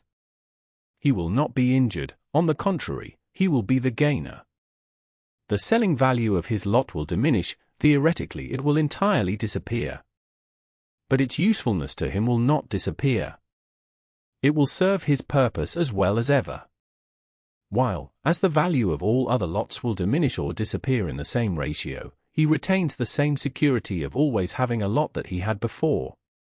That is to say, he is a loser only as the man who has bought himself a pair of boots may be said to be a loser by a subsequent fall in the Chapter 4 of the changes that would be wrought in social organization and social life. We are dealing only with general principles. There are some matters of detail, such as those arising from the division of revenues between local and general governments, which upon application of these principles would come up, but these it is not necessary here to discuss. When once principles are settled, details will be readily adjusted. Nor without too much elaboration is it possible to notice all the changes which would be wrought, or would become possible, by a change which would readjust the very foundation of society, but to some main features let me call attention. Noticeable among these is the great simplicity which would become possible in government. To collect taxes, to prevent and punish evasions, to check and counter-check revenues drawn from so many distinct sources, now make up probably 3/4, perhaps 7/8 of the business of government, outside of the preservation of order, the maintenance of the military arm, and the administration of justice. An immense and complicated network of governmental machinery would thus be dispensed with. In the administration of justice there would be a like saving of strain. Much of the civil business of our courts arises from disputes as to ownership of land. These would cease when the state was virtually acknowledged as the sole owner of land, and all occupiers became practically rent-paying tenants. The growth of morality consequent upon the cessation of want would tend to a like diminution in other civil business of the courts, which could be hastened by the adoption of the common-sense proposition of Bentham to abolish all laws for the collection of debts and the enforcement of private contracts. The rise of wages, the opening of opportunities for all to make an easy and comfortable living, would at once lessen and would soon eliminate from society the thieves, swindlers, and other classes of criminals who spring from the unequal distribution of wealth. Thus the administration of the criminal law, with all its paraphernalia of policemen, detectives, prisons, and penitentiaries, would, like the administration of the civil law, cease to make such a drain upon the vital force and attention of society. We should get rid, not only of many judges, bailiffs, clerks and prison keepers, but of the great host of lawyers who are now maintained at the expense of producers, and talent now wasted in legal subtleties would be turned to higher pursuits. The legislative, judicial, and executive functions of government would in this way be vastly simplified. Nor can I think that the public debts and the standing armies, which are historically the outgrowth of the change from feudal to allodial tenures, would long remain after the reversion to the old idea that the land of a country is the common right of the people of the country. The former could readily be paid off by a tax that would not lessen the wages of labor nor check production, and the latter the growth of intelligence and independence among the masses, aided, perhaps, by the progress of invention, which is revolutionizing the military art, must soon cause to disappear. Society would thus approach the ideal of Jeffersonian democracy, the promised land of Herbert Spencer, the abolition of government. But of government only as a directing and repressive power. It would at the same time, and in the same degree, become possible for it to realize the dream of socialism. All this simplification and abrogation of the present functions of government would make possible the assumption of certain other functions which are now pressing for recognition.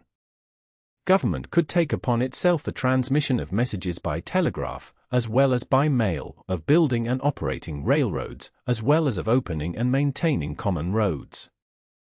With present functions so simplified and reduced, functions such as these could be assumed without danger or strain, and would be under the supervision of public attention, which is now distracted.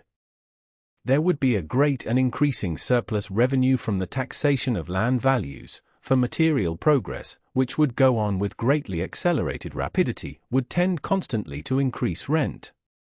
This revenue arising from the common property could be applied to the common benefit, as were the revenues of Sparta. We might not establish public tables, they would be unnecessary, but we could establish public baths, museums, libraries, gardens, lecture rooms, music and dancing halls, theatres, universities, technical schools, shooting galleries, playgrounds, gymnasiums, etc. Heat, light, and motive power, as well as water, might be conducted through our streets at public expense, our roads be lined with fruit trees, discoverers and inventors rewarded, scientific investigation supported, and in 1,000 ways the public revenues made to foster efforts for the public benefit. We should reach the ideal of the socialist, but not through governmental repression. Government would change its character, and would become the administration of a great cooperative society. It would become merely the agency by which the common property was administered for the common benefit. Does this seem impracticable?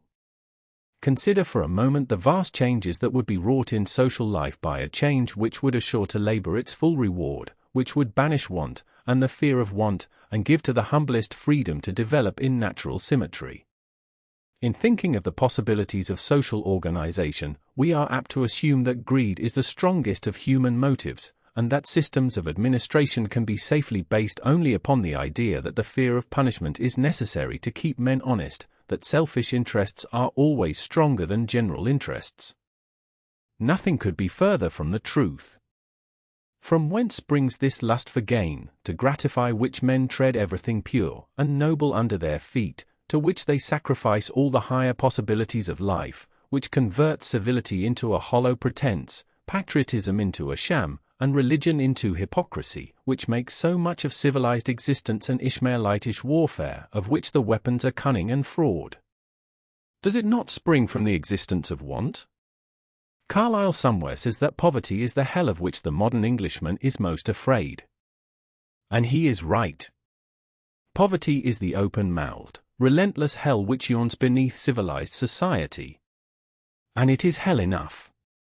The Vedas declare no truer thing than when the wise crow Bushanda tells the eagle-bearer of Vishnu that the keenest pain is in poverty.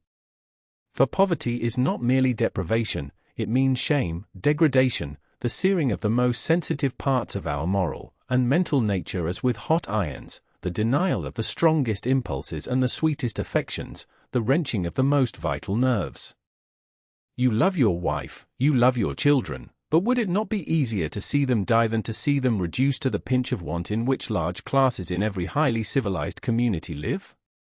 The strongest of animal passions is that with which we cling to life, but it is an everyday occurrence in civilized societies for men to put poison to their mouths or pistols to their heads from fear of poverty, and for one who does this there are probably 100 who have the desire, but are restrained by instinctive shrinking, by religious considerations, or by family ties. From this hell of poverty, it is but natural that men should make every effort to escape.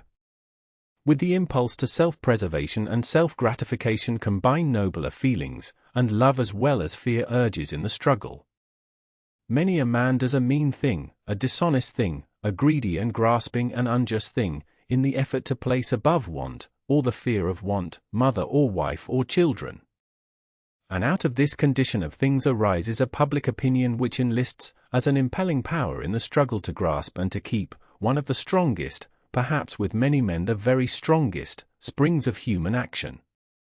The desire for approbation, the feeling that urges us to win the respect, admiration, or sympathy of our fellows, is instinctive and universal. Distorted sometimes into the most abnormal manifestations, it may yet be everywhere perceived.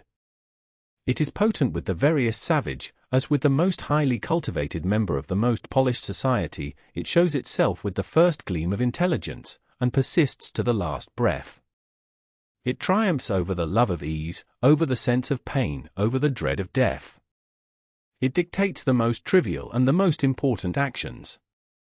The child just beginning to toddle or to talk will make new efforts as its cunning little tricks excite attention and laughter. The dying master of the world gathers his robes around him, that he may pass away as becomes a king. Chinese mothers will deform their daughters' feet by cruel stocks. European women will sacrifice their own comfort and the comfort of their families to similar dictates of fashion. The Polynesian, that he may excite admiration by his beautiful tattoo, will hold himself still while his flesh is torn by shark's teeth. The North American Indian, tied to the stake, will bear the most fiendish tortures without a moan, and, that he may be respected and admired as a great brave, will taunt his tormentors to new cruelties. It is this that leads the forlorn hope, it is this that trims the lamp of the pale student, it is this that impels men to strive, to strain, to toil, and to die. It is this that raised the pyramids and that fired the Ephesian dome. Now, men admire what they desire.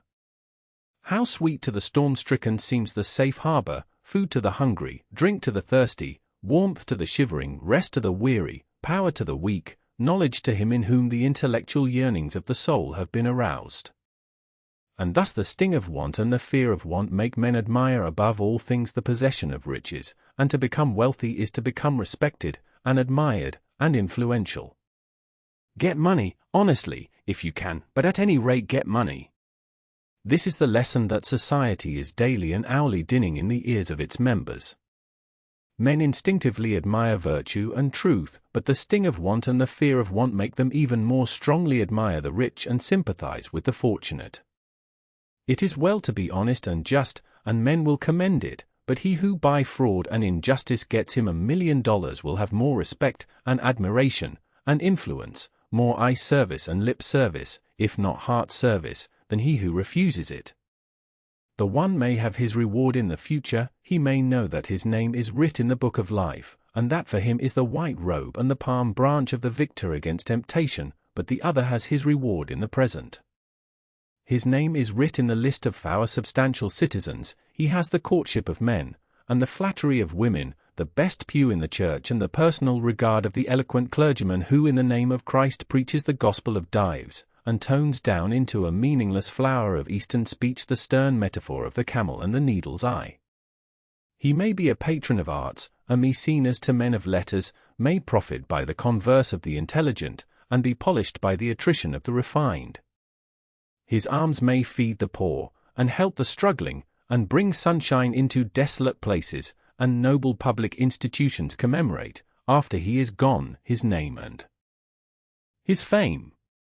It is not in the guise of a hideous monster, with horns and tail, that Satan tempts the children of men, but as an angel of light.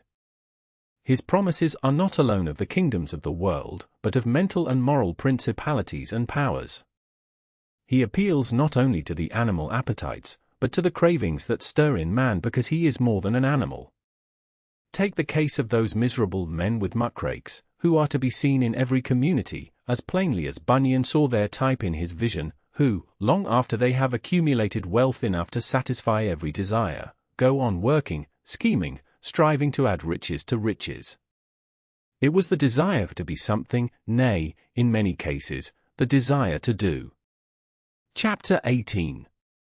Noble and generous deeds, that started them on a career of money-getting.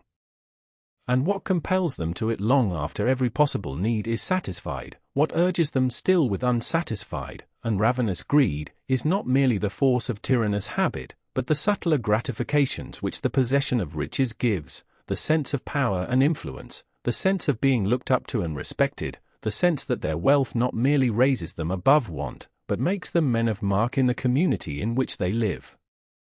It is this that makes the rich man so loath to part with his money, so anxious to get more. Against temptations that thus appeal to the strongest impulses of our nature, the sanctions of law and the precepts of religion can effect but little, and the wonder is, not that men are so self-seeking, but that they are not much more so.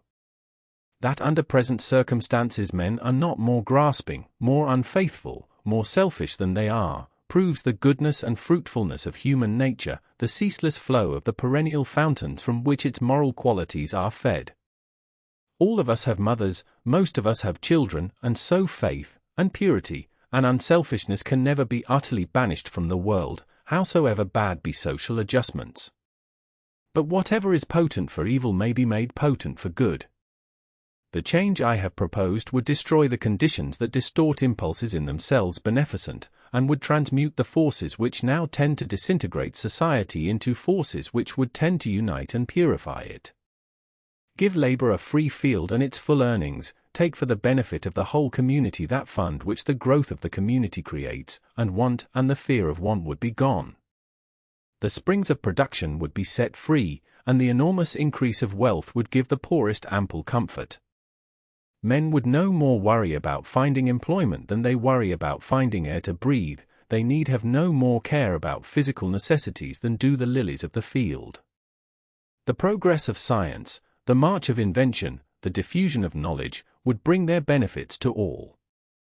With this abolition of want and the fear of want, the admiration of riches would decay, and men would seek the respect and approbation of their fellows in other modes than by the acquisition and display of wealth.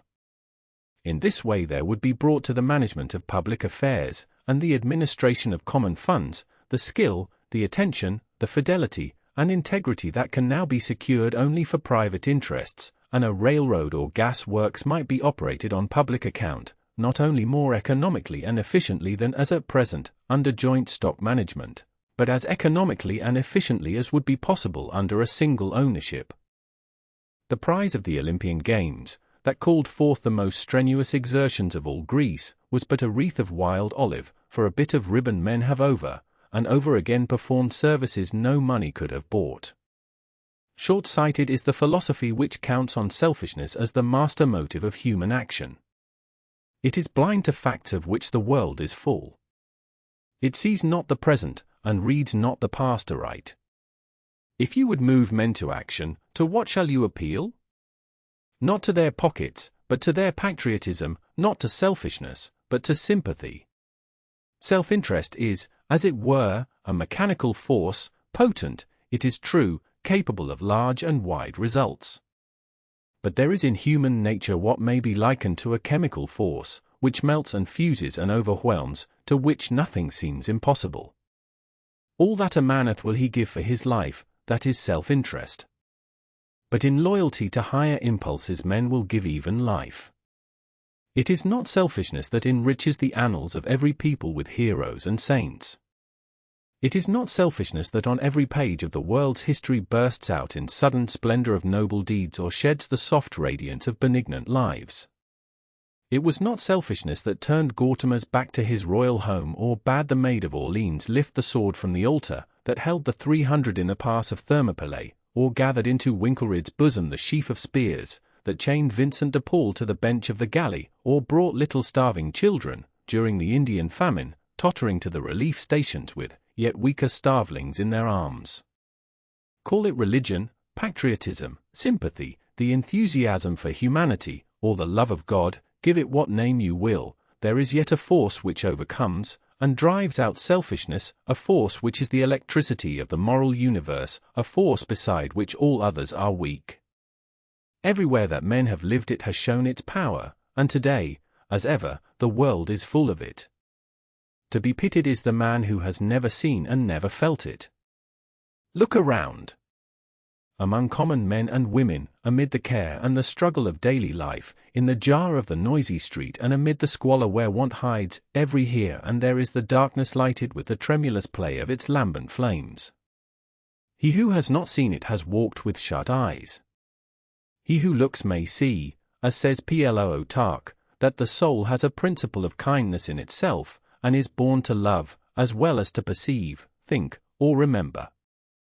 And this force of forces, that now goes to waste or assumes perverted forms, we may use for the strengthening, and building up, and ennobling of society, if we but will, just as we now use physical forces that once seemed but powers of destruction.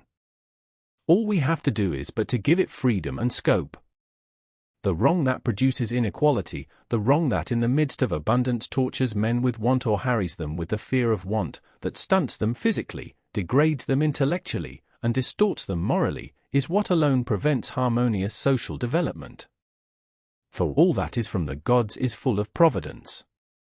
We are made for cooperation, like feet, like hands, like eyelids, like the rows of the upper and lower teeth.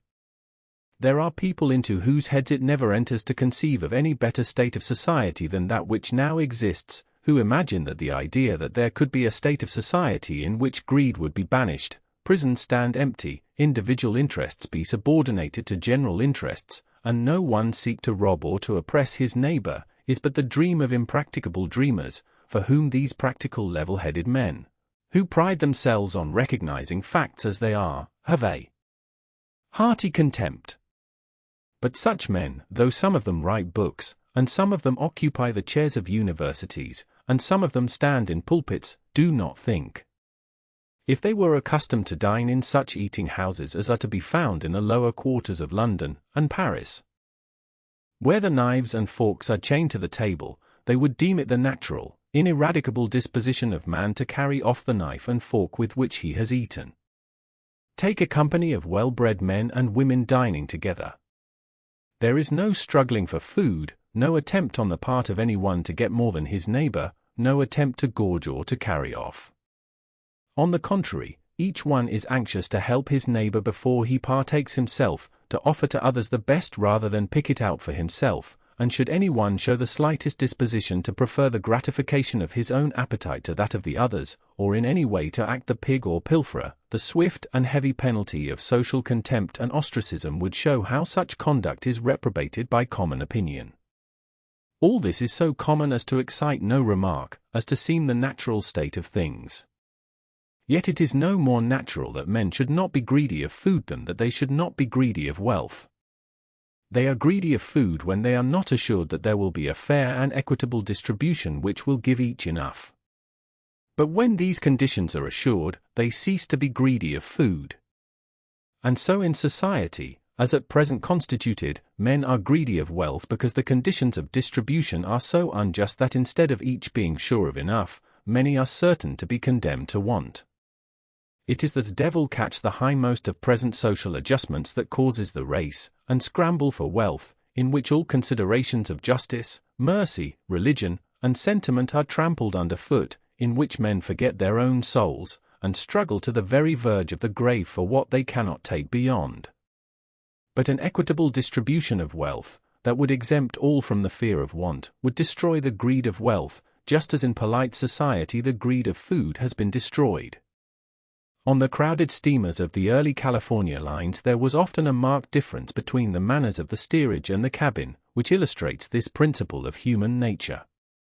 An abundance of food was provided for the steerage as for the cabin, but in the former there were no regulations which ensured efficient service, and the meals became a scramble.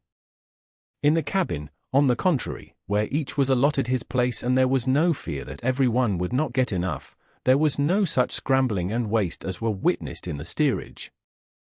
The difference was not in the character of the people, but simply in this fact. The cabin passenger transferred to the steerage would participate in the greedy rush, and the steerage passenger transferred to the cabin would at once become decorous and polite.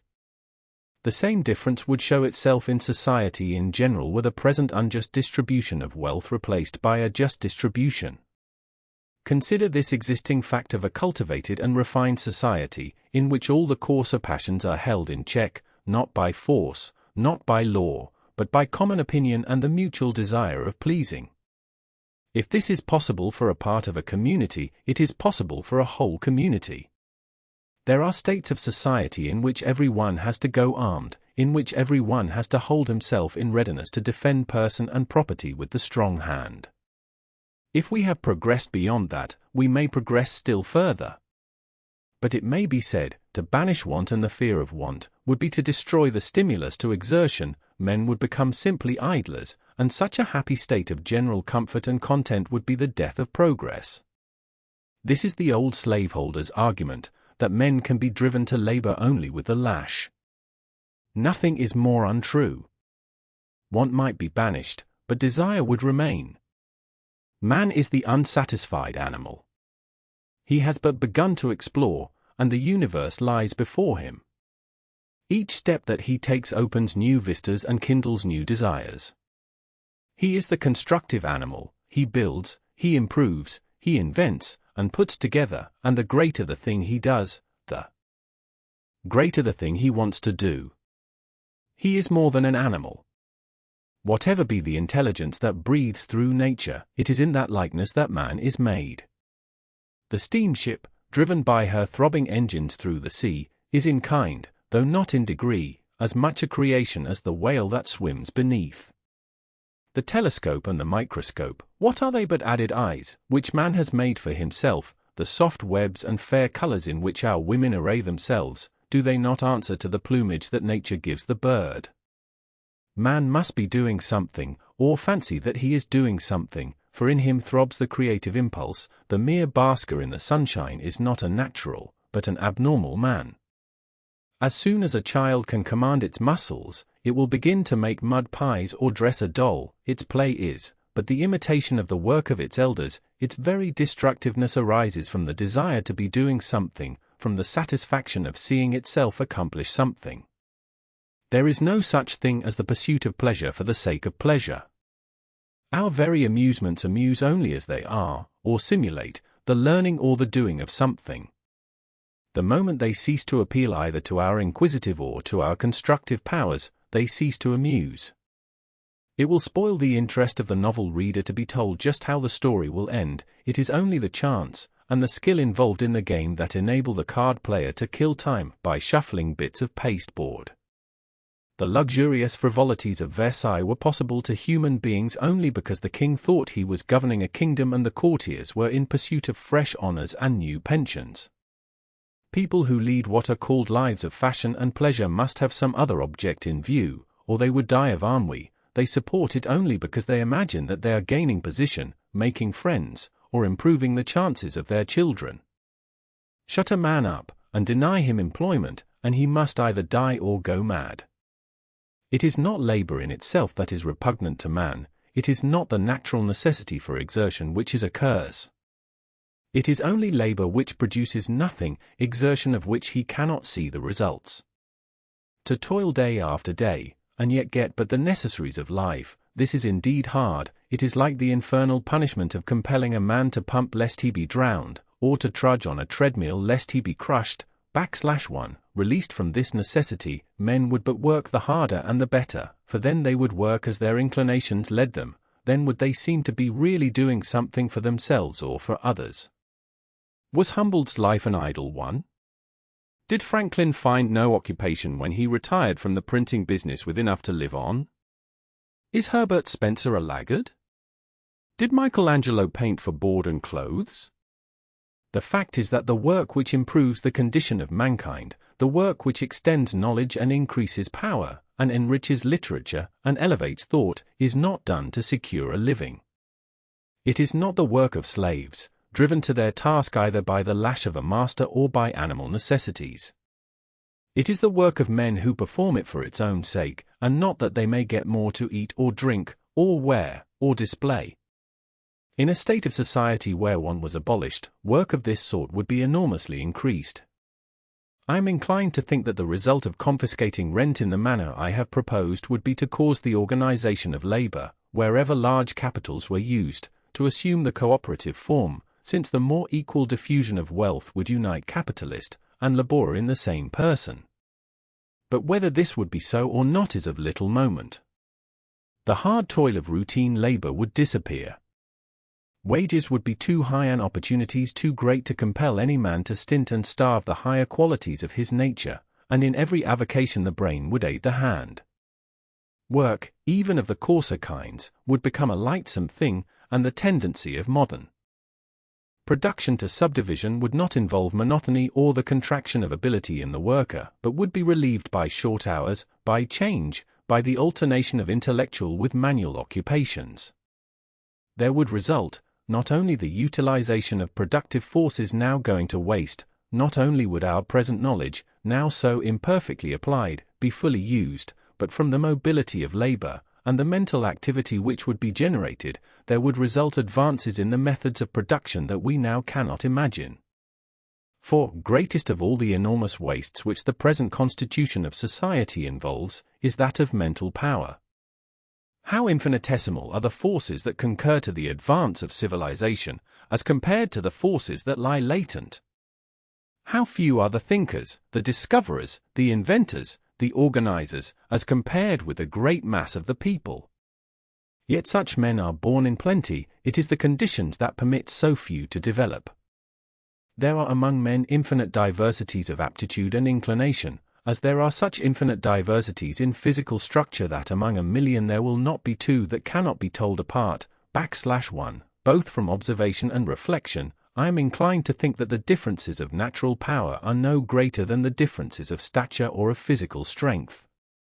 Turn to the lives of great men, and see how easily they might never have been heard of.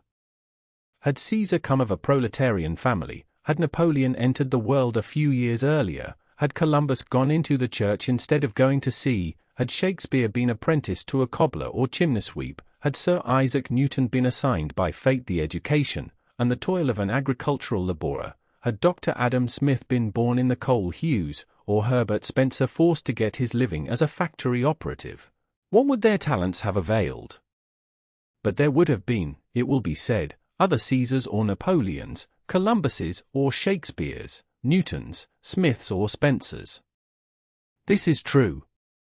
And it shows how prolific is our human nature. As the common worker is on need transformed into queen bee, so, when circumstances favor his development, what might otherwise pass for a common man rises into a hero or leader, discoverer or teacher, sage or saint. So widely has the sower scattered the seed, so strong is the germinative force that bids it bud and blossom, /1, alas, for the stony ground, and the birds and the tears. For one who attains his full stature, how many are stunted and deformed? The will within us is the ultimate fact of consciousness.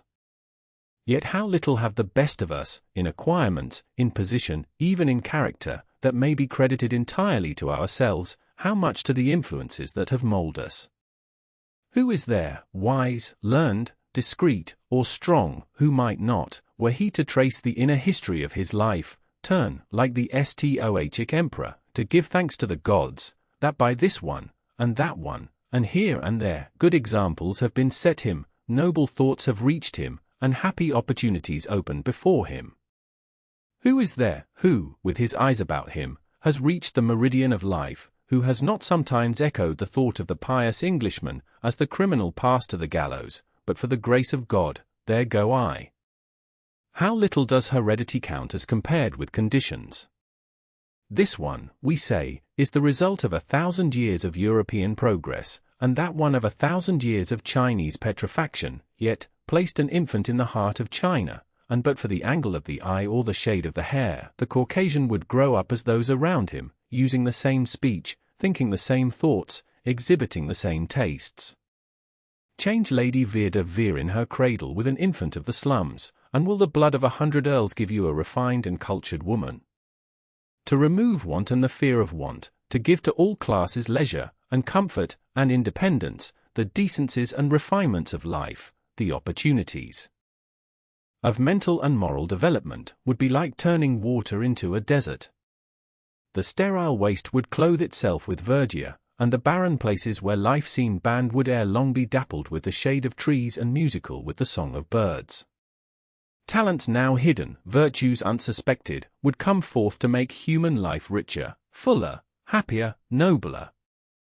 For in these round men who are stuck into three-cornered holes, and three-cornered men who are jammed into round holes, in these men who are wasting their energies in the scramble to be rich, in these who in factories are turned into machines, or are chained by necessity to bench or plough, in these children who are growing up in squalor, and vice, and ignorance, are powers of the highest order, talents the most splendid. They need but the opportunity to bring them forth. Consider the possibilities of a state of society that gave that opportunity to all. Let imagination fill out the picture, its colors grow too bright for words to paint. Consider the moral elevation, the intellectual activity, the social life. consider how by 1,000 actions and interactions the members of every community are linked together, and how in the present condition of things even the fortunate few who stand upon the apex of the social pyramid must suffer, though they know it not, from the want, ignorance, and degradation that are underneath. Consider these things and then say whether the change I propose would not be for the benefit of every one, even the greatest landholder? Would he not be safer of the future of his children in leaving them penniless in such a state of society than in leaving them the largest fortune in this? Did such a state of society anywhere exist, would he not buy entrance to it cheaply by giving up all his possessions? I have now traced to their source social weakness and disease. I have shown the remedy. I have covered every point and met every objection. But the problems that we have been considering, great as they are, pass into problems greater yet, into the grandest problems with which the human mind can grapple. I am about to ask the reader who has gone with me so far, to go with me further, into still higher fields.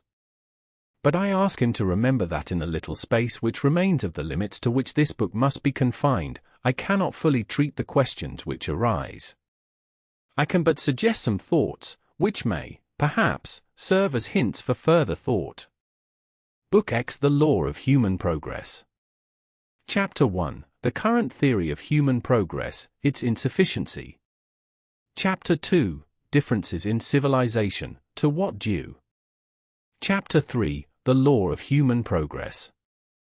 Chapter 4: How Modern Civilization May Decline. Chapter 5: The Central Truth.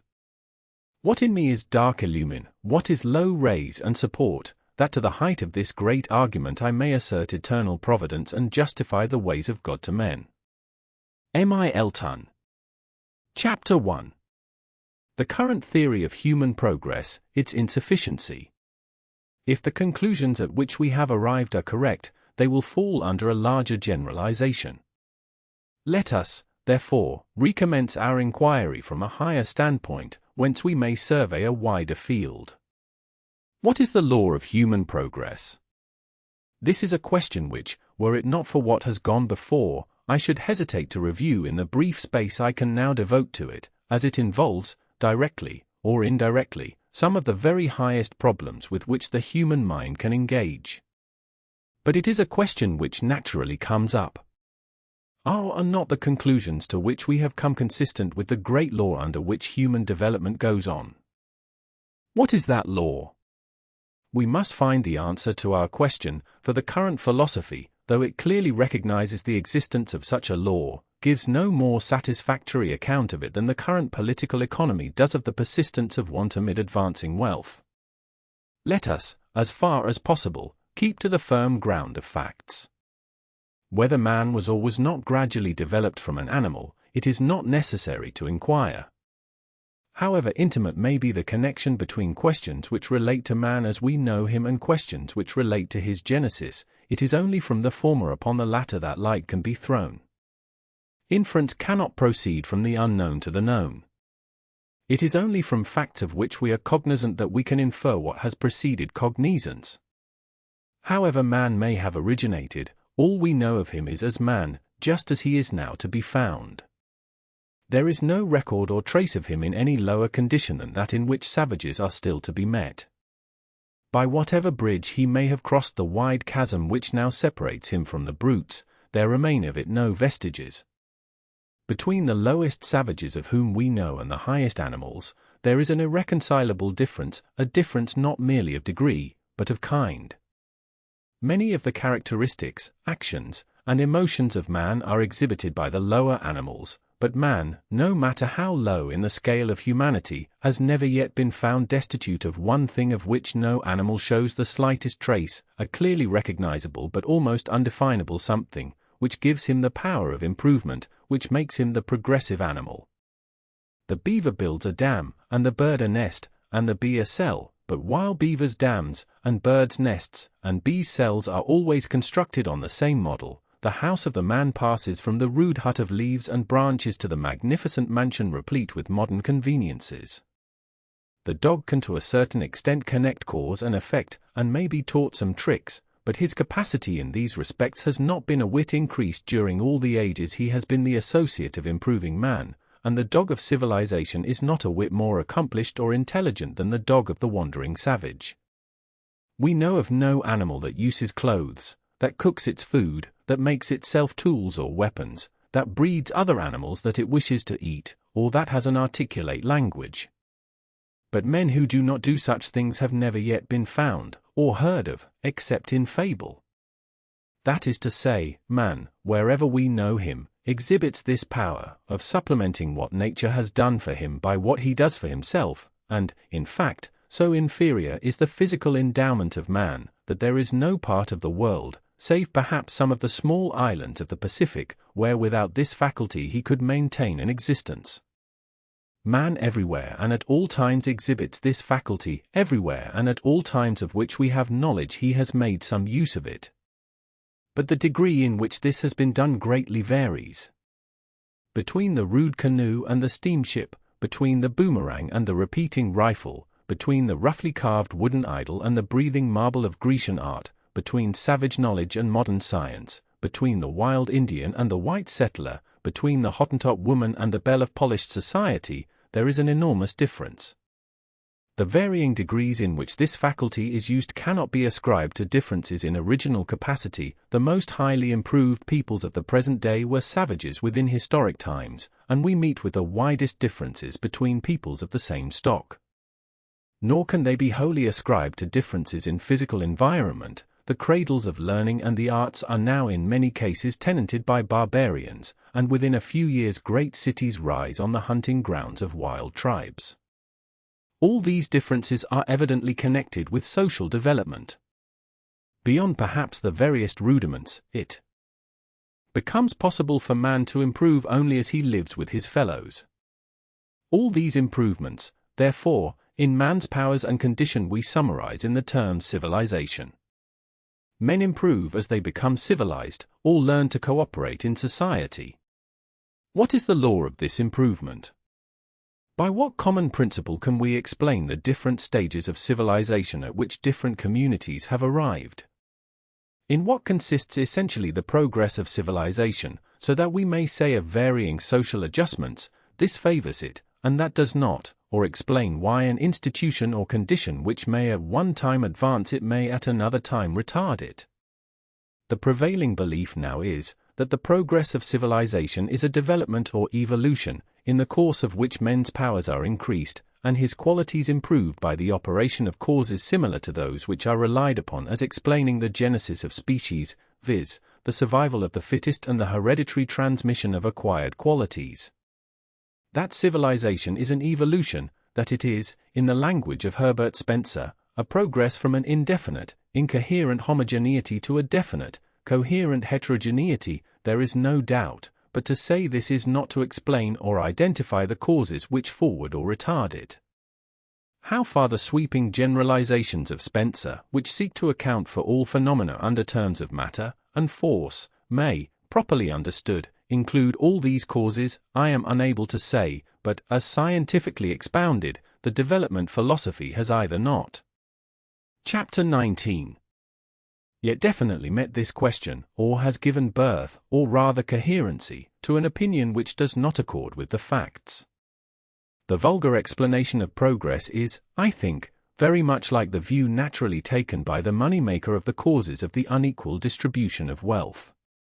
His theory, if he has one, usually is, that there is plenty of money to be made by those who have will and ability, and that it is ignorance, or idleness, or extravagance, that makes the difference between the rich and the poor.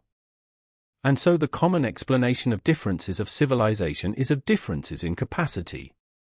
The civilized races are the superior races, and advance in civilization is according to this superiority, just as English victories were, in common English opinion, due to the natural superiority of Englishmen to frog-eating Frenchmen, and popular government, active invention, and greater average comfort are, or were until lately, in common American opinion, due to the greater smartness of the Yankee nation. Now, just as the politico-economic doctrines which in the beginning of this inquiry we met, and disproved, harmonize with the common opinion of men who see capitalists paying wages and competition reducing wages, just as the Malthusian theory harmonized with existing prejudices both of the rich and the poor. So does the explanation of progress as a gradual race improvement harmonize with the vulgar opinion which accounts by race differences for differences in civilization. It has given coherence and a scientific formula to opinions which already prevailed. Its wonderful spread since the time Darwin first startled the world with his Origin of Species has not been so much a conquest as an assimilation. The view which now dominates the world of thought is this, that the struggle for existence, just in proportion as it becomes intense, impels men to new efforts and inventions. That this improvement and capacity for improvement is fixed by hereditary transmission, and extended by the tendency of the best adapted individual, or most improved individual, to survive and propagate among individuals, and of the best adapted, or most improved tribe, nation, or race to survive in the struggle between social aggregates. On this theory the differences between man and the animals, and differences in the relative progress of men, are now explained as confidently, and all, but as generally, as a little while ago they were explained upon the theory of special creation and divine interposition. The practical outcome of this theory is in a sort of hopeful fatalism, of which current literature is full. In this view, progress is the result of forces which work slowly, steadily, and remorselessly for the elevation of man. War, slavery, tyranny, superstition, famine, and pestilence, the wanton misery which fester in modern civilization, are the impelling causes which drive man on, by eliminating poorer types and extending the higher, and hereditary transmission is the power by which advances are fixed, and past advances made the footing for new advances. The individual is the result of changes thus impressed upon and perpetuated through a long series of past individuals, and the social organization takes its form from the individuals of which it is composed. Thus, while this theory is, as Herbert Spencer says, radical to a degree beyond anything which current radicalism conceives, inasmuch as it looks for changes in the very nature of man, it is at the same time conservative to a degree beyond anything conceived by current conservatism, inasmuch as it holds that no change can avail save these slow changes in men's natures. Philosophers may teach that this does not lessen the duty of endeavoring to reform abuses, just as the theologians who taught predestinarianism insisted on the duty of all to struggle for salvation, but, as generally apprehended, the result is fatalism. Do what we may, the mills of the gods grind on regardless either of our aid or our hindrance. I allude to this only to illustrate what I take to be the opinion now rapidly spreading, and permeating common thought, not that in the search for truth any regard for its effects should be permitted to bias the mind. But this I take to be the current view of civilization, that it is the result of forces, operating in the way indicated, which slowly change the character, and improve and elevate the powers of man, that the difference between civilized man and savage is of a long race education, which has become permanently fixed in mental organization, and that this improvement tends to go on increasingly, to a higher and higher civilization. We have reached such a point that progress seems to be natural with us, and we look forward confidently to the greater achievements of the coming race, some even holding that the progress of science will finally give men immortality and enable them to make bodily the tour not only of the planets, but of the fixed stars, and at length to manufacture suns and systems for themselves. But without soaring to the stars, the moment that this theory of progression, which seems so natural to us amid an advancing civilization, looks around the world, it comes against an enormous fact, the fixed, petrified civilizations. The majority of the human race today have no idea of progress. The majority of the human race today look, as until a few generations ago our own ancestors looked, upon the past as the time of human perfection. The difference between the savage and the civilized man may be explained on the theory that the former is as yet so imperfectly developed that his progress is hardly apparent, but how, upon the theory that human progress is the result of general and continuous causes, shall we account for the civilizations that have progressed so far and then stopped? It cannot be said of the Hindu and of the Chinaman, as it may be said of the savage, that our superiority is the result of a longer education, that we are, as it were, the grown men of nature, while they are the children. The Hindus and the Chinese were civilized when we were savages. They had great cities, highly organized and powerful governments, literatures, philosophies, polished manners, considerable division of labor, large commerce, and elaborate arts, when our ancestors were wandering barbarians, living in huts and skin tents, not a whit further advanced than the American Indians. While we have progressed from this savage state to 19th century civilization, they have stood still. If progress be the result of fixed laws, inevitable and eternal, which impel men forward, how shall we account for this? One of the best popular expounders of the development philosophy, Walter Bagehot, Physics and Politics, admits the force of this objection, and endeavors in this way to explain it, that the first thing necessary to civilize man is to tame him, to induce him to live in association with his fellows in subordination to law, and hence a body or cake of laws and customs grows up, being intensified and extended by natural selection, the tribe or nation thus bound together having an advantage over those who are not. That this cake of custom and law finally becomes too thick and hard to permit further progress, which can go on only as circumstances occur which introduce discussion, and thus permit the freedom and mobility necessary to improvement. This explanation, which Mr. Bagehot offers, as he says, with some misgivings, is I think at the expense of the general theory. But it is not worth while speaking of that, for it, manifestly, does not explain the facts. The hardening tendency of which Mr. Bagehot speaks would show itself at a very early period of development, and his illustrations of it are nearly all drawn from savage or semi-savage life. Whereas, these arrested civilizations had gone a long distance before they stopped. There must have been a time when they were very far advanced as compared with the savage state, and were yet plastic, free, and advancing.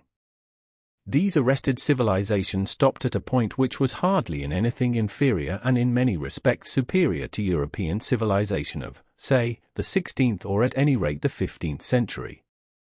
Up to that point then there must have been discussion, the hailing of what was new, and mental activity of all sorts.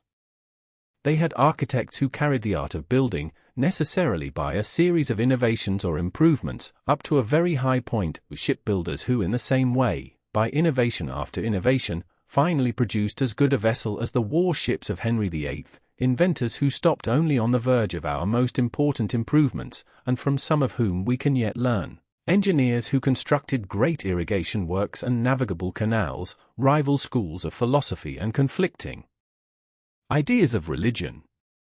One great religion, in many respects resembling Christianity, rose in India, displaced the old religion, passed into China, sweeping over that country, and was displaced again in its old seats, just as Christianity was displaced in its first seats.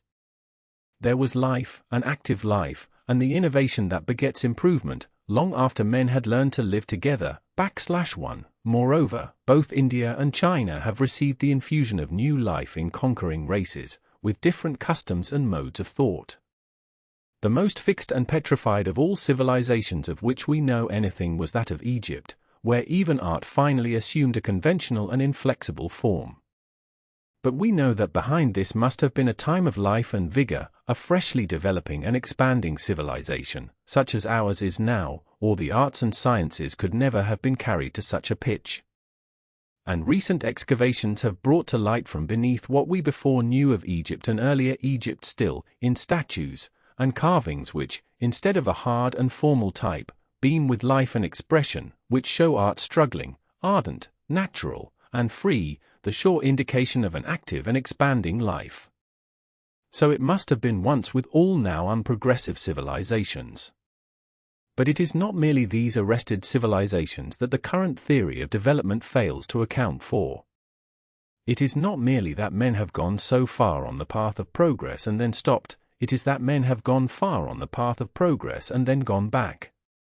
It is not merely an isolated case that thus confronts the theory, it is the universal rule.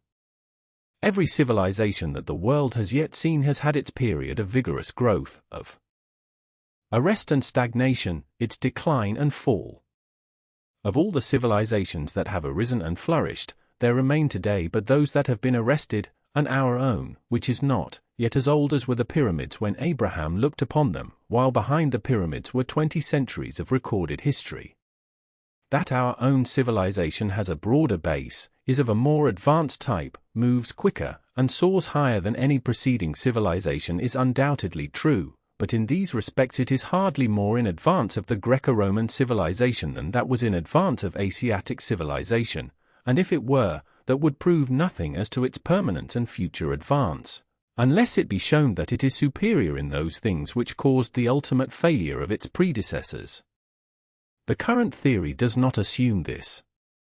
In truth, nothing could be further from explaining the facts of universal history than this theory that civilization is the result of a course of natural selection which operates to improve and elevate the powers of man.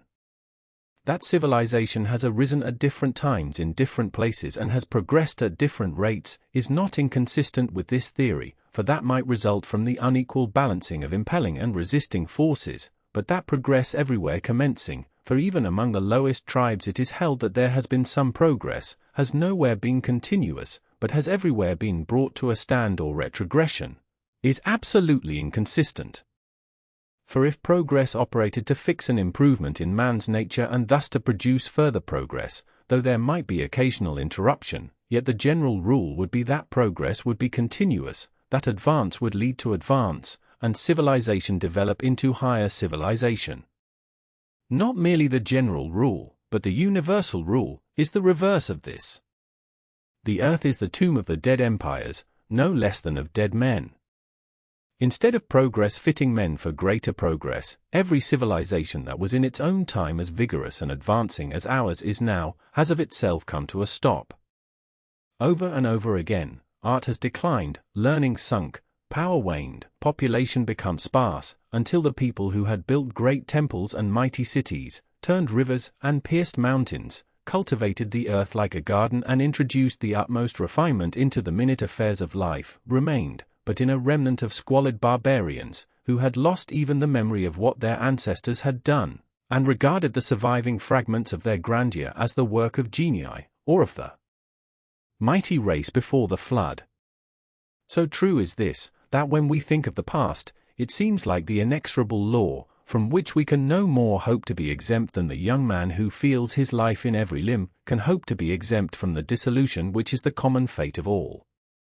Even this, O Rome, must one day be thy fate, wept Scipio over the ruins of Carthage, and Macaulay's picture of the New Zealander musing upon the broken arch of London Bridge appeals to the imagination of even those who see cities rising in the wilderness and help to lay the foundations of new empire. And so, when we erect a public building we make a hollow in the largest cornerstone, and carefully seal within it some mementos of our day, looking forward to the time when our works shall be ruins and ourselves forgot. Nor whether this alternate rise and fall of civilization, this retrogression that always follows progression, be, or be not, the rhythmic movement of an ascending line, and I think, though I will not open the question, that it would be much more difficult to prove the affirmative than is generally supposed, makes no difference, for the current theory is in either case disproved.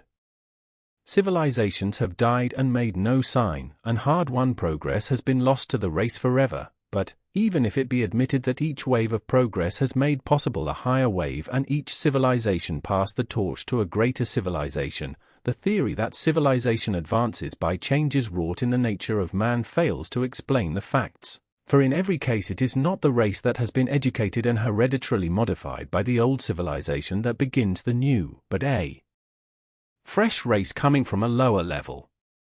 It is the barbarians of the one epoch who have been the civilized men of the next, to be in their turn succeeded by fresh barbarians. For it has been heretofore always the case that men under the influences of civilization, though at first improving, afterward degenerate. The civilized man of today is vastly the superior of the uncivilized, but so in the time of its vigor was the civilized man of every dead civilization. But there are such things as the vices, the corruptions, the enervations of civilization, which past a certain point have always heretofore shown themselves. Every civilization that has been overwhelmed by barbarians has really perished from internal decay. This universal fact, the moment that it is recognized, disposes of the theory that progress is by hereditary transmission. Looking over the history of the world, the line of greatest advance does not coincide for any length of time with any line of heredity. On any particular line of heredity, retrogression seems always to follow advance. Shall we therefore say that there is a national or race life, as there is an individual life, that every social aggregate has, as it were, a certain amount of energy, the expenditure of which necessitates decay? This is an old and widespread idea, that is yet largely held, and that may be constantly seen cropping out incongruously in the writings of the expounders of the development philosophy. Indeed, I do not see why it may not be stated in terms of matter and of motion so as to bring it clearly within the generalizations of evolution. For considering its individuals as atoms, the growth of society is an integration of matter and concomitant dissipation of motion, during which the matter passes from an indefinite, incoherent homogeneity to a definite, coherent heterogeneity, and during which the retained motion undergoes a parallel transformation. And thus an analogy may be drawn between the life of a society and the life of a solar system upon the nebular hypothesis. As the heat and light of the sun are the aggregation of atoms evolving motion, which finally ceases when the atoms at length come to a state of equilibrium or rest, and a state of immobility succeeds, which can be broken in again only by the impact of external forces, which reverse the process of evolution, integrating motion and dissipating matter in the form of gas, again to evolve motion by its condensation. So, it may be said, does the aggregation of individuals in a community evolve a force which produces the light and warmth of civilization, but when this process ceases and the individual components are brought into a state of equilibrium, assuming their fixed places, petrifaction ensues, and the breaking up and diffusion caused by an incursion of barbarians is necessary to the recommencement of the process and a new growth of civilization. But analogies are the most dangerous modes of thought. They may connect resemblances and yet disguise or cover up the truth. And all such analogies are superficial. While its members are constantly reproduced in all the fresh vigor of childhood, a community cannot grow old, as does a man, by the decay of its powers. While its aggregate force must be the sum of the forces of its individual components, a community cannot lose vital power unless the vital powers of its components are lessened. Yet in both the common analogy which likens the life power of a nation to that of an individual, and in the one I have supposed, lurks the recognition of an obvious truth, the truth that the obstacles which finally bring progress to a halt are raised by the course of progress, that what has destroyed all previous civilizations has been the conditions. This is a truth which in the current philosophy is ignored, but it is a truth most pregnant. Any valid theory of human progress must account for it. Footnotes.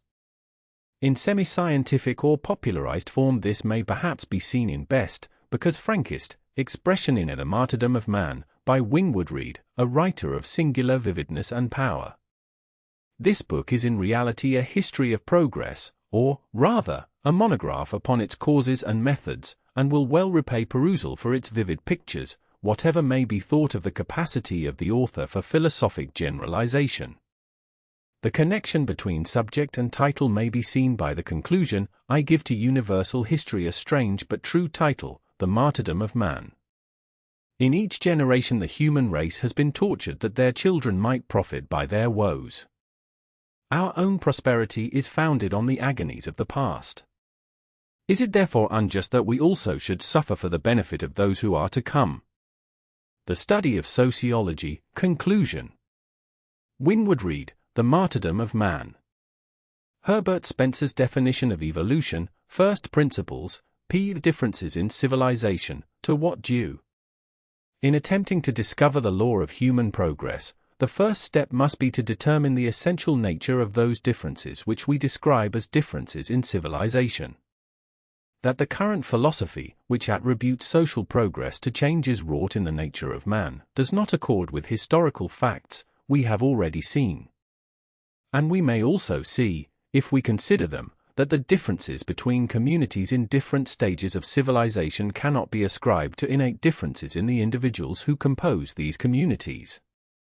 That there are natural differences is true, and that there is such a thing as hereditary transmission of peculiarities is undoubtedly true, but the great differences between men in different states of society cannot be explained in this way.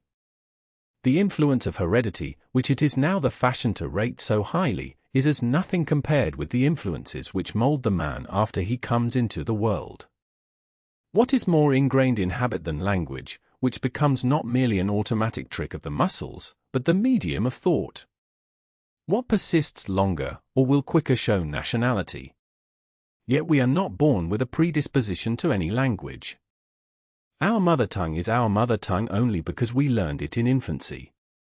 Although his ancestors have thought and spoken in one language for countless generations, a child who hears from the first nothing else will learn with equal facility any other tongue. And so of other national or local or class peculiarities. They seem to be matters of education and habit, not of transmission. Cases of white children captured by Indians in infancy and brought up in the wigwam show this. They become thorough Indians. And so, I believe, with children brought up by gypsies. That this is not so true of the children of Indians or other distinctly marked races brought up by whites is, I think, due to the fact that they are never treated precisely as white children. A gentleman who had taught a colored school once told me that he thought the colored children, up to the age of 10 or 12, were really brighter, and learned more readily than white children, but that after that age they seemed to get dull and careless. He thought this proof of innate race inferiority, and so did I at the time.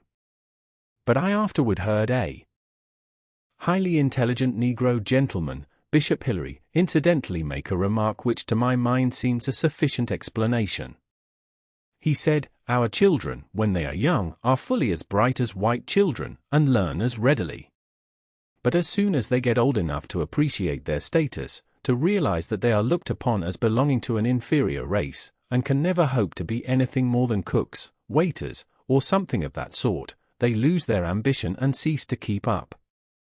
And to this he might have added, that being the children of poor, uncultivated, and unambitious parents, home influences told against them.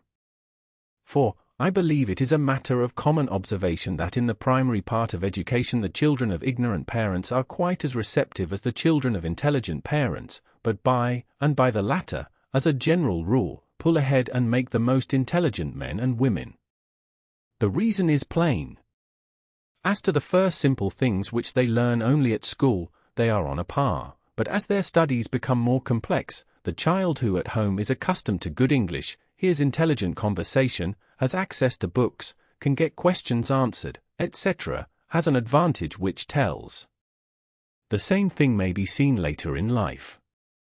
Take a man who has raised himself from the ranks of common labor, and just as he is brought into contact with men of culture and men of affairs, will he become more intelligent and polished. Take two brothers, the sons of poor parents, brought up in the same home and in the same way. One is put to a rude trade, and never gets beyond the necessity of making a living by hard daily labor. The other, commencing as an errand boy, gets a start in another direction, and becomes finally a successful lawyer, merchant, or politician. At 40 or 50 the contrast between them will be striking, and the unreflecting will credit it to the greater natural ability which has enabled the one to push himself ahead. But just as striking a difference in manners and intelligence will be manifested between two sisters, one of whom, married to a man who has remained poor, as her life fretted with petty cares and devoid of opportunities, and the other of whom has married a man whose subsequent position brings her into cultured society and opens to her opportunities which refine taste and expand intelligence. And so deteriorations may be seen. That evil communications corrupt good manners is but an expression of the general law that human character is profoundly modified by its conditions and surroundings. I remember once seeing, in a Brazilian seaport, a Negro man dressed in what was an evident attempt at the height of fashion, but without shoes and stockings. One of the sailors with whom I was in company, and who had made some runs in the slave trade, had a theory that a Negro was not a man, but a sort of monkey, and pointed to this as evidence in proof, contending that it was not natural for a Negro to wear shoes, and that in his wild state he would wear no clothes at all. I afterward learned that it was not considered the thing there for slaves to wear shoes, just as in England it is not considered the thing for a faultlessly attired butler to wear jewelry, though for that matter I have since seen white men at liberty to dress as they pleased, get themselves up as incongruously as the Brazilian slave. But a great many of the facts adduced as showing hereditary transmission have really no more bearing than this of our forecastle Darwinian. That, for instance, a large number of criminals and recipients of public relief in New York have been shown to have descended from a pauper 3 or 4 generations back is extensively cited as showing hereditary transmission. But it shows nothing of the kind, inasmuch as an adequate explanation of the facts is nearer. Paupers will raise paupers, even if the children be not their own, just as familiar contact with criminals will make criminals of the children of virtuous parents. To learn to rely on charity is necessarily to lose the self-respect and independence necessary for self-reliance when the struggle is hard. So true is this that, as is well known, charity has the effect of increasing the demand for charity, and it is an open question whether public relief and private alms do not in this way do far more harm than good. And so of the disposition of children to show the same feelings, tastes, prejudices, or talents as their parents. They imbibe these dispositions just as they imbibe from their habitual associates. And the exceptions prove the rule, as dislikes or revulsions may be excited. And there is, I think, a subtler influence which often accounts for what are looked upon as atavisms of character, the same influence that makes the boy who reads dime novels want to be a pirate. I once knew a gentleman in whose veins ran the blood of Indian chiefs. He used to tell me traditions learned from his grandfather, which illustrated what is difficult for a white man to comprehend, the Indian habit of thought, the intense but patient bloodthirst of the trail, and the fortitude of the stake. From the way in which he dwelt on these, I have no doubt that under certain circumstances, highly educated, civilized man that he was, he would have shown traits which would have been looked on as due to his Indian blood, but which in reality would have been sufficiently explained by the broodings of his imagination upon the deeds of his ancestors. In any large community we may see, as between different classes and groups, differences of the same kind as those which exist between communities which we speak of as differing in civilization, differences of knowledge, belief, customs, tastes, and speech, which in their extremes show among people of the same race, living in the same country, differences almost as great as those between civilized and savage communities. As all stages of social development, from the Stone Age up, are yet to be found in contemporaneously existing communities, so in the same country, and in the same city are to be found, side by side, groups which show similar diversities. In such countries as England and Germany, children of the same race, born and reared in the same place, will grow up, speaking the language differently, holding different beliefs, following different customs, and showing different tastes, and even in such a country as the United States differences of the same kind, though not of the same degree, may be seen between different circles, or groups. But these differences are certainly not innate. No baby is born a Methodist or Catholic, to drop its HS or to sound them. All these differences which distinguish different groups or circles are derived from association in these circles. The Janissaries were made up of youths torn from Christian parents at an early age, but they were none the less fanatical Moslems, and none the less exhibited all the Turkish traits. The Jesuits and other orders show distinct character, but it is certainly not perpetuated by hereditary transmissions, and even such associations as schools or regiments, where the components remain but a short time and are constantly changing, exhibit general characteristics, which are the result of mental impressions. Chapter 20. Perpetuated by association. Now, it is this body of traditions, beliefs, customs, laws, habits, and associations, which arise in every community and which surround every individual, this superorganic environment, as Herbert Spencer calls it, that, as I take it, is the great element in determining national character. It is this, rather than hereditary transmission, which makes the Englishman differ from the Frenchman, the German from the Italian, the American from the Chinaman, and the civilized man from the savage man. It is in this way that national traits are preserved, extended, or altered.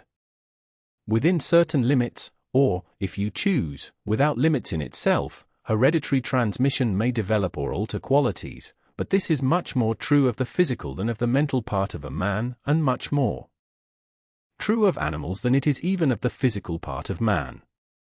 Deductions from the breeding of pigeons or cattle will not apply to man, and the reason is clear. The life of man, even in his rudest state, is infinitely more complex.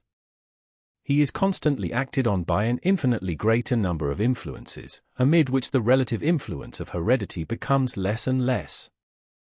A race of men with no greater mental activity than the animals, men who only ate, drank, slept, and propagated, might, I doubt not, by careful treatment and selection in breeding, be made, in course of time, to exhibit as great diversities in bodily shape and character as similar means have produced in the domestic animals. But there are no such men, and in men as they are, mental influences, acting through the mind upon the body, would constantly interrupt the process. You cannot fatten a man whose mind is on the strain by cooping him up and feeding him as you would fatten a pig. In all probability men have been upon the earth longer than many species of animals. They have been separated from each other under differences of climate that produce the most marked differences in animals, and yet the physical differences between the different races of men are hardly greater than the difference between white horses and black horses. They are certainly nothing like as great as between dogs of the same subspecies, as, for instance, the different varieties of the terrier or spaniel. And even these physical differences between races of men, it is held by those who account for them by natural selection and hereditary transmission, were brought out when man was much nearer the animal, that is to say, when he had less mind. And if this be true of the physical constitution of man, in how much higher degree is it true of his mental constitution? All our physical parts we bring with us into the world, but the mind develops afterward. There is a stage in the growth of every organism in which it cannot be told, except by the environment, whether the animal that is to be will be fish or reptile, monkey or man. And so with the newborn infant, whether the mind that is yet to awake to consciousness and power is to be English or German, American or Chinese, the mind of a civilized man or the mind of a savage, depends entirely on the social environment in which it is placed. Take a number of infants born of the most highly civilized parents and transport them to an uninhabited country.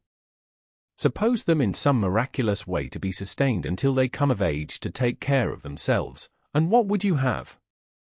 More helpless savages than any we know of. They would have fire to discover, the rudest tools and weapons to invent, language to construct. They would, in short, have to stumble their way to the simplest knowledge which the lowest races now possess, just as a child learns to walk. That they would in time do all these things I have not the slightest doubt, for all these possibilities are latent in the human mind just as the power of walking is latent in the human frame, but I do not believe they would do them any better or worse, any slower or quicker, than the children of barbarian parents placed in the same conditions. Given the very highest mental powers that exceptional individuals have ever displayed, and what could mankind be if one generation were separated from the next by an interval of time, as are the 17-year locusts? One such interval would reduce mankind, not to savagery, but to a condition compared with which savagery, as we know it, would seem civilization. /1. Reversely, suppose a number of savage infants could, unknown to the mothers, for even this would be necessary to make the experiment a fair one, be substituted for, as many children of civilization, can we suppose that growing up they would show any difference? I think no one who has mixed much with different peoples and classes will think so. The great lesson that is thus learned is that human nature is human nature all the world over. And this lesson, too, may be learned in the library. I speak not so much of the accounts of travelers, for the accounts given of savages by the civilized men who write books are very often just such accounts as savages would give of us did they make flying visits, and then write books, but of those mementos of the life and thoughts of other times and other peoples, which, translated into our language of today, are like glimpses of our own lives and gleams of our own thought. The feeling they inspire is that of the essential similarity of men. This, says Immanuel Deutsch, this is the end of all investigation into history or art. They were even as we are. There is a people to be found in all parts of the world who well illustrate what peculiarities are due to hereditary transmission and what to transmission by association. The Jews have maintained the purity of their blood more scrupulously and for a far longer time than any of the European races, yet I am inclined to think that the only characteristic that can be attributed to this is that of physiognomy, and this is in reality far less marked than is conventionally supposed, as anyone who will take the trouble may see on observation. Although they have constantly married among themselves, the Jews have everywhere been modified by their surroundings, the English, Russian, Polish, German, and Oriental Jews differing from each other in many respects as much as do the other people of those countries. Yet they have much in common, and have everywhere preserved their individuality. The reason is clear. It is the Hebrew religion, and certainly religion is not transmitted by generation, but by association, which has everywhere preserved the distinctiveness of the Hebrew race. This religion, which children derive, not as they derive their physical characteristics, but by precept and association, is not merely exclusive in its teachings, but has, by engendering suspicion and dislike, produced a powerful outside pressure which, even more than its precepts, has everywhere constituted of the Jews a community within a community. Thus has been built up and maintained a certain peculiar environment which gives a distinctive character. Jewish intermarriage has been the effect, not the cause of this. What persecution which stopped short of taking Jewish children from their parents and bringing them up outside of this peculiar environment could not accomplish, will be accomplished by the lessening intensity of religious belief, as is already evident in the United States, where the distinction between Jew and Gentile is fast disappearing.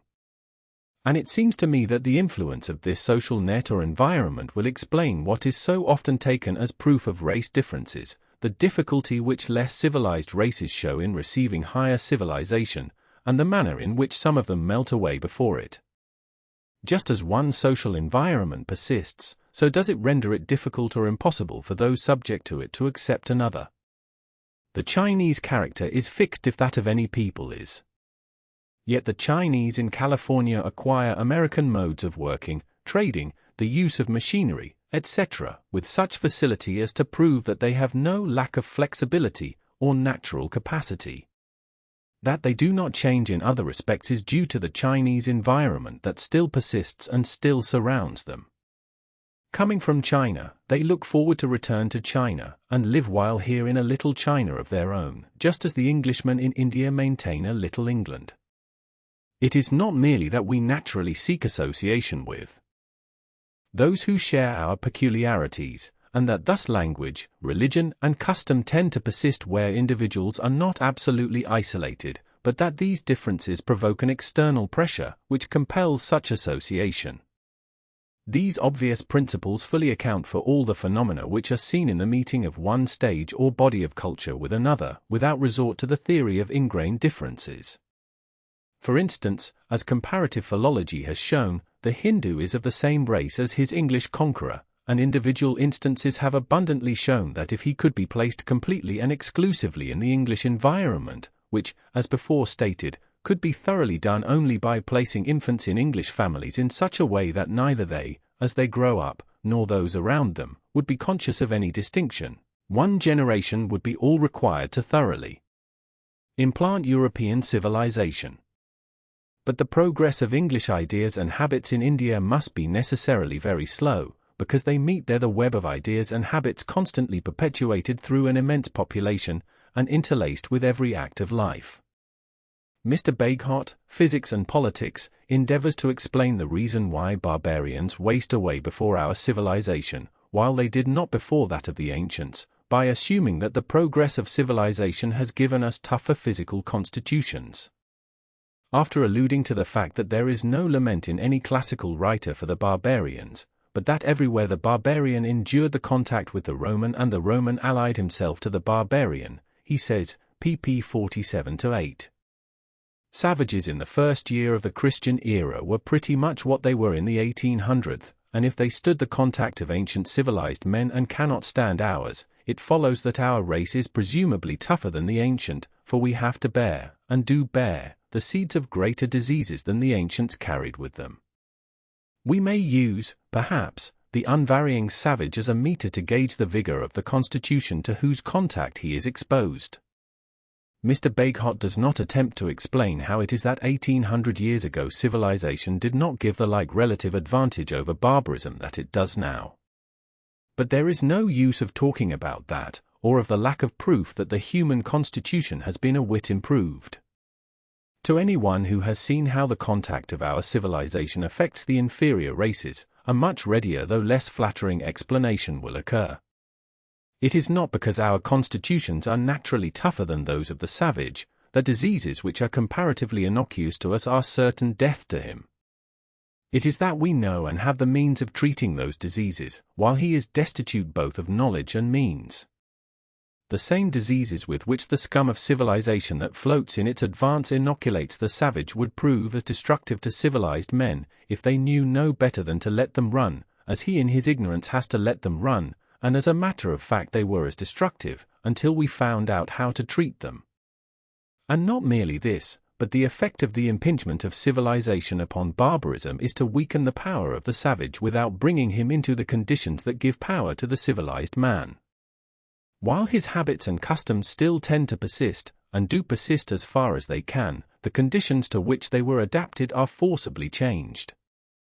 He is a hunter in a land stripped of game, a warrior deprived of his arms and called on to plead in legal technicalities. He is not merely placed between cultures, but, as Mr. Bagehot says of the European half-breeds in India, he is placed between moralities, and learns the vices of civilization without its virtues. He loses his accustomed means of subsistence, he loses self-respect, he loses morality, he deteriorates and dies away.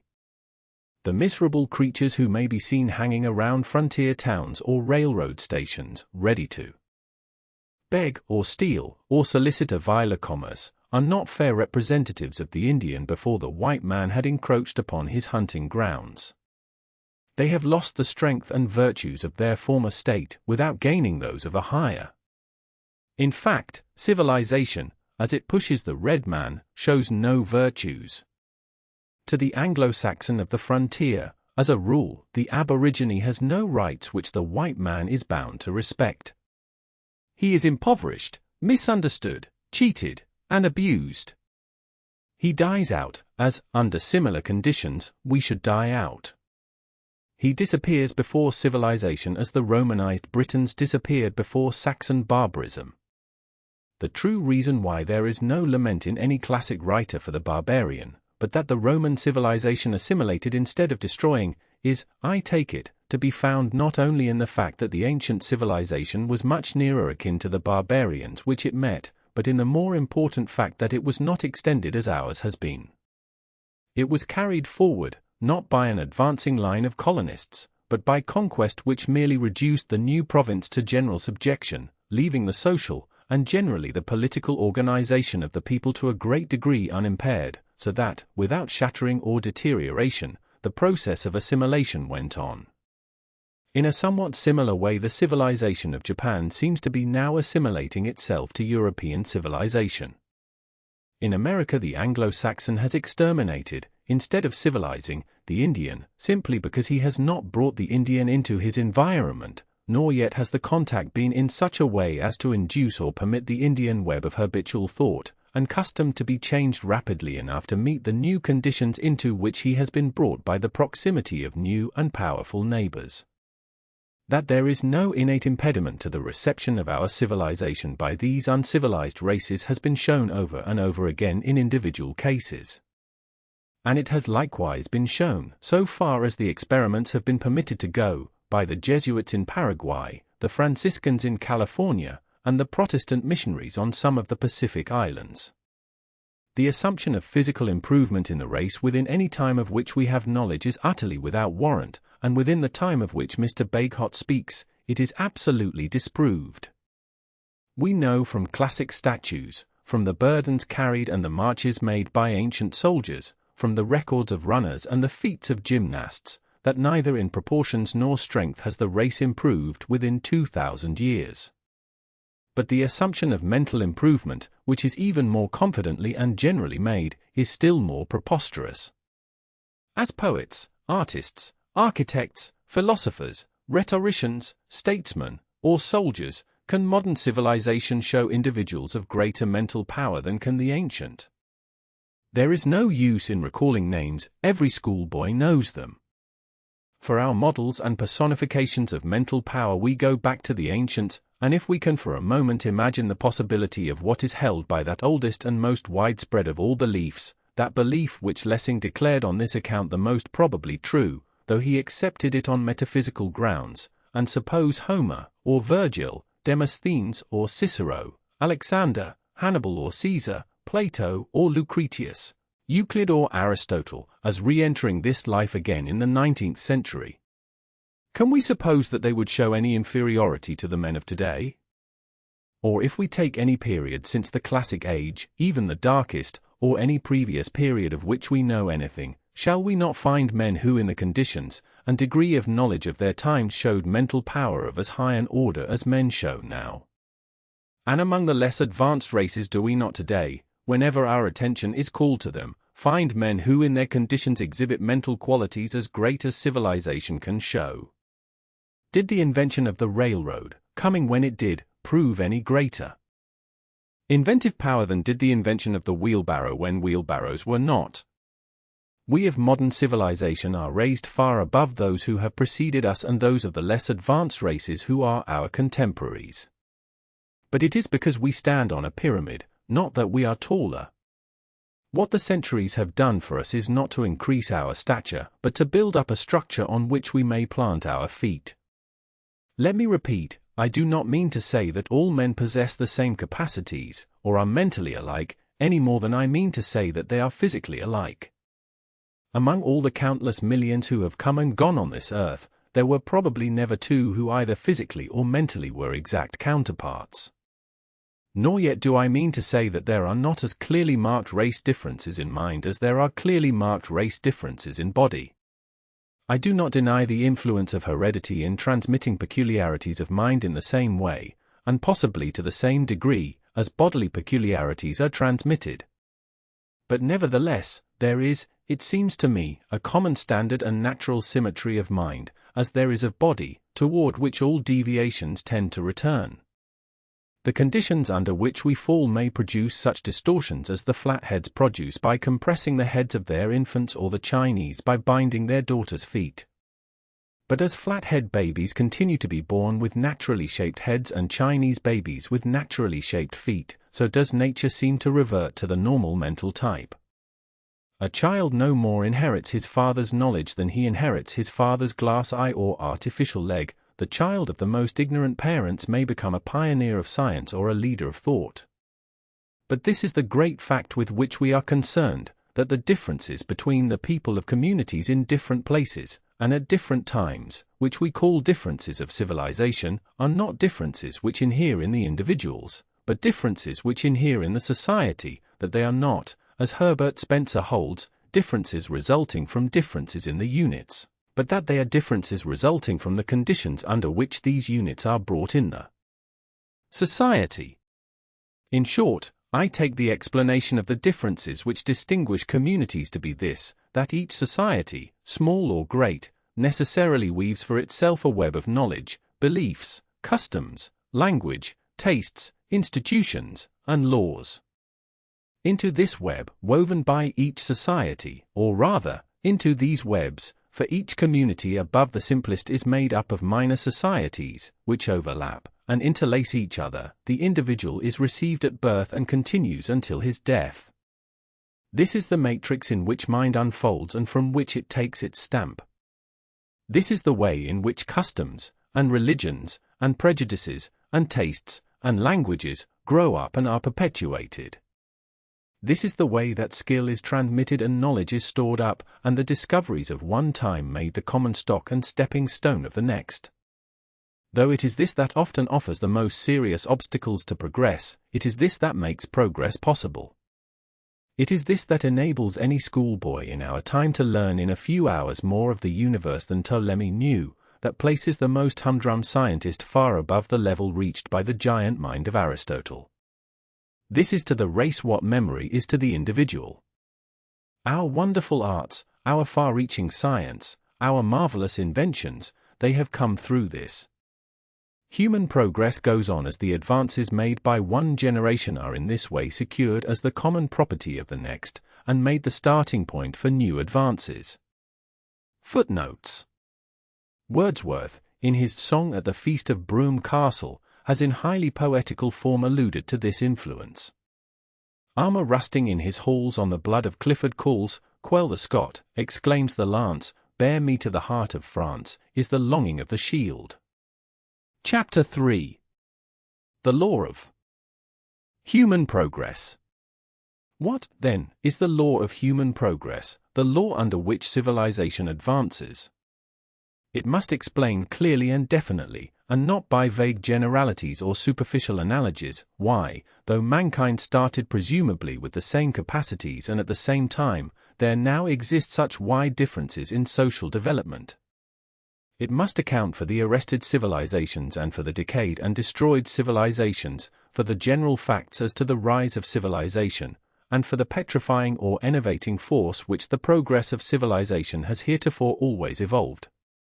It must account for retrogression as well as for progression, for the differences in general character between Asiatic and European civilizations, for the difference between classical and modern civilizations, for the different rates at which progress goes on, and for those bursts, and starts, and halts of progress which are so marked as minor phenomena, \1. Thus, it must show us what are the essential conditions of progress, and what social adjustments advance and what retard it.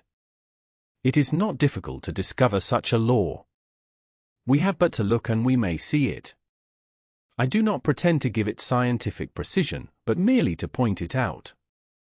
The incentives to progress are the desires inherent in human nature, the desire to gratify the wants of the animal nature, the want of the intellectual nature, and the want of the sympathetic nature, the desire to be, to know, and to do, desires that short of infinity can never be satisfied, as they grow by what they feed on.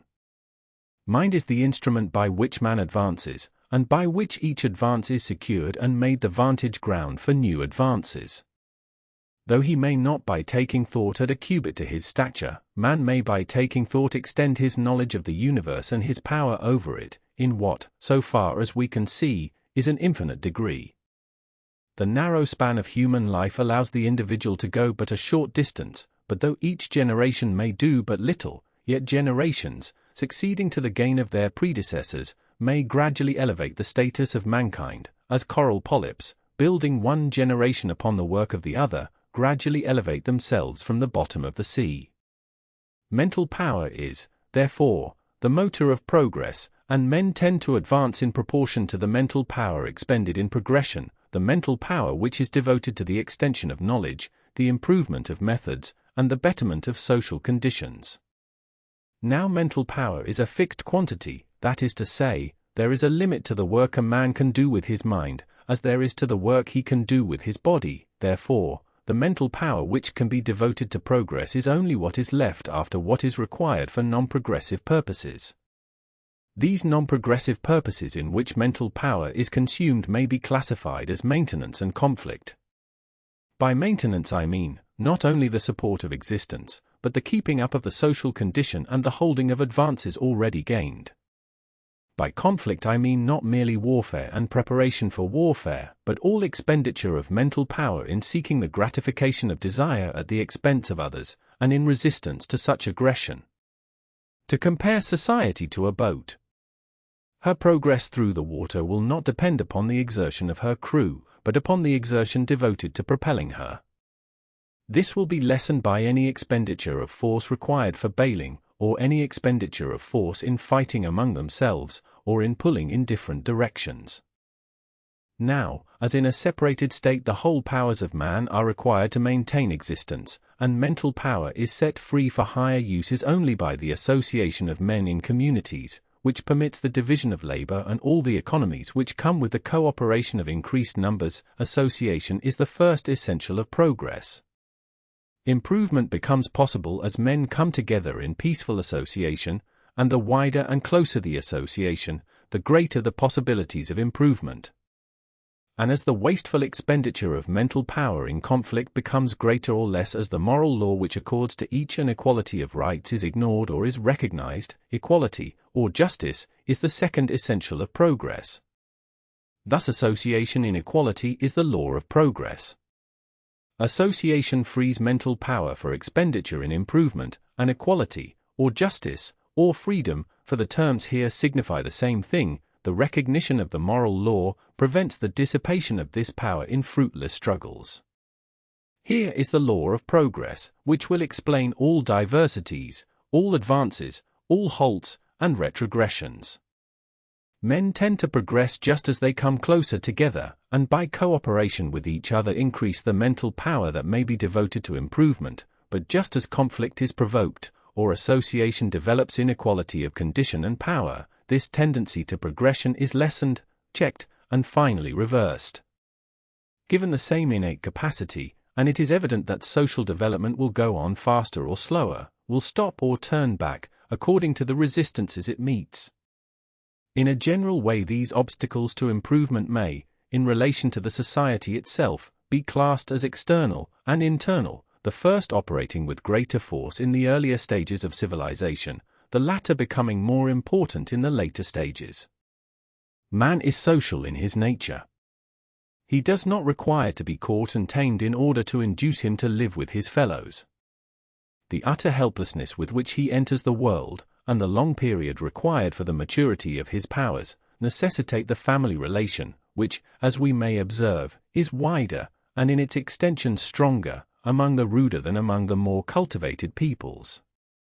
The first societies are families, expanding into tribes, still holding a mutual blood relationship, and even when they have become great nations claiming a common descent.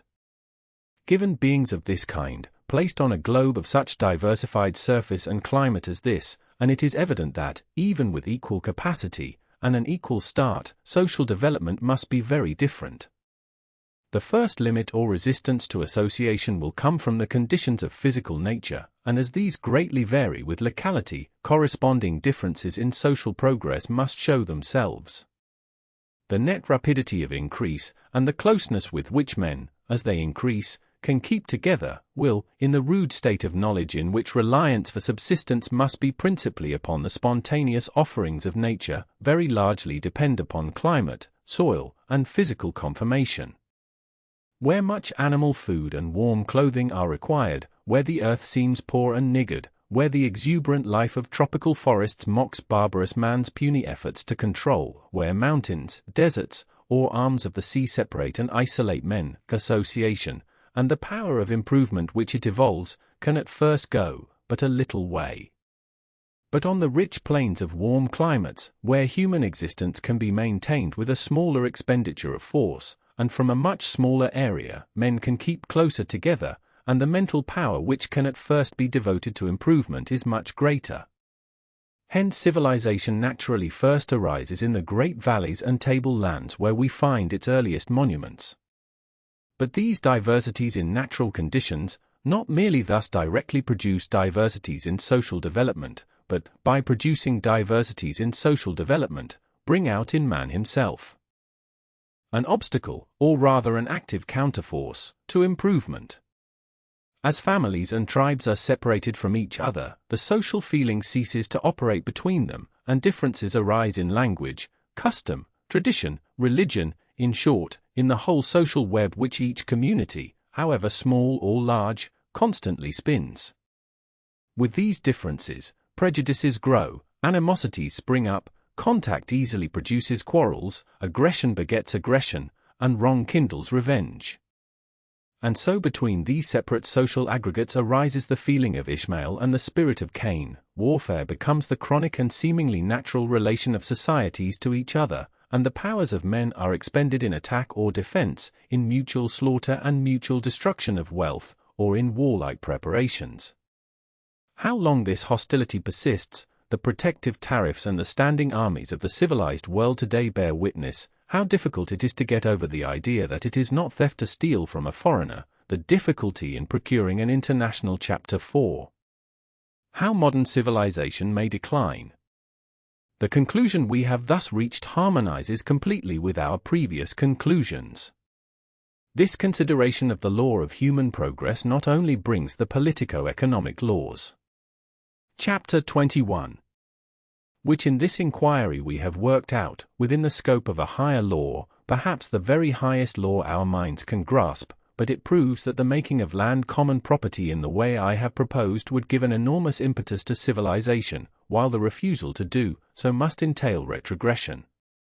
A civilization like ours must either advance or go back, it cannot stand still. It is not like those homogeneous civilizations, such as that of the Nile Valley, which mold men for their places and put them in it like bricks into a pyramid. It much more resembles that civilization whose rise and fall is within historic times, and from which it sprung.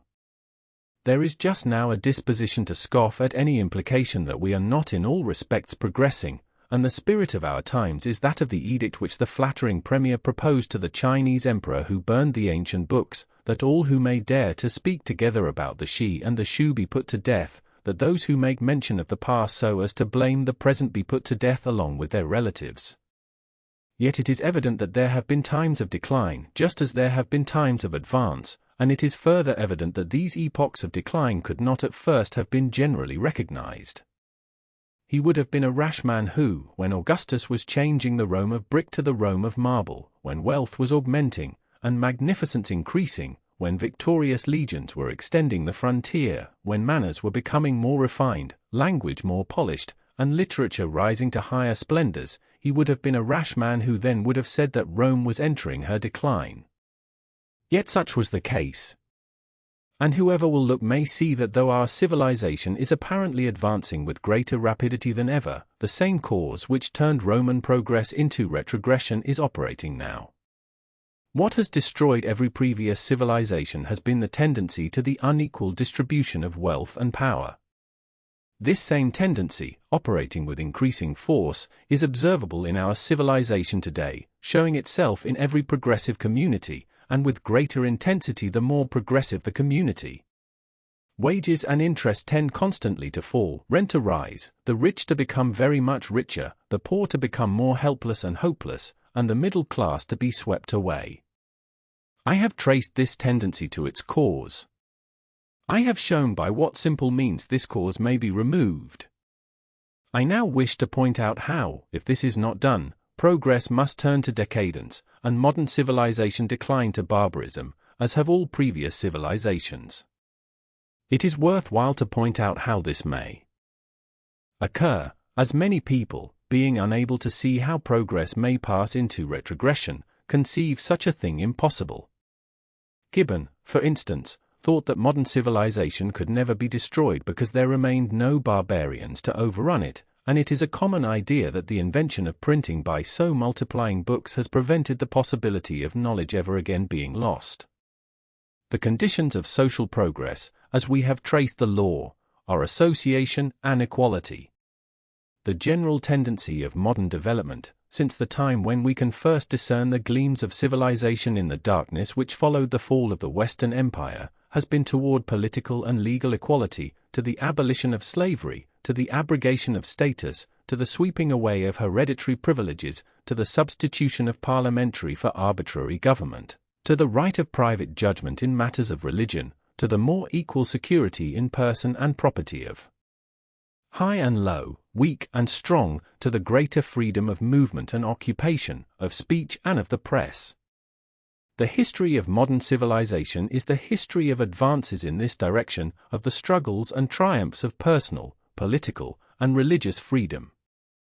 And the general law is shown by the fact that just as this tendency has asserted itself, civilization has advanced, while just as it has been repressed or forced back, civilization has been checked. This tendency has reached its full expression in the American Republic, where political and legal rights are absolutely equal, and, owing to the system of rotation in office, even the growth of a bureaucracy is prevented, where every religious belief or non-belief stands on the same footing, where every boy may hope to be president, every man has an equal voice in public affairs, and every official is mediately or immediately dependent for the short lease of his place upon a popular vote. This tendency has yet some triumphs to win in England, in extending the suffrage, and sweeping away the vestiges of monarchy, aristocracy, and prelacy, while in such countries as Germany and Russia, where divine right is yet a good deal more than a legal fiction, it has a considerable distance to go. But it is the prevailing tendency, and how soon Europe will be completely republican is only a matter of time, or rather of accident.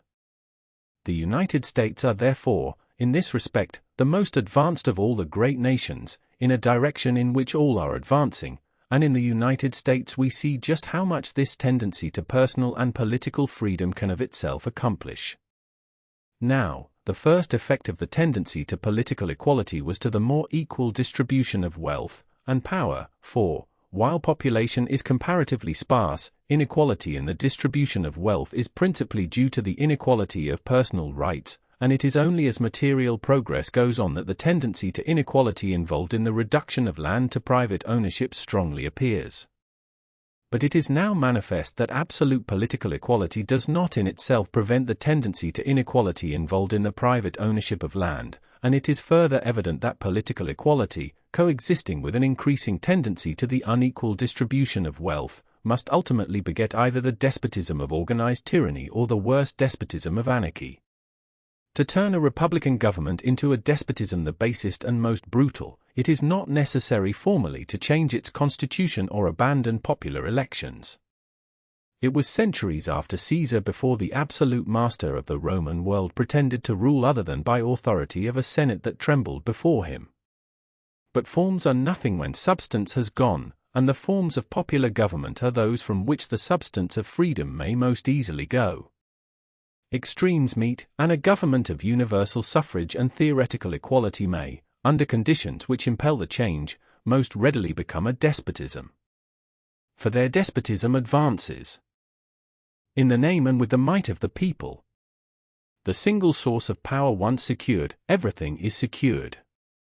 There is no unfranchised class to whom appeal may be made, no privileged orders who in defending their own rights may defend those of all. No bulwark remains to stay the flood, no eminence to rise above it. They were belted barons led by a mitred archbishop who curbed the Plantagenet with Magna Charta. It was the middle classes who broke the pride of the Stuarts, but a mere aristocracy of wealth will never struggle while it can hope to bribe a tyrant. And when the disparity of condition increases, so does universal suffrage make it easy to seize the source of power, for the greater is the proportion of power in the hands of those who feel no direct interest in the conduct of government, who, tortured by want and embruted by poverty, are ready to sell their votes to the highest bidder or follow the lead of the most blatant demagogue, or who, made bitter by hardships, may even look upon profligate and tyrannous government with the satisfaction we may imagine the proletarians and slaves of Rome to have felt, as they saw a Caligula or Nero raging among the rich patricians. Given a community with republican institutions, in which one class is too rich to be shorn of its luxuries, no matter how public affairs are administered, and another so poor that a few dollars on election day will see more than any abstract consideration, in which the few roll in wealth and the many seethe with discontent at a condition of things they know not how to remedy, and power must pass into the hands of jobbers who will buy and sell it as the praetorians sold the Roman purple, or into the hands of demagogues who will seize and wield it for a time, only to be displaced by worse demagogues. Where there is anything like an equal distribution of wealth, that is to say, where there is general patriotism, virtue, and intelligence, the more democratic the government the better it will be, but where there is gross inequality in the distribution of wealth, the more democratic the government the worse it will be. For, while rotten democracy may not in itself be worse than rotten autocracy, its effects upon national character will be worse. To give the suffrage to tramps, to paupers, to men to whom the chance to labor is a boon, to men who must beg, or steal, or starve, is to invoke destruction. To put political power in the hands of men embittered and degraded by poverty is to tie firebrands to foxes and turn them loose amid the standing corn. It is to put out the eyes of a Samson and to twine his arms around the pillars of national life. Even the accidents of hereditary succession or of selection by lot, the plan of some of the ancient republics, may sometimes place the wise and just in power, but in a corrupt democracy the tendency is always to give power to the worst. Honesty and patriotism are weighted, and unscrupulousness commands success. The best gravitate to the bottom, the worst float to the top, and the vile will only be ousted by the viler. While as national character must gradually assimilate to the qualities that win power, and consequently respect, that demoralization of opinion goes on which in the long panorama of history we may see over and over again transmuting races of freemen into races of slaves. As in England in the last century, when Parliament was but a close corporation of the aristocracy, a corrupt oligarchy clearly fenced off from the masses may exist without much effect on national character, because in that case power is associated in the popular mind with other things than corruption. But where there are no hereditary distinctions, and men are habitually seen to raise themselves by corrupt qualities from the lowest places to wealth and power, tolerance of these qualities finally becomes admiration. A corrupt democratic government must finally corrupt the people, and when a people become corrupt there is no resurrection. The life is gone, only the carcass remains, and it is left but for the plowshares of fate to bury it out of sight. Now this transformation of popular government into despotism of the vilest and most degrading kind, which must inevitably result from the unequal distribution of wealth, is not a thing of the far future. It has already begun in the United States, and is rapidly going on under our eyes. That our legislative bodies are steadily deteriorating in standard, that men of the highest ability and character are compelled to eschew politics, and the arts of the job account for more than the reputation of the statesman, that voting is done more recklessly and the power of money is increasing, that it is harder to arouse the people to the necessity of reforms and more difficult to carry them out, that political differences are ceasing to be differences of principle, and abstract ideas are losing their power, that parties are passing into the control of what in general government would be oligarchies and dictatorships, are all evidences of political decline. The type of modern growth is the great city. Here are to be found the greatest wealth and the deepest poverty. And it is here that popular government has most clearly broken down. In all the great American cities there is today as clearly defined a ruling class as in the most aristocratic countries of the world. Its members carry wards in their pockets, make up the slates for nominating conventions, distribute offices as they bargain together, and, though they toil not, neither do they spin, wear the best of raiment and spend money lavishly. They are men of power, whose favor the ambitious must court and whose vengeance he must avoid. Who are these men? The wise, the good, the learned, men who have earned the confidence of their fellow citizens by the purity of their lives, the splendor of their talents, their probity in public trusts, their deep study of the problems of government. No, they are gamblers, saloon keepers, pugilists, or worse, who have made a trade of controlling votes and of buying and selling offices and official acts. They stand to the government of these cities as the Praetorian Guards did to that of declining Rome. He who would wear the purple, fill the curule chair, or have the fasces carried before him, must go or send his messengers to their camps, give them donatives and make them promises. It is through these men that the rich corporations and powerful pecuniary interests can pack the Senate and the bench with their creatures. It is these men who make school directors, supervisors, assessors, members of the legislature, congressmen. Why, there are many election districts in the United States in which a George Washington, a Benjamin Franklin, or a Thomas Jefferson could no more go to the lower house of a state legislature than under the ancient regime a base-born peasant could become a marshal of France. Their very character would be an insuperable disqualification.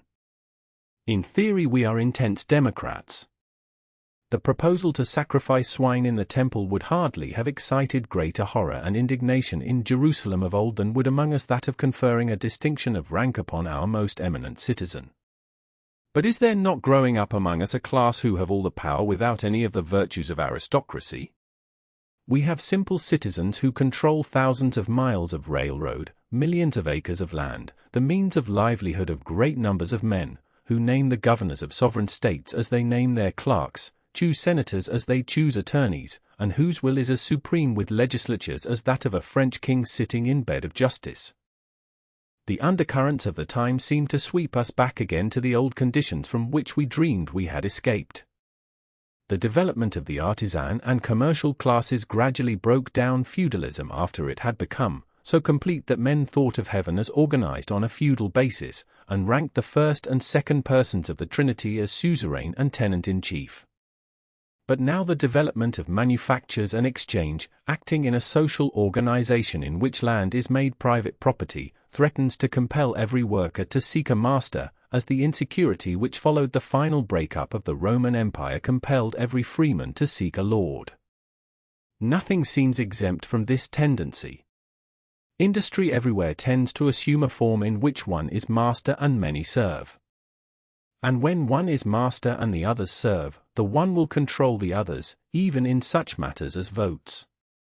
Just as the English landlord votes his tenants, so does the New England mill owner vote his operatives. There is no mistaking it, the very foundations of society are being sapped before our eyes, while we ask, how is it possible that such a civilization as this, with its railroads, and daily newspapers, and electric telegraphs, should ever be destroyed? While literature breathes but the belief that we have been, are, and for the future must be, leaving the savage state further and further behind us, there are indications that we are actually turning back again toward barbarism.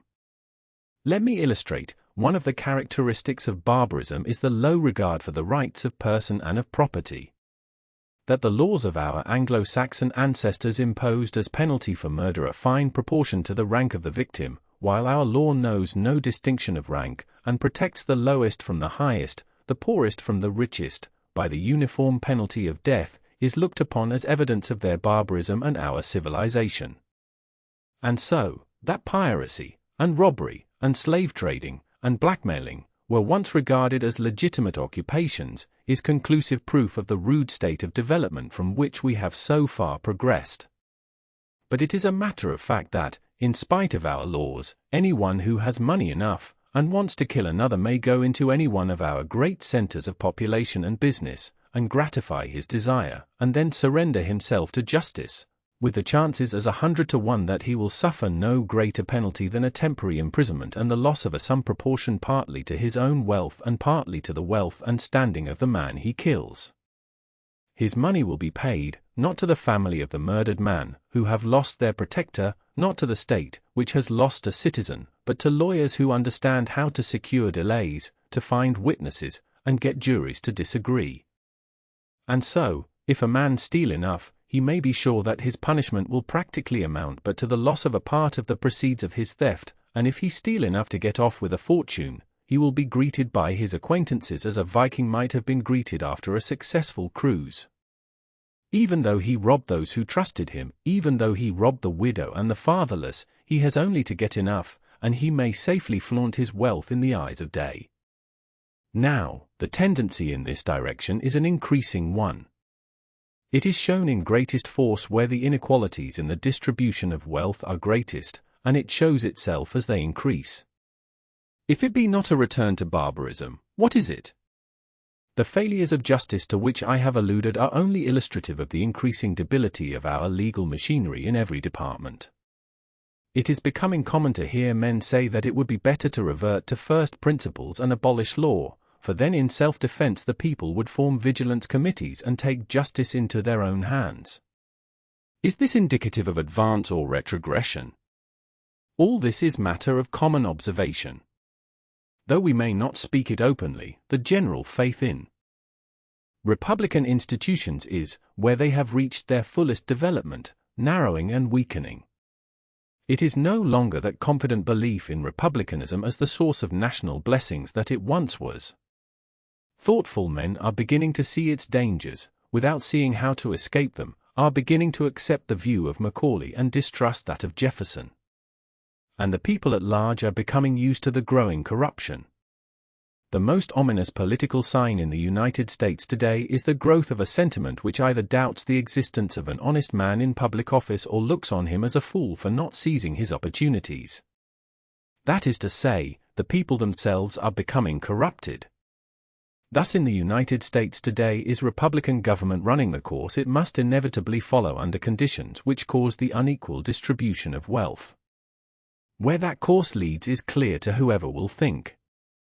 As corruption becomes chronic, as public spirit is lost, as traditions of honor, virtue, and patriotism are weakened, as law is brought into contempt and reforms become hopeless, then in the festering mass will be generated volcanic forces, which shatter and rend when seeming accident gives them vent. Strong, unscrupulous men, rising up upon occasion, will become the exponents of blind popular desires or fierce popular passions, and dash aside forms that have lost their vitality. The sword will again be mightier than the pen, and in carnivals of destruction brute force and wild frenzy will alternate with the lethargy of a declining civilization. I speak of the United States only because the United States is the most advanced of all the great nations. What shall we say of Europe, where dams of ancient law and custom pen up the swelling waters and standing armies weigh down the safety valves, though year by year the fires grow hotter underneath? Europe tends to republicanism under conditions that will not admit of true republicanism, under conditions that substitute for the calm and august figure of liberty the petrolouse and the guillotine. Whence shall come the new barbarians? Go through the squalid quarters of great cities, and you may see, even now, their gathering hordes. How shall learning perish? Men will cease to read, and books will kindle fires and be turned into cartridges. It is startling to think how slight the traces that would be left of our civilization did it pass through the throes which have accompanied the decline of every previous civilization. Paper will not last like parchment, nor are our most massive buildings and monuments to be compared in solidity with the rock-hewn temples and titanic edifices of the old civilizations. An invention has given us, not merely the steam engine and the printing press, but petroleum, nitroglycerine, and dynamite. Yet to hint, today, that our civilization may possibly be tending to decline, seems like the wildness of pessimism.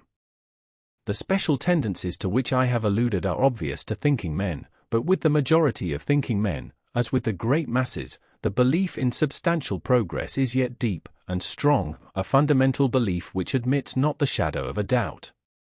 But anyone who will think over the matter will see that this must necessarily be the case where advance gradually passes into retrogression. For in social development, as in everything else, motion tends to persist in straight lines, and therefore, where there has been a previous advance, it is extremely difficult to recognize decline, even when it has fully commenced. There is an almost irresistible tendency to believe that the forward movement which has been advance, and is still going on, is still advance. The web of beliefs, customs, laws, institutions, and habits of thought, which each community is constantly spinning, and which produces in the individual environed by it all the differences of national character, is never unraveled.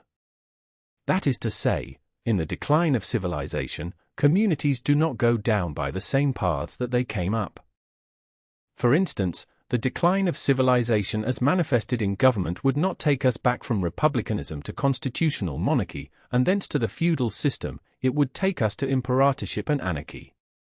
As manifested in religion, it would not take us back into the faiths of our forefathers, into Protestantism or Catholicity, but into new forms of superstition, of which possibly Mormonism and other even grosser isms may give some vague idea. As manifested in knowledge, it would not take us toward Bacon, but toward the literati of China.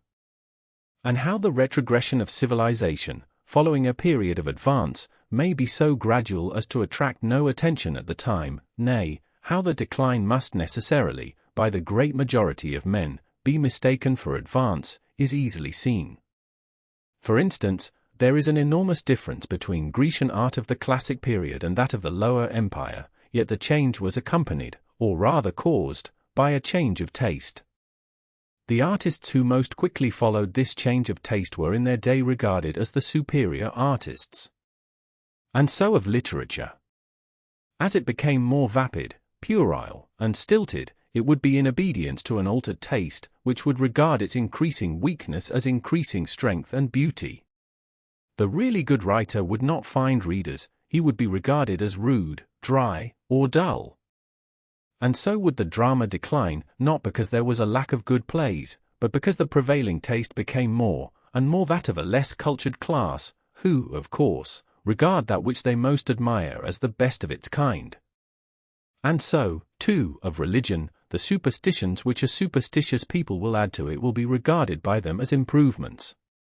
While, as the decline goes on, the return to barbarism, where it is not in itself regarded as an advance, will seem necessary to meet the exigencies of the times. For instance, flogging, as a punishment for certain offences, has been recently restored to the Penal Code of England, and has been strongly advocated on this side of the Atlantic. I express no opinion as to whether this is or is not a better punishment for crime than imprisonment. I only point to the fact as illustrating how an increasing amount of crime, and an increasing embarrassment as to the maintenance of prisoners, both obvious tendencies at present, might lead to a fuller return to the physical cruelty of barbarous codes. The use of torture in judicial investigations, which steadily grew with the decline of Roman civilization, it is thus easy to see, might, as manners brutalized and crime increased, be demanded as a necessary improvement of the criminal law. Whether in the present drifts of opinion and taste there are as yet any indications of retrogression, it is not necessary to inquire, but there are many things about which there can be no dispute, which go to show that our civilization has reached a critical period, and that unless a new start is made in the direction of social equality, the 19th century may to the future mark its climax. These industrial depressions, which cause as much waste and suffering as famines or wars, are like the twinges and shocks which precede paralysis. Everywhere is it evident that the tendency to inequality, which is the necessary result of material progress where land is monopolized, cannot go much further without carrying our civilization into that downward path which is so easy to enter, and so hard to abandon. Everywhere the increasing intensity of the struggle to live, the increasing necessity for straining every nerve to prevent being thrown down and trodden underfoot in the scramble for wealth, is draining the forces which gain and maintain improvements. In every civilized country pauperism, crime, insanity, and suicides are increasing. In every civilized country the diseases are increasing which come from overstrained nerves, from insufficient nourishment, from squalid lodgings, from unwholesome and monotonous occupations, from premature labor of children, from the tasks and crimes which poverty imposes upon women. In every highly civilized country the expectation of life, which gradually rose for several centuries, and which seems to have culminated about the first quarter of this century, appears to be now diminishing. It is not an advancing civilization that such figures show. It is a civilization which in its undercurrents has already begun to recede. When the tide turns in bay or river from flood to ebb, it is not all at once, but here it still runs on, though there it has begun to recede. When the sun passes the meridian, it can be told only by the way the short shadows fall, for the heat of the day yet increases.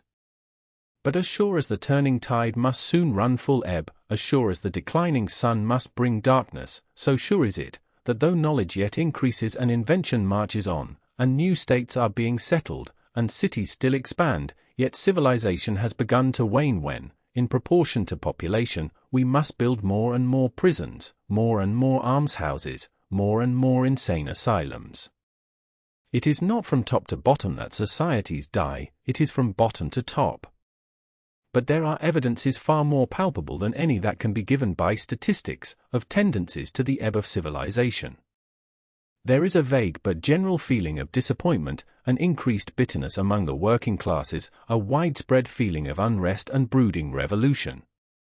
If this were accompanied by a definite idea of how relief is to be obtained, it would be a hopeful sign, but it is not.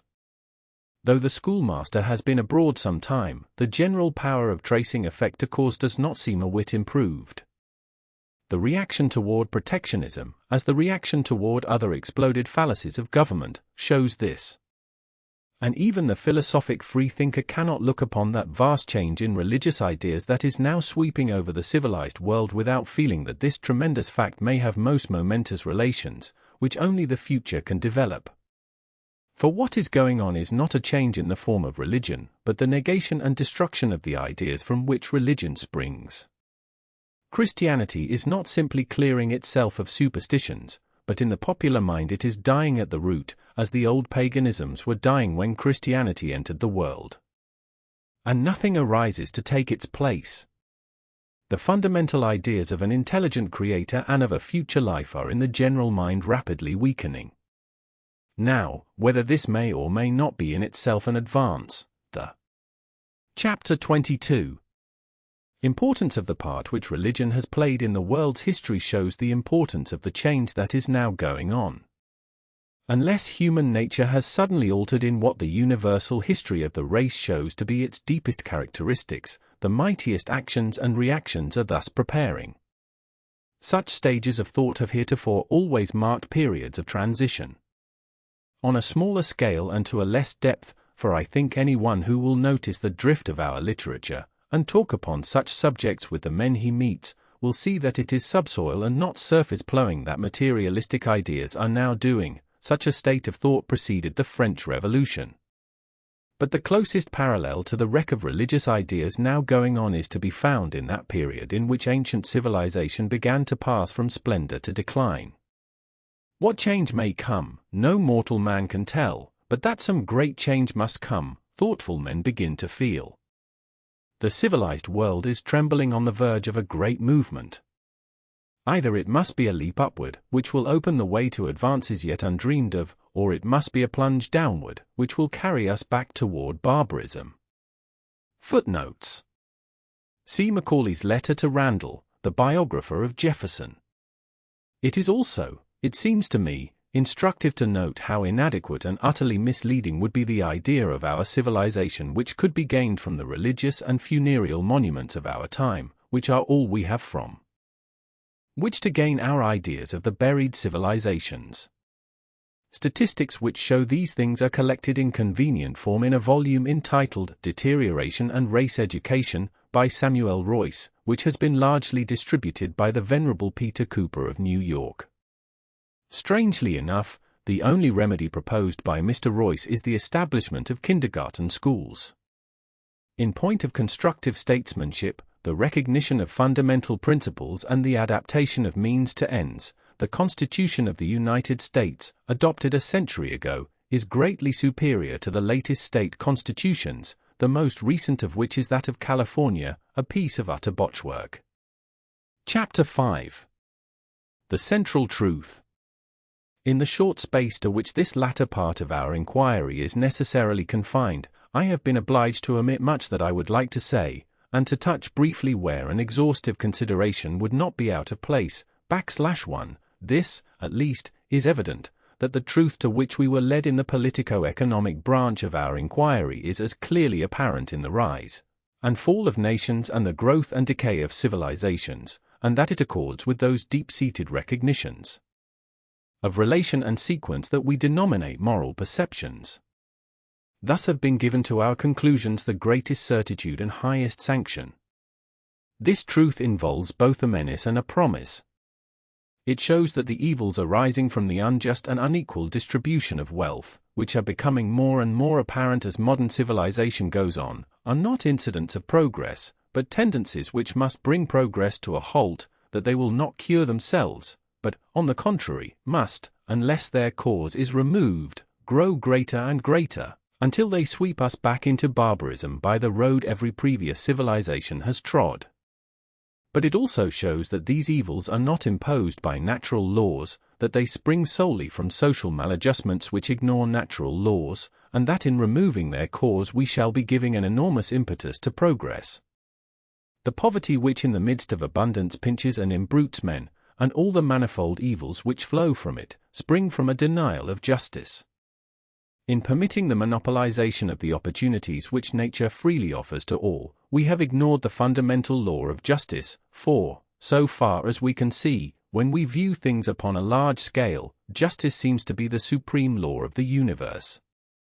But by sweeping away this injustice and asserting the rights of all men to natural opportunities, we shall conform ourselves to the law, we shall remove the great cause of unnatural inequality in the distribution of wealth and power, we shall abolish poverty, tame the ruthless passions of greed, dry up the springs of vice and misery, light in dark places the lamp of knowledge, give new vigor to invention and a fresh impulse to discovery, substitute political strength for political weakness, and make tyranny and anarchy impossible. The reform I have proposed accords with all that is politically, socially, or morally desirable. It has the qualities of a true reform, for it will make all other reforms easier. What is it but the carrying out in letter and spirit of the truth enunciated in the Declaration of Independence, the self-evident truth that is the heart and soul of the Declaration, that all men are created equal, that they're endowed by their Creator with certain unalienable rights, that among these are life, liberty, and the pursuit of happiness. These rights are denied when the equal right to land, on which and by which men alone can live, is denied.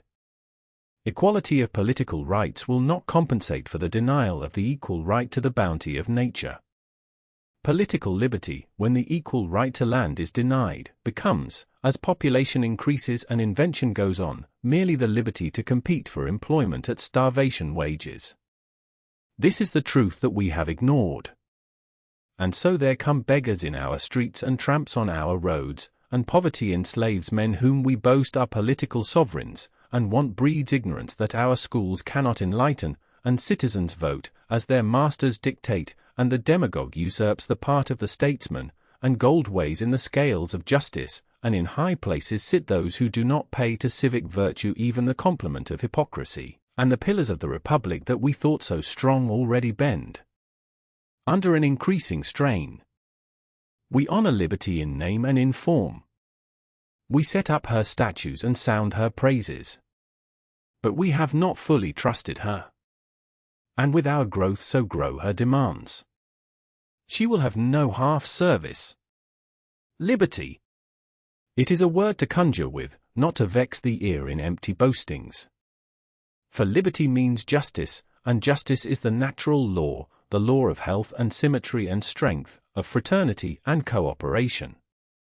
They who look upon liberty as having accomplished her mission when she has abolished hereditary privileges and given men the ballot, who think of her as having no further relations to the everyday affairs of life, have not seen her real grandeur. To them the poets who have sung of her must seem rhapsodists, and her martyrs fools.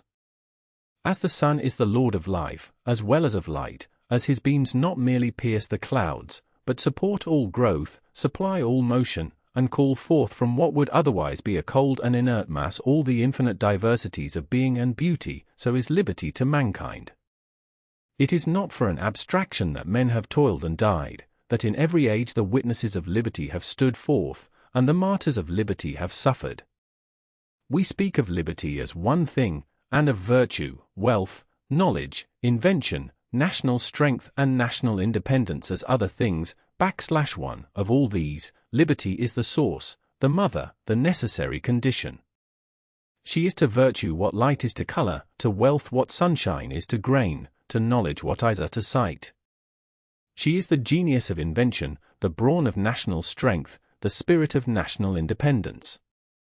Where liberty rises, there virtue grows, wealth increases, knowledge expands, invention multiplies human powers, and in strength and spirit the freer nation rises among her neighbors as Saul amid his brethren, taller and fairer. Where liberty sinks, there virtue fades, wealth diminishes, knowledge is forgotten, invention ceases, and empires once mighty in arms and arts become a helpless prey to freer barbarians. Only in broken gleams and partial light has the sun of liberty yet beamed among men, but all progress hath she called forth. Liberty came to a race of slaves crouching under Egyptian whips, and led them forth from the house of bondage. She hardened them in the desert and made of them a race of conquerors. The free spirit of the Mosaic law took their thinkers up to heights where they beheld the unity of God, and inspired their poets with strains that yet phrase the highest exaltations of thought. Liberty dawned on the Phoenician coast, and ships passed the Pillars of Hercules to plough the unknown sea. She shed a partial light on Greece, and marble grew to shapes of ideal beauty, words became the instruments of subtlest thought, and against the scanty militia of free cities the countless hosts of the great king broke like surges against a rock. She cast her beams on the 4-acre farms of Italian husbandmen, and born of her strength a power came forth that conquered the world. They glinted from shields of German warriors, and Augustus wept his legions. Out of the night that followed, her eclipse, her slanting rays fell again on free cities, and a lost learning revived, modern civilization began, a new world was unveiled, and as liberty grew, so grew art, wealth, power, knowledge, and refinement. In the history of every nation we may read the same truth. It was the strength born of Magna Charta that won Crecy and Agincourt. It was the revival of liberty from the despotism of the Tudors that glorified the Elizabethan age. It was the spirit that brought a crowned tyrant to the block that planted here the seed of a mighty tree. It was the energy of ancient freedom that, the moment it had gained unity, made Spain the mightiest power of the world, only to fall to the lowest depth of weakness when tyranny succeeded liberty. See, in France, all intellectual vigor dying under the tyranny of the 17th century to revive in splendor as liberty awoke in the 18th, and on the enfranchisement of French peasants in the Great Revolution, basing the wonderful strength that has in our time defied defeat. Shall we not trust her? In our time, as in times before, creep on the insidious forces that, producing inequality, destroy liberty. On the horizon the clouds begin to lower. Liberty calls to us again. We must follow her further, we must trust her fully. Either we must wholly accept her or she will not stay. It is not enough that men should vote, it is not enough that they should be theoretically equal before the law. They must have liberty to avail themselves of the opportunities and means of life, they must stand on equal terms with reference to the bounty of nature. Either this, or liberty withdraws her light. Either this, or darkness comes on, and the very forces that progress has evolved turn to powers that work destruction. This is the universal law. This is the lesson of the centuries. Unless its foundations be laid in justice, the social structure cannot stand. Our primary social adjustment is a denial of justice. In allowing one man to own the land on which and from which other men must live, we have made them his bondsmen in a degree which increases as material progress goes on. This is the subtle alchemy that in ways they do not realize is extracting from the masses in every civilized country the fruits of their weary toil, that is instituting a harder and more hopeless slavery in place of that which has been destroyed, that is bringing political despotism out of political freedom, and must soon transmute democratic institutions into anarchy. It is this that turns the blessings of material progress into a curse. It is this that crowds human beings into noisome cellars and squalid tenement houses, that fills prisons and brothels, that goads men with want and consumes them with greed, that robs women of the grace and beauty of perfect womanhood, that takes from little children the joy and innocence of life's morning. Civilization so based cannot continue. The eternal laws of the universe forbid it. Ruins of dead empires testify, and the witness that is in every soul answers, that it cannot be. It is something grander than benevolence, something more august than charity, it is justice herself that demands of us to right this wrong. Justice that will not be denied, that cannot be put off, justice that with the scales carries the sword. Shall we ward the stroke with liturgies and prayers? Shall we avert the decrees of immutable law by raising churches when hungry infants moan and weary mothers weep? Though it may take the language of prayer, it is blasphemy that attributes to the inscrutable decrees of providence the suffering and brutishness that come of poverty, that turns with folded hands to the All-Father and lays on him the responsibility for the wanton crime of our great cities. We degrade the everlasting. We slander the just one. A merciful man would have better ordered the world, a just man would crush with his foot such an ulcerous ant hill. It is not the Almighty, but we who are responsible for the vice and misery that fester amid our civilization. The Creator showers upon us His gifts, more than enough for all. But like swine scrambling for food, we tread them in the mire, while we tear and rend each other. In the very centers of our civilization today are wanton suffering enough to make sick at heart whoever does not close his eyes and steel his nerves. Dare we turn to the Creator and ask Him to relieve it? Supposing the prayer were heard, and at the behest with which the universe sprang into being there should glow in the sun a greater power, new virtue fill the air, fresh vigor the soil, that for every blade of grass that now grows two should spring up, and the seed that now increases 50-fold should increase 100-fold. Would poverty be abated or want relieved? Manifestly no. Whatever benefit would accrue would be but temporary. The new powers streaming through the material universe could be utilized only through land. And land, being private property, the classes that now monopolize the bounty of the Creator would monopolize all the new bounty. Landowners would alone be benefited. Rents would increase, but wages would still tend to the starvation point. This is not merely a deduction of political economy, it is a fact of experience. We know it because we have seen it. Within our own times, under our very eyes, that power which is above all, and in all, and through all, that power of which the whole universe is but the manifestation, that power which maketh all things, and without which is not anything made that is made, has increased the bounty which men may enjoy, as truly as though the fertility of nature had been increased. Into the mind of one came the thought that harnessed steam for the service of mankind. To the inner ear of another was whispered the secret that compels the lightning to bear a message round the globe.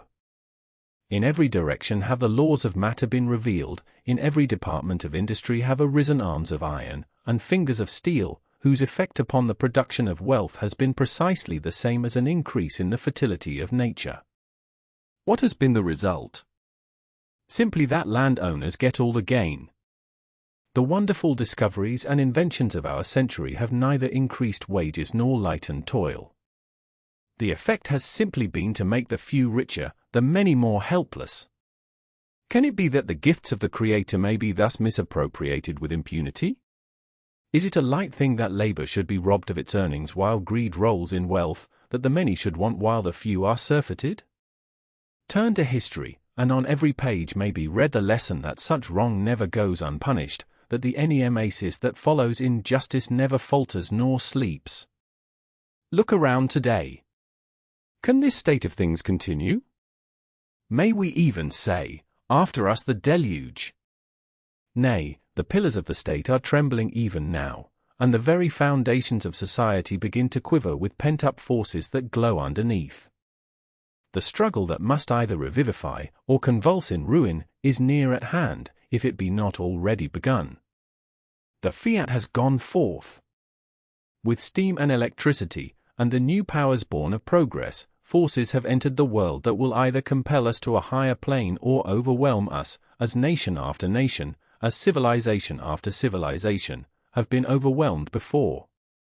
It is the delusion which precedes destruction that sees in the popular unrest with which the civilized world is feverishly pulsing only the passing effect of ephemeral causes. Between democratic ideas and the aristocratic adjustments of society there is an irreconcilable conflict. Here in the United States, as there in Europe, it may be seen arising. We cannot go on permitting men to vote and forcing them to tramp. We cannot go on educating boys and girls in our public schools and then refusing them the right to earn an honest living. We cannot go on prating of the inalienable rights of man and then denying the inalienable right to the bounty of the Creator. Even now, in old bottles the new wine begins to ferment, and elemental forces gather for the strife. But if, while there is yet time, we turn to justice and obey her, if we trust liberty and follow her, the dangers that now threaten must disappear, the forces that now menace will turn to agencies of elevation. Think of the powers now wasted, of the infinite fields of knowledge yet to be explored, of the possibilities of which the wondrous inventions of this century give us but a hint. With want destroyed, with greed changed to noble passions, with the fraternity that is born of equality taking the place of the jealousy and fear that now array men against each other, with mental power loosed by conditions that give to the humblest comfort and leisure, and who shall measure the heights to which our civilization may soar? Words fail the thought. It is the golden age of which poets have sung and high-raised seers have told in metaphor. It is the glorious vision which has always haunted man with gleams of fitful splendor. It is what he saw whose eyes at Patmos were closed in a trance. It is the culmination of Christianity, the city of God on earth, with its walls of jasper and its gates of pearl. It is the reign of the Prince of Peace. Conclusion. The problem of individual life. The days of the nations bear no trace of all the sunshine so far foretold, the cannon speaks in the teacher's place, the age is weary with work, and gold, and high hopes wither, and memories wane, on hearths and altars the fires are dead, but that brave faith hath not lived in vain, and this is all that our watcher said. Francis Brown. Conclusion. The problem of individual life. My task is done. Yet the thought still mounts. The problems we have been considering lead into a problem higher and deeper still. Behind the problems of social life lies the problem of individual life. I have found it impossible to think of the one without thinking of the other, and so, I imagine, will it be with those who, reading this book, go with me in thought. For, as says Gizzard, when the history of civilization is completed, when there is nothing more to say as to our present existence, man inevitably asks himself whether all is exhausted, whether he has reached the end of all things. This problem I cannot now discuss. I speak of it only because the thought which, while writing this book, has come with inexpressible cheer to me, may also be of cheer to some who read it, for, whatever be its fate, it will be read by some who in their heart of hearts have taken the cross of a new crusade. This thought will come to them without my suggestion, but we are surer that we see a star when we know that others also see it. Asterisk, asterisk, asterisk, asterisk, asterisk. The truth that I have tried to make clear will not find easy acceptance. If that could be, it would have been accepted long ago.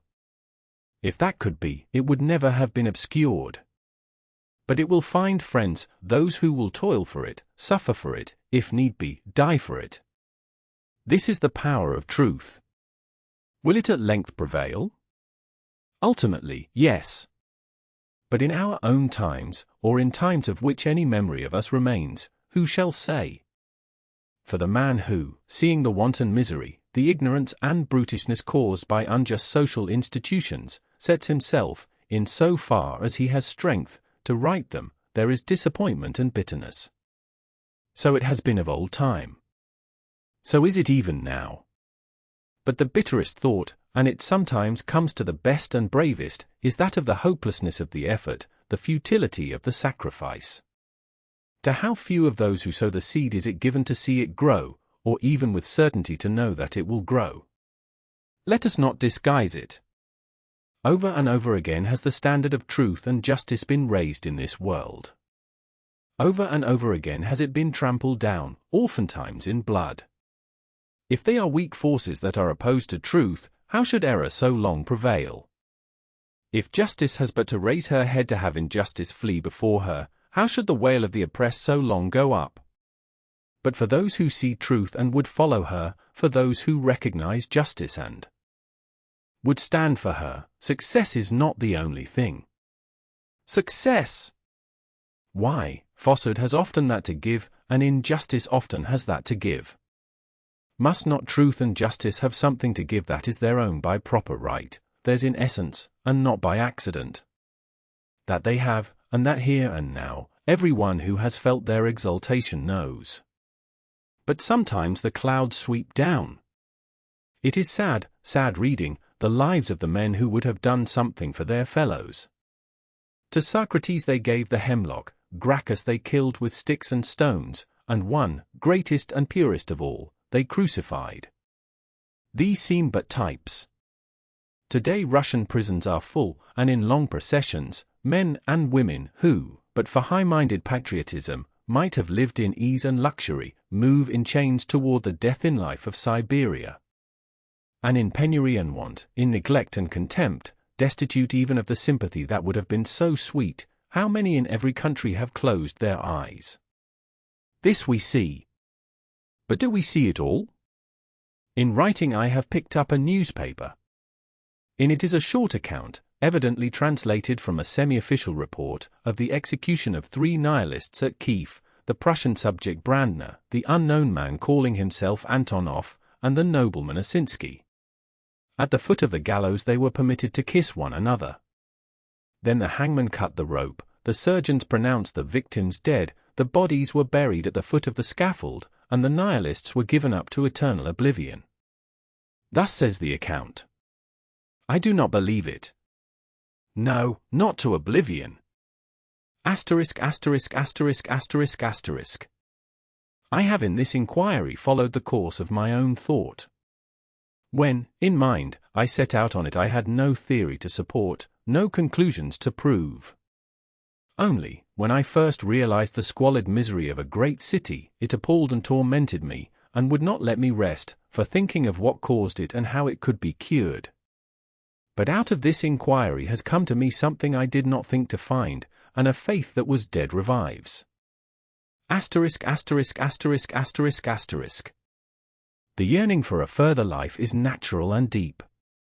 It grows with intellectual growth, and perhaps none really feel it more than those who have begun to see how great is the universe and how infinite are the vistas which every advance in knowledge opens before us, vistas which would require nothing short of eternity to explore. But in the mental atmosphere of our times, to the great majority of men on whom mere creeds have lost their hold, it seems impossible to look on this yearning save as a vain and childish hope, arising from man's egotism, and for which there is not the slightest ground or warrant, but which, on the contrary, seems inconsistent with positive knowledge.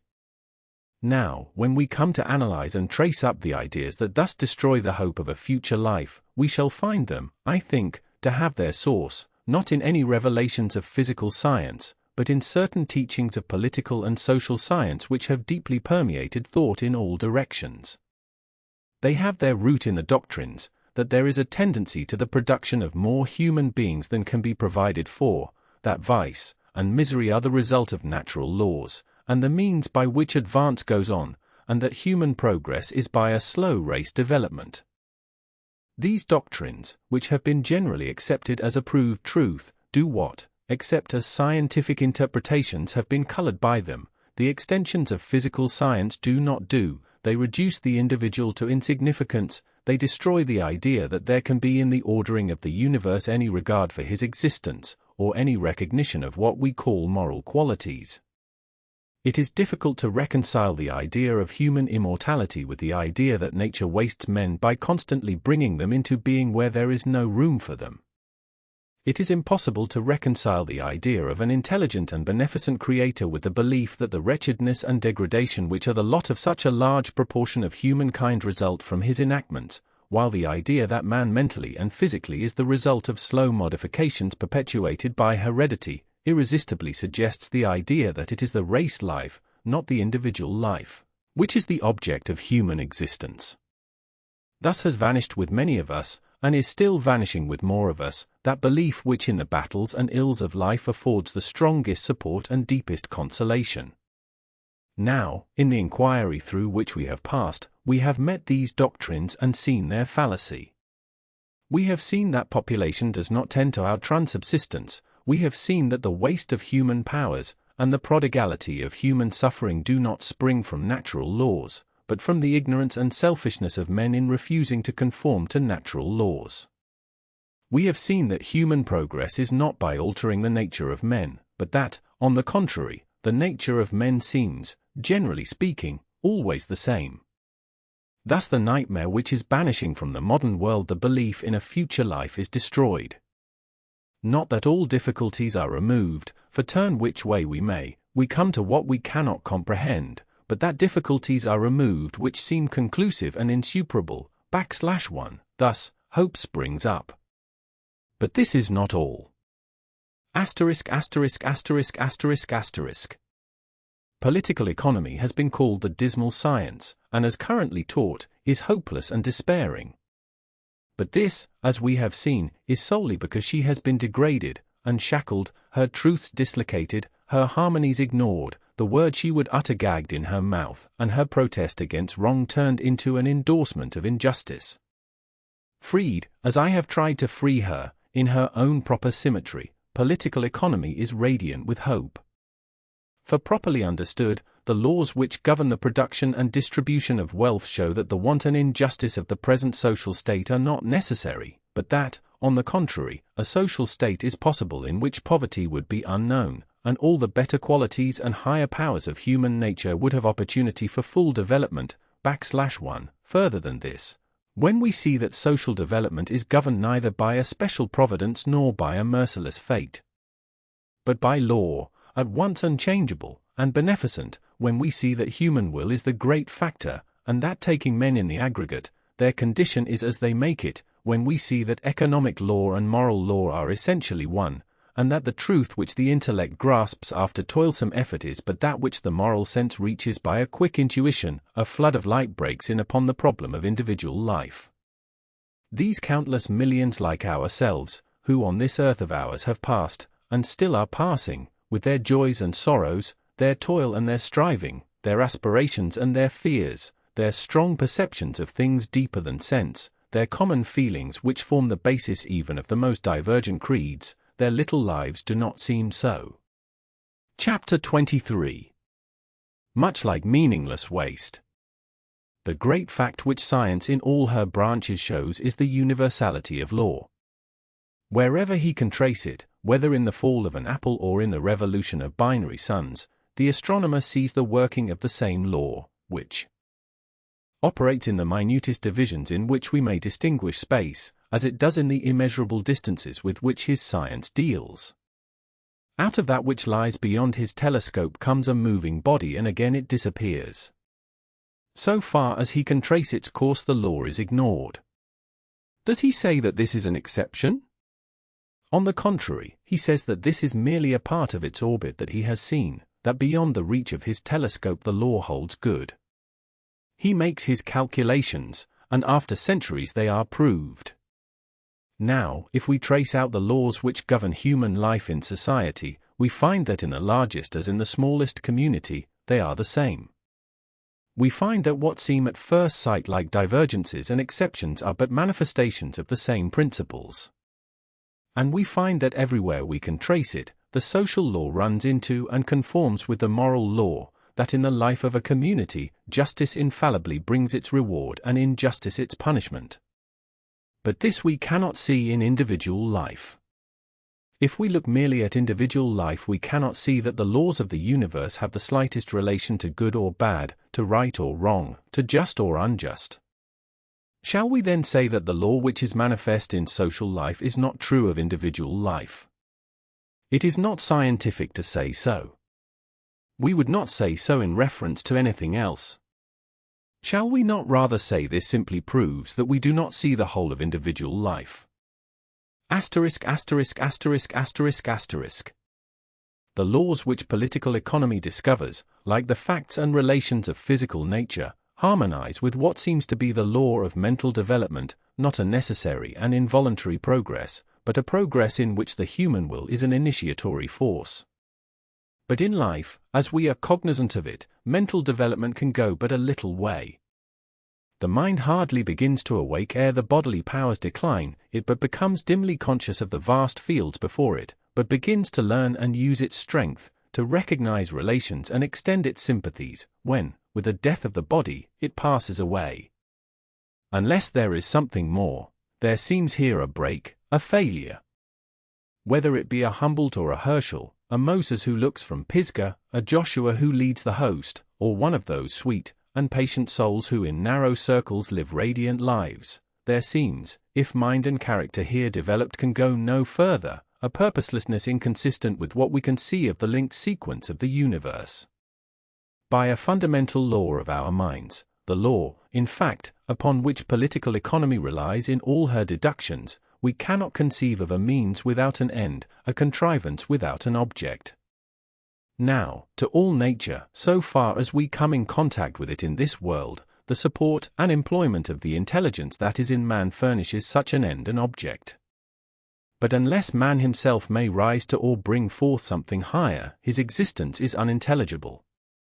So strong is this metaphysical necessity that those who deny to the individual anything more than this life are compelled to transfer the idea of perfectibility to the race.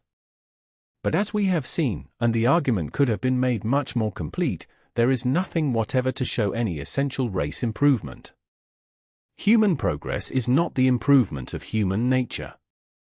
The advances in which civilization consists are not secured in the constitution of man, but in the constitution of society. They are thus not fixed and permanent, but may at any time be lost, nay, are constantly tending to be lost. And further than this, if human life does not continue beyond what we see of it here, then we are confronted, with regard to the race, with the same difficulty as with the individual. For it is as certain that the race must die as it is that the individual must die. We know that there have been geologic conditions under which human life was impossible on this earth. We know that they must return again. Even now, as the Earth circles on her appointed orbit, the northern ice cap slowly thickens, and the time gradually approaches when its glacier will flow again, and austral seas, sweeping northward, bury the seats of present civilization under ocean wastes, as it may be they now bury what was once as high a civilization as our own, and beyond these periods, science discerns a dead Earth, an exhausted Sun, a time when, clashing together, the solar system shall resolve itself into a gaseous form, again to begin immeasurable mutations. Asterisk, asterisk, asterisk, asterisk, asterisk. What then is the meaning of life absolutely and inevitably bounded by death? To me it seems intelligible only as the avenue and vestibule to another life. And its facts seem explainable only upon a theory which cannot be expressed but in myth and symbol, and which, everywhere and at all times, the myths and symbols in which men have tried to portray their deepest perceptions do in some form express. The scriptures of the men who have been and gone, the Bibles, the Zend-Avestas, the Vedas, the Dhammapadas, and the Qurans, the esoteric doctrines of old philosophies, the inner meaning of grotesque religions, the dogmatic constitutions of ecumenical councils, the preachings of Foxes, and Wesleys, and Savonarolas, the traditions of Red Indians, and beliefs of black savages, have a heart and core in which they agree, a something which seems like the variously distorted apprehensions of a primary truth. And out of the chain of thought we have been following there seems vaguely to rise a glimpse of what they vaguely saw, a shadowy gleam of ultimate relations, the endeavor to express which inevitably falls into type and allegory. A garden in which are set the trees of good and evil. A vineyard in which there is the master's work to do. A passage, from life behind to life beyond. A trial and a struggle, of which we cannot see the end. Look around today. Lo! Here, now, in our civilized society, the old allegories yet have a meaning, the old myths are still true. Into the valley of the shadow of death yet often leads the path of duty, through the streets of Vanity Fair walk Christian and faithful, and on great hearts' armor ring the clanging blows. Ormuzd still fights with Ahriman, the Prince of Light with the powers of darkness. He who will hear, to him the clarions of the battle call.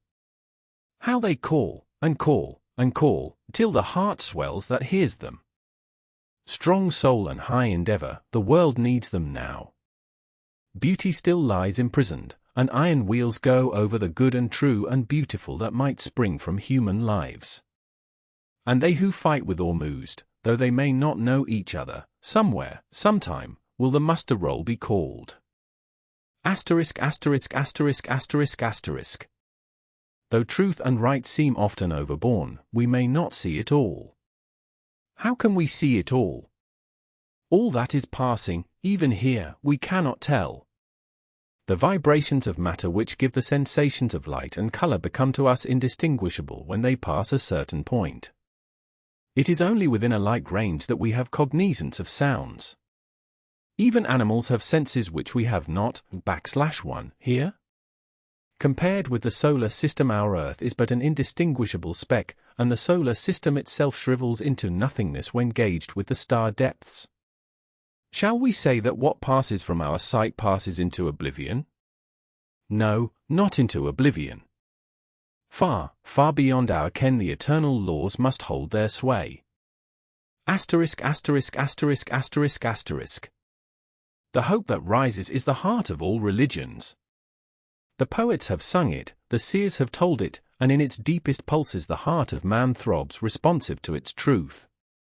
This, that Plutarch said, is what in all times and in all tongues has been said by the pure-hearted and strong-sighted, who, standing, as it were, on the mountain tops of thought and looking over the shadowy ocean, have beheld the loom of land.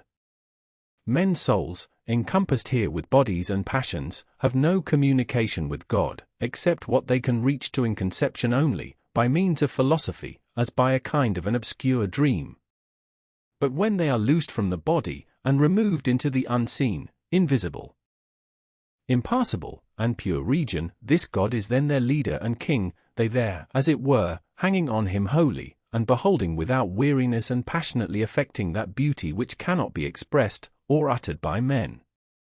Footnotes. Let us not delude our children. If for no other reason than for that which Plato gives, that when they come to discard that which we told them as pious fable they will also discard that which we told them as truth. The virtues which relate to self do generally bring their reward.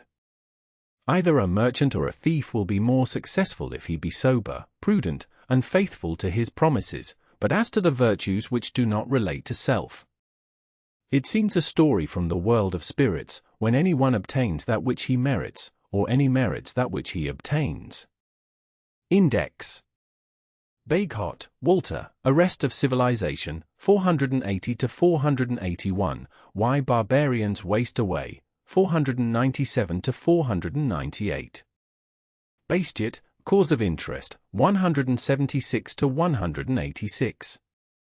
Bissett, Andrew, Night Service, 381n.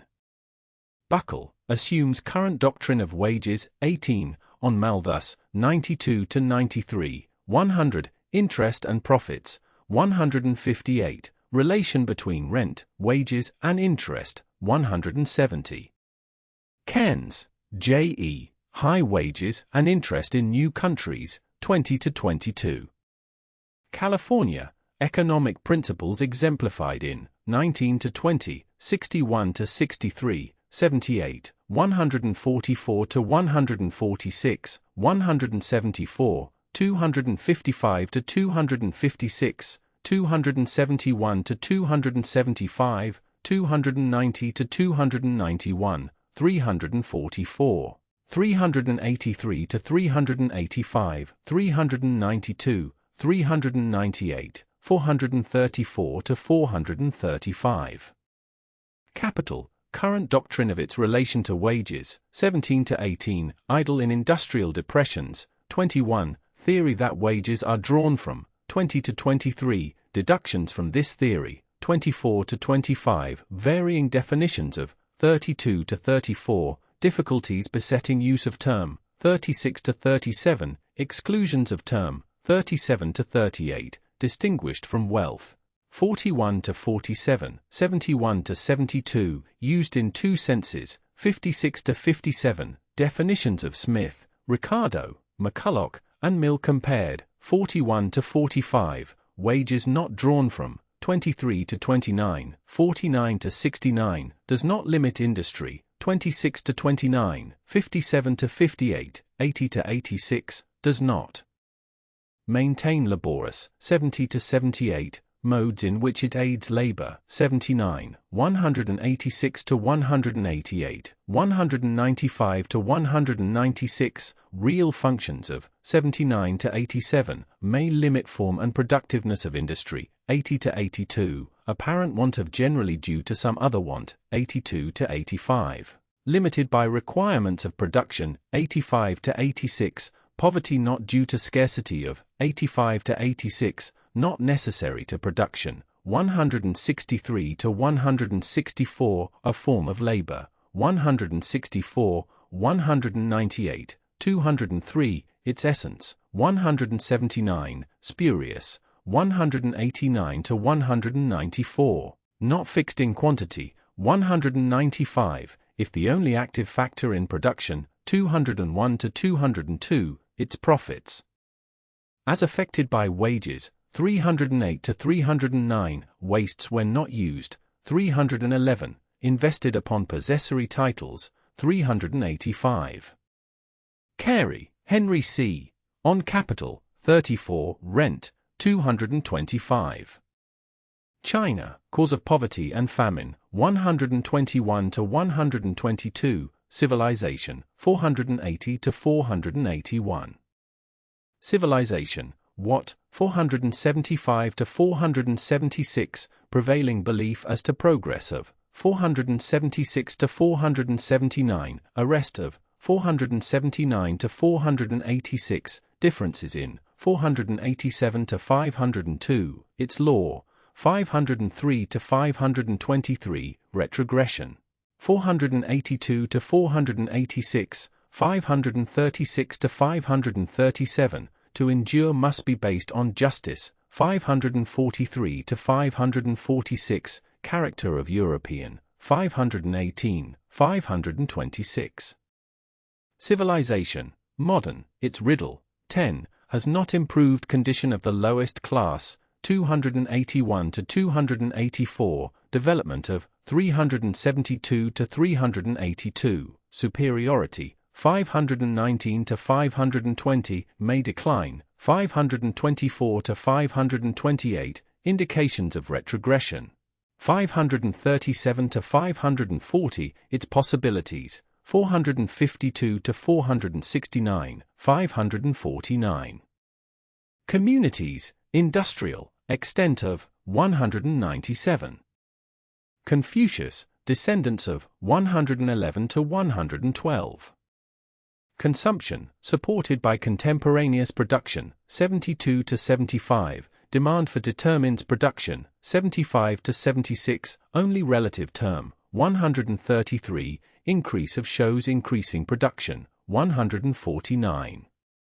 Cooperation, not a remedy for poverty, 314 to 317, but will follow from the extirpation of poverty, 452 to 469. Debts, public, not capital, 189 to 190, origin and abolition, 381 to 382, 453. Demand, not fixed, 243, 245 to 247.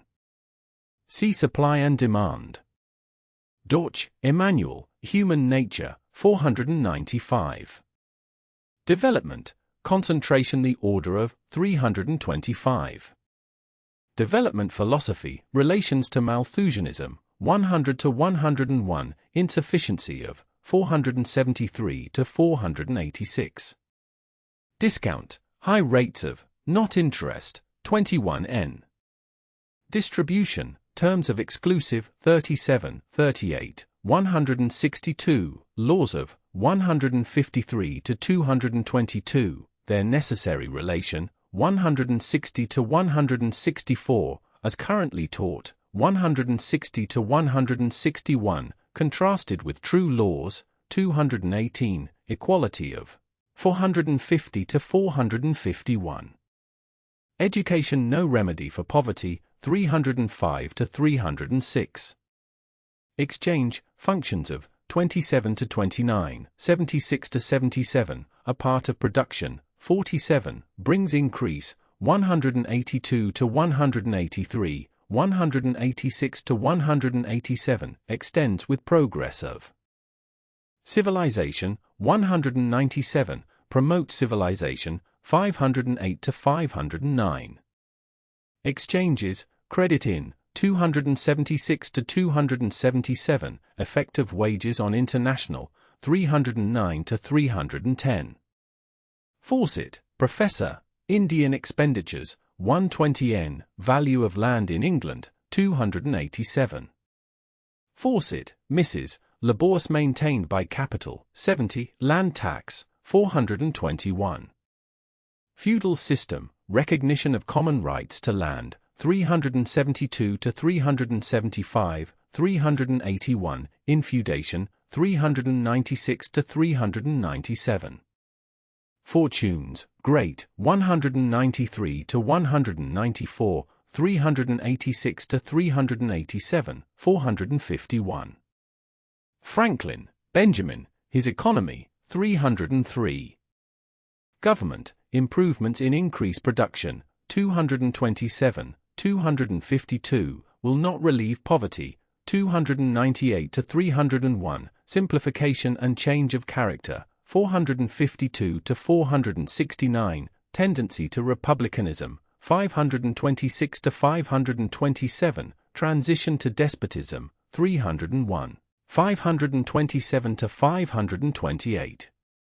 Gizit, Europe after fall of Roman Empire, 372 to 373, the question that arises from a review of civilization, 553. Hindman, H. M., Indian famine, 119 to 120.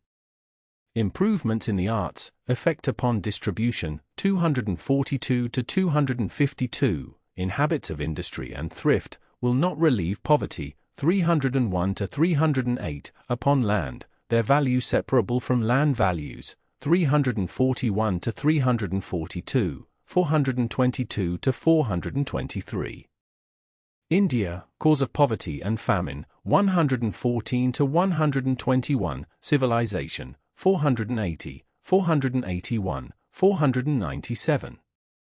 Industrial depressions, extent and significance, 5 to 6, 537 to 538, conflicting opinions as to cause, 10 to 11, their cause and course, 261 to 279, connection with railroad building, 272 to 274, passing away, 279. Industry, not limited by capital, 26, 56 to 57, may be limited in form and productiveness by capital, 80 to 86. Interest, confusion of term with profits, 156 to 163, proper signification, 161 to 162, variations in, 174, cause of, 174 to 188, justice of, 187, profits mistaken for, 189 to 194, law of, 195 to 203, normal point of, 198 to 199, formulation of law, 202. Interest and wages, evident connection, 19 to 21, relation, 171 to 172, 199 to 203, 218, why higher in new countries, 221. Inventions, labor saving, failure to relieve poverty, 3 to 5, advantage of goes primarily to labor, 179, 195 to 196, except when not diffused, 251, effective, 242 to 252, brought forth by freedom, 521 to 523. Ireland, cause of poverty and famine, 123 to 128, effect of introduction of potato, 303 to 304. Labor, purpose of, 27 to 29, 244 to 245, 396, meaning of term, 37 to 38, produces wages, 27 to 29, 49 to 69, precedes wages, 55 to 58, employs capital, 163, 195, eliminated from production, 201 to 202, productiveness varies with natural powers, 205, no fixed barriers between occupations, 210 to 211, value of reduced by value of land, 221 to 222, supply and demand, 268 to 269, land necessary to, 270, 292 to 294, cause of want of employment, 271 to 272, family, 304, combination, 308 to 314, only rightful basis of property, 332 to 335. Efficiency increases with wages, 441 to 442, not in itself repugnant, 465. Labor and capital, different forms of same thing, 163 to 164, 198, 203, whence idea of their conflict arises, 189, 194, harmony of interests, 198 to 203. Laborious, not maintained by capital, 70 to 78, where land is monopolized, have no interest in increase of productive power. 281, made more dependent by civilization. 281 to 284, organizations of. 308 to 314, condition not improved by division of land.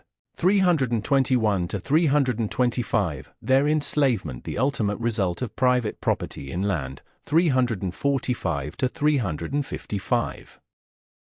Land, meaning of term. 37, value of is not wealth. 39, 165 to 166, diminishing productiveness cited in support Malthusian theory. 97, how far true. 133 to 134, 228 to 241, maintenance of prices. 274 to 275, estimated value of in England. 287, effects of monopolization in England. 288 to 289, relation of man to. 292 to 294, division of will not relieve poverty. 319 to 325, tendency to concentration in ownership. 319 to 321, necessity for abolishing private ownership. 326 to 327, injustice of private property in. 331 to 392. Absurdity of legal titles to. 340, 342 to 344, aristocracy and serfdom spring from ownership of. 294, 348 to 355, 514 to 515, purchase by government. 357 to 358, development of private ownership. 366 to 382, commons. 375 to 376, tenures in the United States. 383 to 392, private ownership inconsistent with best use. 395 to 400, how may be made common property. 401 to 427, effects of this. 452 to 469, increase of productiveness from better distribution of population. For 49n. Landowners, power of. 167, 292 to 294, 345 to 355, ease of their combination. 312 to 313, their claims to compensation. 356 to 365, will not be injured by confiscation of rent.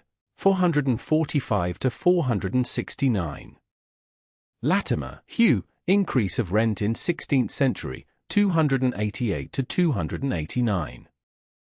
Laveley, Emder, on small land holdings. 324 to 325, primitive land tenures. 369, Teutonic equality. 372. Lawyers, confusions in their terminology. 335 to 336, their inculcation of the sacredness of property. 366, influence on land tenures. 370n. Life, quantity of human. 109 to 110, limits to. 129 to 134, reproductive power gives increase to capital. 181, balance of. 196 to 197, meaning of. 561. Macaulay, English rule in India. 116, future of United States. 534. Machinery. See inventions. McCulloch, on wages fund. 22-23n, definition of capital. 33 to 34, compared. 42 to 44, principle of increase. 101, Irish poverty and distress. 125 to 126, rent. 232, tax on rent. 420, 422 to 425. Malthus, purpose of essay on population. 98, its absurdities. 104 to 105, 137, his other works treated with contempt. 105-106n, fall of wages in 16th century. 288, cause of his popularity. 98 to 100, 336-337n. Malthusian theory, stated, examined and disproved, 91 to 150, as stated by Malthus, 93 to 94, as stated by Mill, 94 to 95, 140 to 141, in its strongest form, 95, its triumph and the causes, 95 to 96, harmonizes with ideas of working classes, 98. Defends inequality and discourages reform, 98 to 99, 140 to 141, 336-337n, its extension in development philosophy, 101, now generally accepted, 101 to 102, its illegitimate inferences, 103 to 139, facts which disprove it, 140 to 150, its support from doctrine of rent, 97, 132 to 133. 228 to 229, effects predicated of increase of population result from improvements in the arts, 242 to 252, the ultimate defense of property in land, 336-337n. Man more than an animal, 129 to 131, 134 to 136, 307, 464, 473 to 475, 492 to 493, his power to avail himself of the reproductive forces of nature, 131 to 132, primary right and power, 332 to 333, desire for approbation, 456 to 458, selfishness not the master motive, 460 to 461, his infinite desires, 134 to 136, 243, 245 to 247, 464 to 465, 503, how improves, 475, idea of national or race life, 485 to 486, cause of differences and progress, 487 to 502, hereditary transmission, 492 to 502, social in his nature, 506. Mill, John Stuart, definition of capital, 34, 71 to 72, industry limited by capital, 56-57n, 70 to 71, Malthusian doctrine, 94 to 95, 111, effect of unrestricted increase of population, 140 to 141, confusion as to profits and interest, 158, law of rent, 168, wages, 213, government resumption of increase of land values, 358 to 360, influence of Malthusianism, 360 to 361, tax on rent, 420 to 421. Money, when capital, 45, in hands of consumer, 46n, confounded with wealth, 60 to 61, lack of commodities spoken of as lack of, 266. Monopolies, profits of, 191 to 194, cause of certain, 408 to 409. More, Sir Thomas, ejectments of cottagers, 289. Nature, its reproductive power, 180 to 182, utilization of its variations, 182 to 183, 185 to 187, equation between reproduction and destruction, 196 to 197, impartiality of, 333 to 334. Nicholson, N.A., on Capital, 35. Nightingale, Florence, Causes of Famine in India, 118 to 119, 119n, 120n. Perry, Arthur. Latham, on Capital, 34, Rent, 225. Political Economy, its failure, its nature and its methods, 10 to 13, Doctrines based upon the theory that wages are drawn from capital, 24 to 25, Importance of definitions, 30 to 36, its terms, abstract terms, 47, Confusion of standard treatises, 56 to 57, 158 to 161, 218.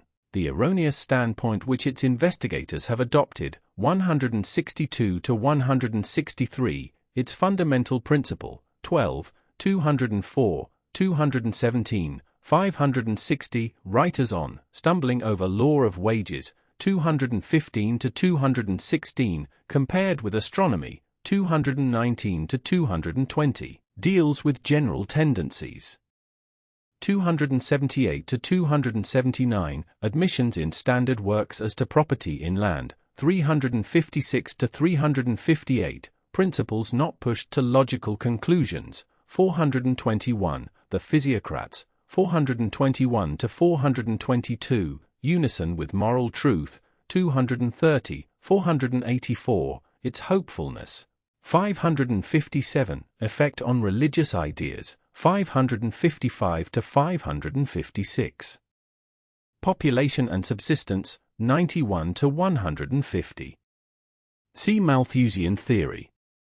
Population, inferences as to increase, 103 to 104 of world, no evidence of increase in, 107 to 110, present, 113n, increase of descendants not increase of, 112, only limited by space, 133 to 134, real law of increase, 137 to 139. Effective increase upon production and distribution, 228 to 241, increase of increases wealth, 140 to 150, puts land to intenser uses, 320, increase in United States, 390. Poverty, its connection with material progress, 6 to 10, failure to explain this, 10 to 11, where deepest, 222, why it accompanies progress, 280 to 294, remedy for, 326 to 328, springs from injustice, 338 to 339, 541 to 542, its effects, 354, 456 to 464. Price, not measured by the necessity of the buyer, 185, equation of equalizes reward of labor, 204. Production, same principles obvious in complex as in simple forms, 26 to 29, factors of 37, 162, 203, 270, 292 to 294, includes exchange, 47, the immediate result of labor, 64 to 67, directed by demand for consumption, 75, functions of capital in, 79 to 87, 162 to 164, simple modes of sometimes most efficient, 84 to 85, only relative term, 133, increase shown by increased consumption, 149, meaning of the term, 155, utilizes reproductive forces, 179 to 182, time and element in, 180 to 185, the modes of, 186, recourse to lower points does not involve diminution of, 229 to 232, tendency to large scale, 320 to 321, 325, 531 to 532, susceptible of enormous increase, 431 to 434, 466, 547. Profits, meaning of the term and confusions in its use, 158 to 162, 189 to 194. Progress, human, current theory of considered, 473 to 486, in what it consists, 487 to 502, its law, 503 to 523, 541 to 549, retrogression, 524 to 540.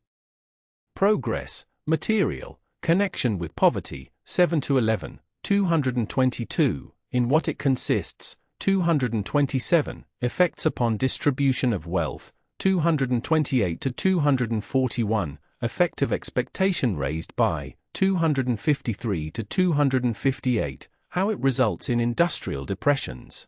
261 to 279, why it produces poverty. 280 to 294.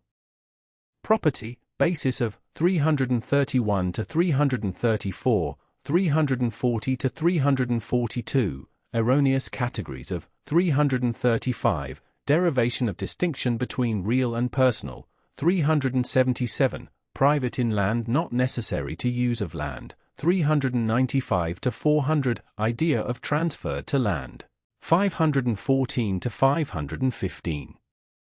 Protection, its fallacies have their root in belief as to wages, 19, effect on agriculturists, 447 to 449, abolition by England, effective, 252, how protective taxes fall, 447 to 448.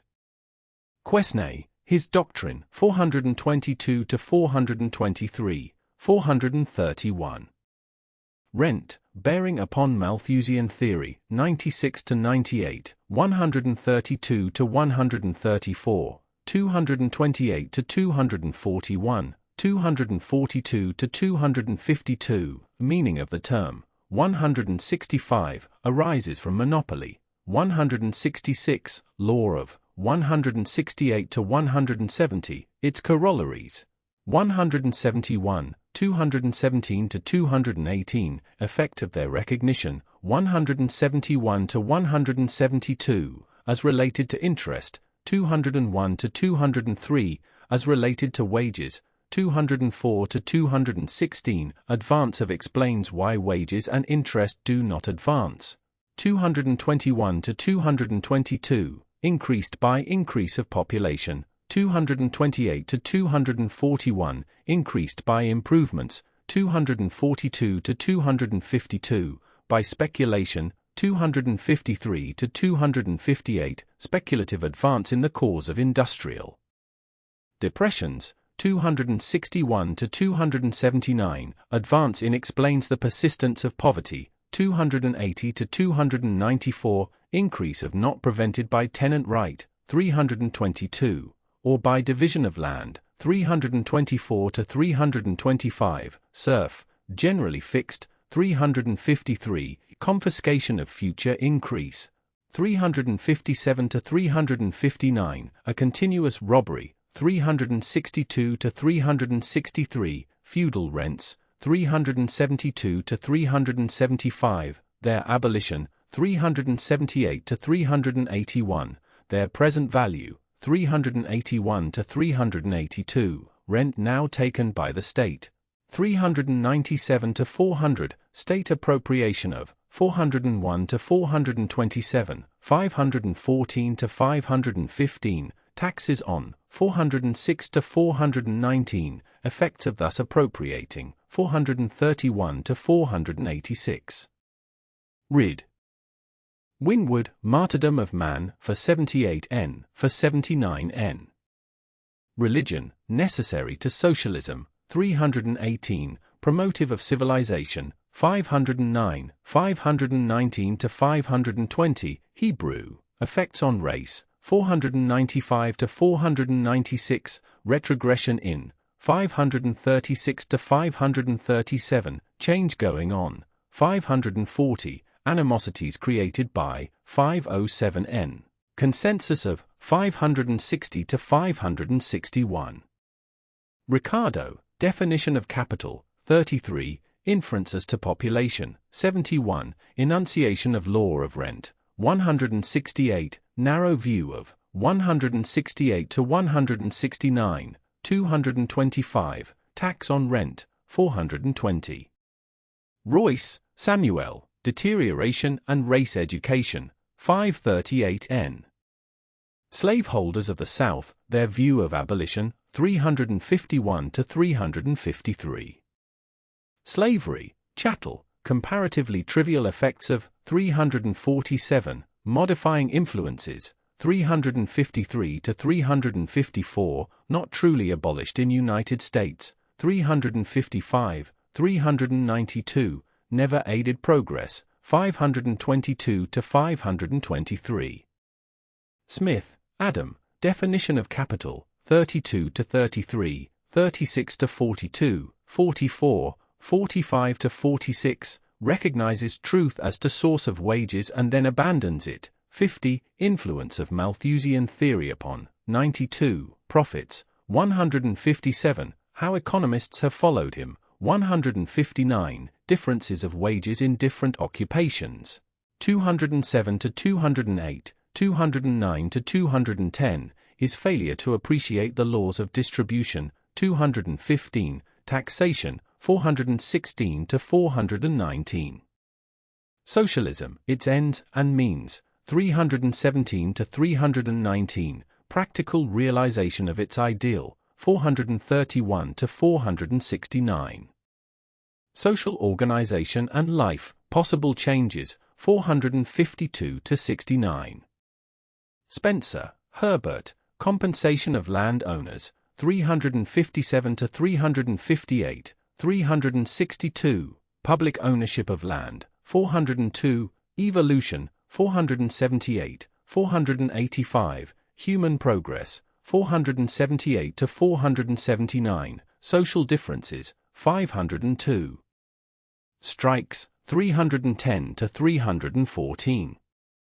Subsistence, Population and 91 to 150, increases with population, 129 to 133, cannot be exhausted, 133 to 134, included in wealth, 142, 244, demand for not fixed, 245 to 246. See Malthusian theory. Supply and demand of labor, 208 to 209, relative terms, 266 to 267, as affected by wages, 308 to 310. Swift, Dean, His Modest Proposal, 126. Taxation, eliminated in considering distribution, 155, reduction of will not relieve poverty, 297 to 301, considered, 406 to 427, canons of, 406, effect upon production, 406 to 412, ease and cheapness in collection, 412 to 414, certainty, 414 to 416, equality of, 416 to 419, opinions on, 420 to 423, objections to tax on rent, 422 to 427, cause of manifold taxation, 425 to 427. How taxation falls on agriculturists, 447 to 450, effects of confiscating rent by taxation, 431 to 469. Tennant, Reverend W.M., Cause of Famine in India, 115 to 116. Thornton, W.M., On Wage Fund, 18N, On Capital, 35. Values, Equation of 196 to 197. Wages, Current Doctrine, 17, it coincides with vulgar opinion, 18, but is inconsistent with facts, 19 to 22, Genesis of Current Theory, 22, difference between it and that herein advanced, 23 to 25, not drawn from capital but meaning of the term, 31 to 32, always subsequent to labor, 56 to 58, fallacy of the assumption that they are drawn from capital, 56 to 57, for services, 59n, connection between current doctrine and Malthusian theory, 92 to 95, 96 to 97, confusion of terms rate of, 204, law of, 204 to 216.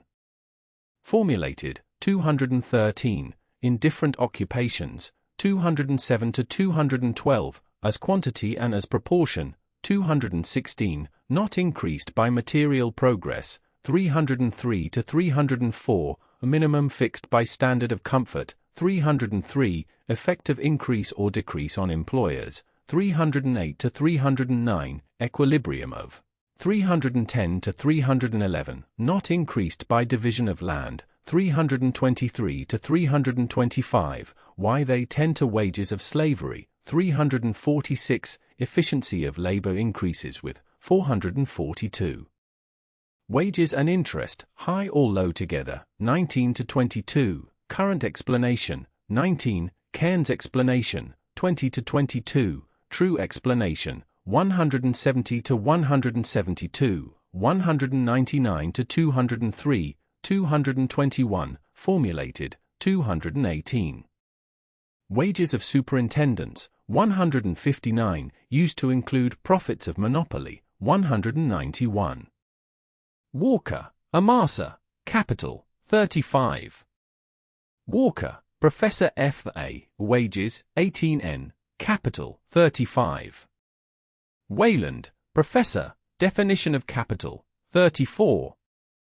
Wealth, increase of not generally shared, 8 to 9, meaning of term, 38 to 40, interchangeability of, 47 to 48, 142, 181 to 182, 244 to 247, confounded with money, 60 to 61, increases with population, 141 to 150, accumulated. 147 to 149, laws of distribution, 153 to 216, formulated, 218, nature of, 147 to 149, 180, 205, political effects of unequal distribution, 300, 527 to 535, effects of just distribution, 438 to 444, 450 to 451, 452 to 469.